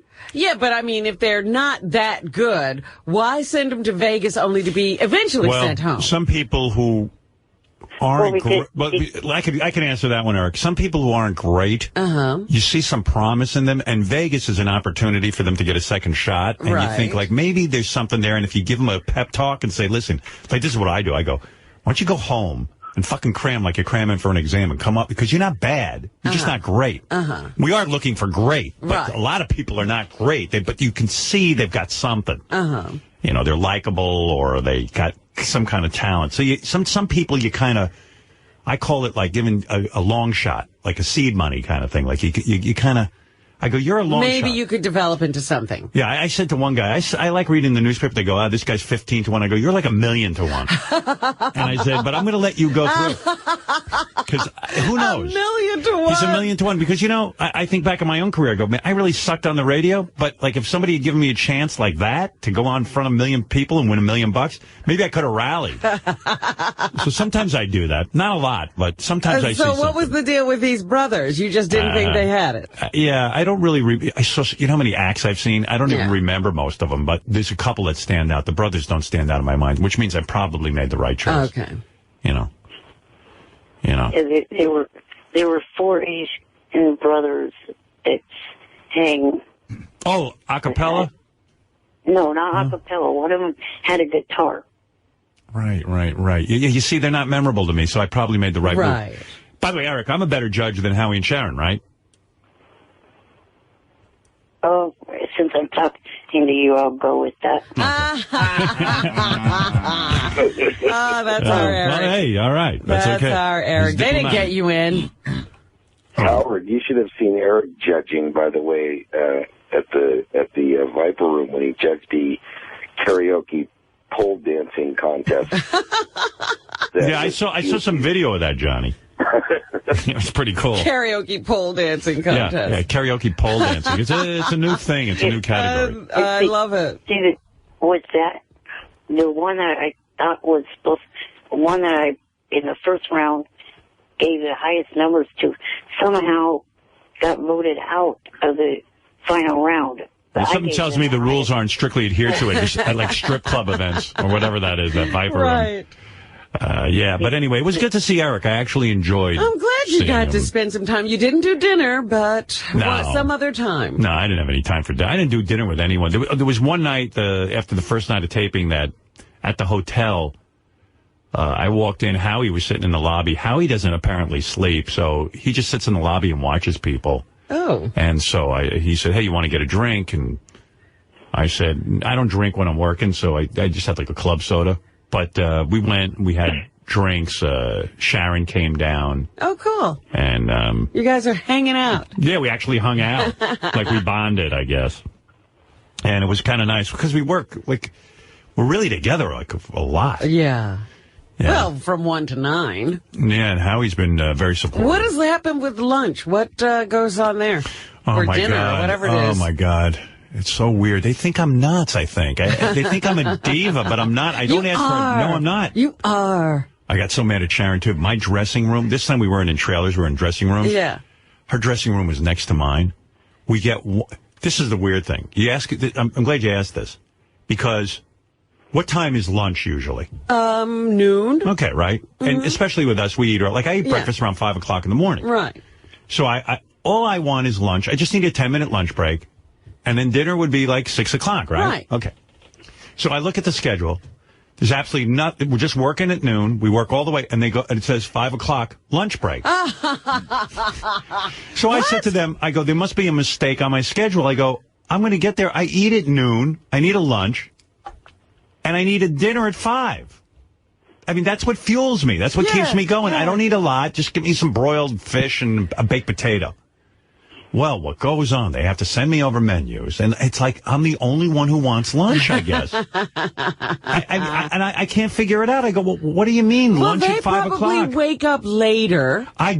You know what it is? And they probably eat just before they get there. That must be it. And I think it's a union thing, so they have them work a certain amount of hours, and then lunch is considered. I go, lunch on no planet is 5 fucking o'clock. You can't call it lunch. That is not lunch. It's not lunch. I mean, I don't get it. And so I got a menu, and they bring me a little thing of baked potato or something, and a halibut. Uh-huh. A grilled. And I sit there in my dressing room, and I scarf it down real quick. I mean, good Lord. And quite frankly, 5 p.m. in San Francisco is 8 p.m. in New York. I'm still on New York time. I'm fucking starving. So anyway, the lunch break at 5 o'clock, it's an hour. That's the big break of the day, because that's the only break you get, really.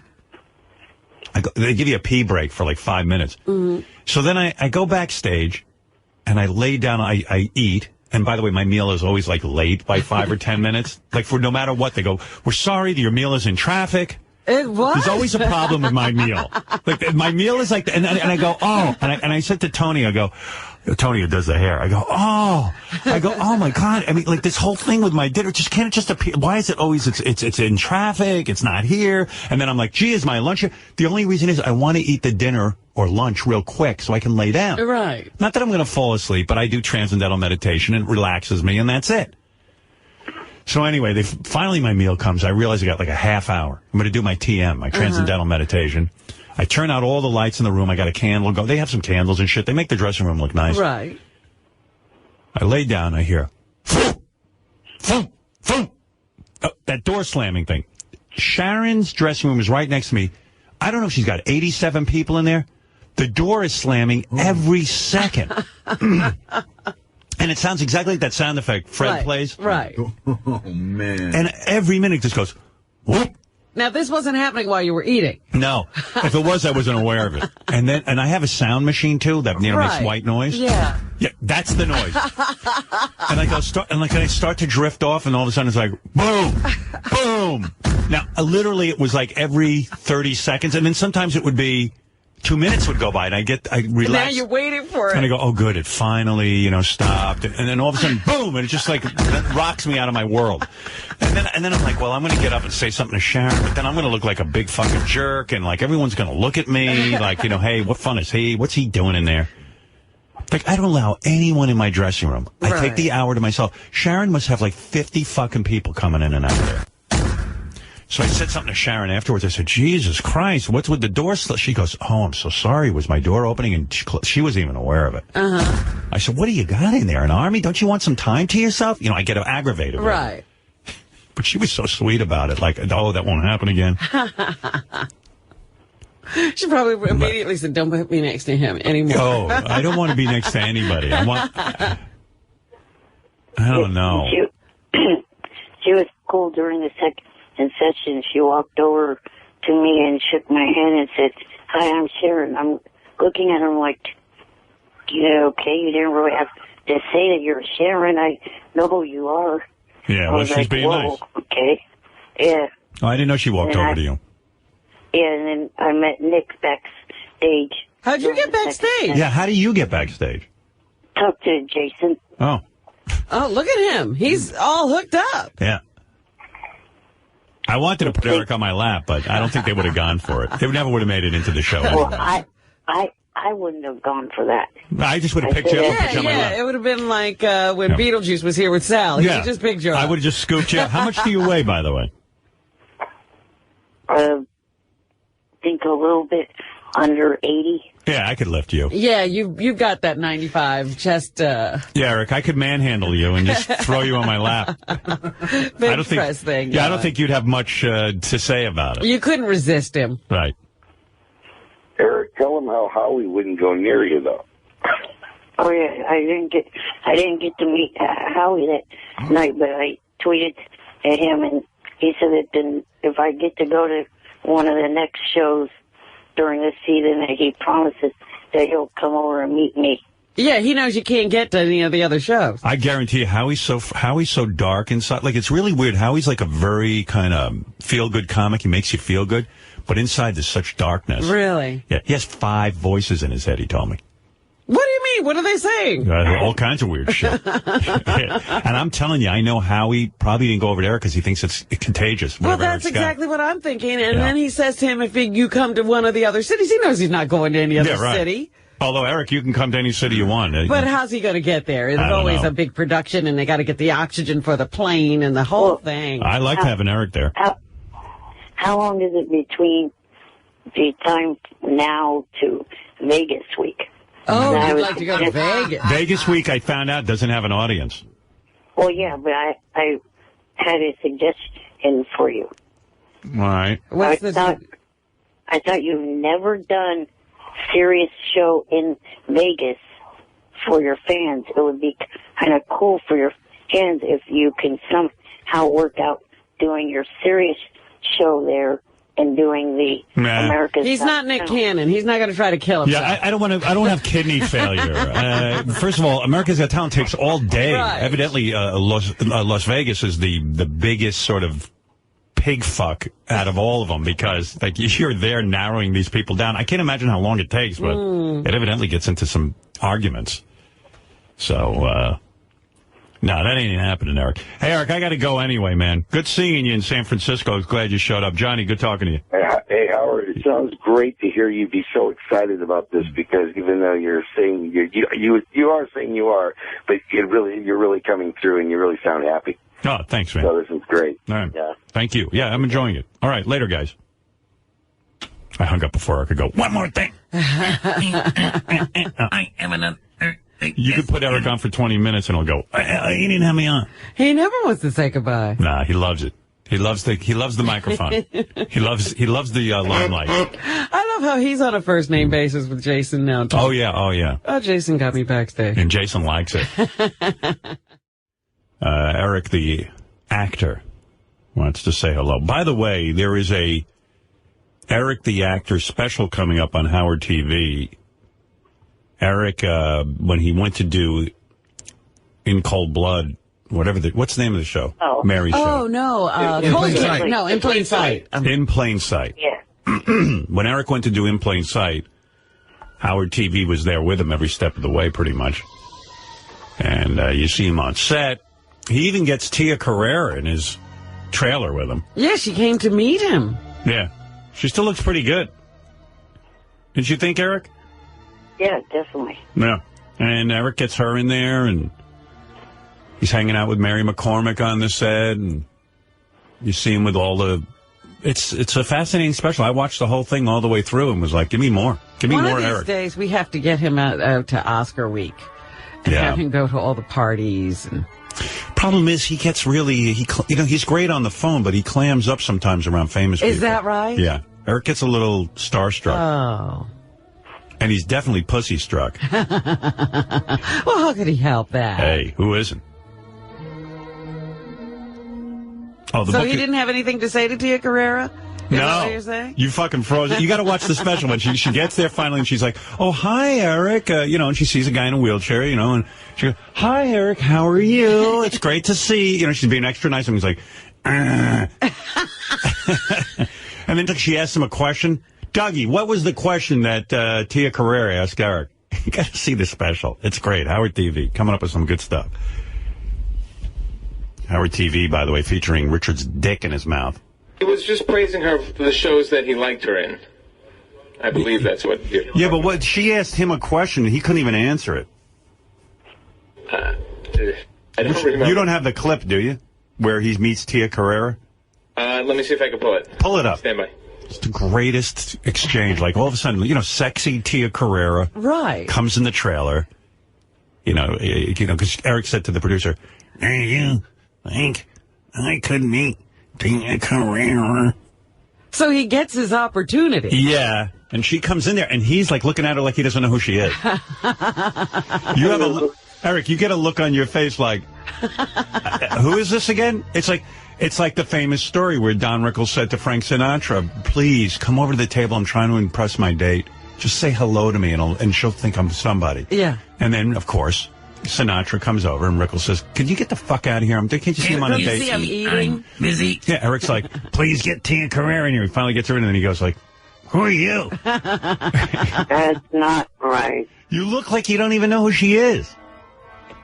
Like, you don't even want to talk to her, and she's trying like crazy to get some kind of conversation going with you. The only thing I didn't know is the fact that she was part of the current season of Celebrity Apprentice. I don't know. It was a very awkward conversation. It's great. What do you mean the only thing you didn't know? I don't understand that. Well, I knew who she was. Yeah, I know. But you act like you don't. I mean, you just seem very distant. Why don't you admit it, Eric? You get starstruck. Maybe sometime, but I don't believe I did then. Oh, okay. We got the clip, Howard. All right, go ahead. It's funny. Fred's got to put the audio on. You got it, my friend. Yeah, just check this out. To the trailer. Hi. Hey. Hi. I remember you from, Wayne's World and True Lies. I know, 150 years ago. So, hey, nice to meet you. He's a big fan of yours. They were all set to take him back, but he wanted to wait to say hi to you. And he's been asking about you all day. Yeah? Because he saw your name on the call sheet. Oh, my goodness. Yes. The tango teacher. Do you have these guys following you around everywhere? Yeah. Just today. Yeah, just today. It was a big day. So you finished working today already? Yep. Oh, cool. Yeah, knocked out all the scenes and good to go. Nice to meet you. Tia Carrere is definitely... Yeah, all right, yeah, cut it now. Thank God all those other guys were talking. Yeah, I mean, he just stares at her. And is that the funniest thing you ever saw? You got to see it. She's like, "Oh, hi." And oh, did you finish shooting for the day? He goes,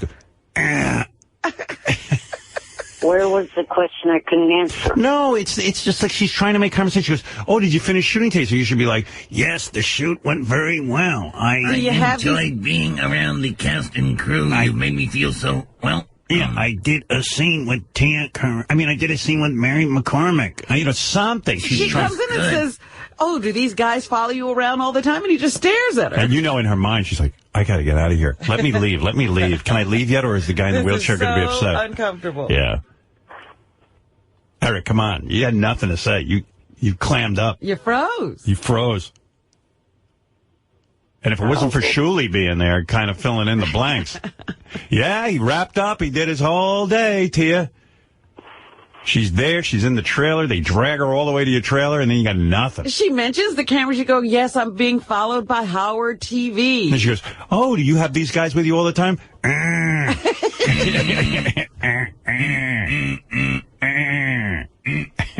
Aye, matey. You froze, Eric. It's the greatest special. I don't talk like that, damn it. Yeah, you do. No, I don't. You've got a growling kind of voice. You do. But he's so great on the phone. That's where he's most comfortable. Yes. If we could get Tia Carrere to call him. He'd do much better. I don't know about that. It's when he's angry at us that he really shines. Yeah, maybe that's it. But boy, oh boy, pussy slows you down, Eric. It's your kryptonite. Puts him in reverse. Oh, my God. He was just like... He's just staring. And you don't harken back to Wayne's World and... Well, okay, at least he had True something Lies. there. I thought, okay, this is going all right. He's got an opening statement. And of course he doesn't realize it's insulting. I remember you from Wayne's World and True Lies 500 years ago. Actresses, Right. That's like the death knell. That Yeah, actresses. is that all you remember me from? I did that 50 billion years ago. Yeah, I've done other things. Like what? How about it's so nice to meet you? I've been a fan. Well, all right. At least he had some opening line. But then she goes, so how is it on the set today or whatever? You finished shooting? Ask me another question. I'll be Eric. Oh, so these guys follow you around all the time? Okay, so you finished shooting for today? Did you enjoy it? How was it? Good. Okay, I gotta get out of here. Yeah. Goodbye, Miss Carrera. Yeah, it was like you didn't even know who she was. I mean, you were like... He was kind of like that with me at America's Got Talent, but it was hard. But I blamed it on the loud noise in the auditorium. But it was probably just you. Yeah, it probably was. He was even a little starstruck with me.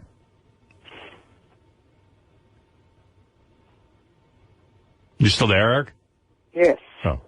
I was reliving It's like my he's moment. seeing Tia Carrera again. Yeah, what, is Tia Carrera there with you? No, I was waiting until you would stop talking so I could talk. Okay, go ahead. Let's give Eric a chance. I was calling for a number of reasons. One, Could you just stick to one reason? I was wondering if in a few weeks, when they do I guess it's going to be a Hollywood premiere of Marty's movie Mirror, Mirror, if there'd be a chance of me going down to the premiere and I could prove to you that I don't get starstruck by interviewing the cast and whoever else is there at the premiere. The problem with sending you to a premiere is that, and, Eric is very, very adamant about not asking offensive questions. It's not his thing, which I understand. He's an actor. No, he's going to ask his own questions, Right. which are, do you ever see the cast of I love you in True Lies? Right. And Yeah, he doesn't really want to offend people, and part of the funny aspect of going to a red carpet event is getting somebody to ask outrageous questions. And, the wheelchair would be great because everybody would approach. They would have to answer his question. Yeah. But, Eric, it's just not that funny when we send you out to these things. I know you like it, and I understand why you don't want to ask offensive questions. It's not your thing. Right. But if we could just borrow your wheelchair and put Shuli in it. And he could, why don't we just do that? Why don't we just take whoever's interviewing and put him in a wheelchair and give him some fucked up makeup or something and then put them in a wheelchair and then It's everyone will a have thought. to. Yeah. Put Lisa G in a wheelchair. She'll get moved up to the front of the red carpet. That's right. No more back of the red carpet for her. Right. But Eric, Eric gets in front of these guys, and we load him up with questions like, how big's your cock, and when's the last time you took a big shit in public, and and then Eric gets in front of him, he's like, hello, when is your new movie coming out? Right. Yeah. Then we have no tape. I understand you shot it for Paramount Pictures. Yeah, I don't think it's worth our budget's kind of tight these days now that the company charges me for repairs. So we don't have the extra money to actually send you anywhere. Maybe we could put him on the red carpet like Ronnie and have him interviewed. Yeah. Like you're one of the stars. You're an actor going to support another actor. Yeah, within the last year, we've been charged for equipment upgrades at Sirius. So, I don't have money to send Eric, the actor, out on comedy. Oh. Yeah. I'm not kidding. Fucking joke. It's a whole new thing. Someone dreamt up. because there's certain people at this company that fucking think about me 99% of their day. They have nothing else to do. Like invent better equipment, get the stock price up. That they don't do. They're busy watching me. The only thing people listen to on the whole fakakta fucking thing. And they're fucking with me. It's beautiful. There were a couple Wait, that's a way to run a company. What? There were a couple other things. One, I just wanted to say that my iPhone app is now 99 cents. What was it before? He was charging he has an iPhone app, and he was charging way too much money for it. $800. Didn't sell too many at that price? I sold 3. What was your original price? Like $2.99, right? Correct. Yeah. Why are you reducing it? Why? No one bought it. How many people bought it at $2.99? I'm not giving a specific number, but quite a few. Oh. Why are you reducing it then? Just because there was a demand for the price to be reduced, so decided to go for it. Are you going to send back the money to all those people who jumped at $2.99? No, hey, they bought early. Car companies don't do that when you buy a car and then they reduce the price. That's true. He's right. He's right about that. All right. He's a car. I have a business plan for you, and this might be nuts. Why not go the opposite way? Charge $700,000 for the app and just sell one. If that happens, then you've made your money. You get a rich guy like Sam Simon to buy it. You know, and he'll go, hey, you know what? Fuck it. I could afford to buy that app. And I'll be the only one who has it. And then you get $700,000. Minus Apple's take on that. And then also, fans have been asking me to talk about the Viper Room, and you haven't given me... What is the app again? First explain that. Like, what does it do? Like, let's say I get the app for 99 cents. What do I get? Well, it's a soundboard with 8 sound bites on it and a wallpaper. And there is going to be a new one that has been submitted to Apple with more sound bites and another wallpaper. You mean I could have you on my phone all the time? Correct. Yeah. And when by wallpaper, you mean, in other words, it'll be a picture of you on my phone. The background. Yeah, the background. Yes. And I have an idea for a third wallpaper that I'm going to give to the app designer later. What's your idea? It kind of plays on the whole joke that I can't do math. It's just drawing of me writing on a chalkboard math problems. I like that Eric thinks he doesn't talk like that. It always sounds like his phone's cutting out when he talks.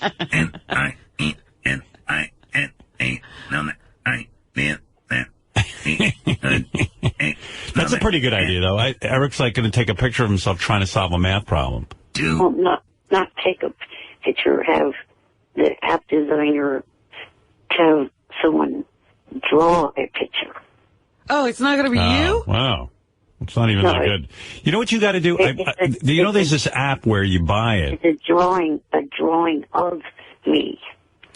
There's this app that you buy, and all of a sudden, like, music comes on your phone when you press the button, and, like, this naked guy comes out, and he starts to squeegee the inside of your iPhone clean, like he's squeegeeing your screen, and it's really funny, like Ralph has it. I mean, of course he does. But it's really funny when he shows it to you, because everyone thinks Ralph's gay, and then he's got this naked guy clean. Right. Like, if Eric would just put on a thong and was a guy who comes, like, dancing up, like, at a strip club, and then, like a Chippendales dancer, and then squeegees your does that, he'd sell 10 million of those things. He'd be rich. But he always has, like, a cartoon drawing of himself solving a math problem. Right. You got to do something outrageous. Well, I was thinking of that because of the fact that people think that I'm not in on the jokes and stuff like that. They're kind of show that I am. Yeah, I mean, I heard that video of him getting the lap dances or something at the Viper Room was pretty wild. Yeah, like that I'd want on my phone. With 2 big titties on his head. Something. you know. If it was an app with Eric fucking a monkey, I mean, you know, something. I mean, 3 boobs, not that. you know, but. Eric and the 2... No, but can you imagine if all of a sudden you turn on and then, like, instead of, like, a naked Chippendales guy cleaning... It's Eric. It's Eric. Boom. Done. I'd have to have that. 99 cents. 99 Ka-ching. cents. Or Eric dressed up like that, like with a woman's wig on and being that little woman from Poltergeist and screaming out, like, you know, step into the light. And like you turn on your phone and he just comes up to you and he goes, All are welcome. All are welcome. Step into the light. Something. You got to do something. You want to sell, I guarantee you his app sold maybe 3. Yeah. No. Did you sell 100? Higher. Wow. All right, well, hey. 0. Maybe he doesn't need our advice. Maybe he doesn't. What is some? I know that your club fucking footed is one of the sounds. Yeah, there's 8 sounds. 8 sounds. I fucking retarded. With songs, I'm fucking footed, you asswipe. we get that one, and what else do we get?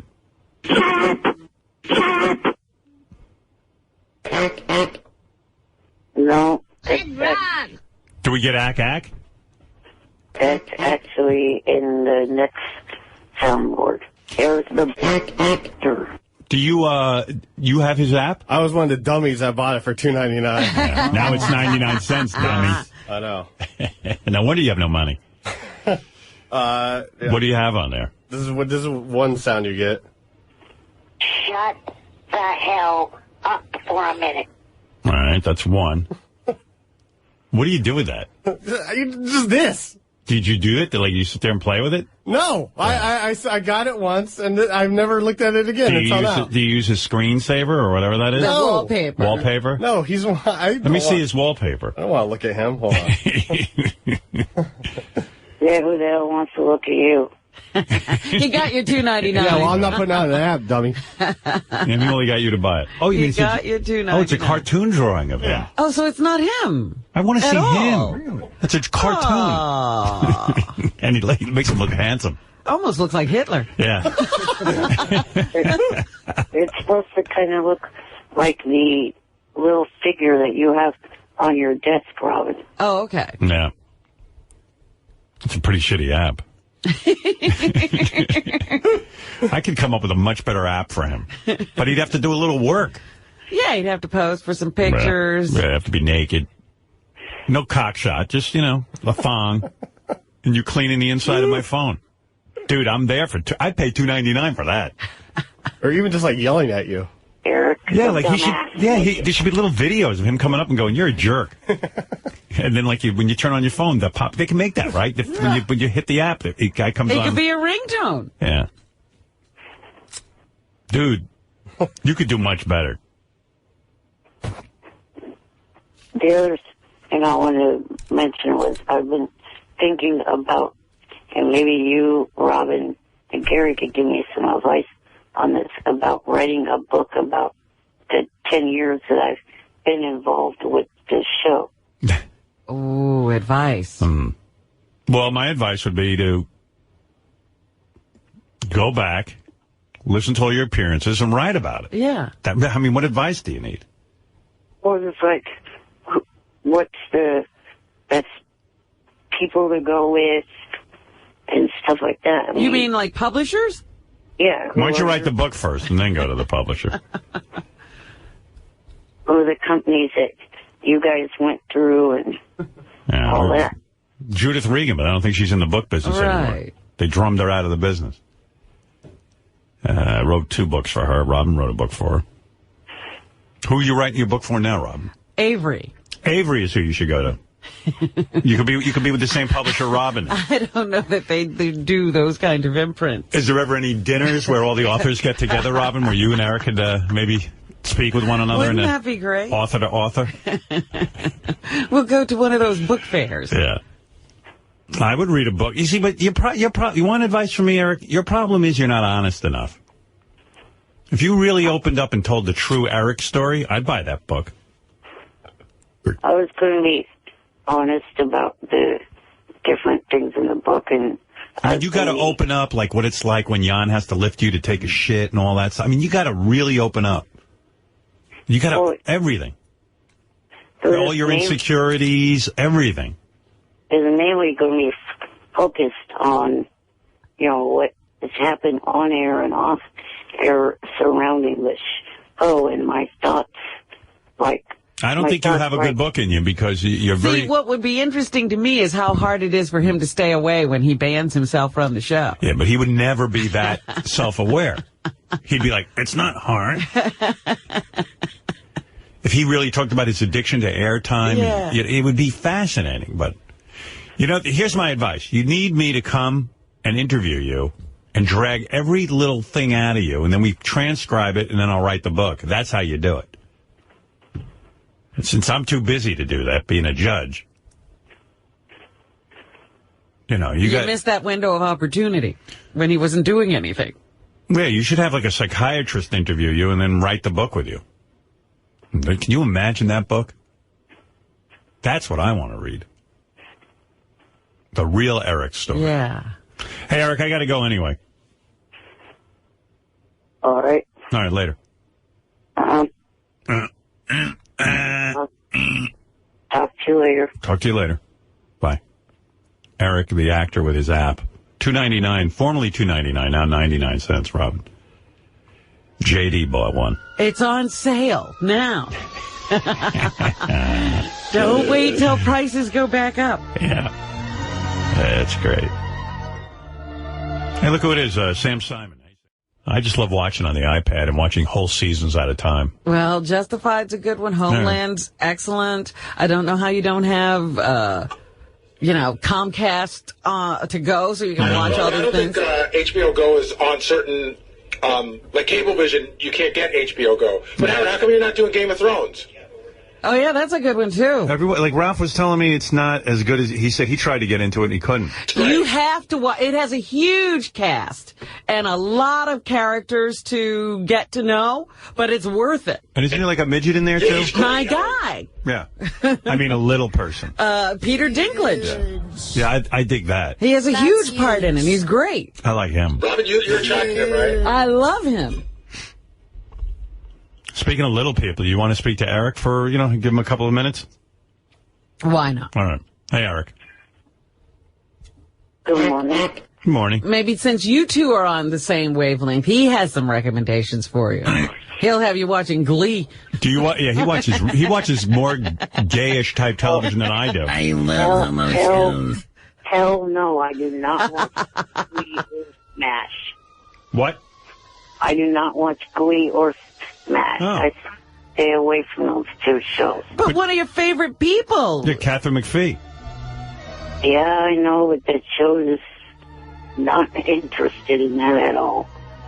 Yeah, I watched 3 episodes of SMASH, and it was pretty good, but, I just can't I don't care enough about it to keep watching it. I can't watch it just from the promo. Well, Beth seems to like it. I just look at it and go, I am not interested. Yeah, she even said to me, don't keep watching it. You'll get upset. It's a Broadway play, and she plays Marilyn Monroe, and she can't wait, and the director's screwing this one. And it's Who cares? Exactly.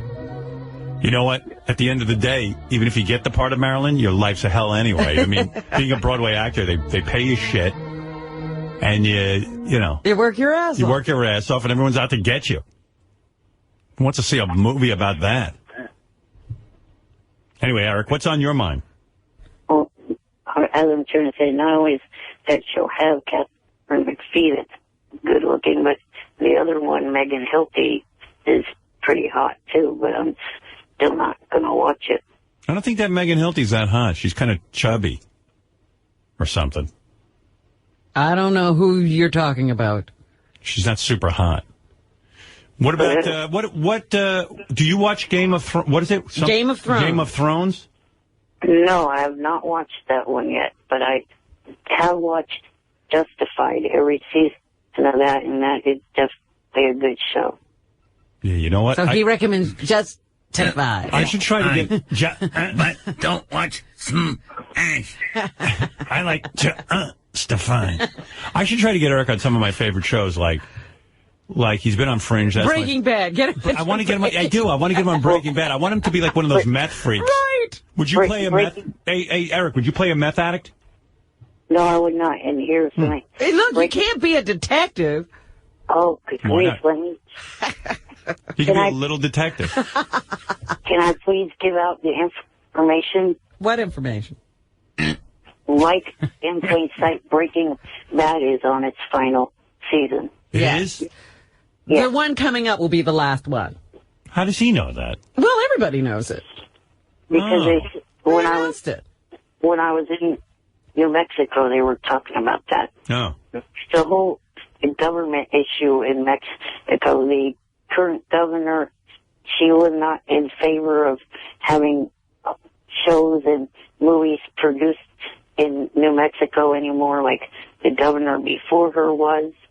So she was trying to change things, and it made it where the shows and movies are kind of trying to move away from there. But now she... Are you bored? Yes. Me too. I think Eric has some We're having information. a political discussion. Like, I want to cut him off, but I was like, well, maybe I should give him a chance.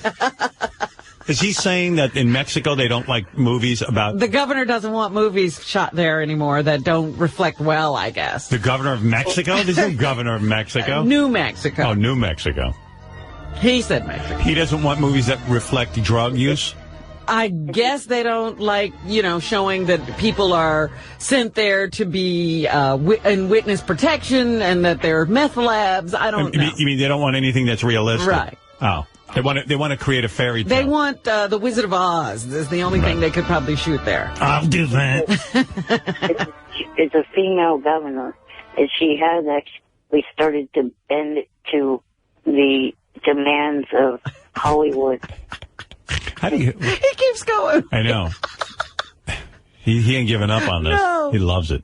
I'm reciting everything. I know. It's the way you speak. Sometimes it's hard to follow what you're saying. It's like Fred, right? It's like.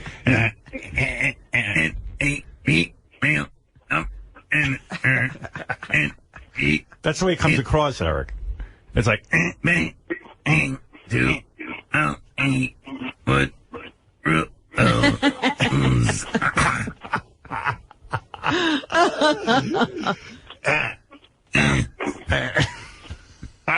I'm sitting there at that America's Got Talent, and all of a sudden the room is quiet and you hear.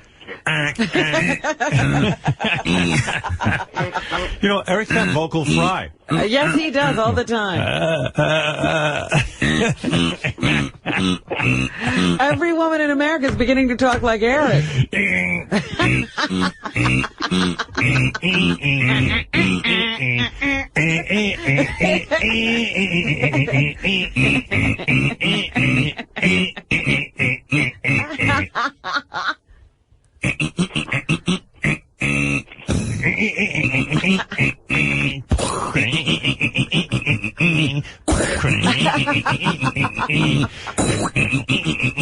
That's what it sounds like, Eric.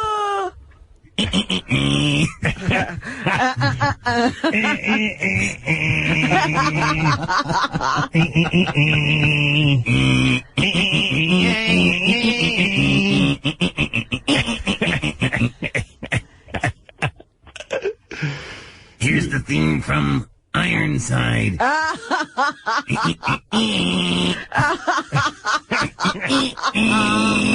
Oh, dear. My favorite show. You know what I mean, Eric? So it's like hard to listen to you go on about the governor of New Mexico. I see. She's a woman. And she is a... Wait, maybe we're not being fair. Beginning to bend. Eric, what were you trying to say about the governor of New Mexico? Oh, I think I've already said it. Say it again. All right, okay. I'm not sure I got it. Like, maybe I'm cutting him off too soon. Say it again. Was lost in translation. But we got it right? In other words, the governor of New Mexico is against portrayals of New Mexico as a place where drugs are produced. No, I think it's just filming there in general, any show or movie. Oh, they don't like revenue coming in? Yeah, it's a stupid thing, and she's starting to change it. Okay. So she's starting to... I'm confused. Are you? Yeah, because he's telling us all these shows are being canceled because of it. Now that she's starting to change it, they're gone already. Right. Oh, so she's... Well, because they've decided to cancel her shows before she made the reverse decision. Well, that was stupid of her, right? Yeah. All right, well. Anyway, you watch Game of Thrones? He said no. But it's got a little person on it. Yeah, I know, but I don't watch everything just because they have little people in them. I think you got basic cable, right? No, I have HBO. He has HBO. He has a pretty good life. Oh. I mean, like, he has no money, but like the small amount of money he gets from SSI, he seems to do pretty well. Yeah, I mean, he does exactly, I do really well in life, but he does exactly the same shit I do. Yeah, you're living the same life somehow. Yeah, I mean, I'll be in a hotel all weekend watching on my iPad TV, and he'll be at home watching TV, too. That's right. I mean, maybe I get to go to some better restaurants, but that's about it. John Hein was saying that Game of Thrones won just about every award. Peter Dinklage, who is the little person, won every award. Wouldn't Eric want to watch it just because it would be inspiring? He's not into it. He wants to be an actor, though. Yeah, but he's not into it. Well, I didn't catch is it on its second season now? Right. It starts in a month. I didn't catch the first season yet because at that time I did not have HBO. Oh. Hey, what did you eat last night? I'm just trying to compare my life to yours. I'm pretty sure we're living a similar life. I actually had leftover pizza. It's not so bad. You didn't have leftover pizza, though. I had a salad from a takeout place. I mean, how different is that? By the way, since Gary came in the room, happy birthday, Gary. Oh, is it your birthday today? Yeah, thank you, Eric. Fawai is what, 51? Mm-hmm. Yeah, happy birthday. South thought I was 53. Yeah. No, you're 51. It's so weird you're 51. Like, I remember hiring Gary, and he was like... He was a boy. 23. Yeah. It's weird, and I don't see him as a grown-up. No. Still. I don't. Even he's 50-fucking-1, and I still see him as like a... With all that gray hair, you can't see him as a grown-up? It's just like to see boy Gary with grayish hair. I have a son leaving for college in 5 months, and you still think I'm a boy. I still think you, know nothing. You just got out of college. You know what I mean? You think He's been supporting a wife and kids for years. Anybody who would hire me... It's remarkable. Anybody who would hire me, you won't do their project? No, stop it. You're being silly now.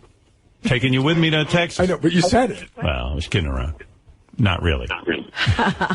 Make up your mind. No, but I'm taking Gary to Texas. He's going to be at all the tapings. Yeah.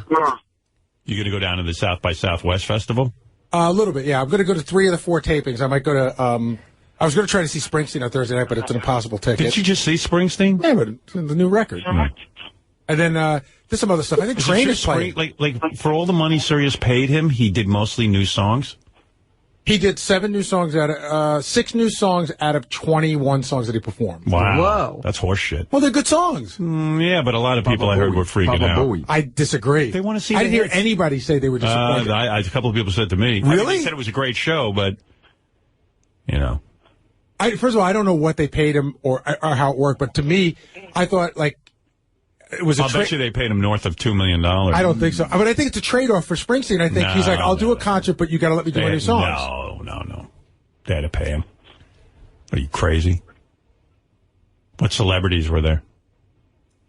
Gayle King, Tommy Hilfiger, Ben Stiller, Michael Douglas and Catherine Zeta-Jones. How does that help us get subscribers? Explain it to me again, because I think I would take the $2 million and buy billboards in Philadelphia, New York, say, hey, Howard Stern's still on the radio, and I don't know, I don't get, or even if they just put up signs that said, NFL on I don't know, how does that help us? This is how they explain it to me. I don't get it. They get a lot of celebrities to come, but they got a lot of press just by Springsteen playing the Apollo. Got a ton of press. Okay. A lot of people covered it, right. And then a lot of people covered it when they came in. It'll be a magazine. So I didn't see any press. Oh, there's a lot of press. Where? On television. Yeah. But is that press more effective than billboards? I don't know. I do. If I had a business and you gave me a choice between hiring Bruce Springsteen for one night and having a billboard hang, I think a billboard's more effective. I thought more people seem to be... Because where do we sell the most radios? In car. And new cars now people are turning over. There's a statistic, something about like most people's old cars are at least 11 years old, so people are buying more new cars. And then they buy satellite, they get a new radio. This is it. Do you think Tommy Hilfiger being at, and by the way, I love his underpants. I do. It's the only underpants I'll wear briefs. Is that right? Yeah, I love them. But do you think Tommy Hilfiger watching Bruce Springsteen is really going to get us the kind of... I'm just saying. I'm not arguing with you. Yeah, no, I don't really know. I'm asking rhetorically. Yeah, I don't know. I do know that it got a lot of press, like even in Rolling Stone and stuff like that, but I don't know if that's more effective than a billboard. It's not.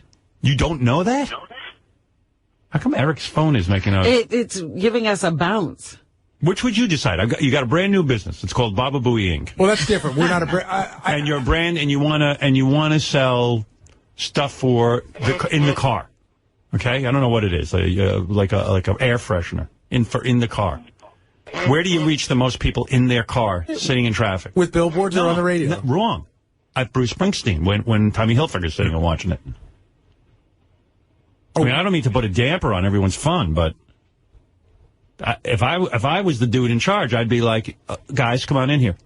Then when everyone came in and told me they want to throw a party with Bruce Springsteen, I'd smack their fucking head into the wall. Michael J. Fox and Tom Hanks also. Oh, you didn't say that. I'm just giving you the whole list. Oh, so if it's Michael J. Fox and Tom Hanks, then it's probably smarter to have a concert. Because when I hear Tom Hanks is at a concert, I have to go buy a Sirius radio. Does it count if his wife was with him? So if I'm going to give you the power to decide, you're now the CEO of Sirius. You're the president. You're in charge of everything here. What would you... I'll give you $2 million to put up billboards in Philadelphia. I'm using Philadelphia because that's a very big market. And we're going to blanket the city with billboards. Or we're going to have a party for Bruce Springsteen and invite Tom Hanks and Michael J. Fox. And broadcast it live. Okay. To the listeners.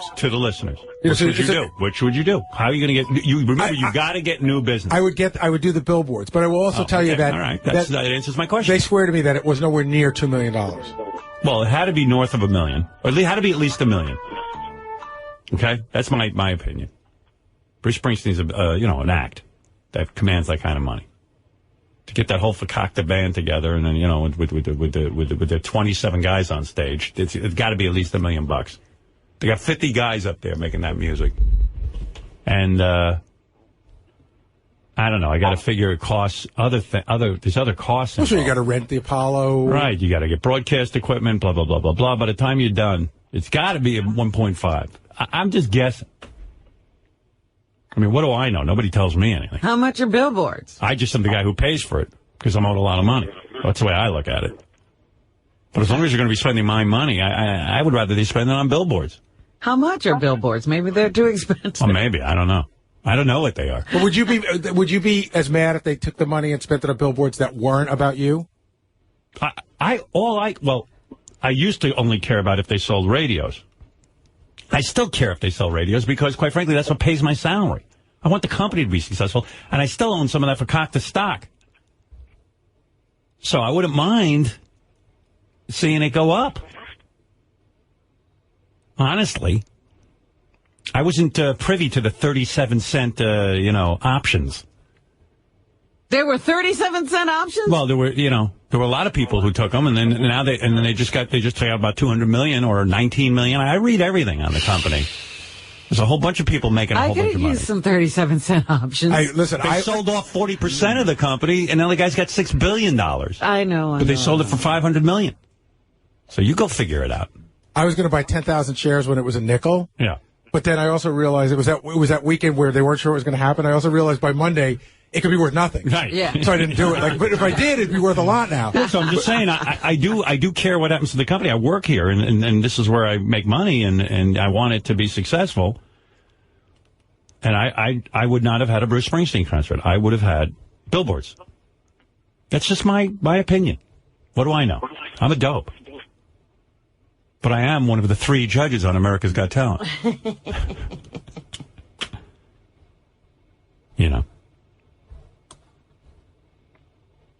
I know Tim Sabean went to the concert. He was there. Yep.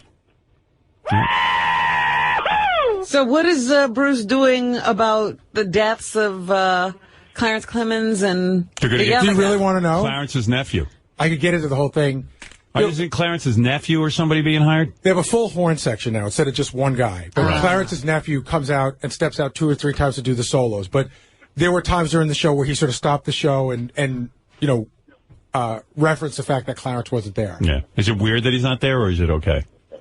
Both. Yeah. It's both. It's weird that he's not there, but then Clarence's nephew is so good, and he's really young. Does he look like Clarence? Is he big? No, he's big, but he's got like bushy hair. And he's Do they call him the big man? No. Oh. But he I think he's 23. He looks like he's 18. He's got a baby face, and you just sort of you feel you want him to do well. Right. You know what I mean? You're He's in a pulling tough. for him. He's in a tough spot, and you just want him to do well. Right. And he did. He did great. Good. Do you think people root for Wolfgang Van Halen to do well? I don't think so. Yeah, because he grew up privileged. Right. Like, I don't know Clarence's nephew. I don't know how he grew up, but my imagination had probably... I'm not sure Clarence was that privileged. I think most Van Halen fans, I being one of them, want Wolfgang to leave and have Michael Anthony come back. But I haven't seen Wolfgang in action. But I'm still not sure. I'm with what you said the other day. What did Michael Anthony do so wrong? I'll tell you exactly what he did. That I can answer, because I'm a big Van Halen guy. Michael Anthony had the nerve to side with Sammy Hagar and say he liked Sammy. But I think he only did that after he knew he was on the outs. No, but he was vocal about it. Because he continued his relationship with Sammy, that the 2 brothers there freaked out. Yeah. They couldn't handle it. Those 2 are like wickedly angry. And close. They never differ with each other, no matter what. And because they're brothers, it probably makes sense to them to have Wolfgang in the band. So now it's 3 Van Halen. If they could get one more who could sing. Right. They'd be all there. David Lee, if he was David Lee Van Halen. They'd be thrilled. Right. But they can't. Well, do you think they, because sometimes Max's son plays drums for Springsteen. Oh, is that right? He's great, too. And he's really good. Yeah, he'll step in once in a while. Those guys are all in their 60s. Yeah. I bet you Bruce likes playing with younger guys, too, in a way, I think Max is an amazing drummer. I really do. I love watching him drum, but the couple of times... Doesn't Max look like a guy who can't drum? Like, he doesn't look like a rock and roll drummer. He looks like an accountant. Yeah, right. It looks like my accountant sat in and decided to bang on the drum. But he's a great drummer. But don't you also like on the kid in the Foo Fighters, Taylor Hawkes, who plays drums? Like, he's got a cool image when he plays the drums, so like you can see why he's there. Like, doesn't Dave play the drums? Yeah, but not in Foo Fighters. He doesn't. He hired Taylor Hawkins or whatever his name is. Yeah. And he's cool. He's got the long blonde hair. Like, those guys are having a bromance. They go everywhere together. Right. And, Foo Fighters don't hang out together except for those 2. It's just sort of like Joe Perry and Steven Tyler used to be the 2 that hung out, and the other guys didn't get to hang out. And wouldn't you, if you had a band, want like a cool, like Max looks like, he doesn't look rock and roll. I would tell you, Bruce tried to tour without the band in the early 90s, and people freaked out. Right. He went out and got young musicians, and people freaked out. And but I will say that when Max's son steps in, because I've seen her do it a couple of times, to me, the band does seem a little energized. A little more crisp, Yeah, I bet you Bruce gets a little bounce in his step. He actually plays like Dave Grohl. He's got like long hair, and his arms are flailing all over the place, and brings a high energy. Yeah, I bet you Bruce likes it. You sit there with those alta cacas. But I think Bruce is what's cool in the band. Right. I don't think anybody else is all that cool. Right. Steven tries with that schmont down his head. Yeah, but it's really Bruce. I mean, Bruce puts on an amazing show. But they have a lot of that, going to the mic, almost kissing sort of stuff. Yeah, it looks like everyone has really stinky breath. Because when you're on stage and you're singing that long and sweating, when those guys do that move where they share the mic, and obviously they don't have to. And I always think the guy who wants that is little Steven wants that so he can show how close he is to Bruce. It's like a whole thing. Right, he could sing on another mic. Of course. He just wants to he's kind of like, hey man, look at me and Bruce. Look, we can share the same mic. There was Does Bruce go over and do that with Nils at all? No. No, not as much. But Patty I think Nils gets Patty. Yeah. And then there's one song where everybody leaves, and it's just Bruce and Patty. It is exciting when they share the mic for some reason, but I don't know why. Why is that so exciting? I don't know. I will tell you, they do it. In the late 70s and make out. In the late 70s and the early 80s, there was a weird thing where Clarence and Bruce would share the mic, and at the end they would kiss. Not like make out, but they would lay a big smack on each other. And I always on thought their lips? Yeah, and I was thinking it was a little weird. There were pictures of that circulating. Always weirded me out. What the fuck is that all about? I don't know. That's just weird. I mean, like, why would you kiss? Oh, no. They don't see each other? But I've seen, at a couple of concerts, I've seen Patty, Bruce, and Steve all on the same mic. Yeah, the older I get, the weirder bands are starting to look to me. Like it's just starting to look a little pathetic. Well, I mean, okay, Aerosmith. Right. Don't you think on 60 Minutes... They looked a little old. My wife said that they all wear those scarves because they're covering up their turkey necks. Right. I wear turtlenecks to cover up my turkey neck. But you don't have one. No, I don't, but I'm going to be getting there. I want to be prepared for when I do. But, because those guys are what, like 63? 63, 64, yeah, that area. I'm like 5 years away from that. That's going to happen to me. What do I think? I'm going to be different? Yeah, but they did the rough life is really showing up now. Yeah, it is. It is. Yeah, don't you think when you get to be 65, you'll say, okay, I didn't do all that shit, so I'm going to look better? You hope. But you know what? Time is cruel. No, that's why. Who's the guy that died that was like the health nut?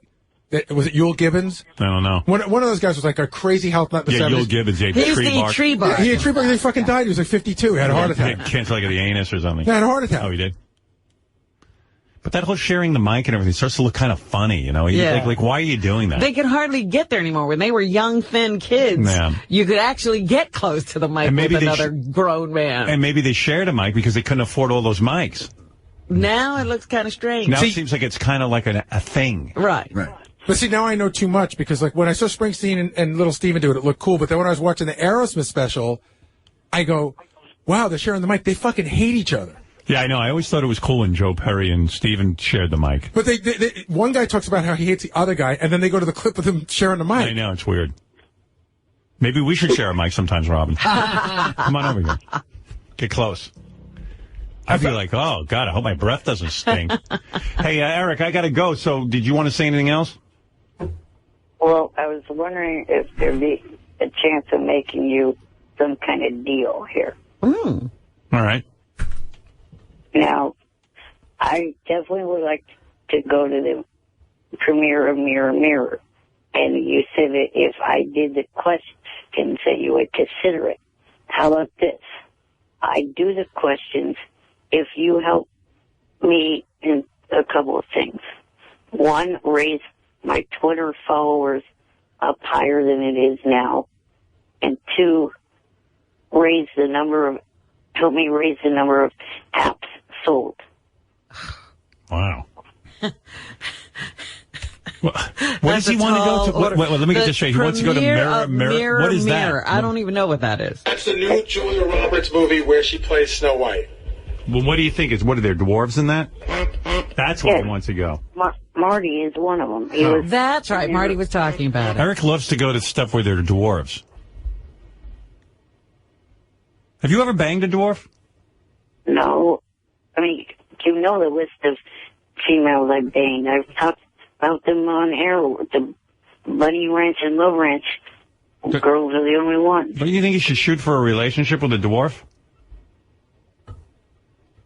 I don't know. Yeah. Do you go to those conventions? That's where you hook up. Yeah, I hear guys get laid all the time. Are you attracted to dwarves?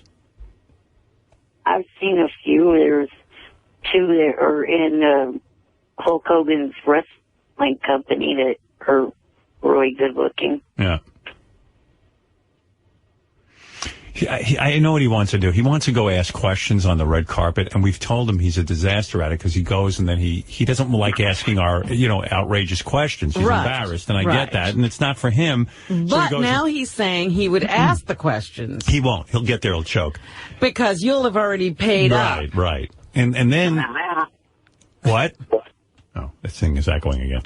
And then what he does is he gets out there and he interviews them the stuff he wants to ask. And he's like, my questions are interesting, and they're not. I think he went to the John Cena, the wrestling guy, and he asked him a bunch of wrestling questions that were interesting to him, but not to us. Yeah, and then he wrote a nasty letter to Gary saying, I was at Johnny Fratto's, and I met Jason Hervey, and I asked him questions, and Johnny told me what a great interviewer I am. I wasn't at Johnny's. I was on cam on the JFSC, and Jason Hervey was at Johnny's. Yeah. So anyway, Eric's convinced he's a great interviewer. I know. And he thinks his interviews are so interesting that we should send them to, like, Mirror Mirror. We don't have a budget for it anymore. All of my budget's gone because they started billing me for like fixing tape recorders and shit. And how are you going to get people to buy his app anyway?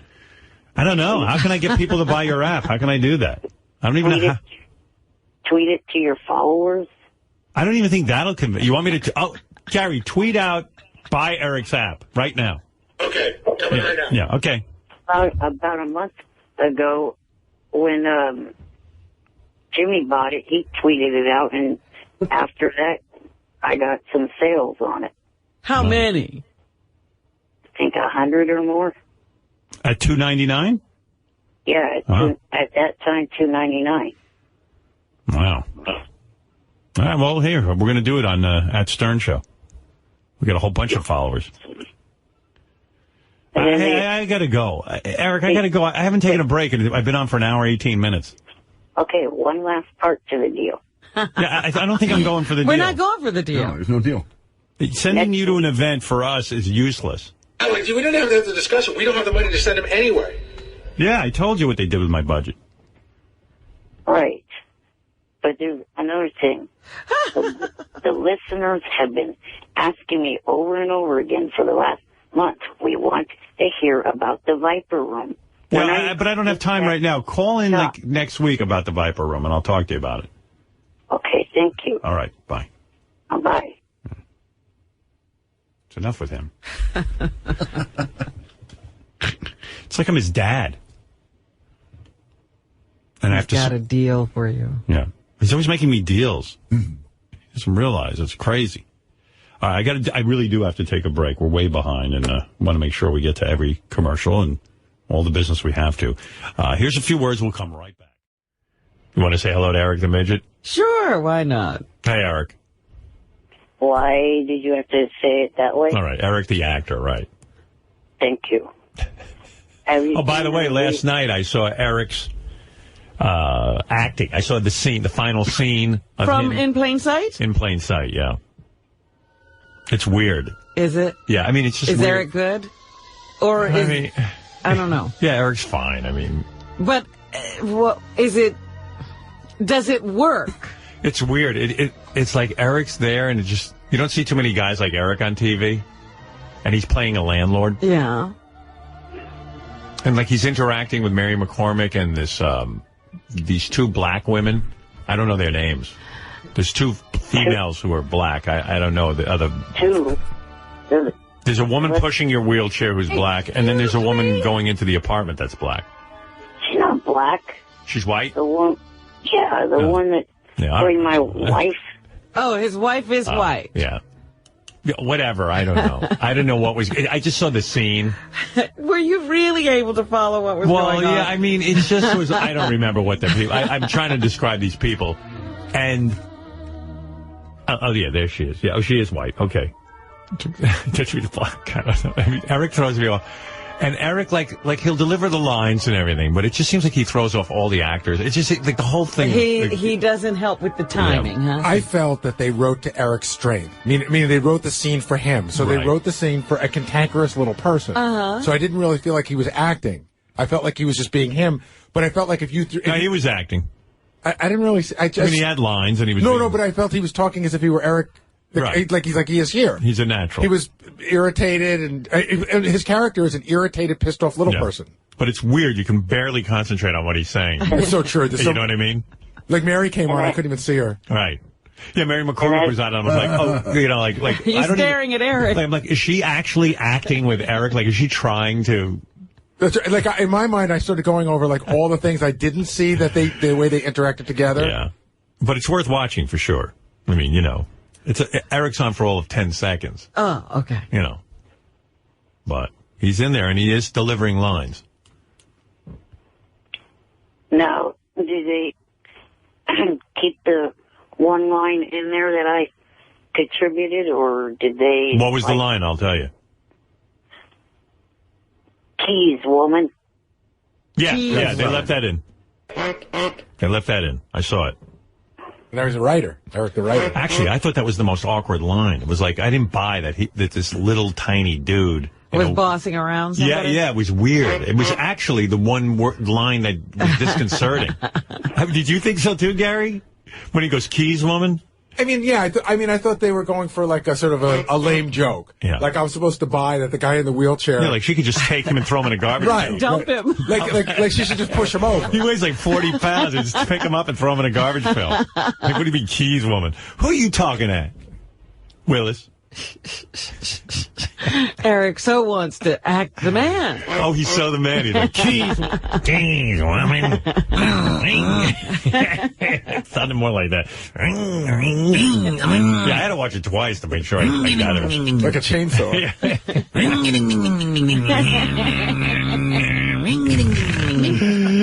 Keys woman. Blow me down.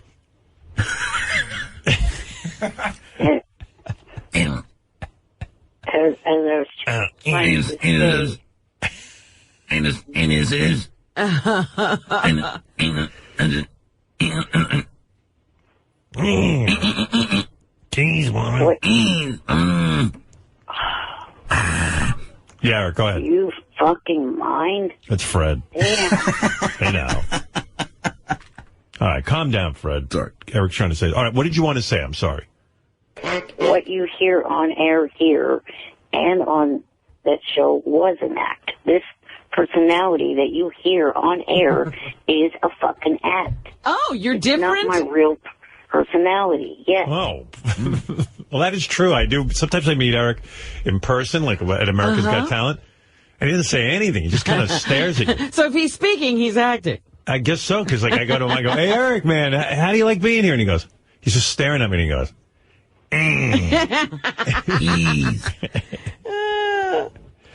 For a second, can I talk to the real Eric? Yes. All right. Is this him? Yes. How are you? I'm good. Yeah. Really legitimately, I'm a pleasant person to be around. I don't act that way when I go out to Killer the comedy shows and other stuff like that when I'm meeting fans. As long as a fan comes up to me and is nice to me and pleasant to me, I don't act like an ass like you guys think I do. Oh. I'm pleasant and nice to them back. Somebody tweets a nice thing to me on Twitter, I'm nice to them back. It seems like the same Eric. Doesn't it seem? I can't tell a big difference. Yeah, I don't see a big I'm difference. club-fucking-footed, you asswipe. If they tweet something that's being an asshole towards me, then I give it right back to them. Right. Well, listen, you have your back up against the wall, you do that. All right, Eric. Anyway, congratulations. I saw your appearance on In Plain Sight, which will be airing, I believe, this week. Friday night, 10 o'clock. I'll have to USA watch. Network. You'll be seeing Eric the actor. Eric the actor will be on In Plain Sight. There's another video that I was calling in to ask you about. If you've seen the video, YouTube video from WonderCon where somebody during the 21 Jump Street panel asks Jonah Hill a question about me. No, I haven't seen that. It's pretty funny because next to him is Channing Tatum's in there with a completely clueless look on his face, like he doesn't get what Jonah's being asked. Yeah, well, if he doesn't listen to the show, he wouldn't understand. That's right. He'd be lost. All right, Eric, I'm going to move along, okay? Because I know Debbie, the pet lady's out there. She's screaming at everyone. All right, see if JD could get that video for you. I will check it out. I want to see a video where Jonah Hill is asked about Eric, the actor, and Channing Tatum looks confused. Thank you. I've seen that confused look before on Sharon Osbourne when our audience is yelling out, like, you know, yeah, Eric the ack. It's like people hold up signs, ack, and she'll turn to me and go, what do they mean? What do they mean, ack? Yeah, right. All right, Eric, thank you. And congratulations. Thank you. There he is. Eric the actor. The real Eric the actor, not the guy who comes on here and plays a character. Right. Hey now. Gary was just telling me he went to see the movie Hunger Games, which made $155 million. How did he like it? He said that if you read the book, that the book was way more violent, and they turned the movie more into a PG movie as opposed to an R-rated movie, which might have been more true to the book, but nevertheless they made $155 million. Well, people have been hungering for something to go to see, actually. Yeah, so you liked it. Yeah, it was good. It was good. I wish, like I said, wasn't great.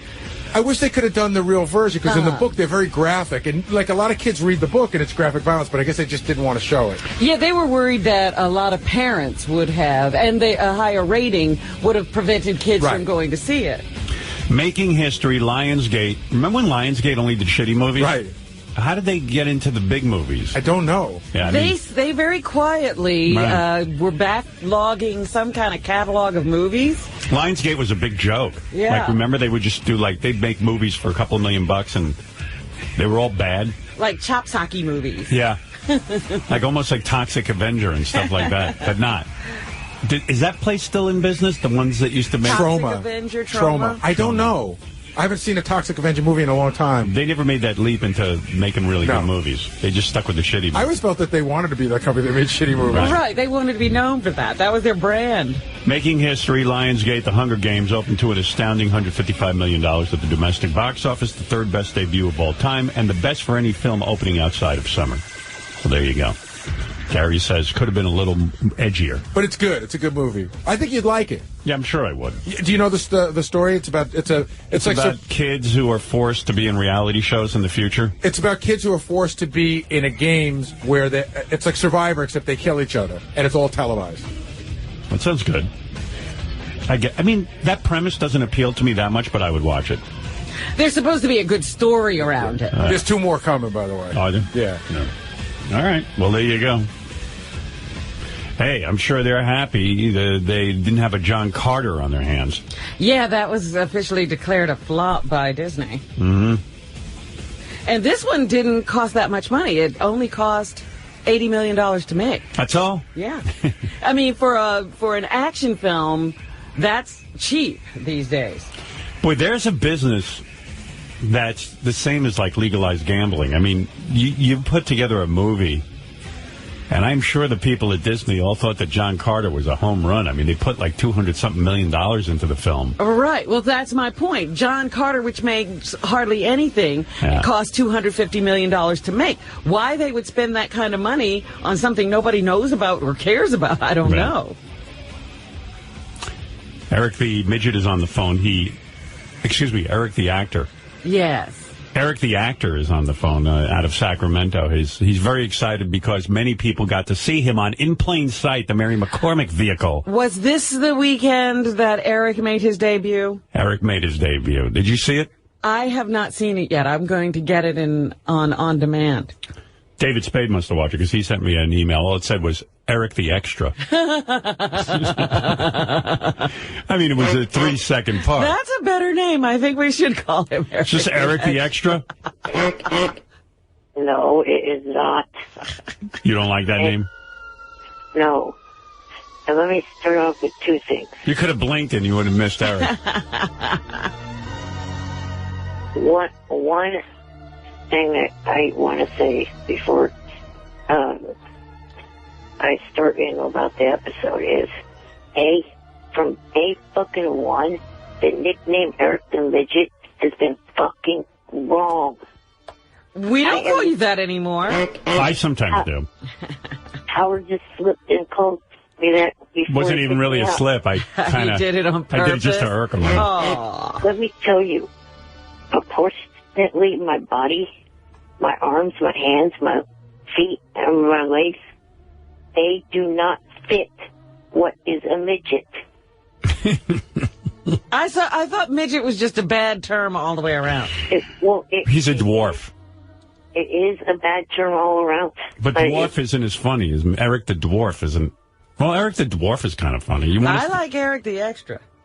I'll go to Eric the Extra. If you want us to stop Eric the Midget, I'm going to Eric the Extra. But from what I've been told medically about midgets, midgets are the ones that have the short, stubby arms, stubby fingers, and stubby legs. You have that. No, I don't. You put my arms, my legs, and my fingers on an average-sized kid. They're proportionate to that kid. But you're not a kid. Braggart. Well, yes, I'm not a kid, but my arms would work on an average-sized kid. So weird. Everyone like that's important to him. I know, arguing about his size. Yeah. How about this nickname? Eric, the medically proportionate dwarf. Anybody want to go with that one? No. And then also, I wanted to say, and hopefully Beth's listening too, because of my app sales, I made a $100 donation to the North Shore Animal League. Wow. That's very sweet. What the app's blowing up? Yeah. Wow. Isn't that something? You're making money with that app? Yes, and I could give more money to the North Shore Animal League the more money I make off of the app. Wow. That's quite an enticement to get the app. That's right. Some of the proceeds will go to the North Shore Animal Well, League. that's very nice. I'll be sure to tell Beth. That's a big passion of hers, helping the animals. So that's very nice of you, Eric. Actually, that is nice of Eric. Does Eric have any pets? I mean, Eric doesn't have a pot to piss in, and he's giving donations. Does he have a pet? No, he can't take care of a pet. Can you take care of a pet? I'd like to have a pet. Parents won't let you? Or it's not so much they won't let me, they just haven't gotten around to doing that yet, and their whole idea is to get a dog that could stay here sometime and then be with them sometime. I know dogs don't like that. Dogs want to be in one house and one house only. They don't want to go between house to house. You should get a St. Bernard and ride him around like a pony. Yeah. Have that little keg under his... Yeah, you could have a keg party. Yeah, well, Eric is right. I mean... Dogs don't like to go from house to house? Well, they bond to their owner, and... They can't bond to more than... And it's kind of one. sucky for Eric. I mean, he's at his parents' mercy, like if he wants to get a pet. But a cat would be better for Eric because cats are much easier to take care of than dogs. Well, I heard about a dog this weekend. Yeah, I like both, but my dad's allergic to cats, so it kind of puts a little, problem there. What about one of those service dogs? I heard about a dog this weekend that actually gets on a school bus by himself once a week, goes to a school, and helps children in an alternative school relieve their suffering. That'd be cool. Like if Eric tied up a dog to his wheelchair, and then he could like a sled. The dog could pull him like a dog sled. Like a dog sled. Is that cruel? No, if you get enough dogs. I mean, maybe one dog pulling the sled would be. You get 5 dogs? Eric could have a pack. It's going 80 miles an hour in the chair. That'd be crazy. He could join the Iditarod race. Right. Get a whip. Yeah, well, he should get a guinea pig. That would be easier, you know what I mean? Right, or a fish. Fish, yeah. Well, a fish isn't fun. You can't relate to a fish at all. No, you eat a fish. No, anyway, Eric's episode of In Plain Sight was on, and I have the audio if you want to hear it. All right. All right, here's Eric. Eric's whole performance. This is Eric's whole performance. Let's see. The first part is 41 seconds, and the second part is 23 seconds. So he was integral to the plot. So if you add both together, it's under a minute that he's actually on screen. But he's very impactful. When you see him, you're like, whoa. What did Eric think? Were you pleased, Eric, the way they edited and the camera angles, etc.? Yeah. Did you think you looked good? The truth? Oh, stop, Howard. I don't know if I want to answer that because it kind of sounds self-centered. I see. I thought he looked good. I mean, for Eric, you could tell he was at his top of his game. They didn't do anything like put eye makeup on Eric or anything like that, try to matinee idol him up. No, you could tell they powdered him down, though. Yeah. Right? They had a little bit of makeup on you. Yeah, a little bit. He was pretty natural. Okay. Oh, natural. Here's Eric, the actor, in plain sight, in case you missed it. And believe me, if you blinked, you would have missed it. But, all right, look, it's a part. Here we go. By the way, I like you, couldn't sit through a whole show. I just went right to the Eric part. So I had no idea what was going on. It was weird. Eric You don't know the story. Well, from what I could tell, Eric evidently was married to some very attractive black woman. Mm-hmm. And she was... A black woman. Why do you keep calling the woman black? I don't know. Maybe because she was pushing a wheelchair. I don't know. In the city, I see a lot of black women pushing wheelchairs. So she has to be black. She's pushing a wheelchair. Exactly. No, I don't know why I keep thinking she's black. Because I've seen pictures of the woman's not black. I don't know why I think she's black. Nope, she was a black woman, Robin. I don't know why. You know what? I saw it once. I mean, I didn't see it. The agent was black. Oh, that's what it is. Yeah, but she's not pushing the wheelchair. No. I know there's a black person involved. Yes. What was it again? Who's pushing the wheelchairs? I guess. All he said was woman. So. See, that woman is not black. No? You think she's white? I can't tell. The woman pushing the wheelchair is your wife? Thank you, J.D., for correcting him. All right, so the woman pushing a wheelchair is the wife? Yes. Okay, and then there's a black woman who is showing the home to, like, it's your home, though, right? She's not showing the home. She's one of U.S. Marshals, and she's trying to get a tenant who is under their protection out of the apartment. Yeah, whatever. So that's complicated. So I knew there was a black woman. The black woman is saying something to Eric, and then she opens the door, leaves it open, and then a bunny rabbit comes out. Anyway, here it is. What's the difference? What's going on anyway? Here. You that reporter I called? Reporter? I'm Beth's sister-in-law. Who are you? I'm her landlord. I'm going to shame that crazy bitch on YouTube. Keys, woman. Your mama didn't teach you any manners? My mama's dead. Happy? Beth? My mama's dead. Happy? Jeez, woman. Keith. I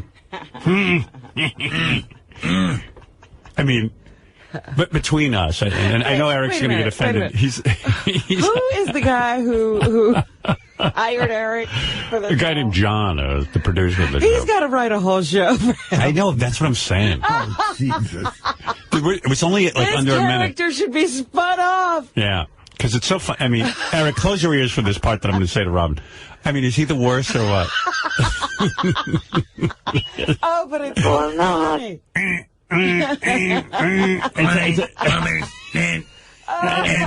There's no voice inflection. There's nothing. It's just Eric. It's just the script. Please, woman. Please, woman.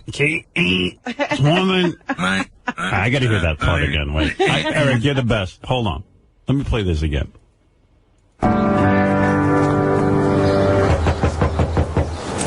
You that reporter I called? That might be his best line.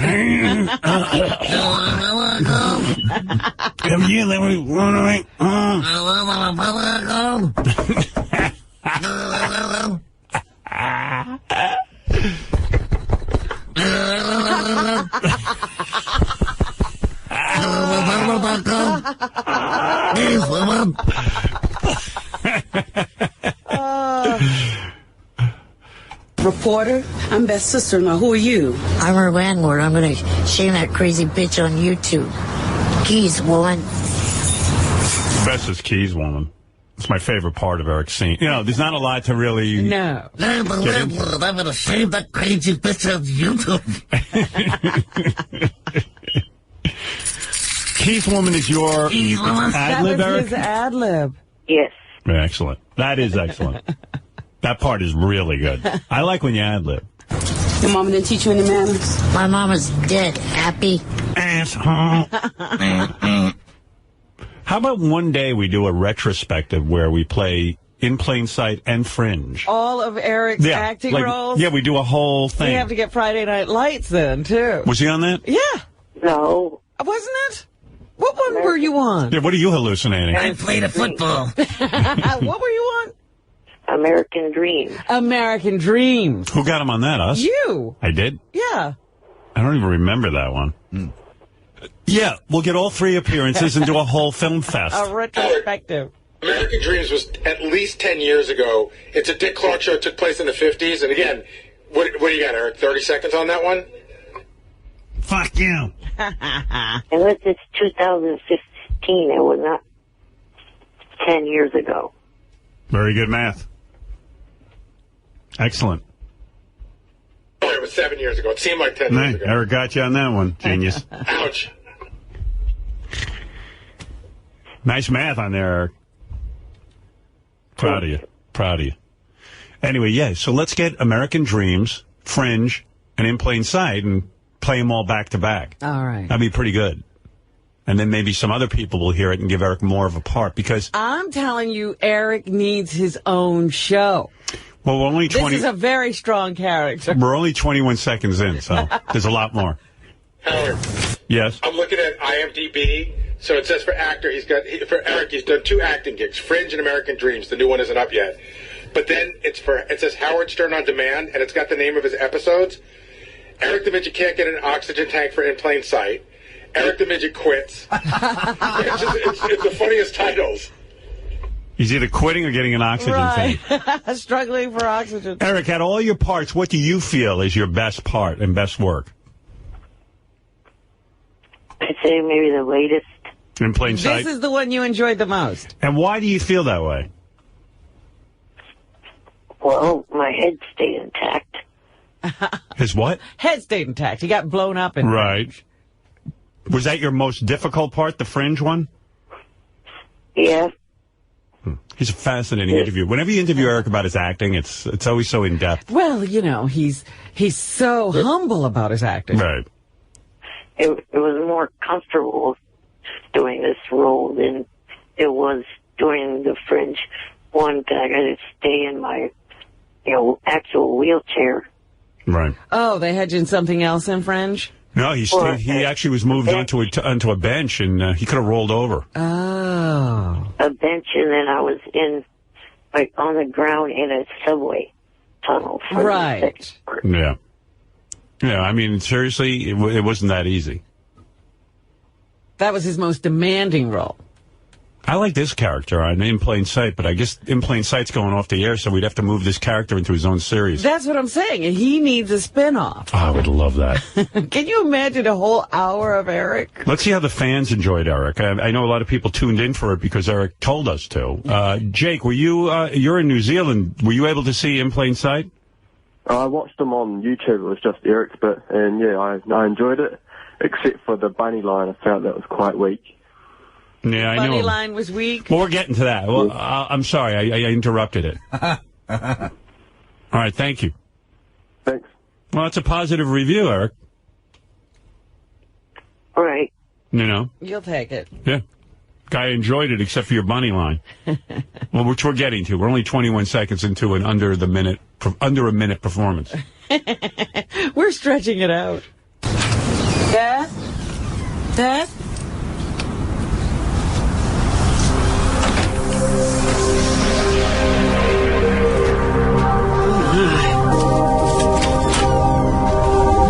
I don't want to see any reporters when I come out. Got it? Crap, don't let the bunnies out. Oh. I guess you had to be there.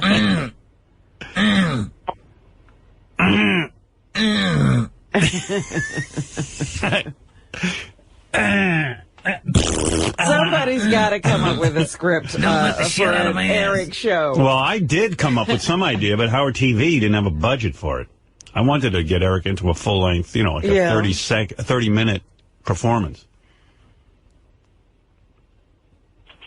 Doug, can't we get some sort of budget together to get Eric a real half-hour sitcom type thing, or let's revive Ironside. Yeah, we could certainly talk about it. Yeah, I mean we're blowing it here. We got a major star. Yeah, we tried that whole mini Taxi Driver. Remember the film Taxi Driver? We were going to do mini Taxi Driver. By the way, behind the scenes of Eric at In Plain Sight begins airing tonight at midnight on Howard TV. Right. See Eric on set, talking to Mary McCormick and all the various stars. And then at one point, Eric even gets the actress, what's her name? Vanessa Williams. Really? Oh, Tia Carrera. He gets Tia. Vanessa? I don't know. I couldn't think of it. Tia Carrera, and he somehow wrangles her into his dressing room or trailer. Seems like a trailer, if I have it right. Yeah. Yeah. Trailer? Did you have a ramp to your trailer? And it's really, really good. No, I did not. So what did they do, carry you? Yeah. Wow. Yeah, that starts tonight. And it's really good once Tia Carrere gets in his dressing room because he makes her come all the way over to him because, she hears this guy in a wheelchair. She's got to go. Right. Unless you're a complete prick. Her publicist gets her and says, look, there's a guy in a wheelchair here. Hi, Eric. And he's like, And then she goes, hi, how are you? I understand you're doing In Plain Sight today. So am I. What's your part like? The best is she walks in and there's a whole camera crew. Right. Standing around Eric. And she goes, oh, these guys follow you around all the time? Yes. He doesn't even it's not even an intelligible, it's like, he doesn't even make conversation with her. It's the greatest meeting. He went to all that trouble to get her in there. He gets her in there and he didn't say a word. Yeah, I mean, here she is. She's looking at these cameras. He doesn't try to explain them Nothing. to her. Like you'd think he'd go, I'm here with a camera crew because of Howard Stern or something. No. He's got the personality of a fish. She said, hi, Eric. I understand you're here and... But she really walks in and she I have a clip of that if you want. Accosted by cameras and no one explains it to her. Well, Eric could have made some conversation. Hey, play that clip. This is a little piece of what you'll be seeing tonight. Hi. Hey. Hi. It's only on one channel. You're Wayne's World and True Lies. I know, 150 years ago. No. Hey, nice to meet you. He's a big fan of yours. They were all set to take him back, but he wanted to wait to say hi to you. And he's been asking about you all day. Yeah. Because he saw your name on the call sheet. Oh, my goodness. Yes. The tango teacher. Do you have these guys following you around everywhere? Yeah. Just today. Just today. This is a big day. So you finished working today already? Yep. Oh, cool. Yeah, knocked out all the scenes and good to go. Nice to meet you. Tia Carrere is definitely there he is. But that was the whole. If it wasn't for Shuli and everybody else oh my God. speaking for him. You have these guys following you around everywhere you go? Eric, what happened? Would you choke? No, I could have spoke, but they answered before me. It's true. He does have a lot of people answering for him. Well, he should have told them to shut up. Shut up. Oh, my God. Oh, yeah. So you have these guys following you around? So you done for the day? Then she got out of there. And Shuli's treating you like a little kid. Yeah, Shuli. What the fuck? Hey, Eric's a grown man, Shuli. Shuli's like answering all your questions, moving in on Tia Carrere. But in that sort of baby way. Yep, he's finished up his work for today, ready to go home. Eric, are you sick of that shit? Yeah, that wasn't cool. Yeah, I mean, like, Shuli's acting like you're 4. Yeah. I mean, really, he really is. Like, Tia Carrere, like, Eric's the one who masterminded getting Tia Carrere in there. And by the way, she is good looking, huh? Yeah. What a doll. And Eric's like got her finally in the, and Shuli's like, yeah, he finished up all his work for the day. Didn't you, Eric? He's been asking for you all day. Yeah, oh, great. Yeah, make it seem like I'm a tool. Yeah. This little shit's been asking for you all day. We might as well just said that. He hung around. He could have left, but he hung around for you. Do people do that all the time to you, Eric? Like treat you like you're a little kid? Not really. Yeah, I'm the only one who doesn't treat Eric like a little kid. Yeah. Pretty much, if you ask me. Everything I've witnessed, everybody treats Eric like he's fucking 4 years old. They jumped right in there. Fire. We could remake Frankenstein's monster because Eric actually, like Dr. Frankenstein should end up with something that looked like Eric. You know what I mean? That big giant thing that he ended up with, this big strong. He really did end up with something. After putting like 10 billion volts of electricity through something, you should look like Eric. You certainly should sound like Eric. If I get the rights to Frankenstein, would you do like a mini remake? No, I don't think I'd do that. Why not? Frankenstein is a famous character. Hey, De Niro played him. Yeah, but that's not enough acting for Eric. He's right. What are you talking about? Frankenstein's the whole thing. You wait for him to show up. Yeah, but he doesn't have anything to say. You want Eric to talk.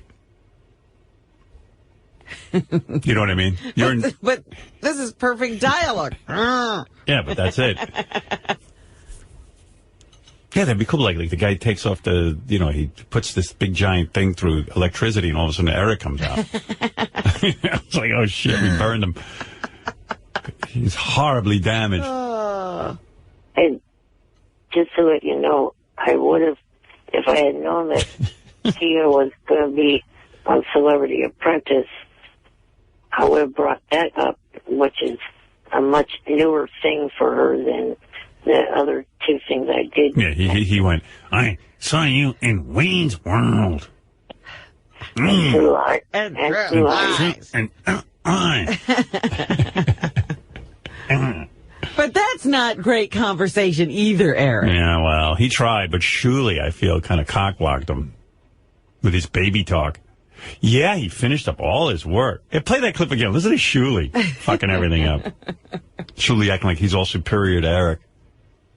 All of a sudden, and that's Jan's job anyway, to, do the baby talk, to at least talk for Eric. Jan knows not to say anything. Right. Hey, play that again, you guys. I want to hear Shuli. 2 seconds. Okay. Give him a sec. They got to re-cue. That's rewind for those of you not in the business. If he ever had a shot with Tia Carrera, they blew it for him. Shuli's like, no accident in your pants today, huh, Eric? Hey, what is it? My diapers are clean. I don't wear diapers. I know. I'm saying he's treating you like a baby. Yeah, I'm on your side, dude. You say that 50 shitheads are going to start saying that to me on Twitter. All right. Well, block those people. Hi. I remember you from Wayne's World and True Lies. I know, 150 years ago. No. Hey, nice to meet you. He's a big fan of yours. They were all set to take him back, but he wanted to wait to say hi to you. And he's been asking about you all day. Yeah. He saw your name on the call sheet. Oh, my goodness. Yes. The tango teacher. Do you have these guys following you around everywhere? Yeah. Just today. Yeah, just today. It's a big day. So you finished working today already? Yep. Oh, cool. Finish work, all the scenes and good to go. Nice to meet you. Tia Carrera's definitely. They didn't let him get a word in No. edgewise. You got to watch the special. I'm not kidding. It's the greatest thing you ever saw. I'm not kidding. No one knows what to say to him. Because he kind of stares at you, and Right. And everyone's like kind of trying I think everybody gets nervous. They do. Like, you're like, what the fuck have we got on my hands here? What are we dealing with here?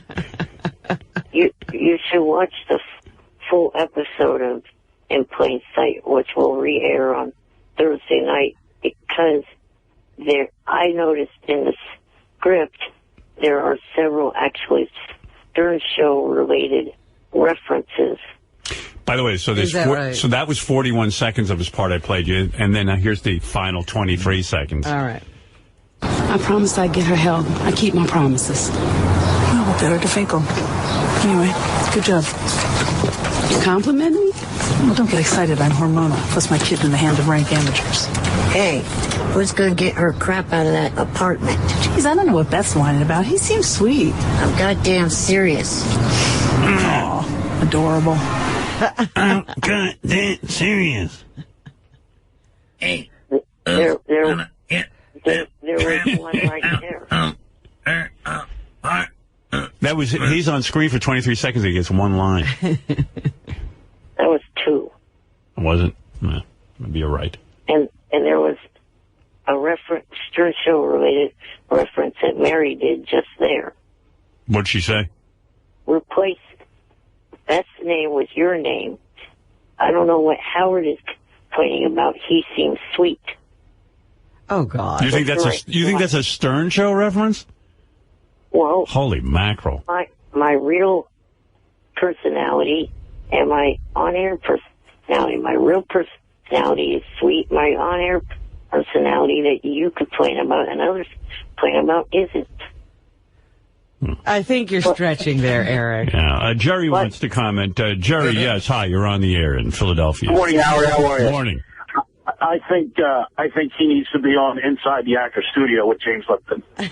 Yeah, wouldn't that be great? I think it would be the highest rated show that guy ever had. And tonight we celebrate the renowned Eric the actor. His head would explode. Just imagine him trying to get an answer out of him. Eric, what was your favorite role? It would be the greatest show ever. Eric, what is your favorite curse word? That's it. That's all I have to say. All right, thank you. Good idea. We're going to see if we can't book him on that. Eric, would you be on Inside the Actor Studio? Yes. You would do it, even though you realize you've had 3 roles that all are under 60 seconds. You would go on there as an actor. I'm sure that they're not all under 60 seconds. Let's see. Some of them are less. I have American Dreams here. Let's see, 49 seconds and 10 seconds, so that's just under a minute. And the Fringe thing is 22 seconds. Yeah, as it turns out, all your acting is under a minute. They can't wait to hustle you off the screen. You want to hear his American Dreams? You want to do the retrospective? Let's start. All right. And we were hoping to fly to San Francisco. We have family there. My older brother. Oh, well, have you ever flown before, Eric? No, this is my first time. Oh, well, let's see what we can do for you. That's that.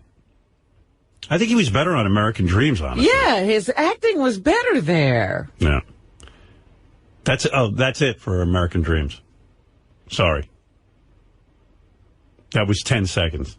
That one is under a minute. You're right. Fringe is a little over a minute, 49 seconds, and then the head blowing up scene is 22 seconds. Oh, so he actually gets Screen over a minute. Yeah, he is over the minute on Eric the Extra. It's pretty good. You want to hear him on Fringe? Sure. All right. Hello. Hi. What's this? It's a box. Well, what's in it? Well, as with most things in life, the reality would pale in comparison with one's imagination. And isn't it better to wonder?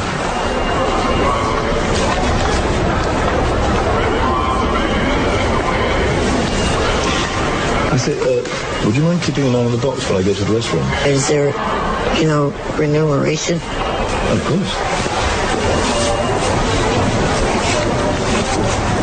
There you go. I won't be a minute. Okay. You know what? I think his work on Fringe is better than In Plain Sight. I guess we've kind of blown the retrospective show. There's nothing left to play. That's it, except for him getting his head blown up. And you can't really listen to that. You want to hear him getting his head blown up? Was it on purpose that he said the word wrong? Remuneration? Yeah. I think he did the best he could with that. Who the fuck put that in the script? Remuneration? I kept trying to get them to change that one to a word that I've heard before. You could say remuneration. Say that. Remuneration. No, listen to me. You got down right. Then the next word, rather than say numeration, say muneration with a M. Remuneration. Remuneration. Yeah, you got it. Remuneration? But nobody worked with him. They just kind of... It's not remuneration. Remuneration. Well, it's better to say that. I think they were screwing with you, Eric. Right. Putting those hard words in, and no one knows what that means anyway. Except for me and Robin. And Fred. Yeah, this is Eric getting his head blown up. Because that box that he was handed had explosives. I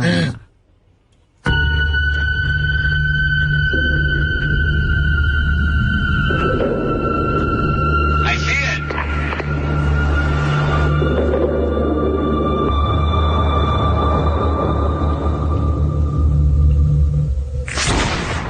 There he is.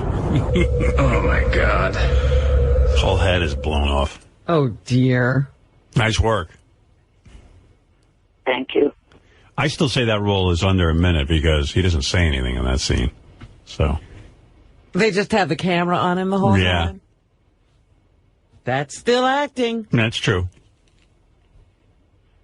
Well, anyway, that's the whole Eric Film Festival. I just did it. Did I play you the... I did play you the second clip of In Plain Sight. Yeah. Yeah. Eric was mentioned at the...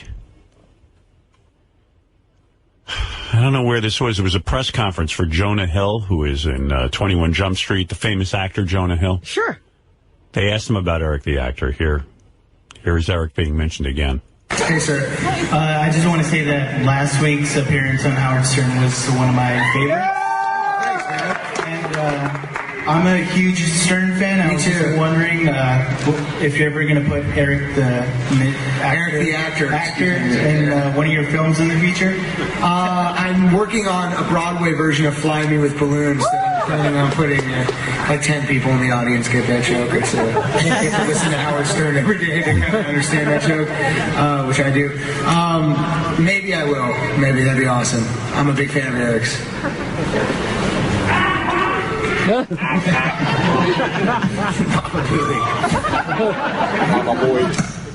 There you go, Eric. You were mentioned to Jonah Hill during a press conference. Yeah, that was WonderCon. WonderCon. Right, he's right. Well, what do you think, Robin? Well, I'm sorry the film festival is over. Yeah. Did you see how clueless his co-star looked? Yeah, I didn't see the clip. I just heard it. You know, here's the thing. We got to get Eric another role, but we got to get, from now on, I'm going to make sure he's in for at least 4 or 5 scenes. Yeah, we need a full starring role episode. Yeah, well, that's never going to happen, but unless we produce it. Why couldn't he be the witness protection guy? Why? Because you heard that acting. Well, that is what I tried to get. Yeah, well, you know what they say, beggars can't be choosers. All right, well, Eric, congratulations. Your show has aired in plain sight. That's your 3rd acting job. I'm going to talk to, Sorry? I did see 21 Jump Street this week, and it was pretty good. Yeah, Robin said that, too. I want to see that. I haven't seen 21 Jump Street. What are you talking about? Oh, you didn't? No. I thought you said you did and you liked it. No. Oh. If they do a sequel, it sounds like it would be set in college. I wouldn't mind, as kind of to play into a joke, I wouldn't mind to being a math professor. Ah. Right. That is funny. All right. Well, you know what? The only writer I really know is the guy who writes Cougar Town. But I don't know if that's going to stay on the air or not. You know J.J. Abrams. I know J.J., yeah. Cougar Town could use a cranky neighbor, don't you think? Like, that would be good for her? Sure. Yeah. He would be a great cranky neighbor. Or like a pervy neighbor where he's like looking at Courtney Cox through his binoculars and she's taking a bath. You know, yeah, he's got binoculars. He likes to look. I do know Danny Zucker. He used to intern for me. Now he writes. He's the head guy on Modern Family. Is that a good show? It is a great show. Yeah, that's one of my favorites. I could probably... He owes me because I let him intern for me. Well, plus, he's not your only connection to that show. Your movie daughter is also in that show, too. Danny owes me because, you know what? Quite frankly, Danny never would, sit around and write anything funny for us. So I should have really fired him. And I think I kept him on. What are you saying? Howard's movie daughter is in the show? Yeah, the girl who played Emily, my oldest daughter, is one of the stars of Modern Family. Oh, I didn't know that. Yeah. She plays the oldest daughter in the Dunphy family. Oh, you're kidding. Okay. Would you play gay? Would you be a gay little person? No, I would not. Yeah, you could be friends with a gay couple. Right, that's what I was thinking. You wouldn't play a gay part? No. Why? Are you anti-gay? Well, you know what it is? He can become typecast. I have respect for gay people and, that stuff, but I will not play gay. And I am not. Did you ever try a gay, sort of a lispy kind of gay affect, like a stereotypical affect? No. I mean, the way you win an Oscar is to play gay. Yeah, but I mean, if you're going to be an actor, you have to do everything. You do a British accent, you have to play everybody. Not him. He's got all kinds of Can you do a rules. British accent? Would you play British? I don't know if I could pull a British accent off. He does a good hillbilly accent because he did it on the Celebrity Superfan. You can't do British? Hello, mate. I don't know if that's British. That's not British? Mate would be Australian. Australia. No, yeah. British say mate. No, they don't. They do. They do. My mate. I'm going out with my mates. I'm going out with me mates, But they don't say hello, mate. So I go, yeah, we do over here. Who are you? I'm going out with me mates. I'm Michael Caine, the famous movie actor. Oh, that's Cockney. That's right. Auburn. I say, Henry the Eighth, I am. Henry the Eighth, I am. It's fun to play British. Try it. I don't think I could pull it off. What accents do you do so we can tell directors and casting people? Yeah, I'm going to put a call into Danny Zucker. Do you do any? You won't play a gay guy. You won't play a British guy. But would you play a pervy neighbor who likes to look at Courtney Cox through binoculars? I don't know about that one. Dude, you're narrowing it down. I mean, that's not even bad. You're acting. But he isn't acting. He thinks he's playing himself. Yeah, in other words, if you act like a perv, it doesn't make you a perv. You're an actor. To me, I would I grab. know that. Yeah, I would grab a part where I So can be why pervy. can't you play the role? Can you do black? Oh, please, give me a break. Hey, baby, what up? You can't do that? I'm not going to be a wigger.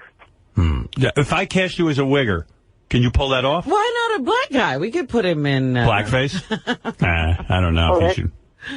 He could be like Robert Downey Jr. in Tropic Thunder. We could dye him. Can you be like Can you be a wigger? That's so damn disrespectful to black people. You didn't What think if he was... You didn't think what it if was we remake Boys in the Hood with Eric? I was just going to tell you, Howard, that Modern Family already did an episode with a little person. Did they? Yeah. So he may have missed that opportunity. Right. Yo, what up? Like, can't you be a wigger? No, I'm not going to. A straight wigger. He says he's not going to do it, but he really couldn't probably. Right. Boy, he's so limited. Yeah, he could only play a cantankerous midget. Dwarf. Sorry, little person. He can't play a midget. He doesn't. His fingers and legs and arms are Fit on a regular kid. right.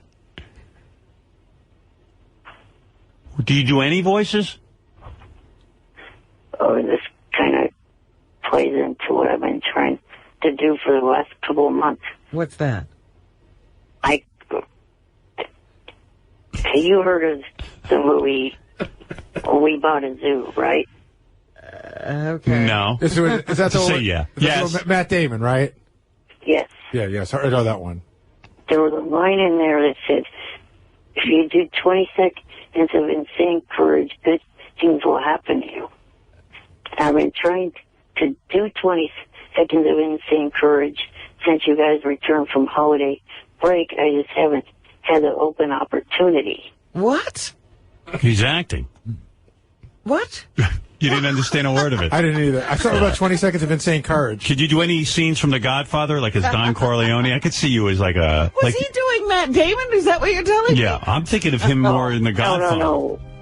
No, that's not what I was trying to do. My 20 seconds of insane courage is I can, to try to get more voiceover roles, I can do a little kid's voice. All right. He can do a little kid's voice? I don't know what he's talking about. If you let him go too long, maybe I lose everything. Insane courage. I don't know what that had to do How with about a anything. remake of Footloose, except it's Club Footloose? Club Footloose. Well, I'm club fucking footed. I consider it insane courage because I don't know what way the fans would respond to me. Everybody footloose. You're not going to the dance. Oh no, he'd be Kevin Bacon. Fucking footed, you asswipe.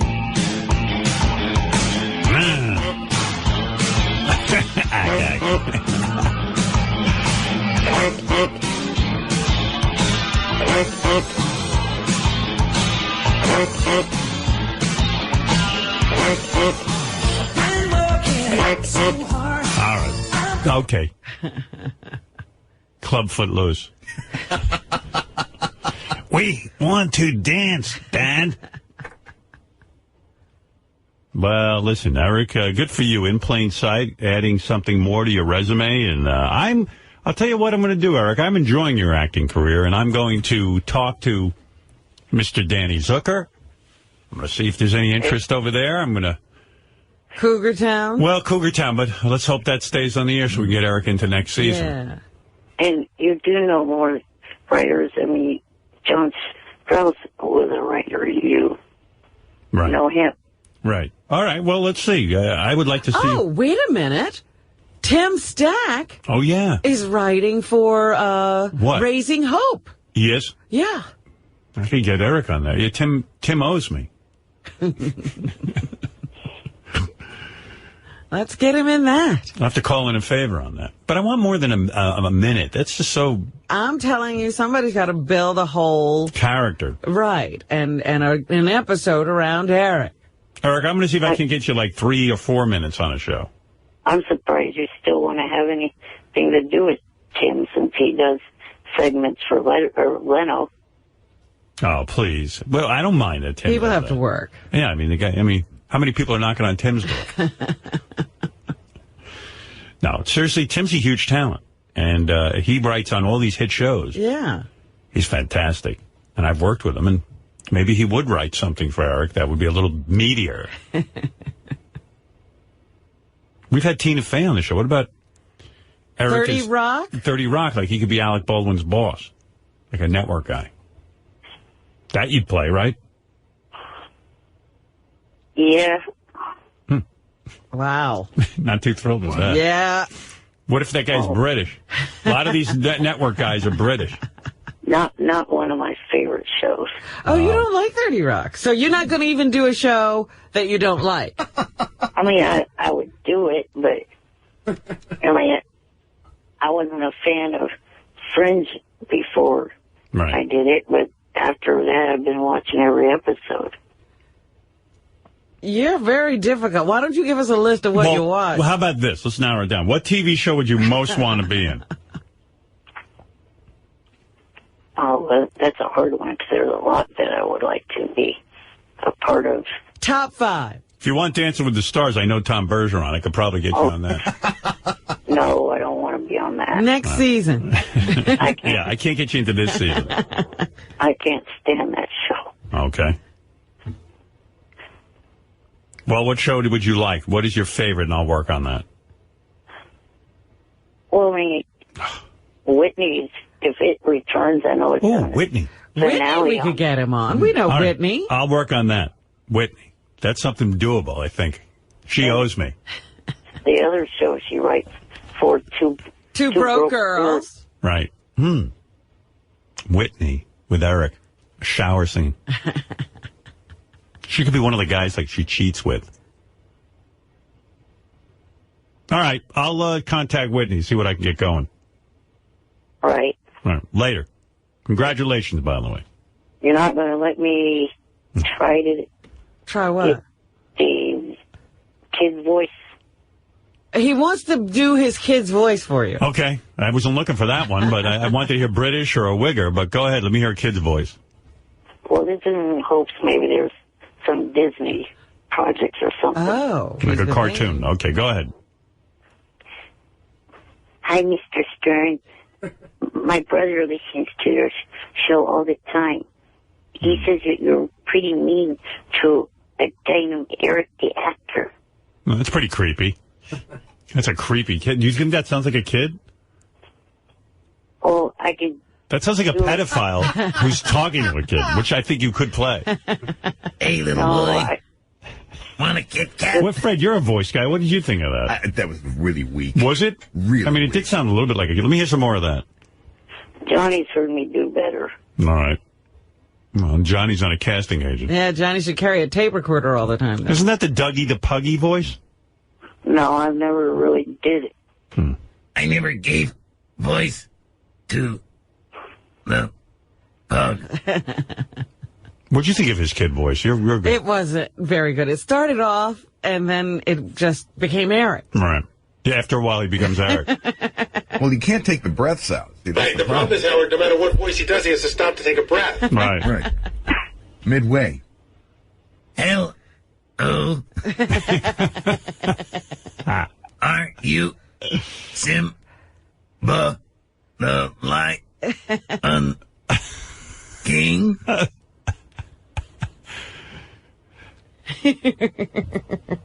Hey, meanwhile, you guys are laughing. Eric's got three shows under his belt. Under his belt. Let's see your resume. You're not kidding.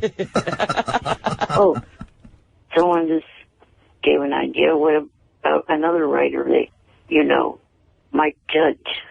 Oh, I do know Mike. Well, and you want to be in Beavis and Butthead? Hey. Yes. I would love to see that. All right. Well, I'll get word out. Don't worry. I'm sure the word is getting out right now. Mike listens every morning. All right. I feel like Tia Carrera. Eric, I got to go. And Shirley's not there to put in the... good to go. Yeah, whenever I talk to Eric, I want Shirley. The dead spots. Yeah, Eric likes that idea, Howard. That'd be a good episode. Beavis and Butthead act like, guys in wheelchairs, like midgets in wheelchairs, and they get chicks to be nice to them. Because they want to get up to the front of everything. Right. They meet Eric, and they see all these chicks like Tia Carrera being nice to him. And then Beavis and Butthead figure out that if they hang out with Eric, they'll get chicks. So we'll talk to Mike Judge. Yeah, I got an idea for this. Thank you.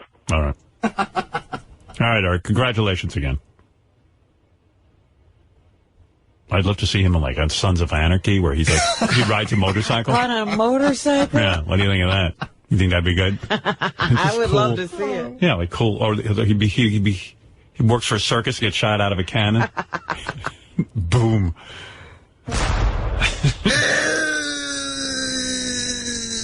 See, I'm telling you, there's a great CSI or something in here. Yeah. All right, Eric.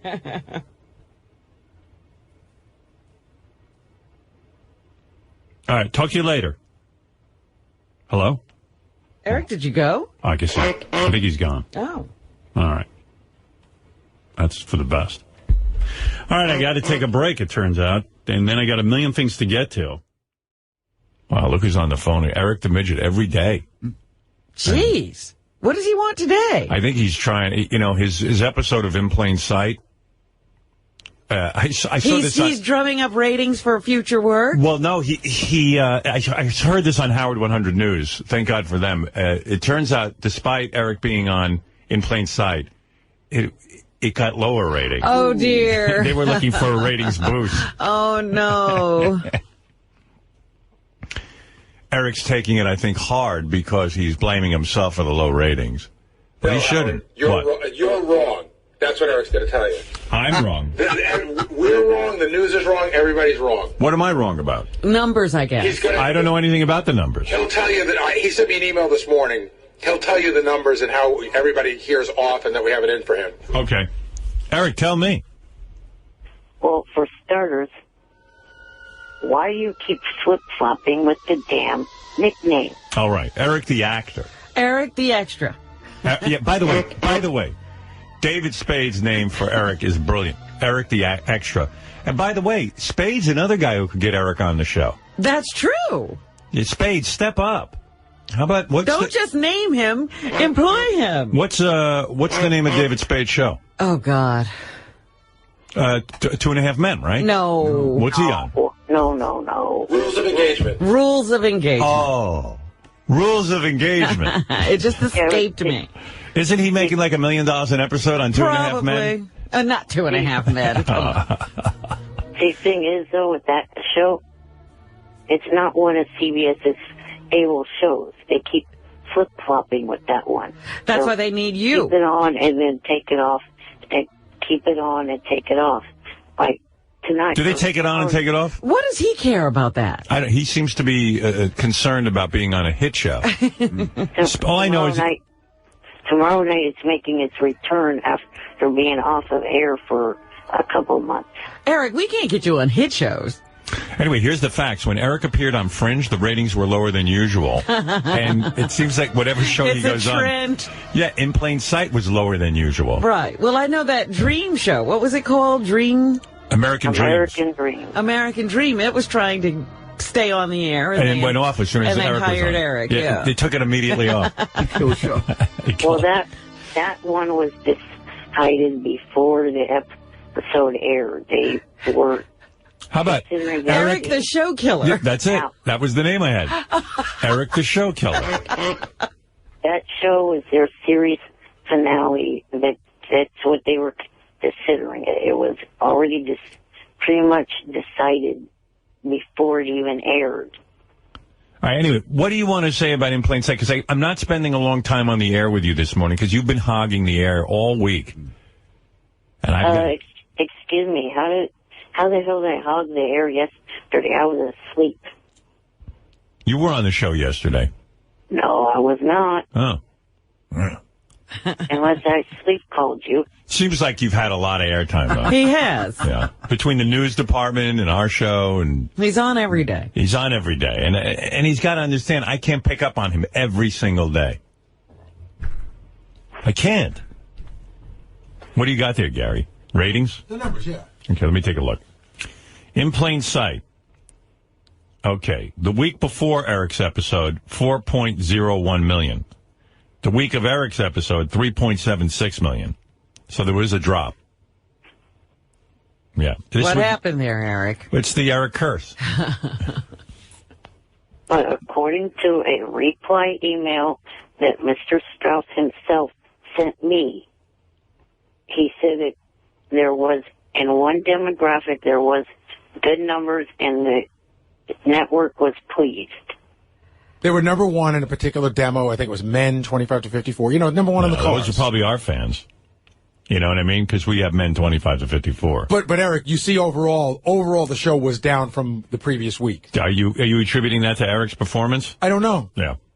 It just seems to be the curse of Eric. It's not an accusation. It's a fact. The ratings are down from the week And so before. far, every show Eric's been on has gone down. They certainly haven't gone up. Right. To me, if the network executives are fine with it, fuck you. Right. Now you're officially an actor. All right, Eric. Well, congratulations then, I guess. Thank you. All right. That's Eric the actor or Eric the extra. Eric the extra. It's true. He's not quite an actor yet. Eric the extra.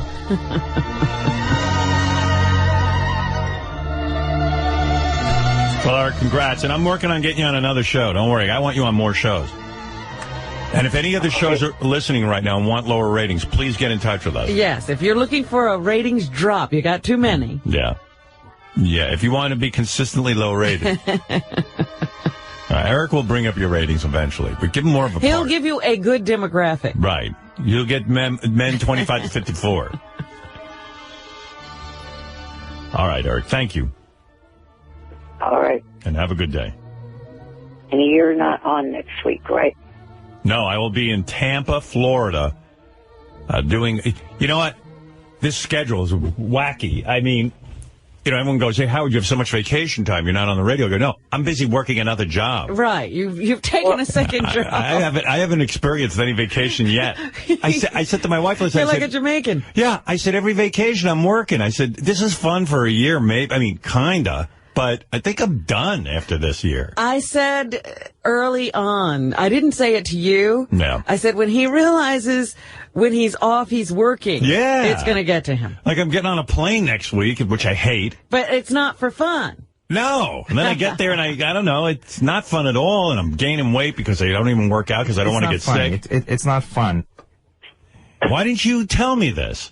No, you sat there quietly. You had already signed the deal before you told me. All right. Well, that's a mistake. I should have come to you earlier. No, normally the week before Easter, isn't that normally your week off anyway? Yeah, but it's not a week off anymore. Well, yeah, but I mean... Hey, that's another thing. You can't see him, but he'll still be working. Yeah, I had to train. I had a. Yeah, people write, oh, I can't believe you're not working. I go, no, I am working. But it'll all pay off in May when I'm on TV. And everybody gets to see you. Everyone gets to see me. In all my judging glory. Were you watching The Voice Monday night? Why? Because they aired a commercial for America's Got Talent that featured you in it. Really? Oh, that's cool. Including showing like a preview of you sitting at the judging table saying yes to someone. Yeah, of course I knew that, Eric. Wow. I watched it 4 times. You think I'm any different than you? I get excited when I see me. Don't you watch your own episodes? Of course. Yeah, exactly. Well, I wasn't sure if you watched The Voice or not. Yeah, I normally watch The Voice, but I paid extra attention because I knew my promo was coming up. But you got to admit, Eric, it's exciting when you see me there in all my glory. Yeah, I was wondering what one of the stops that was that they used for that. What? Oh, where was I? What location? Yeah. Yeah, I don't. You know what? Tony Coburn just asked me. She goes, "Do you know what location that was?" And I go, "How? I don't know. I mean, I don't know what they did. They all look alike. Nobody sits and consults me." But yeah, it was my first appearance as a judge. Like you saw me at my judging table. It was very, very exciting, and I am so commanding as a judge, Robin. Well, I wish you were wearing robes. I know. But I was sexy even for a 34. When I'm judging, I'm very hot. Very hot. Yeah. Well, if you don't want to do it next season, I'm willing to take over. We will submit that to the NBC Universal people. I'm sure I'll get sucked into doing next season. If it's, if everyone likes it and the executives like it, and they want me, I know I'll end up doing it again, but man, I tell you, you don't get. I mean, it's a constant. You'll have schedule. winter vacation. That's what you'll have. Right, winter vacation. That's the only thing. Like I decided to slow down in my career. You're not slowing down. I'm not. I see that. I thought I was. You go and take another full job. Yeah, full job. When I'm doing the job, when I'm there, and Eric has been witness to this, he came to one of the tapings. I'm very happy. I like doing it. It's just getting me there. Yeah, but then you look and go, where's my vacation? I know. And then, it doesn't help when I open up the newspaper today and I see that some JetBlue pilot went berserk. And he came out of the cockpit and started screaming about, the Middle East, bombs. Israel and... What was the other company? Iran. Iran? Yeah, he started screaming about Iran, Iraq, everything. Yeah, I'm like, fly the plane. Yeah. Stop worrying about international affairs. You can't do anything about it. Those people were lucky, too, because not only did they... On the plane, they had a off-duty pilot who stepped into the cockpit and took over for him. And secured the door. Secured the door. The pilot. And locked out the pilot, which didn't make me feel any better. I didn't know they could lock out the pilot.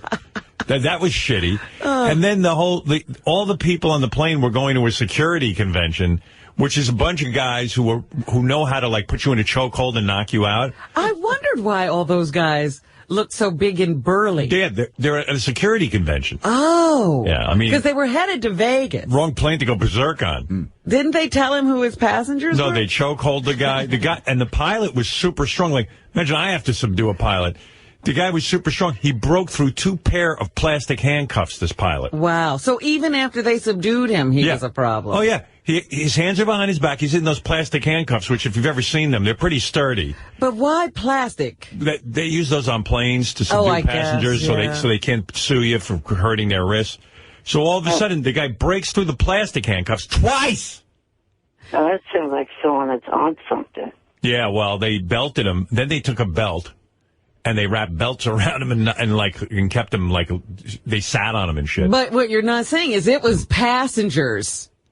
Yeah, who subdued him. Who, one guy said he looked like he was going to try to open the side door. Yeah, great. And the guy said, I'm not letting that go down. And so he jumped in, several other passengers jumped in and took this guy down. And the rule is you want your pilot having a wife and kids, supposedly. I think that's what's driving him nuts, the wife and kids. Well, they asked the wife. And she said she had no idea what was wrong with him. I said, they never do. Way to be close. Yeah, they never do know. You don't know what's going on with your husband. I can figure it out. He can't stand her. He's ready to jump out of a plane. You have no idea that your husband's about to go berserk? Yeah, no problem.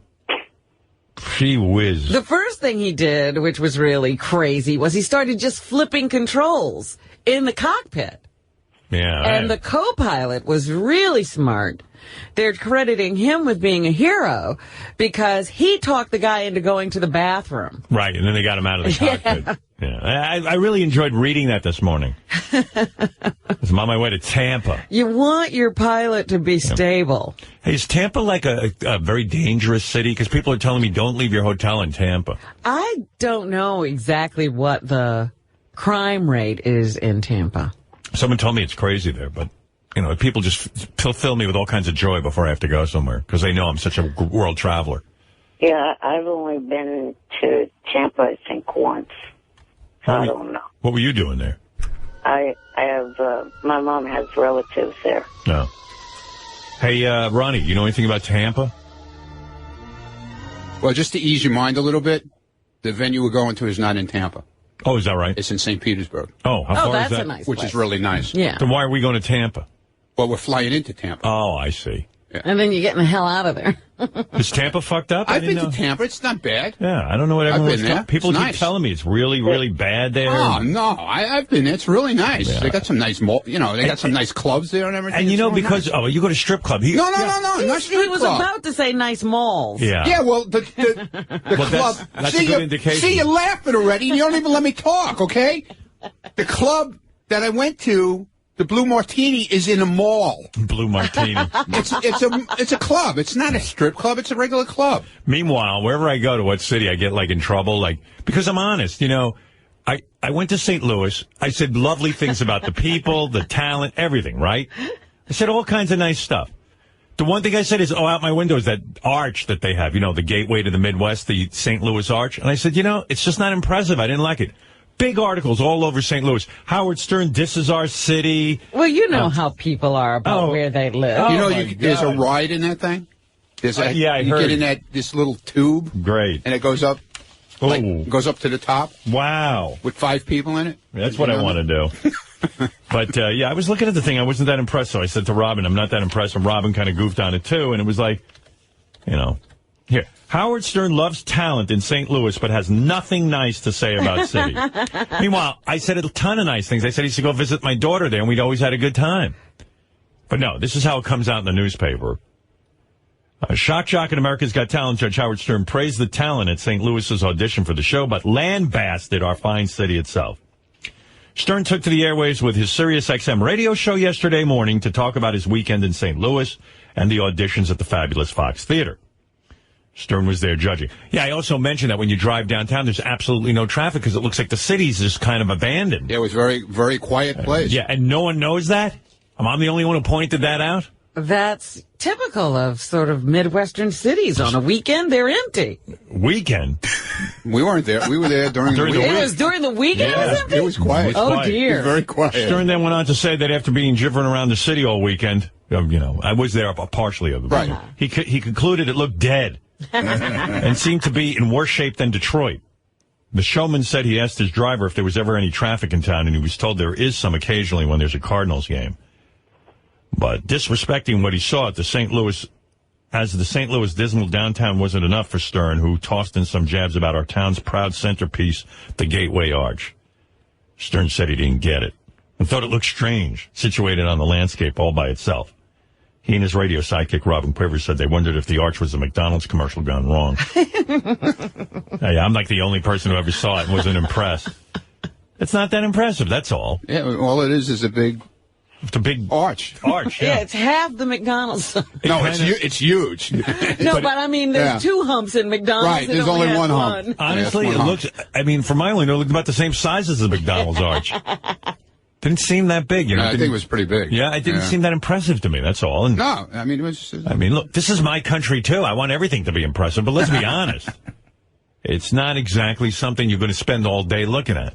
The one cool thing about it that I thought about St. Louis was one end of the city has the baseball field in the city. Yeah. And the other end has the football field. Yeah, it's in the city. Right in the city. Yeah, when would you ever see that? Well, you see that in Baltimore. Yeah, right. Exactly. And Chicago also, I think. Also and has. Tampa, I don't know, you know, all of a sudden I'm going there. I don't know anything about Tampa. People started with me, oh, don't leave your hotel in Tampa. Tampa's nice. Well, there's only 2 places to avoid. That's what I thought. College Hill and Tampa Heights. Well, we're not going to be there, I'm sure. What is that, the ghetto? Well, I'm not exactly sure. I don't know Florida or Tampa at all, but they say College Hill is a neighborhood well known for gang activity, drive-by shootings, carjacking, burglaries. Yeah, but isn't that and in Tampa Heights, it was listed as the 17th most dangerous neighborhood in the nation. Wow. Yeah, but doesn't your chance of being a victim of crime is 1 in 9. Yeah, I was planning on going to those 2 places. Yeah, but doesn't every city have a ghetto? Of course. Of course. He's staying in that area. Yeah, they're putting me up there. Those are the two places you don't want to be. That's how you know you're doing bad on America's Got Talent, if they book you a room. Right. In the 17th most dangerous place. One thing I got to say about St. Louis, that hotel is amazing. Yeah, that nice. Four Seasons. Yeah, it was nice. beautiful. Yeah. So there, you said something nice about St. Louis. Oh, please. I go to St. Louis. I used to go for 4 years. My daughter went to college there, and I was there all the time. Always had a good time. Ridiculous. Now, before you hang up on me. Oh, you're still there? Yes, I am. The episode re-airs tomorrow night at 11 o'clock East Coast time and West Coast, and 10 o'clock on Central time. You know what? I would rather be in a city with gang members outside my window over bands playing like what happened to me in Austin, Texas, at that fucking South by Southwest festival. I could not sleep. You say that now, but gangs can get pretty loud. I'd rather hear people talking than music? Yep. Gangs love me, Robin. I'm beloved by gangs. They see me as the ultimate bad boy. They're like, yeah, we be bad, but look at this guy. It's a direct quote from one of the gang. Yeah, but then you get that crossfire going in the drive-bys. Yeah. Could be dangerous. I was reading about the mob. You talk about gangs, you know, the Cosa Nostra, the mafia. There's a trial now going on. Some guy's considered a snitch, and he's snitching out all the former mob bosses. And this one of the guys they murdered was a cop. And the reason they murdered him, not because he, like, double-crossed the mob or he investigated the mob, because the guy happened to marry one of these mob guys' wives after he got a divorce from her. Right. And they just killed him. Stupid. He didn't do anything to the woman? He just married her? He just married her. That's crazy. If you're that bummed out, kill your wife. Don't kill the guy who married her. What did he do wrong? Well, as long as she's not married, he has a chance. Right. Well, the mob guy got bummed out and just said, hey, why don't you just go kill him?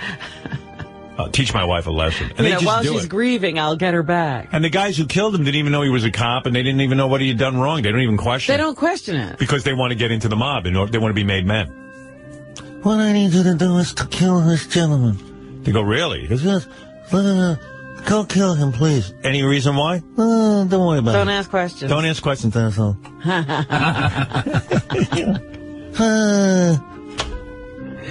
Eric, would you play a mobster? I don't know. I'd have to think about that. Wow. Why not? That sounds like fun. Why would you think about that? Well, for starters, I guess I'd have to play an Irish mobster because... Why? Because that's my heritage. Yeah, but so what? No one can tell you're Irish. Oh, my God, you're so hung up on things. If someone told me you were Italian, I could believe that. And then, how often, Howard, do you read your mentions on Twitter? Not a lot. Twitter bums me out, man. In fact, even Ralph was telling me, he said, I'd never retweet anything I do again. Ralph said to Ralph? I don't retweet anything that anyone asks me to retweet. You could be Little Luciano. What do you think? Like an all little cast. Yeah. Like little Johnny Fratto. Not that Johnny's father was in the mob. Well, Louis Fratto. Little Louis Fratto. Actually, it's kind of interesting you say that because Johnny told me that his son, next to youngest son, without any prompting from Johnny and his girlfriend. Robin is making faces at me while you talk. I just want you to know that. Why are you off on this tangent? I want if you can keep things short. No pun intended. When you tell a long story, Eric, it's lethal. What makes it longer is you talk and over me. All right, start Let me again. finish. All right, finish. But don't start all over again. I won't. All right. He said that my portrayal on the episode of In Plain Sight reminded him of Johnny. Okay. Thank you. What did he say? I don't know. I think it was betrayal. Couldn't he play like Little Al Capone? Yeah. Look here, she. Little Caesar, wasn't Little there? Caesar, right here. Look here, she. Hey, Eric, say this. Look here, she. You guys are going to go in there and rob that bank. You dirty rat. You dirty rat. Actually, now I can do a British accent like me hear you do a British accent. Good day, Governor. You want to go to the pub for some fish and chips? Well, that's good. You've been working on some things. When did you work that out? Just which part of that was British? All of it. Fish and chips. Hello, Governor. Maybe the accent itself wasn't on, but the phrase... Yeah, why would you want to get the accent on? Hello, Governor. For a second, I was in London. You kind of transported me. You are good. You are Eric the actor. I was wrong about you. I'm warning you. Why wouldn't you play a mobster? I mean, these are the most fun roles. Because he's born Irish. I mean, first of all, the guy on Walking Dead is Australian. He plays an American. I mean, no one knows. That's acting. Yeah. Right. Yeah, there. It's like I got to talk sense into this guy. What kind of actor is he? Every morning on here, I play a guy that's hated, and I'm actually a nice guy in real life. Yeah, that's his new thing. No, he's being a character when he's on with us. But the reason why I asked about your mentions on Twitter was because I have tweeted some things, and I've included your Twitter name in them, including one to Danny Zucker and Sarah Hyland. Yeah, Beth said she's been corresponding with... Beth was completely beside herself because she doesn't know, Eric from the show or anything. She just sees this guy who's got multiple handicaps and stuff. Yeah. And he wrote her this tweet. She said, this is just more evidence of how vicious my fans are. So Eric writes Beth a tweet saying, I want you to know that I donated $100 to North Shore Animal League. I included your Twitter name in that. Yeah, and I don't read it enough, so I miss out on all this. Oh, right. You know what I mean? I don't really see this. Because I don't know how to go back and read everything. It disappears after a while. They clear it out. So Beth says, she wrote him back, oh, thank you, Eric the actor, or, whatever. And then the fans viciously start attacking Eric. You know what? It's nice. Fine, you gave money to animals. Don't put the amount. You asshole. Fuck you. Fuck you, you jerk. You're looking for... Whoa, why don't you put all the amounts down, you fucking moron? I mean, like, vicious. Some people didn't believe me. What? Some of the tweets, they said they didn't believe that I really did that. Right, yeah. So it was just vicious stuff. And then Ralph said to me that I guess he's got about, 40,000 followers or something like that. I asked him how many he had, but he tweeted out, hey, watch America's Got I'd watch The Voice to see Howard on America's Got Talent, a little promo. I said, I'll retweet that so fans will know to tune in. I retweeted. He says, they started attacking him. They could go, you faggot, fuck you. I wouldn't watch anything you told me to watch. You're an asshole. Oh, no. He said it was so ugly that I said, but aren't your fans my fans? I mean, he claims he has different fans. Wow. And, I guess the 40,000 that follow him are very nice. And you opened him up to the vicious horde that follows you. Yeah, so I really don't have the stomach for... I get 1 million tweets of people saying, hey, can you get us pictures of Beth? We love when you take pictures of Beth, and the less clothes, the better. And I get them, and then sometimes I go, I really shouldn't do it. I don't, because there's such shit after I do it, or people just get, and I did it, and then the next thing I know, you're a fucking asshole. Why are you putting nude pictures of your wife? And I said to Beth, do you think this is weird? Because she gives me permission to put them out there. She goes, I was a lingerie model. And bikini model. I wore the same amount of clothes when I did that. But people just give me hell for everything. So it just kind of debilitates you, the Twitter. I find it very, very debilitating to go on there because it does affect me, all the negativity. It's just like, wow. I know that the creators of Twitter and the creators of Facebook, they created these social networks for people to talk nice and friendly to each other, not to be, harassed. And that's what Eric. They created it to make money. Eric, they created it so people could get in touch with each other. Right. They didn't decide that they should all be nice. Well, maybe they didn't know their instrument would turn into such a tool for negativity. That's what Eric's saying, I think. Yeah. Yeah. And by the way, I have a statistic, and well, a fact for you. Marlon Brando is not Italian. And he played one of the greatest Italian mobsters of all time, Don Corleone. I thought the last name was an Italian last name. Okay. No. Brando was, believe it or not Italian. No. The surname is German. Oh, okay. Eric, you act as if you think that's never happened. No. Eric's very confused about acting. Not really. No, you kind of are. I mean, you don't understand that. Like, even if you played a meth-addicted child pornographer, that people would not think you were that. They understand you're playing a role. Right. You know, they get it. Yes, but what you don't get is, your fans, not to all their, a lot of your fans aren't playing with 51 cards in their decks. Oh, they only have what? 51 cards in their decks? A lot of your fans don't have 51 cards in. How many cards are in a deck, Robin? 52. That's what I thought. Off by foiled again. 51 cards. A lot of my fans have 51 cards in their They deck. only have the 51. Faulty metaphor. That's right. All right. Very good, Eric. It's enough of you today. You've had a long enough time on the air, and we will watch the... Don't know why I've always heard 51 card pickup. You don't know why? Because you don't hang around with anyone. All right, Eric. Listen, I wish you luck with the replay of In Plain Sight, and thank you for the call. Okay. Oh, one last thing. Is Ronnie still in there?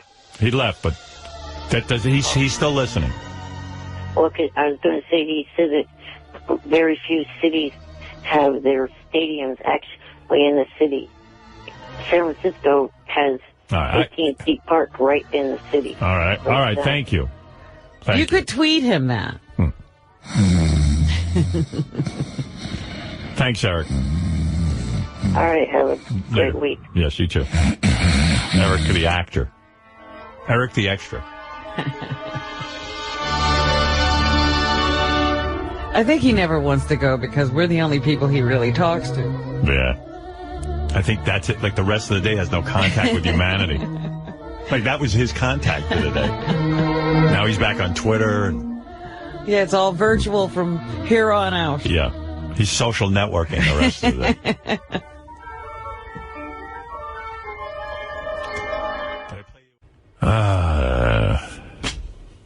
Yeah, that was my experience at the nail salon. The nail salon. Oh, shiny buff. Shiny buff. By the way, Eric the Midget's wanting to do another TV show. I got a note here. Did he give you a list? Well, I don't know about that, but according to Krista Miller, Krista has two names. Krista Lawrence, Krista Miller, I don't even know what her name is now. Yeah. But she's, her husband Bill writes Cougar Town. He says if Cougar Town gets renewed, we're going to put Eric the Midget in it. Oh, wonderful. And Bill is also writing a new pilot for Fox, so if that gets picked up, he's going to put in Eric the Midget. They got to get Eric in a recurring role. I watched his In Plain Sight.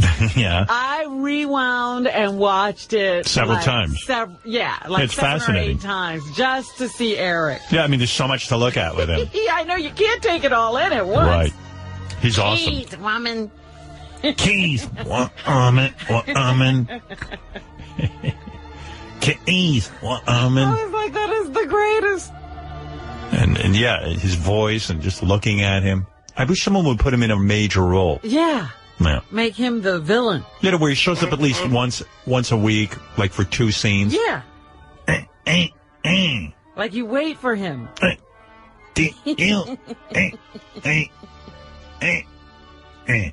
Don't let the bunny out. Put him in Avengers, the Avengers 2, the new one that's coming out. That'd be good. Now you're putting him in movies. Yeah. Anything. I'll go see him in anything. It's terrific.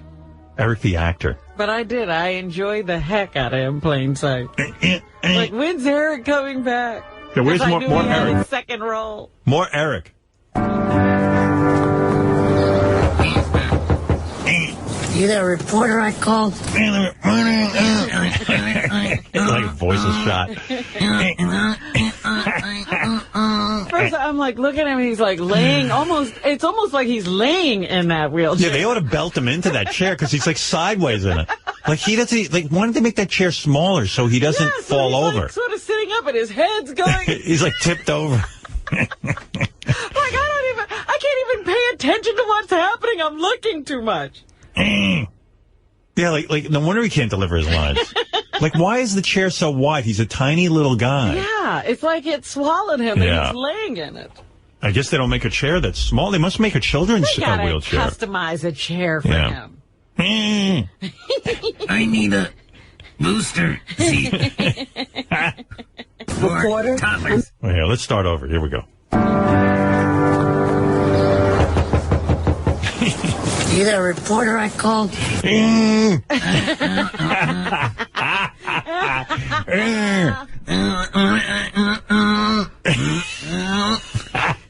That's what it sounds like. You imagine like somebody who doesn't even watch that show. I mean, they watch it, but they don't know our show, and it's like all of a sudden, they're like, "What's wrong with the sound?" Like, where'd that actor come from?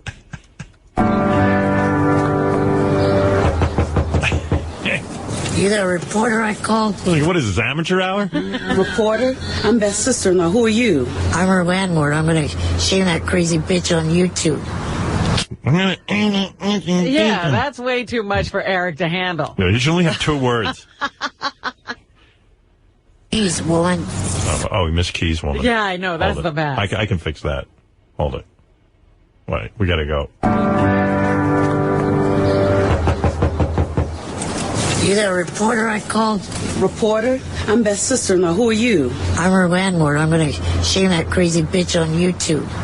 Keys, woman. Your mama didn't teach you any manners? My mama's dead. Happy? My mama's dead. Happy? That's my French accent. Happy? So good. He leaves off the H. I know. My mama's dead. Happy? And you know, they must have taken that 20 times, that line. My mama's dead. Happy? Kings, woman. We got to get him way more roles. Oh, my goodness. It's the best to rewind and play it back over and over again. I wish I'd been with you. Beth? Beth?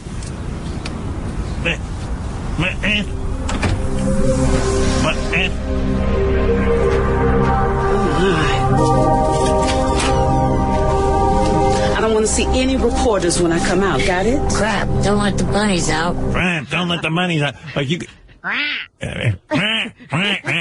the penguin.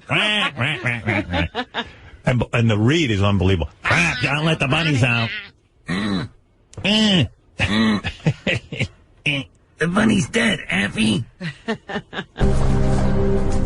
That was 41 seconds he was on camera. And then he gets to come back for 23 seconds. I promised I'd get her help. I keep my promises. Oh, well, Eric Finkel. Anyway, good job. You compliment me? Well, don't get excited. I'm hormonal. Plus, my kid's in the hands of rank amateurs. Hey, who's going to get her crap out of that apartment? Jeez. Dang.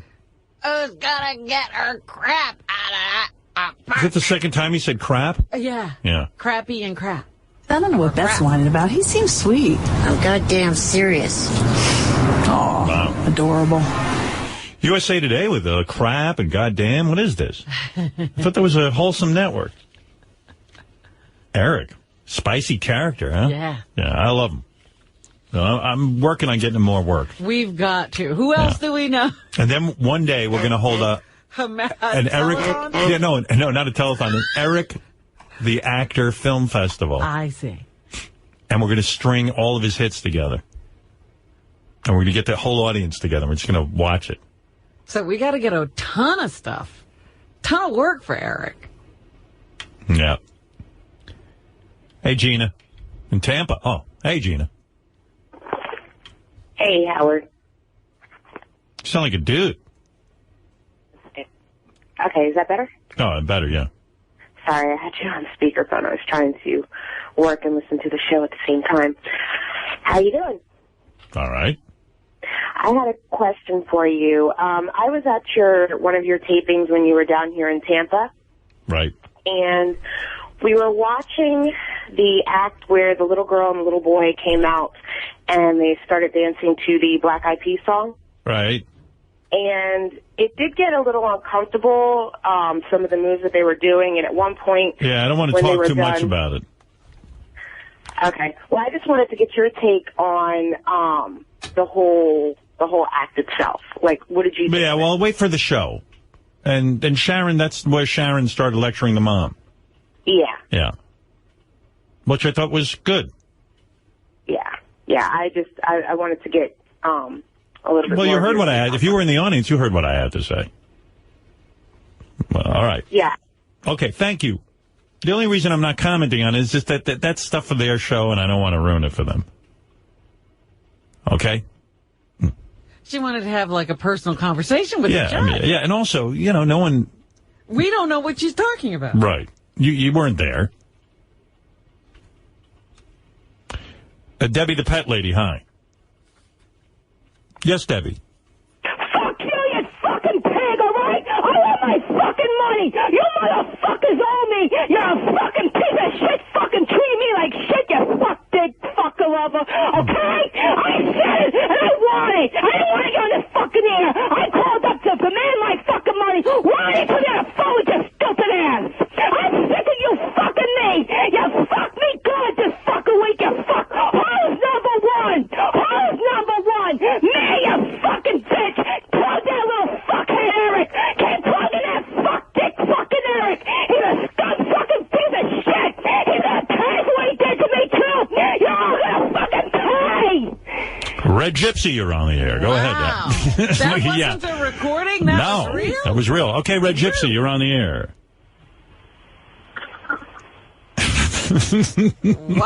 Wow. What do you say to that? Nothing. Right. All right, listen, let's take a break. You can't even talk to that. No. Wow, that was breathtaking. Whatever she said, she's 100% right. All right, let's take a break and we'll be back. Eric the Midget, you're on the air. I mean, Eric the actor. And Johnny Fratto. Ah. What an honor. Good morning. Good morning. I watched you, Eric. On what? On In Plain Sight. Like he's on so many things. Yeah, like on what? Oh, I've been on air since then. I didn't think that you had taken so long to watch it. Well, we were on vacation. I did not watch it when it aired.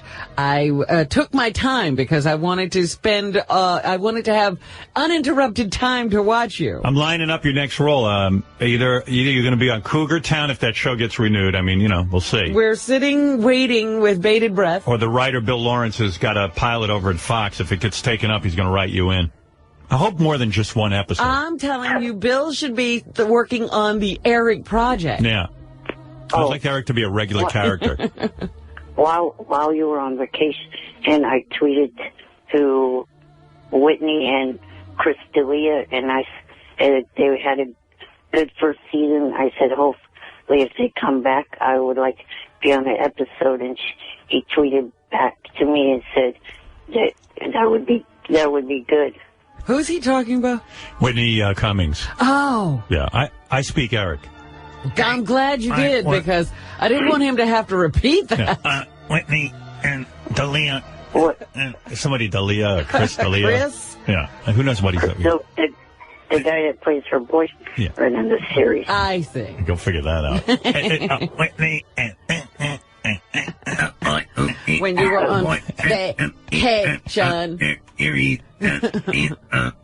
Yeah, Robin went back and watched it in plain sight, which is fun to do because it's only 43 seconds long. Yeah, and you can replay it over and over again. I wish I just had that bit.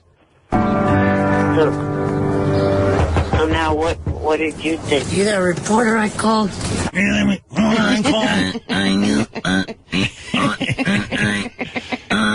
many takes did you... Hey, Eric, how many takes did you do on that?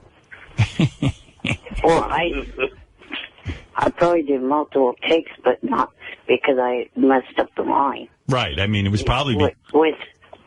With these TV shows, they have to do multiple takes for different camera angles. Right. Oh, yes. It's a single camera show. Where's my mark? I don't know that they moved the camera for Eric.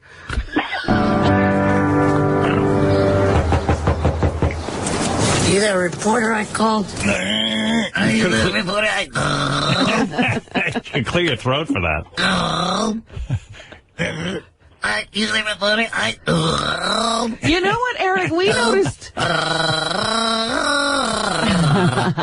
we noticed that your chair's really big, and you're kind of falling over in it. Yeah, that was Robin's main observation. No. Like, you don't really fit that well into your chair. I mean, it's too big for you. Because you like... I don't know what. You lean over to the side. What? I don't know, it's hard to talk with him. Like, go ahead. I'm trying to answer you, and you just keep going on and on. Well, I'm just saying, you appear to be, like, falling over on the side of your wheelchair. Well, the sooner you stop talking, and the sooner you'll get the answer. Okay, go ahead. That's my own personal custom-made chair. I don't know why it seems like that, but that was measured to me. You should sue the dude that did it. You ever notice, like, Eric is just like, even Robin said, she was, like, watching you, and you appear to be, like, sinking over to the, like, side. Right.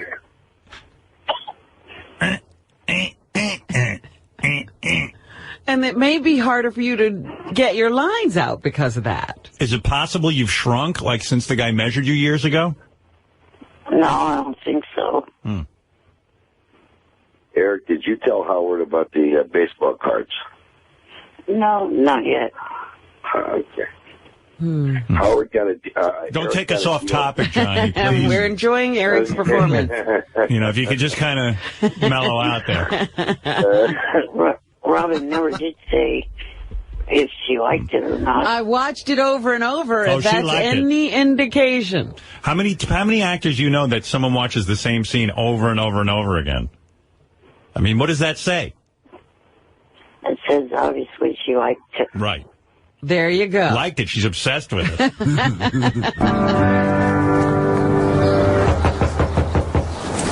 You that reporter I called? Reporter? What's going on there? I mean, it sounds like you're phlegmy or something. It might have been because it was cold out there, because it had just stopped snowing and everything. Right. Oh. It wasn't exactly I'm Beth's sister-in-law. Who are you? I'm her landlord. I'm going to shame that crazy bitch on YouTube.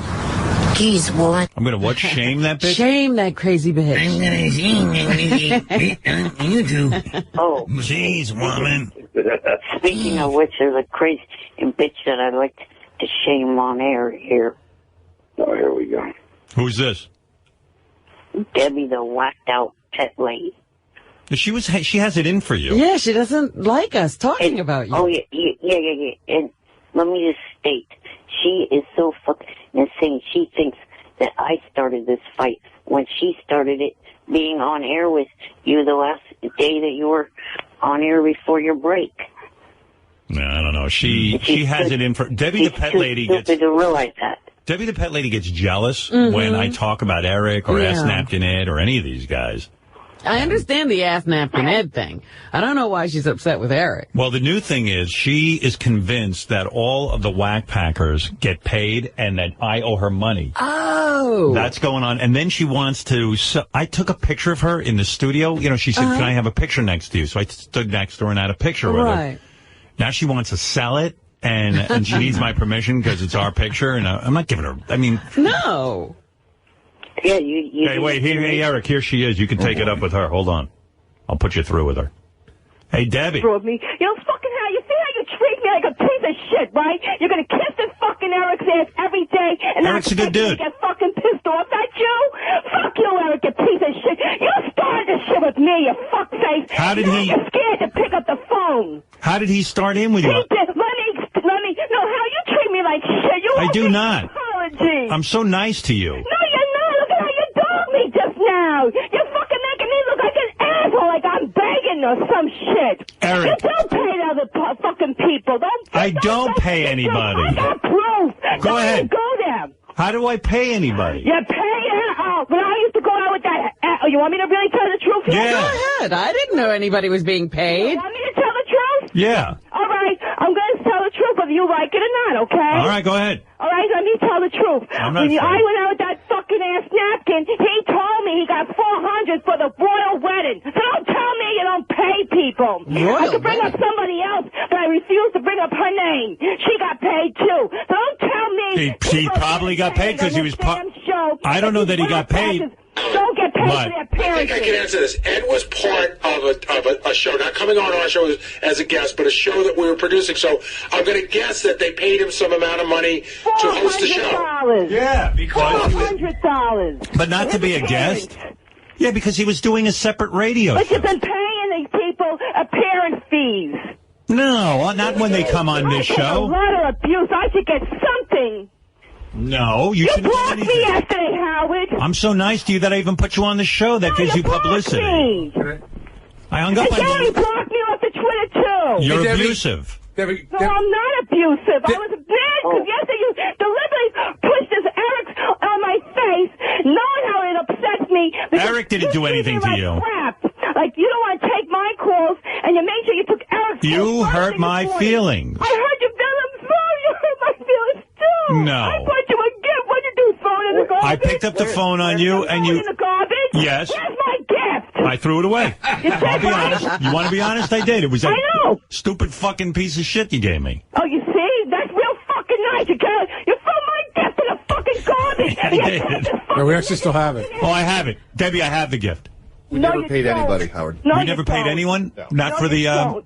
See, you say you like me. You fucking saving this little Wait a fucking second. dick. Wait. You've been fucking with me all week on Twitter. Debbie. And then you want to know I'm upset? You don't know what's going on with this Tim. Eric and his fucking Tim. head over there doing to me. Debbie, Tim is here, Sabian. He is the program director. Explain that you don't pay anyone. Debbie, we did not pay anyone. Ask Napkin Ed did not receive any money from us. Lie to me. Ass Napkin was lying. No, he wasn't lying. I'll put him on the. Wait, he's on the phone. Hold it. I'll get him. After Black Packers get paid. I don't Hold want on. to talk to that fuckface. Don't put him in our conversation. This is me and Eric's time. I know, but I don't want. I just want to find out why he lied to you. Hold on. The funny thing is, Ass Napkin, why did you lie to Debbie and tell her you got paid? Listen up, motherfucker. I didn't get paid. You bitch. You did say you got paid. I got 400 figures, you dumb fucking faggot bitch, motherfucker. Go fuck yourself. You fucking wanna be fucking Black Packers. Go stick some more fucking shit up your thumb. No, Ass Napkin, why did you tell Debbie? Why did you? Why did you? The lies, a lying drunk Get fuck. bitch off the fucking Yeah, phone. get your ass off the phone. Why did you tell Debbie you got $400? Yeah, bitch. I didn't get no motherfucking Yeah, money. you got for it. money. You told me you got paid. I You're didn't all tell you scared to admit shit. it now because you know you'll get in trouble. I didn't You're tell you scared to admit the fucking truth shit. now because you know you'll can get I, Debbie? Can I ask you a question? Go ahead. I hung up. No, because here's the thing, Debbie. You, Ed, I'm sorry I had to hang up on you, but Debbie, I want to ask you a quick question. You call me all the time, and you constantly tell me that you don't believe a word that Ed says. In fact, you tell me that Ed's a liar. He spreads lies about you. So why did you believe that one fact? Why would he come up with money? He told me all the money he made. yeah, but we on the didn't. show. Tim just told you. Tim's an honest guy. No one got paid. I don't want to bring up somebody else's name, but somebody else told me the truth too. They got $600 for their appearances. Okay? Oh, I don't know who that is. My money too. Tell me their name. Yeah, I can't say it. Why? Say it. I can't. I'm not going. You unblock me. I'll say it. No. You give me money. I'll say it. Hey, Debbie. Here's another thing, Debbie. How do you think Howard's going to do on America's Got Talent? I think he's going to ruin it. No. What, did you just yell no after you said that? Did she argue with herself? She just argued with herself. She just went, he's going to ruin He's it. bringing all the perversion there. Really bad fans. No, I'm a terrific joke. joke. Yes, they are. How would they attack me with their sickness, okay? All right, This little listen, Eric- Debbie. Wait. Debbie, Eric's got nothing against Yes, you. he does. You want to make him settle with me? He owes me an apology. Yeah, hold on a second. Make him apologize to me. What is it, Ed? I want this settled down on this airwave. Go I fuck can't deal yourself, with everything. motherfucker. Go fuck you, you dumb fucking Ed, you fucking freak show motherfucker. All right, this is ridiculous. Yells at me and kills you. All right, I have to move on anyway. Wait, no. Hell, please, I asked Eric. nicely. Yeah. Please, let me and Eric just squash this thing for All once. right, go quickly and make up with Eric. You're going to unblock me. My Amazing Pet Live. Please unblock me from Twitter. Eric blocked you and you're begging him to get back? I'm not begging you. You. Me? Yeah. How would I block you from Twitter? You know what? It's funny. I was most viewed this week. Why are you She accused me of blocking her, and I What said, did she Debbie, mean I didn't block. Some people you can block on Twitter. I wouldn't even know how to block you. She accused me of blocking her, and I said she didn't. I didn't, and then I looked at it. I guess I did. You did. Sometimes people say horrible things. I don't even know who they are, and I just block them. He blocked you because you say horrible things. I did not. I had a fake account of me who stole my name, and I changed my name, and someone took my name. And I blocked you too? Yes, you did. Yes. I'm not even on. I wasn't on there. I wanted to say I was sorry for the bad things, but that was because Eric is pushing me to this And what is your name on there? Amazing Pet Live. All right, if I block you, I'll figure out how to unblock you. Yeah, I may have blocked her, not known that it was her. I need to get this out with Eric, though, because if I don't get this shit straight with me and Eric, it's not. I'm going to. All right, quickly straighten out everything with Eric, and let's move on. Do you hate me? Howard! No, you mean Eric or me? You, Howard. I told you I don't. Half the shithead hates me, but I want to straighten this shit out for once and for all. I said I don't hate you. You like me? Yes. But why you not take my call first this morning? Oh. First, Janelle, gotta be picked up. Howard, I gotta ask you a question. I gotta ask you You're a out of your question. mind, Debbie. You got to get help. You've got to get help. Everybody hates me. No. Why you threatened to take me off the block party yesterday, too? Well, because you were out of control. They won't answer me back now no more either. Ronnie had threatened to take her off the block party. Well, if he can't work with her, how's he going to have her It was on? the only way he Be could. good. I won't cause any more problems. Oh, I don't believe that. But Howard, that leads me to an important question because I've been talking. Ronnie, why did you block Debbie from the block party, if I may ask? What is going on there? I didn't block her off Twitter. Right, but what did you do? What did you do about the block party? You threatened her to take her off. Well, the she was going crazy about things with you and Beth, and I said, if you don't stop your threats, I'm gonna, I can't have you on the block party. What does she say? She's saying bad things about Beth? Yeah. Oh boy. Oh yeah. Oh, boy, she's a vicious. She was going nuts Beth yesterday. is like an angel. What are you I doing? didn't mean towards me. I was in a good Debbie, state of mind. you got to I'm sorry. control yourself. I'm sorry. I can't say I'm sorry to you, Beth. I'm sorry. I like you, Beth. But you just can't say horrible things and then just say you're sorry and have people. Eric don't understand what he's doing to me. Eric? What does Eric have to Eric's do with in a it? wheelchair. How dare you? Tormented me for a whole week on this Twitter. I lost my money because of this shit fuckhead. I lost a lot of crap this Debbie, week because of this fuckhead. Eric is in a wheelchair. He's fucking with me. Eric, are you in a wheelchair? Yes. Eric, tell the truth now. He told the truth. He told the truth. Tell the truth that you've been fucking with me. Eric, tell him what you've been doing to me. Debbie. Tell him that you've been saying I got a proof for it that he want to get me banned off the show. Eric, He's out to get me off the show. are you fucking with Debbie? Yes, he is. Well, let him answer. Okay. No. Being calm. Howard, as Eric's representative... Johnny, let Eric answer, please. I beg of you. Please, please. There's too many people here. Johnny, one second. Eric, what is the answer? Are you fucking with Debbie? No, she started this. Someone tweeted to her, a fan. She replied to him, called me an ass kisser. So I replied back to her, calling her an insane bitch. When have I ever kissed your ass on this show, Howard? Never. Never. I wish you would. Exactly. She's Eric, you're a fucking lying piece of shit now. Room. All right. You Well, started this. You got in my business first about a picture. He got in my business first. He made a news report saying that him and his little fucking agent there are going to take me to court over a picture that he had no business getting in my involved with. Johnny, are you taking Debbie to court? If I have to over Eric, yes, I will. No, but then I'm taking you guys to court, okay? Believe Now, that. Johnny, why are you You're taking the Debbie to wrong court? Fucking actor anyway, bitch. Wake the fuck up. His acting career went down the drain and brought the view rates, and you're worried about fucking taking me to court, motherfucker? Wake the fuck up, you Johnny fuckhead. Eric's career, to me, it seems like it's just skyrocketing. It's not gonna go nowhere. That's me. Hey, Debbie? Debbie. I can act better than that fuckhead, okay? Eric, you owe me an apology. Now, Ronnie, what are you saying? I'm saying we're putting Eric on the block party in Sacramento.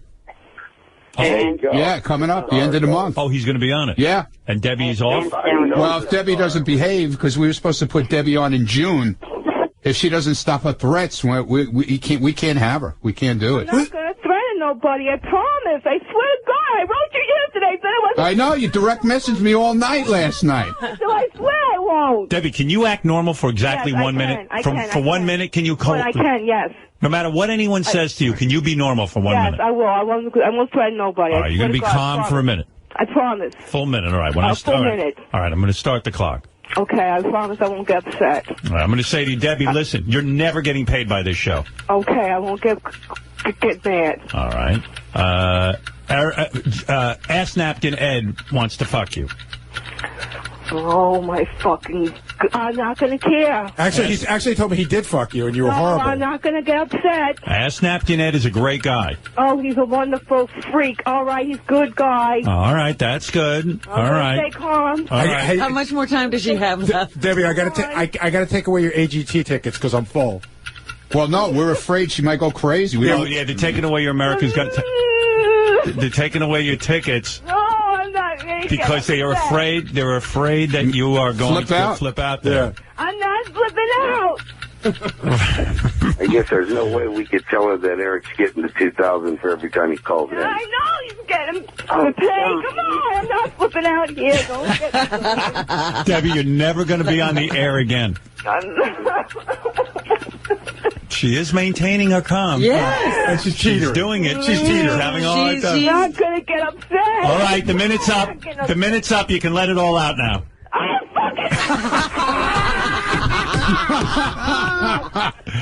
I'll be good, darling. All right. Howard. Wait. Let me just say, I swear, I'll work on my anger issues. I don't want to get banned from the block party. I swear, All right. Ronnie, can she be back on the black party? If she behaves. Let's see. What day are you coming to AGT? What day are you coming? I gotta go Wednesday, but I was. All right. Are you gonna? If you don't behave at AGT, I don't know how he wanted me there. There was a big discussion, Howard, with Ronnie and myself and the producers and Debbie. If it's a real show, so if you get out of control, yeah, Debbie, they're going to remove you. Be honest with you. When I was in Tampa, one of the executive producer type came up to me and said, "Look, this is God's honest truth. Yeah, they're shitting in their pants about these people. Yeah. This guy Jason says to me, "Hey, I know we gave tickets to Debbie the Pet Lady. He goes, do you think that she can control herself because it is a show? It's a live show. We can't have her going berserk." I said, "Look, I don't know. She's very, very volatile and has anger issues. But I said, look, you gave her the tickets. Let her come. And if she acts out, throw her out. That's what I told her. Right out. That's what I said. You got to get your. Is Ask Napkin Ed going to be there too the same day? I hope not. Oh, I hope not. I better not be near him at all. You better not put me by that. Now, if they by accident, let's say it's 1,000,000,000 to 1 shot. By accident, you end up next to Ask Napkin Ed. Are you going to be able to control yourself? He better fucking control himself with me. He's been cursing me out every fucking day. He's been hating on me on this stupid Twitter shit. Them and this Eric, they both been out to fucking destroy me off the show. That's the God truth. And I'm sorry to get yelled at, but that's the God truth. Right, you need to yell at them too. You need to put them straight and tell them to leave. All right. Everyone calm down. We know that Eric has been to the show and he didn't cause any disruptions. That's I'm not going to cause a disruption if they don't start with me. Debbie, who knows what's starting with you? Fuck Ass Napkin. You already fucked Ass Napkin. I never fucked that piece of shit, okay? You wish I fucked that piece of shit. I never touched him with a 10-foot pole, okay? Johnny, Debbie's not a bad-looking woman. She actually is attractive. I'm not a bad-looking woman. When I get fixed up, I can look good, too, okay? You're all going to eat your words out. Sounds a lot like my ex-wife, Howard. Yeah. I bet a lot of guys are saying that. Seriously, the same deal. All right. Well, hey, listen, Johnny and Eric, thank you for the call. Debbie, the Pet Lady, yes. Before you go, the shiny buff. Yeah. I've been having to get the fucking shiny buff since I'm about 5 years old. All right. Well, you see, real men like Johnny get the shiny buff. Then you can get it. You got to do it. I'm going to do it. I'm going to do it. I'm going to do it. All right, Debbie, Eric, everyone, Johnny, thank you. All right. How's one quick question before we go? Quickly. Do you want me to really? You don't mind me going to the America Wednesday because I thought you were mad at me. You can go to America on Wednesday. In the car. If you sit in the car, you can go. No, you can go, of course. All right. Thank you. Right, but I'm telling you, they will throw you out if you act like I'll be good. I swear I'm going to be good. All right. Very good. All right. Bye-bye. Thank you, Debbie. Oh, my God. These New York tapings are going to be insane. I don't know if I should go. I'm not going. I'm afraid. Crazy. Everyone's going nuts. It's too much. All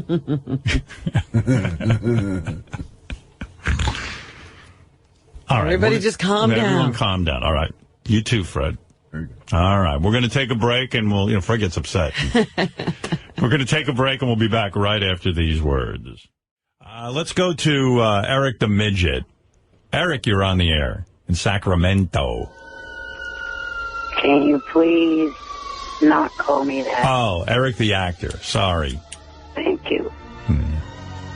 I was first going to say that I talked to my friend Jim from Raleigh, and he said he enjoyed watching the taping that he was at.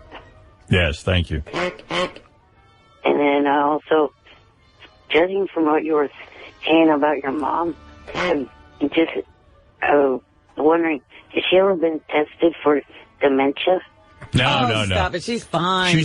My parents are so with it. I got to say, my dad's 89, and my mom's 84. She said it, yeah.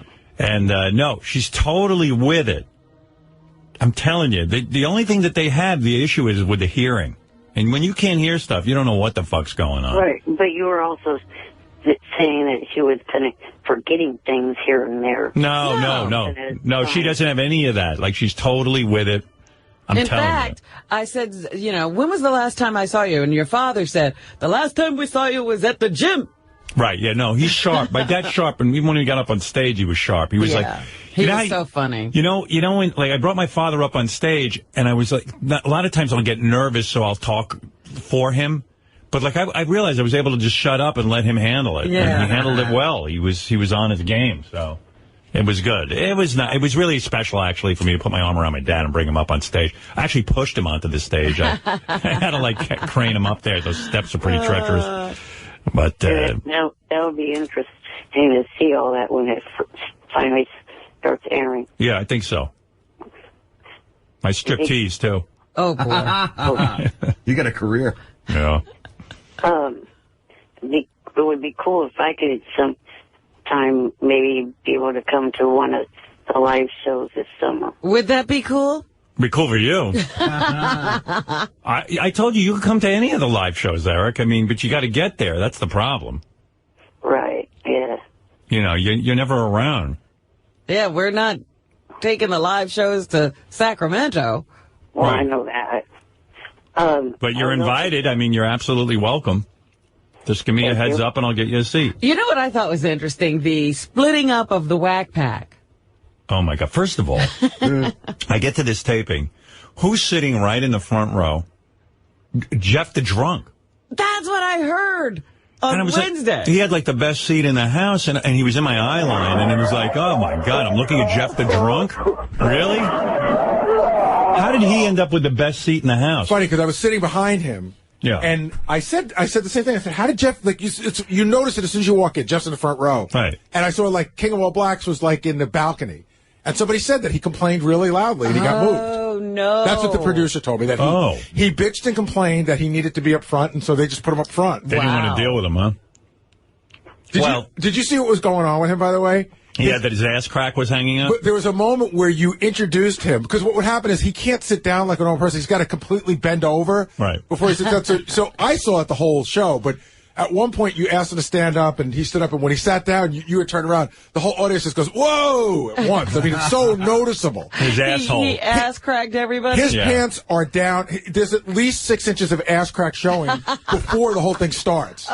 Jeff, are you aware that your whole ass crack was sticking out the whole time I was working? I lost a lot of weight. Oh, did you? I didn't realize that my pants were going to be falling down like that. And Sharon doesn't know our show real well, and she kept saying to me, what is wrong with that gentleman's arm? So then I go, well, he had a driving accident when he was young, and it's he lost the complete use of it. And then she goes, well, oh, really? And then I find myself explaining the whole Jeff the Drunk story.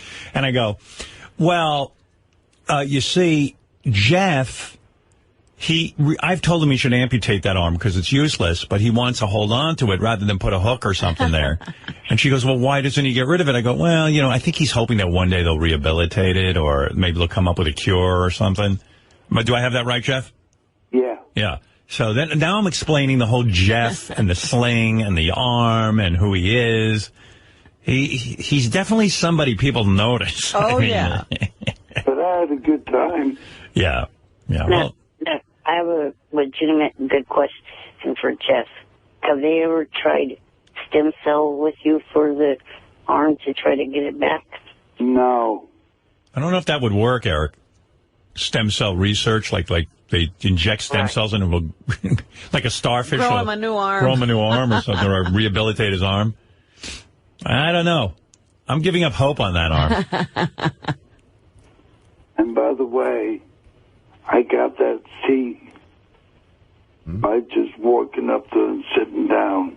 Were you were not You sat didn't any? complain? Were you sat anywhere else before that, Jeff? Yes, I was sat in the balcony, and we got to the balcony, and the usher said to the people sitting down that they have to get up. And they're like, we're not getting up. We just got here. We already got moved twice. If you can find a spot with 5 seats in a row, we'll move. And the usher said, well, okay. Just he turned to me and said, hold on. Just sit tight, and I'll be right back. And with that, I looked at my friend Ethan. I said, come on, follow me. And we walked right to the front row, and I sat down. Yeah, well. Well, then, Jeff, you didn't just go sit down.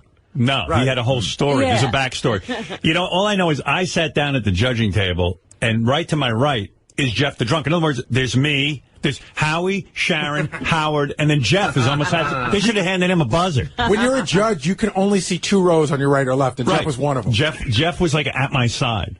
He was my wingman for the entire experience.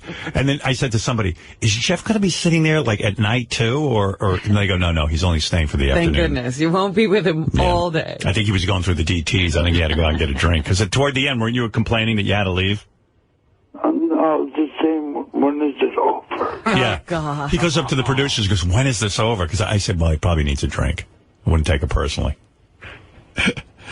Jeff, you drink? You still drink, right? Yeah, but I didn't drink at all. No, not there, but I'm sure you went out and got a drink as soon as the taping was over. I didn't. No? No. I'm impressed. I went straight home. I got home at 9:30 at night. No. He, he's sitting there and here's a guy who never gets out Can of his... he do the stuff? Can he jump out of his seat and scream and make an X? Well, that's the whole thing. When they were doing the, getting the audience all hyped up and he had to get up and down, he's like, a good 30 seconds behind everybody else. But it wasn't, there were 3 women sitting behind me who were all pretty cute, and they were just like ready to vomit because it was just nothing but his ass. You were at a lot of tapings. I went to the early one on Wednesday and Thursday. Yeah. They were great. I saw one of the best acts I've ever seen in my life. Which one? Without giving it away. The dog act. Oh, yeah. I couldn't stop talking about it. I couldn't stop thinking about it the whole weekend. They were fantastic. That was great. That was great. All rescue dogs. But I saw a lot of other cool stuff. I really got into the meat of what it's like when somebody sucks and they need to be told. Yeah. It was some really interesting stuff I saw. You have a hard job. I know. Oh, it's... I mean, there was a moment that was just there were people in the audience who were crying. Yeah, something happened between me and one of the contestants, which I think will be very, very interesting when you see it. It was heartbreaking, just on every level. I know, believe me. Did you hear somebody yell out, wah? That was probably you. Yeah, I made a kid cry. Yeah, that was pretty bad. Because you know what was really funny? Before it happened, I was like, you had already X'd somebody. Right. And I was like, that was fun. Now I want to see him do it to a kid. Well, you saw it. See, I don't fuck around. And it's not pretty. No. See, that was my second day. The first day I saw you guys make a young girl cry as well. Yeah. And that was also, it was crazy. Yeah. There's a lot. They have a full-time psychiatrist that works. Is that true? I should hope. Oh, yeah, backstage. Wow. Yeah. Those people look pretty shaken up. Well, people audition, and then they've never, some people are never told no in their lives, and then when they hear it, they freak. Yeah. They don't get it. There were a couple of people today, I was there, who really looked stunned. Yeah, and you can't even believe it. You're like, you really don't know you suck? I know, you actually said to one of them, "Are you serious?" Right. See, now, I don't know how much they show after everything's done, but, like, I know when you watch American Idol and that happens, my favorite part is, like, when they suck, and then the whole family, some uncles and cousins and everything, and they're like, they don't know what we know. Right. Oh, no, all that goes on. They tape all that backstage. That's why I said you're seeing one portion of this. But the family is not doing these people any help. No, they feed into the whole lunacy of it. Well, that's what, I was sitting next to your sister, and your sister said, doesn't she have a family? Doesn't she have some friends? Yeah, well, the one that I was talking about that was sort of heartbreaking, my younger son turned around to me, and he said to me, why would his parents let him go out there? Right. And I thought that was a really good observation for a young kid to see. That's the truth. That's what I say. Well, I said, one of the things I said to Howie was the other thing that they should have on the show is social services standing backstage to save those children. Take kids away from their parents. Yeah. Yeah, it's crazy.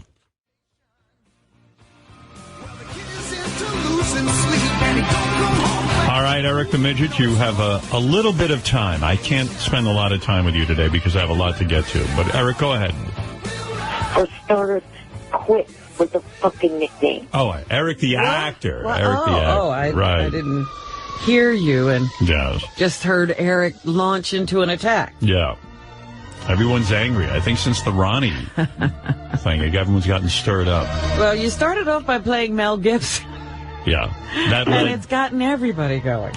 Eric the actor, what is on your mind? I have had enough of your fans online. Well, that's the thing I'm trying to explain to Ronnie. When you search out fame, Eric, where you want to be on the air and you want to have a career in television and film like you do, you have to expect that there is going to be criticism and there's going to be I go on Twitter, people attack me all the time, and what I do is I block them. Do I have to expect losing friends for it? What happened? I've been blocked, as far as I can tell, I've been blocked from Diana DeGarmo, not from anything I said to her. You've been blocked on Twitter from Diana DeGarmo? Yes. Do you believe it's because some fans have been impersonating you? And fuck yes, that's it. Not only that, I got this weekend blocked from the Penthouse Pet that I met and made friends with at the Viper Room because of the fuckers. What are these fuckers doing? Well, there's some that impersonate me, and then there's others that just say stupid-ass bullshit about me and include their Twitter account in it where they see it. Well, Robin, that is a problem for Eric. In other words, he made friends with a Penthouse Pet at the Viper Room, and I guess a lot of fans were getting involved with her. But then again, you could make the claim Eric would never even get to meet the Penthouse Pet without our fans. So well, my question is, how did they impersonate not Eric? The fans. I got to meet them. This is the price of fame in a way, Eric.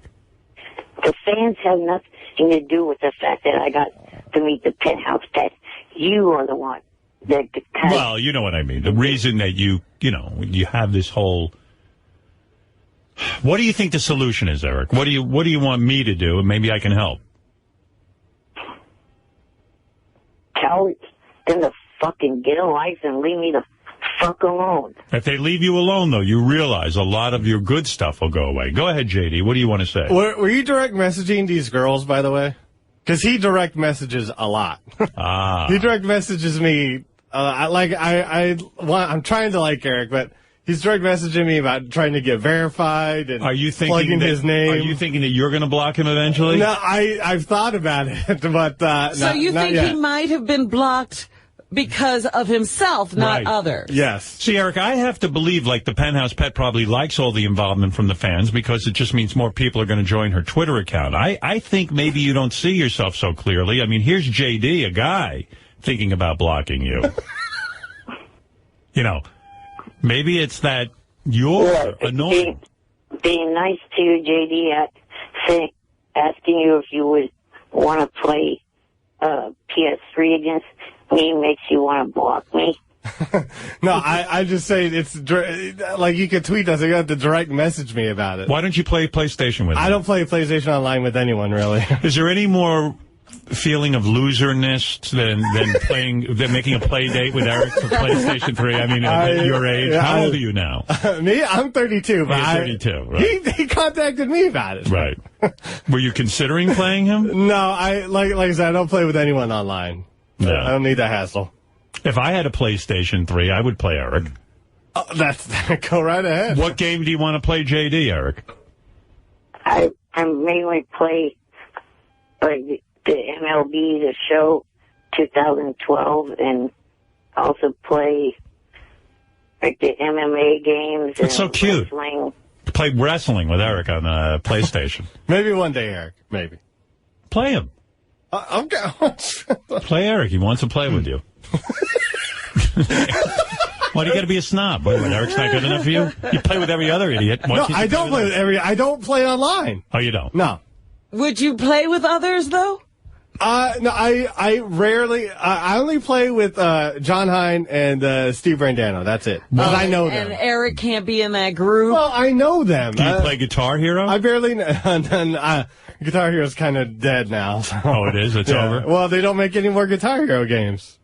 The ones they had are no good? No, I mean, but he's had it with played them. out. I'm playing Tiger Woods now, and we don't play. Eric, do you play Tiger Woods?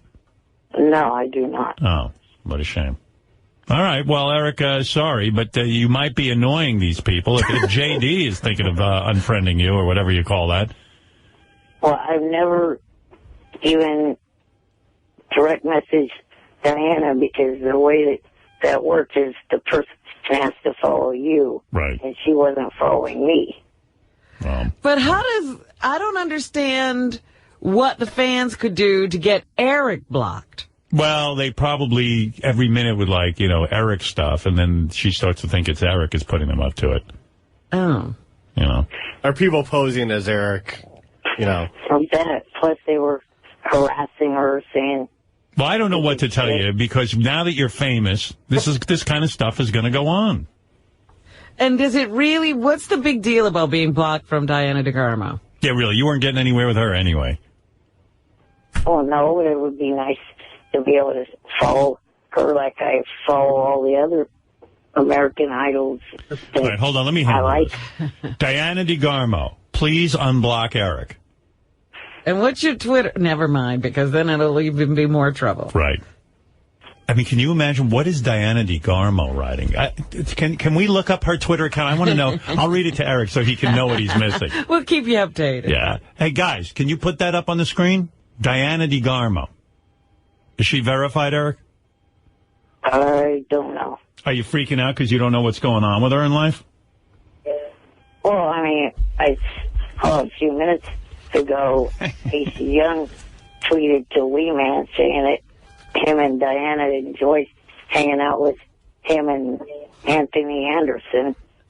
All right, here we go. And you missed that. Here's what she said. I'll read it to you. Tomorrow, this is 8 hours ago. Tomorrow, don't forget, go to AmericanIdol.com and check out the 2 edits of my very first music. You missed that. Here. Fine. Here's another one. This is 21 hours ago. You ready? Okay. This is pretty important. Listen to this, Eric. Finally heading back to L.A. Can't wait to tell y'all about all of our adventures. You missed that. Right. Let me see if there's anything else here she has to say. Okay, here we go. You ready? She's answering a bunch of people. Hold on. I'm going to see if there's any direct thing that she had to say. All right, here we go.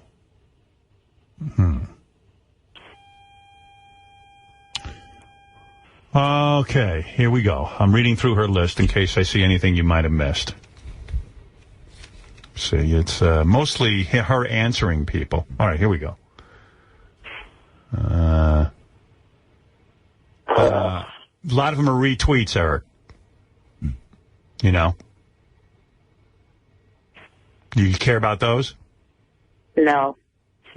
Hey, Well, the two I read you seem to be the only thing she's really tweeted, which is what you missed. to the new fucking imposter, get a fucking life. All right. Okay, Eric. Well, we've tried to address it. I don't see any other anything here you might have missed. I don't see any Diana DeGarmo. Here's one you might be interested in. The woman tweets to Diana DeGarmo. One of her fans says, Diana DeGarmo, please have a good weekend. And she wrote back, I will try to. Okay? Okay. Here's one. I hope everyone is having fun and safe holiday weekend. This is from April 7th. Right. Here's another one. We're off to have a hippie Easter. Okay? Okay. You like that? Yeah. All right. That seems to be... Oh, here we go. Throwing on some SPF, my sports bra, and some shorts because it's hiking time. Gotta get my exercise in. Oh, that's what Eric missed. Yeah, that's a good one, I got to admit. She had on just a sports bra and a little suntan lotion. So that's pretty hot. And shorts. And shorts. Is that the kind of thing you miss? Yeah. Right. All right, well, now I understand. If everyone could just calm down and let Eric get back on Diana DeGarmo's Twitter account. Because he didn't know she was hiking in shorts.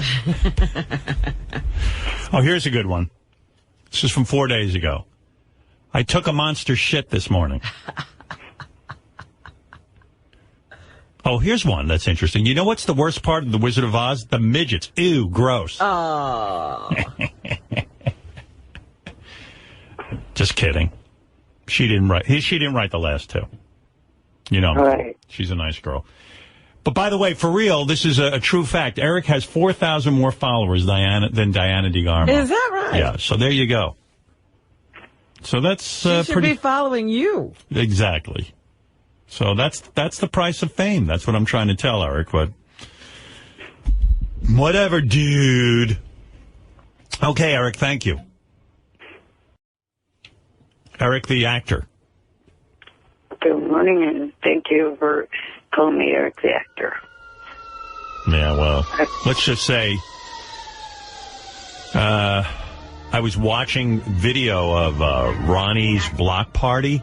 Okay, he had a new block party? Yeah, before we went to Vegas, he had like 3 or 4 block parties, and Eric showed up at one of them. And, oh. No, I showed up at 2. Oh, 2. The Sacramento and San Francisco. And I was watching Eric on stage. And what does Eric do? Nothing. Oh. Like, it's unbelievable. Like, I should play the tape for you. It's unfucking believable. Like, Ronnie's up there, he does nothing except yell into the microphone. Is Ronnie just yelling curse words? And then yell stuff I've yelled out at AGT. Oh. Yeah, I could see he's quite taken with me. When we were going around the country, a lot of times I would say to a contestant, get off my stage. Mm-hmm. I'm watching the tape of Ronnie. He's like, get off my stage. So Ronnie has stolen that. It's okay. He can take that? It's a catchphrase. It's like, hey, now. You know, I don't mind if he uses it. But Eric was up on stage, and like Ronnie has nothing to say, and then he's interviewing Eric. And, you know, Eric is very slow in terms of talking. Mm-hmm. I imagine that's from his afflictions. And I am breathing. You are I not am what? not a slow talker. Oh, Eric, it's unbelievable. It's like the weirdest thing. Like, you got to watch the tape. You have no idea that you're so slow. It's like Ronnie will ask Eric a question. He'll go, hey, Eric, you know, what are you doing tonight? And then like Ronnie holds the microphone on Eric, and then you wait, and then he goes, I'm going, you know, it's like, holy mackerel. And the audience is talking because they're bored out of their skull. Eric is a whole different person when he's not behind that telephone. Yeah, I know. Is that right? Oh, yeah. He's very, very meek, very quiet. Yeah, I mean... He said there are 2 different Erics. Yeah, but you know what? It was good. People got to see him. He was happy. They were happy to see him. And then the next thing I know, that guy Jan, who works with Eric... Yes. You know, his caretaker... Uh-huh. he's lifting Eric out of his wheelchair so Eric can stick his head between some girl's tits. Oh, dear. And, like, Eric's flying through the air and smushing his face into this girl's breast. Is that how it happened? Yeah. Nun carries him over to the girl? Yeah, you never saw a show like that. Yeah, it was great. It's great, man. It's a great show. Yeah, it's a great show. It's a great show. 4 sold-out shows. It was awesome. You got to have Eric at every one. Yeah. I pulled... What mic is that, 3? Yeah. I pulled Eric doing his stand-up act, if you want that. Eric has a stand-up act? It's excruciatingly boring. Do you have the part where Ronnie interviews Eric? I can put that up in like a couple minutes. But this is Eric doing stand-up? He's Eric doing stand-up. Yeah, it's excruciating. JD1 in orange. And he wore a shirt, a T-shirt under his regular shirt. And that was his big thing, that he was showing me the shirt. It says, it's got a big arrow pointing towards me. And it says, I'm with Zero or something like that. Yeah. But that's part of his joke? That's his deal, yeah. It takes him an hour to get the shirt off. Yeah, well, they have to help him take the shirt off. Yeah. He goes, hey, Ronnie, look at my T-shirt.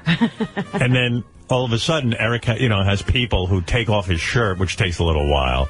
And then when the shirt comes off, it says... Can you really read it? It's a big arrow. Oh, you can read it. Okay. It's a black shirt with bright green over there. Bright green letters. And Eric's such a poor communicator, you wish he'd put everything on his T-shirt, so it would be like a translation. So then there's a big arrow pointing to Ronnie. He goes, I'm with a Zero. And Eric has this smile on his face, like he just got off the best joke in the world. Right. And he's, and he soaks in the applause and the gratitude from the audience for this brilliant joke. There it is. I'm with Zero.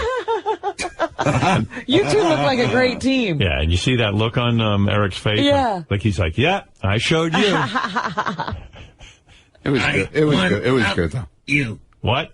I won up you. Yeah, you went up him. Well, the highlight of the night was Scott quit the show in the middle of the show. Scott quit? I got to take a break and then I'll talk about that because that was pretty. I watched all the tape.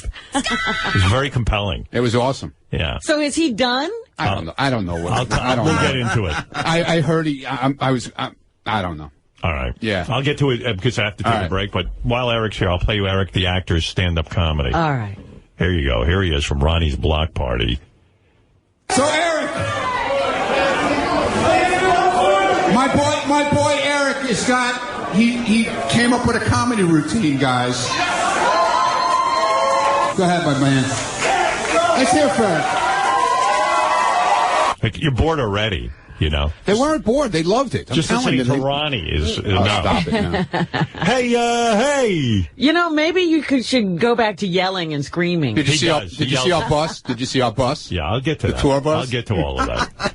It's just I don't want to get into it. And have to take a commercial break. Gotcha. All right, I'm leaving. Okay, I'll have you back in later. Here's a guy who liked Eric at the block party, though. They do enjoy seeing him. You liked meeting Eric, right, Tim? Hey, now. Oh, let me tell you, it was the best. And kudos to Ronnie for putting the whole thing together, or Shirley, or whoever it was. But Eric the Midget was the absolute highlight of the show, without a doubt. Wow. Hey, Eric, you hear that? Yes, thank you. Oh, thank you. The entire audience. Well, first, your fans, and I mean the drinking and smoking that was going on in the line just continued all the way through. People seem to enjoy Ronnie's block party. What can I tell you? All right, Tim, thank you. I'll get back to this. It's hey, Eric. By the way, not to change the topic 50,000 times like I have already, but so I don't know. Somehow Gary and Will got in touch with Diana DeGarmo, the girl who was on American Idol, who Eric loves. And didn't he say he got blocked from her Twitter account or something? Yeah, so they got in touch with Diana DeGarmo, and they said, hey, can you come on with Eric and, tell us why you blocked him from Twitter? And she said, I'll come on, but not with Eric. Really? Yeah, like she's done. She's like, I don't want anything to do with that guy. So he must have done something really fucked up. Wow. Eric, what did you do? She won't even come on with you. And then so Gary said, you want me to have her on? I said, well, I don't feel right if Eric's not part of it because... Well, I mean, we could find out her side of the story. Do you want me to interview her and find out her side of the story, Eric? Sure, you could do that. All right. When can I get a hold of her? We might do it later this week. I think she told Will. We were trying all week to find out exactly what it was because I was dying to know. Right. And all I know is she had issues with a stalker in the past, and Eric somehow scared her. He spooked her. Yeah. What did you do to Diana DeGarmo? Not a damn thing. She won't even come on the air with you, Eric. She's afraid of you.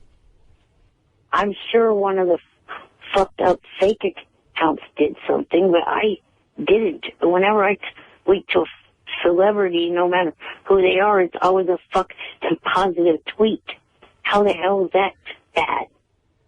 We don't know what you're tweeting. Eric, you're a great guy. You lack self-recognition. I'm sure there's something you did that you don't see. Did you call her at home? Go see your family movie, Chimpanzee Face. What do you say? Something about my family, Chimpanzee Face. Chimpanzee Face. I think what Eric is saying is there's a movie out called Chimpanzee, and he's telling Gary to go see his family movie. Oh, there we go. Oh. That's a good one, Eric. The delivery was impeccable. What? Go support your relatives, Gary. That is funny, actually. Eric honing those comeback skills. I see that the comedy thing is taking hold. But, Eric, your anger's misdirected because I am not afraid to talk to you on the air, but she is. Yeah. Yes, but you're not believing when I say that I did not do anything wrong. Did you call her at home? No, I don't have her number. Did you direct message her? No, I don't. No. Wait, you don't what? You're like, no, I don't think so? Because I don't think she ever followed his direct messaging. The person has to follow you. But Eric, you would know if you sent Diana DeGarmo a direct message. You would know that. That'd be a big day for you. No, I know I didn't because I don't think she ever followed me. She could have direct messaged me because I was following her, but the person. So then, what could it be that she's freaked out by? I know. We'll get to that. We'll wrap this up later this week. All right. I'll get her on the phone and find out what the problem is. But she doesn't want to be on the air with you. You know. That's sad. Yeah. Well, maybe there's a big misunderstanding, like Eric says. You know. I hope so. Yeah. All right. Let's get back. I hope Eric didn't do anything to offend her. Want to get back to Eric's stand-up? Yes. Okay.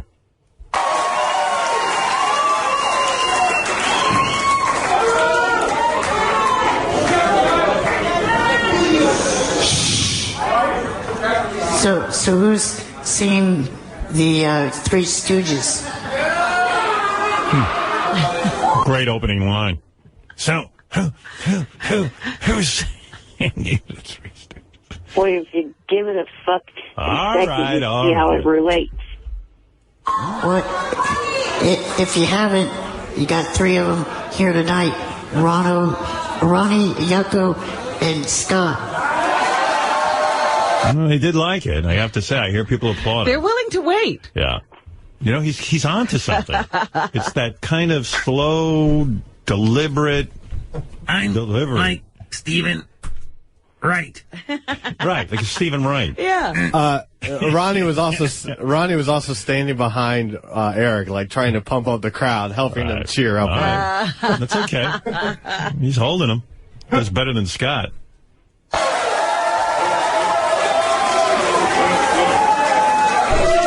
What the fuck is wrong with you? Does anything fucking work? Ronnie with the F word every 3 seconds on stage, by the way. Why does he pipe in all of a sudden? It's his show. He's the master of ceremonies. Yeah, but Eric's doing his stand-up. It doesn't matter. Ronnie's the ringleader. He's the fun. He's the glue that holds it together, you know.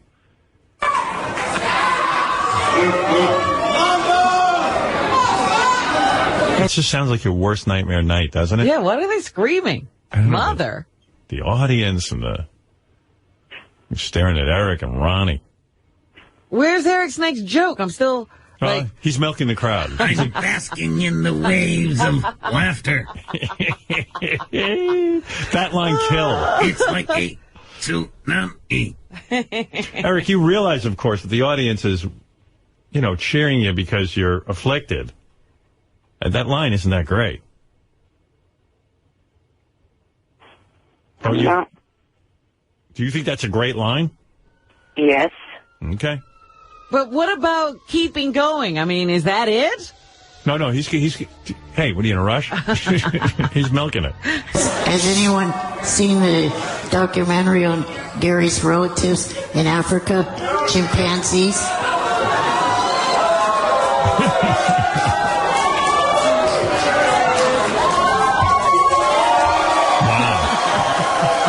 You got him. What else you got me?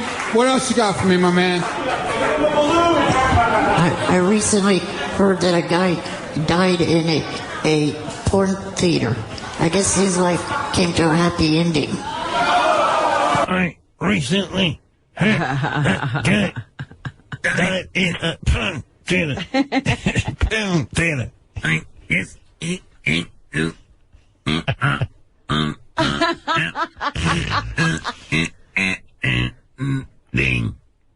Hey, can I just be critical a little bit, Eric, of your material? That wouldn't a guy recently died in a massage parlor be a better joke than a porn For theater? the happy ending? Yeah, you get a happy ending. Oh, sorry. Thing is that was a true story that I heard. Yeah, but and most people haven't heard that story, so you say, hey, I heard recently a guy died in a massage parlor. I guess that wasn't a happy ending. Well, here's the thing.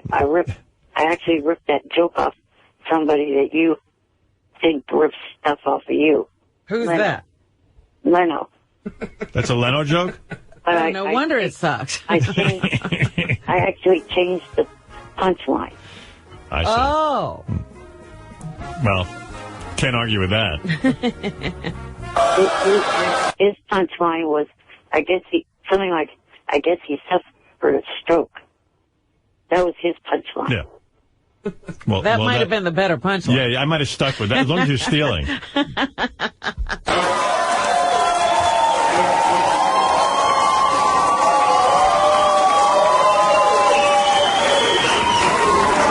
I also heard about another guy's life that didn't come to a happy ending. He got into an argument with a woman over a parking space, and she killed him by squeezing his balls. Now, is that a true story, too? Yes, in China. And that joke also came from The Tonight Show. Oh, borrowing heavily. I don't even understand that joke. Well, it's Eric's joke. What was the joke, Robin? That the guy didn't come to a happy ending because he got into a fight with the woman over the parking space and she squeezed his balls and he died. But how's that a joke? I don't know. What's the punchline? Well, maybe there's more. Wait. No more. Let me think about it. The woman goes in to try to get a guy argue over a parking space, and then he squeezed his balls and killed him. What's the joke? I must be stupid. Eric, what did Jay Leno say on that one? Yeah. I don't remember how he phrased that one. Clearly.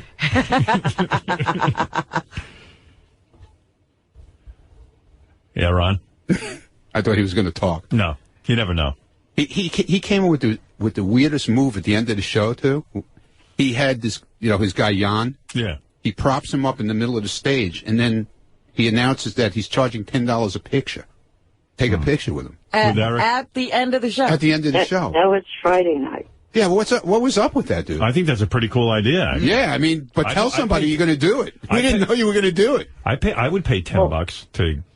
Sequoia knew from the time that he started talking to me about it. Oh, okay. How many people got a picture with you?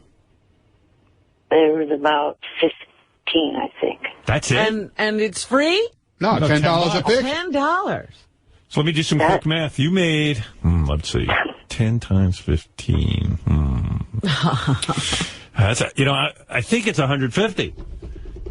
Is that right? I think you would be right. Yeah. But then he said it was going to a charity, and then somebody said to him, No. What's the charity? He goes, my pocket. Well, that is a charity. That is a good joke.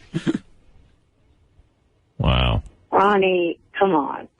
I've been battling shit heads all weekend over that. There was no damn charity. I know. That's what I heard. It was your charity was your pocket.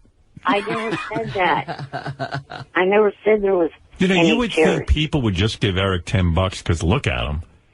But he's willing. He wants to make his money. But the second night he took I think he took pictures with everybody with Yucko, so he didn't charge because he would have to cut Yucko in on the money. Yeah, but I can't believe that people wouldn't just everyone just take a picture with him and give him $10. Yeah. Unless you're short on cash. Right. I mean, come on. It's fucking ridiculous. When you see Eric, Eric's got some major shit going on. Oh, yeah. Like I said, he's a whole different person when he's not behind that telephone. His feet are going 2 different ways. He's like this, quiet little guy, man. Yeah. Looks like a Jerry Mahoney doll. No, he's cool, though. He's cool. Well, that's what I was thinking. They should get a stool, put Eric on it, and Ronnie could just act as if he's I can work him. Eric, did you ever consider becoming a panhandler? Because you'd make a fortune, dude. I couldn't pass you on the street without giving you some money. No, I've never thought of doing that. You should. You should go down to Fisherman's Wharf and hang out down there. And people would just put. Yeah. Do you ever when you're being wheeled around and stuff? Do people ever just throw money at you anyway? No. Oh. Nobody just accidentally thinks you're panhandling.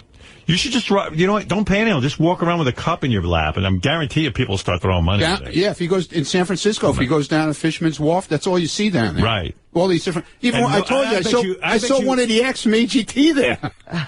You did? Yeah. That's what I'm talking about. You try telling people no, you're not going through the next round. When they're headed back to Fisherman's Wharf. Yeah, one of the acts that tried out for the show was there. Yeah. Oh boy. Can you imagine if Eric just said, "Look, I just got back from Iraq, and they blew my legs off." You know the kind of cash you're talking about? You're talking about 10, 20 grand a week. Yes, a week. Eric acts like he's above this, but in the meantime, he's got a wish list on Amazon. It's the same type of begging. It's just begging on the internet. Yeah, which is his worst place to beg. What happens with that wish list? Do people actually buy him things? Yes. I know Jimmy Kimmel did. Didn't Jimmy buy you something? If he did, he left it anonymous. Oh, well, then he didn't. Well, do people buy you things, Eric? Yeah, but I haven't gotten anything much recently. But what's the difference between saying, I have a list, buy me free stuff, or going to Fisherman's Wharf and putting your hand out? I don't know. Nothing. Just take a ride down and check it out. Where's he live again? What Sacramento? Sacramento? I got to figure there's some hangout where people panhandle. I mean, if anybody could make money, it's him. I mean, he'd make a fortune. So you should get you get that box, you cut the top off a box, just say war veteran. Yeah. And just sit by a red light. People throw shit in the bucket. That's right. This guy, he would be legendary. He would be a legend in terms of the money he'd order. I get one of those fucking, you ever see those guys that don't have a wheelchair? Because Eric's got a wheelchair that indicates he has some money. You get that, it's a dolly. The thing that Eddie Murphy had. Yeah, the moving thing. Yeah, the movie thing. The thing that Eddie Murphy had in Trading Places. Yeah. You just can use your knuckles to ride. And Eric hardly can use his hands, so it'd be cool, just lay him on his back on that thing. I mean, you can get a dog to lay next. He'd make a fortune. Yeah. Dog would eat him. Well, a friendly dog. There was a guy like that at Fisherman's Wharf. He had a dog. Yeah. So he'd come around, people eat that tons of food down, and then just leave it. Right. So he'd come over and say, "Are you going to finish that?" No, you can have it. Here, take it. And he'd start eating it, and the poor dog. And I said to him, "If I give you what's left of my food, you better be feeding that dog also." Yeah, I was yelling at the guy. Ronnie, a hero. Ronnie's proud of himself. Poor dog. He's out there in the sun, boiling up there. Wow. Anyway, I mean, I admire Eric not doing that, but, if anybody deserves to panhandle, it's him. Well, I mean, he gets assistance from the government, too, right? Yeah, he does. All right, Eric, I got to go. Nice job on that stand-up. Thanks, Eric. We had a good time. Okay. I'll try to get to the bottom of Diana DeGarmo for you. Okay. All right, later.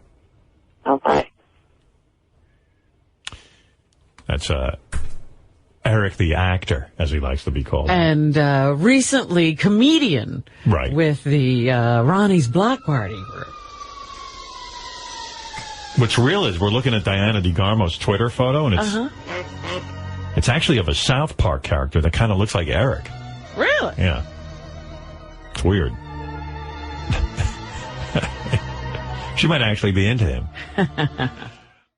Let's go to, I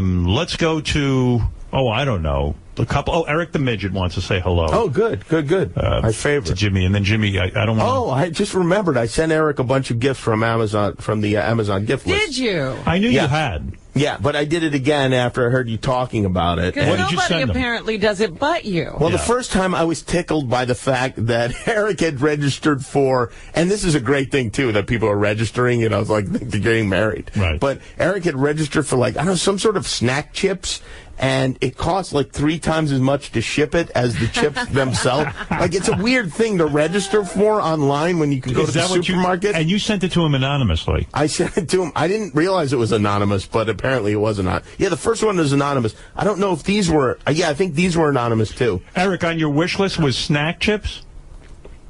Yeah, there was those, but there was a name, and I just wanted to say thank you since you confirmed that it was sent by you. And I also sent you some other stuff recently. Have you been receiving any items recently, Eric? Yes, the second package that came was marked James Kimmel. Oh, yeah, that's me. Now. Yeah, I got confused by that, too. I thought your name was Jimmy. I didn't realize you were James. I noticed on your Amazon gift list that you had 2 different donut makers, so I got both of those for you. Donut makers? Really? So now you'll have 2 types of donut maker. What are you doing with donut? You make donuts? Well, I haven't yet. Have you want to? Yes. Have you received the donut makers? Yes, I have. Thank you. And why would you register for 2 different donut makers? Well, I think what it was when I put one on the list, the other was a suggestion. Oh, I see. You are a big Eric fan. You went to the Viper Room, didn't you, to see Eric perform? I did not go to the Viper Room, but Eric came by the show. Oh, I see. Yes. Right. Well, I enjoy Eric. I love hearing him on the show. How much was the donut maker? So glad he's back. How much did it cost you to... I don't remember. It wasn't a tremendous... But I did send a few other items as well, Eric. They should be trickling in. Oh, my. What did you You're probably just going to go down the whole list, aren't you? Because you love Eric. And that's, I do love Eric. Yeah, right. And I think I would encourage everyone that listens to the show to buy Eric stuff and send it to him. Yeah, it's fun. Right? I like to imagine him getting the package and going, oh, well, who is this from? Look at this. What is the biggest item on his list that you didn't get? Like, were there things that you just felt were ridiculous to get him? There are a lot of there are a lot of things that are available for free. Like there's like Walker Texas Ranger on DVD. I mean, Eric, it seems like you can get that. I think you need to pare that list down a little because it's like 100 pages long. Right. You know, maybe just narrow it down to the things you really want because it was hard for me to decide. You know, and you presented with a dilemma like, what should I do? Should I get this donut maker? He wanted Chuck Norris Texas Ranger. Yeah, right, Eric? Isn't that rerun 100 million times? Yeah. Well, yeah, that's one of many shows that I really enjoyed watching when it was on TV. Right, Fred? Show that I enjoy when I went on the... All right, Eric, I got to move along because Jimmy's got limited time, okay? All right. All right, thank you. But it's good talking to you, Eric. I like good talking to you. If you can, like, post a picture of you with the donuts, that would be great. Yeah, I would like to see your donuts. I'd like to see you, like a video of you cooking donuts. Yeah. I'd like a pasta maker. I'm sure Jimmy will get it for you. All right. What's your deal? You got time or you got to leave? I got to leave soon. I got to leave in 5-10 minutes. Right, let me take a couple more. Jimmy, how about Nash Bridges? You want a Nash Bridges video? Oh, you got to go through that list. It's Jag. What happened? Like, so you sat at your computer. How do you even find for an hour? Where do you find his list? It's hard to find, but if you type in, if you do a Google search for Eric the Midget Amazon list, one of the fans put a link to it, and then you can link to it. And it's weird. I tried to buy him some other things that I decided he should have, and they won't allow it. They can't. You can't unless you have his address. They will not allow you to send things that aren't on his list. You wanted to send things that weren't on the list. I had some things I thought would be funny. Like what? I don't know. There's some little shoes. Baby shoes. Not baby, but little, I thought maybe. Oh, look, there it is. It's up on the screen. His list. Oakland Athletics official logo baseball bat. What's he going to do with that? There's a lot of sports stuff, yeah. A baseball bat, Eric. You can't play It's a mini baseball bat. Hit young with. That's the guy. Major League Baseball, Oakland. Sippy cup. Sippy cup. I need that. It's all sports stuff. All Oakland A's. Batting helmet and ice cream snack bowls. Look at all those hats. Yeah. There's candy. Look, there's Lifesavers candy, wild cherry, 14 pieces, 20-pack. 20-pack is $10. It probably costs more to mail it, as you pointed out. There are probably, it's mostly candy. It's a weird thing. Realistic water. Oh, and there's train stuff also, like mini train sets. Look at this. Bachman trains waiting passengers. If you get a train set, do you put little passengers down? Does he have train sets? He must have a train set. I shouldn't have hung up on him. You hung up. I did. That was a mistake. Yeah, because we didn't know about the train set. There's a lot of train stuff. There's a little barn. Look at the barn. Maybe he's living in this barn. Yeah, Bachman train barn. So you put a barn next to the trains. Eric's asking for a soft pretzel maker, too. Are you kidding? No. Where is Eric? Is he back? No, he's not. Too bad. Yeah, he's. There's a lot of good stuff on there. There's a lot of train stuff. Look at its pages. But it's you didn't buy him any train stuff because you probably thought that was frivolous. Well, yeah, I did. Because I don't know. I don't know if he even has trains, and if you buy him one train thing, then it's not enough. Yeah, you need to buy him to start with the whole kit. Like a donut maker, at least is something that he could live on. It's food. complete. Yeah, I like to imagine him making donuts, like a Keebler elf. Now he's got two. He won't know which one to use. Eric, do you have a train set? No, not yet. See, that's what I was worried about. See, Eric, you're registering for the barn and the little police force for the train. You got to start with the track and the trains themselves. I have pretty much everything on that list. Oh, you have everything. Eric, you're into toy trains? Well, that's kind of. I went into them because my dad, as a kid, him and his brother got a train set. Is it a hobby? Yeah, but you're 37 years old now. I know, but we've had this family train set and haven't had it set up for years. Is it a hobby or is it for transportation? It's my Amtrak. Eric's wish list is 57 pages long and has over 1,400 items listed. Wow. Yeah. Eric, what's the one item that you haven't gotten so far that you're dying for? Jimmy wants to get it. Yeah, please narrow it down because I can't. It's hard for me to go through all of that. Go through all those pages. It's too many pages. Well, let's see. There's a lot of stuff that I would like. Just tell me the one thing you want that Jimmy can get you that you want more than anything. It's on your list. Kind of hard to think of one thing off the top of my head. All right, well, I'm not going to wait all day. You need to pare down that list. Well, I'll be listening, so the next time you call in, have that information, and, we can move forward from there. Yeah, and just remember, not too expensive. Jimmy doesn't make as much money as you think. That's right, I don't make as much as Conan. It's a pretty pathetic salary, actually. All right, thank you, Eric. Stephanie, you're on the air. Yes, Stephanie, you're on the air. Hi, Howard. Hi. Hi, Jimmy. I just wanted to say, Howard, you looked so handsome. All of the interviews were so amazing. See, I wasn't so bad. Enjoyed listening to the press conference. I've never actually listened to a press conference before, but you kept the reporters very entertained, and you were funny. It's a lot of pressure. I mean, you're up in front of I must have about 100, 150 press there. And, you got to keep them entertained. So I'm standing there, I'm talking, I'm carrying on, I'm doing everything but putting on a red wig and a big red nose so I can, entertain them. But it turned out to be very, very good, and everyone was lovely. And, listen, we'll see what happens. Tonight's the big premiere of America's Big premiere of America's Got Talent. Big night. Where were you? You reached a big, big audience hitting The View, and I hope a lot of them tune in and really appreciate What was really weird? What was really weird is that I went on all those shows, And it dawned on me that I don't even remember, like, who knows even what the show America's Got Talent's going to be tonight, because it's from when we were in L.A. Right. You don't even remember the talent. I don't even remember. I don't remember much about any of it. Yeah. So I don't even know what you're going to see, but, you know, we'll see. But this was your first judging. I mean, you'll see. You've not seen a cut of it? No, they won't show me a cut. Evidently, there was a lot of, there was about 10 different cuts.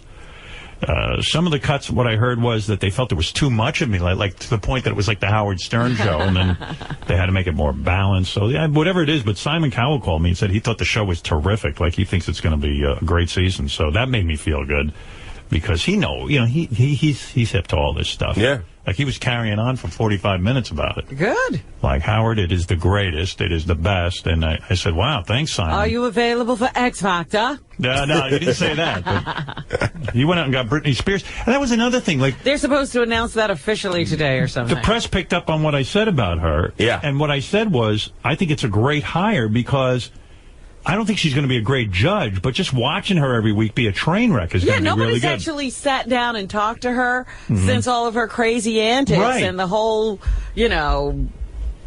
guardianship with her parents and all of that. So people want to know if Britney can put a sentence together. So I put She can't. Yeah. So have you interviewed her? No, but I can tell you. Yeah. Well, that's what I was saying at the press conference. And then on Twitter, all of her fans, like, she has a slew, like a whole gay army behind her, who were just like blasting me. How dare you say this about Britney? I hate you. You're a fucking asshole. We'll see how you do on America's Got Talent. Right. And it was like, oh, wow. Like I said, I said it was a great hire. But it was weird. It just kind of came out the wrong way. But thank you, Stephanie, for the compliment. I'm trying to look my handsomest. Well, you're looking fabulous, and we're all very excited. We'll be live tweeting and live on Stern Superfans tonight. All right, Stephanie, thank you.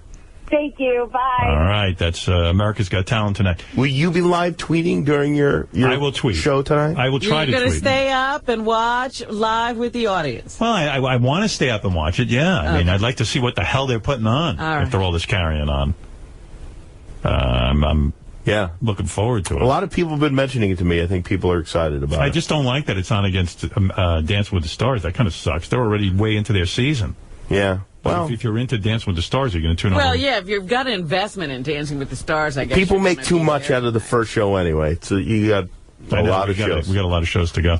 Let's go to... all right. I know you got to leave soon, but Eric's back on the phone. He feels that he didn't get to say what he wanted to say. What, Eric? He thought of something. You know it's going to be nothing. Of course. Eric, go ahead quickly. Okay, I'll make it quick. I just wanted to say I hadn't gotten a chance to tell Jimmy thank you months ago for tweeting about my app. And I just wanted to thank him now. You're welcome. It's my pleasure, Eric. What did you do? You tweeted about his act? I have no idea what I did. All right, I don't thank you, remember. Eric. All right. His app. Oh, his app. Oh, yeah, I did. His app. I retweeted his app. Thank you. All right, I got to take a break. All right, I got to go, unfortunately. Right. I wish I could stay. It breaks my heart to leave. What's the matter with you leaving like that? Yeah. Now that Kelly has to have a co-host. Kelly will be alone without me. Well, first of all, my friend, my dear friend. Why is that funny to you? You are a dear friend. Give my love to your He beautiful... doesn't want to cry. I heard you two get tearful sometimes. No, he doesn't. I do. Leave each other. He could care less. He could care less. I don't want to lump him in with my antics. No, don't leave. Jimmy, I love you. You're a great guy.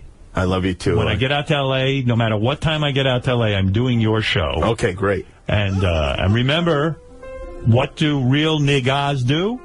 They don't care about no period. Right. It's a new song by a guy named Young Real Nigga. And he says he don't care about no period. And we played it earlier this morning, and I love this song. It's an instant class. I have a feeling it's going to become one of those things that sticks around for a while on the show. It's going to stick around. It's a new an thing. anthem. We got to have him in for sure. Oh, yeah. I'm going to have him in. I don't know what his real name is, but that's his rap name. That's probably his real name. You think his mother gave him that name? Yeah. Young Real Nigga? I mean, what kind of name is that? But first of all, let me just say to you, Thanks for coming by. Always a pleasure. You know It's I always love fun you. to have you here. I can't wait great. to see it tonight on America's Got Talent. America's Got Talent. Be sure to tweet to all your fans that I'll be there on America's Got Talent. I hope that Robin is able to find the kind of kindness and forgiveness in her heart that Howard has found in his when it comes to Kathy Lee. And I never had a thing with Kathy Lee. you know what I'm saying, But Robin. she's never had a problem with Kathy Lee. No. But she still loves the taste of blood. I do. No, okay. Kathy Lee was lovely. What can I say? She had the balls to come up to me. You know, here's the only thing that bothers me. Yeah. These reunions are happening backstage. Mm-hmm. Why? I said you should have been booked on the show. That's all. It's not too late. I mean, that You can know what? happen. That would be a nightmare. I know you love to see me squirm. Ay, babe. Well, it just so happens Kathy Lee told me that Cody was graduating this weekend. She was very busy with college stuff, and we had a long conversation about a lot of different things. So you found out about the kid. Found out about everything. And it was very lovely. How is Frank? Frank, I didn't ask about. We haven't progressed to Frank yet. I don't know that he forgives me. Yeah, he might. He might not. But anyway, Jimmy, we'll all be watching, of course, your show tonight at midnight. Thank you. Congratulations on moved up 5 minutes. I think it's fantastic. Thank you. I think you're doing really well. 1 minute at a time. 1 minute at a time. That's the attitude you have to have. That's right. I did a computation. By the year 2036, you'll be on by 11:30. Keep your fingers crossed. That's right. But Jimmy, great seeing you. Great to see you too. And congratulations on the Emmys and the fact that you did the White House Correspondents' Dinner. I really feel you have arrived, and you deserve it. You deserve all the success. And we'll be back right after these words. So the ratings came out yesterday. As predicted, we didn't beat Dancing with the Stars. We were second place, which, I would love to. I wish they would have waited 2 weeks. Dancing with the Stars in their finale. When you were in your own world. So in 2 weeks, we'll be then some of the papers were like, they got it. We came in number one, 18 to 49-year-olds, so the network called me. They were thrilled because from the network standpoint, they were like, they had nothing to go up against Dancing with the Stars with. So they were like, because some of the papers are saying, well, Howard Stern didn't beat Dancing with the Stars, so he didn't bring anything to it. Last year, Dancing with the Stars debuted against nothing. Their leading was The Voice. You mean America's Got Talent?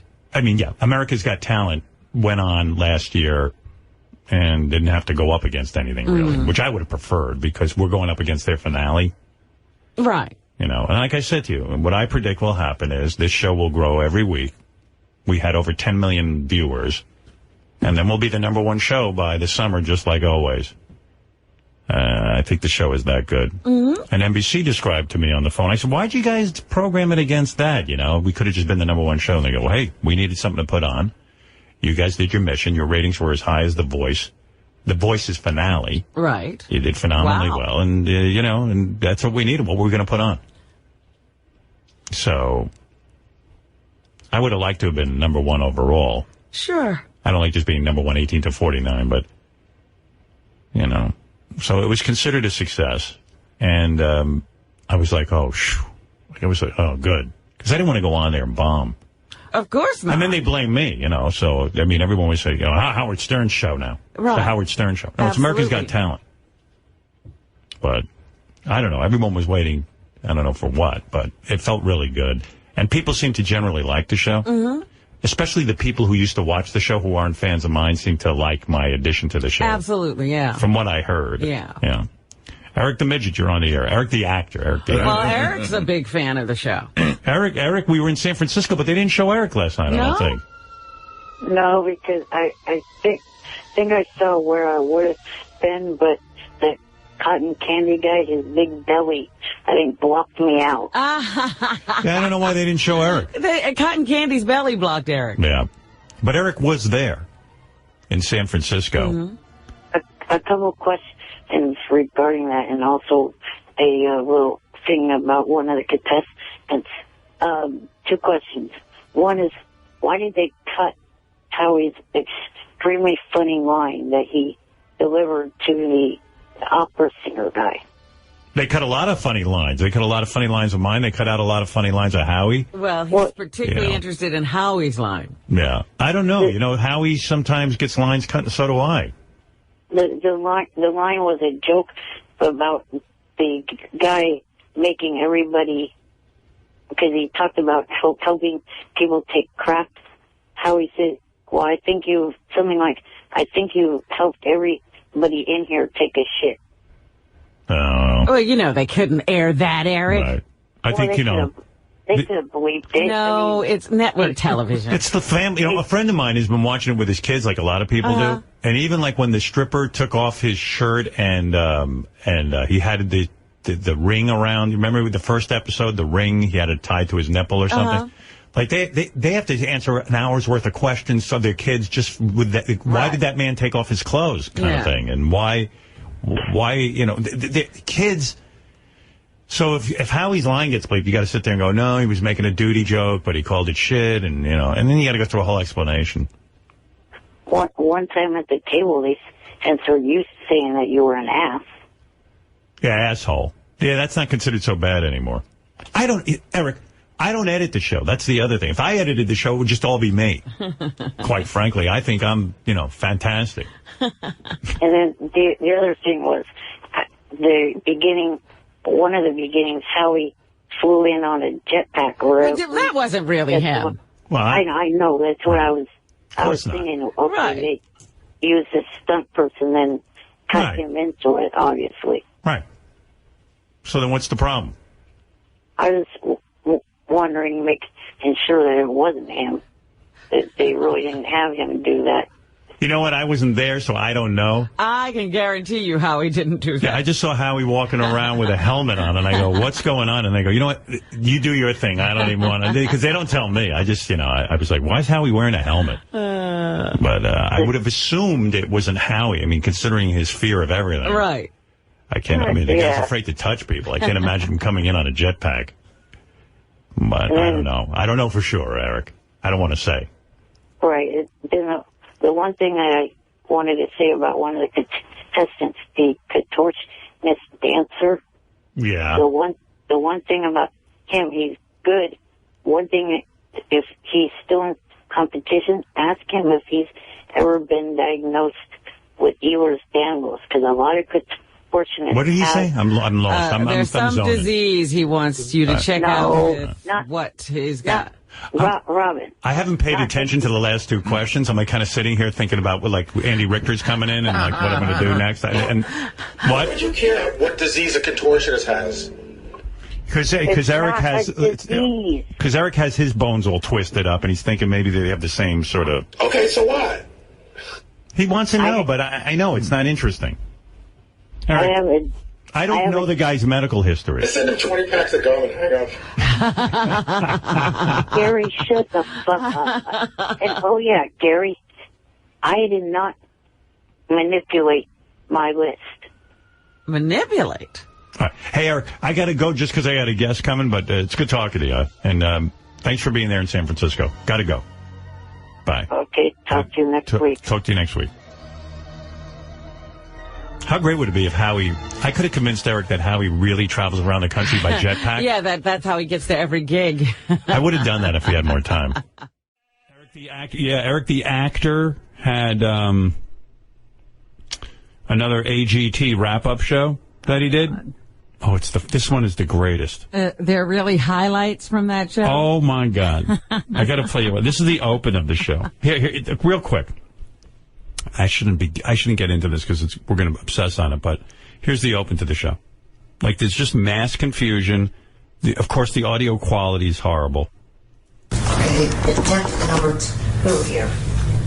Welcome to the JFSC. Wrong. Some woman is typing, and she's louder than Eric. Yeah. You hear the typing? Is he even on the microphone? Yeah. Is he near it at all? Yeah, it's just mind-boggling. Trying to make the old show. The JFSCTV.com AGT wrap-up show. What a catchy name. Your host, Eric, the actor, which is me. And we're going to recap. It's impossible. How about hi, I'm your host, Eric the actor. No. That ain't gonna fly with him. Eric the actor is the host, which is me. JFSC. Eric actor. JFSC. Like a guy who doesn't know the order of the alphabet. And the woman who does the show with him tortures him through the whole show. Oh, yeah? Yeah, because she... like, you know, Eric swears he doesn't grunt. You know, we always make fun of him. He's like... and he swears he doesn't grunt. Right. So she tortures him with a grunting question. Oh. But then she's louder than Eric. You can't even hear Eric's answer. Yeah, she's actually on the mic. It's a perfect storm. Parminder Gill. Eric, is it possible you'll stop grunting if you sing a country song? I don't do that. I talked to plenty of people on the phone off air or this current show. Now she's fumbling with papers. Not one of them. Can you imagine? It's a combination. It's a show. If it sounds that way, it's a combination of it's early in the morning. I just woke up. It's the greatest. You can't hear anything he says. There's typing. And him mumbling.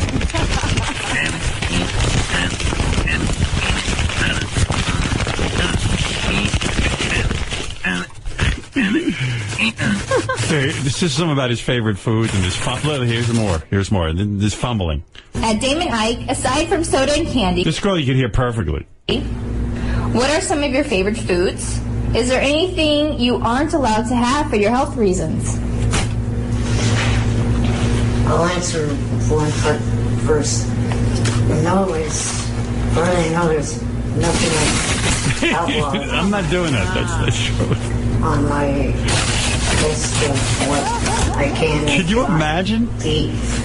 This is the show. This is great. Listen back. I don't know, but somebody should be listening, and the girl is very loud.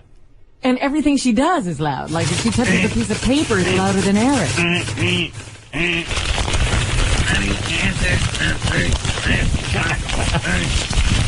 First part, second, and then the third part, and then And for a guy who doesn't have an ability to talk all that well, yes, Robin? he takes the longest road to the answer. You're absolutely right.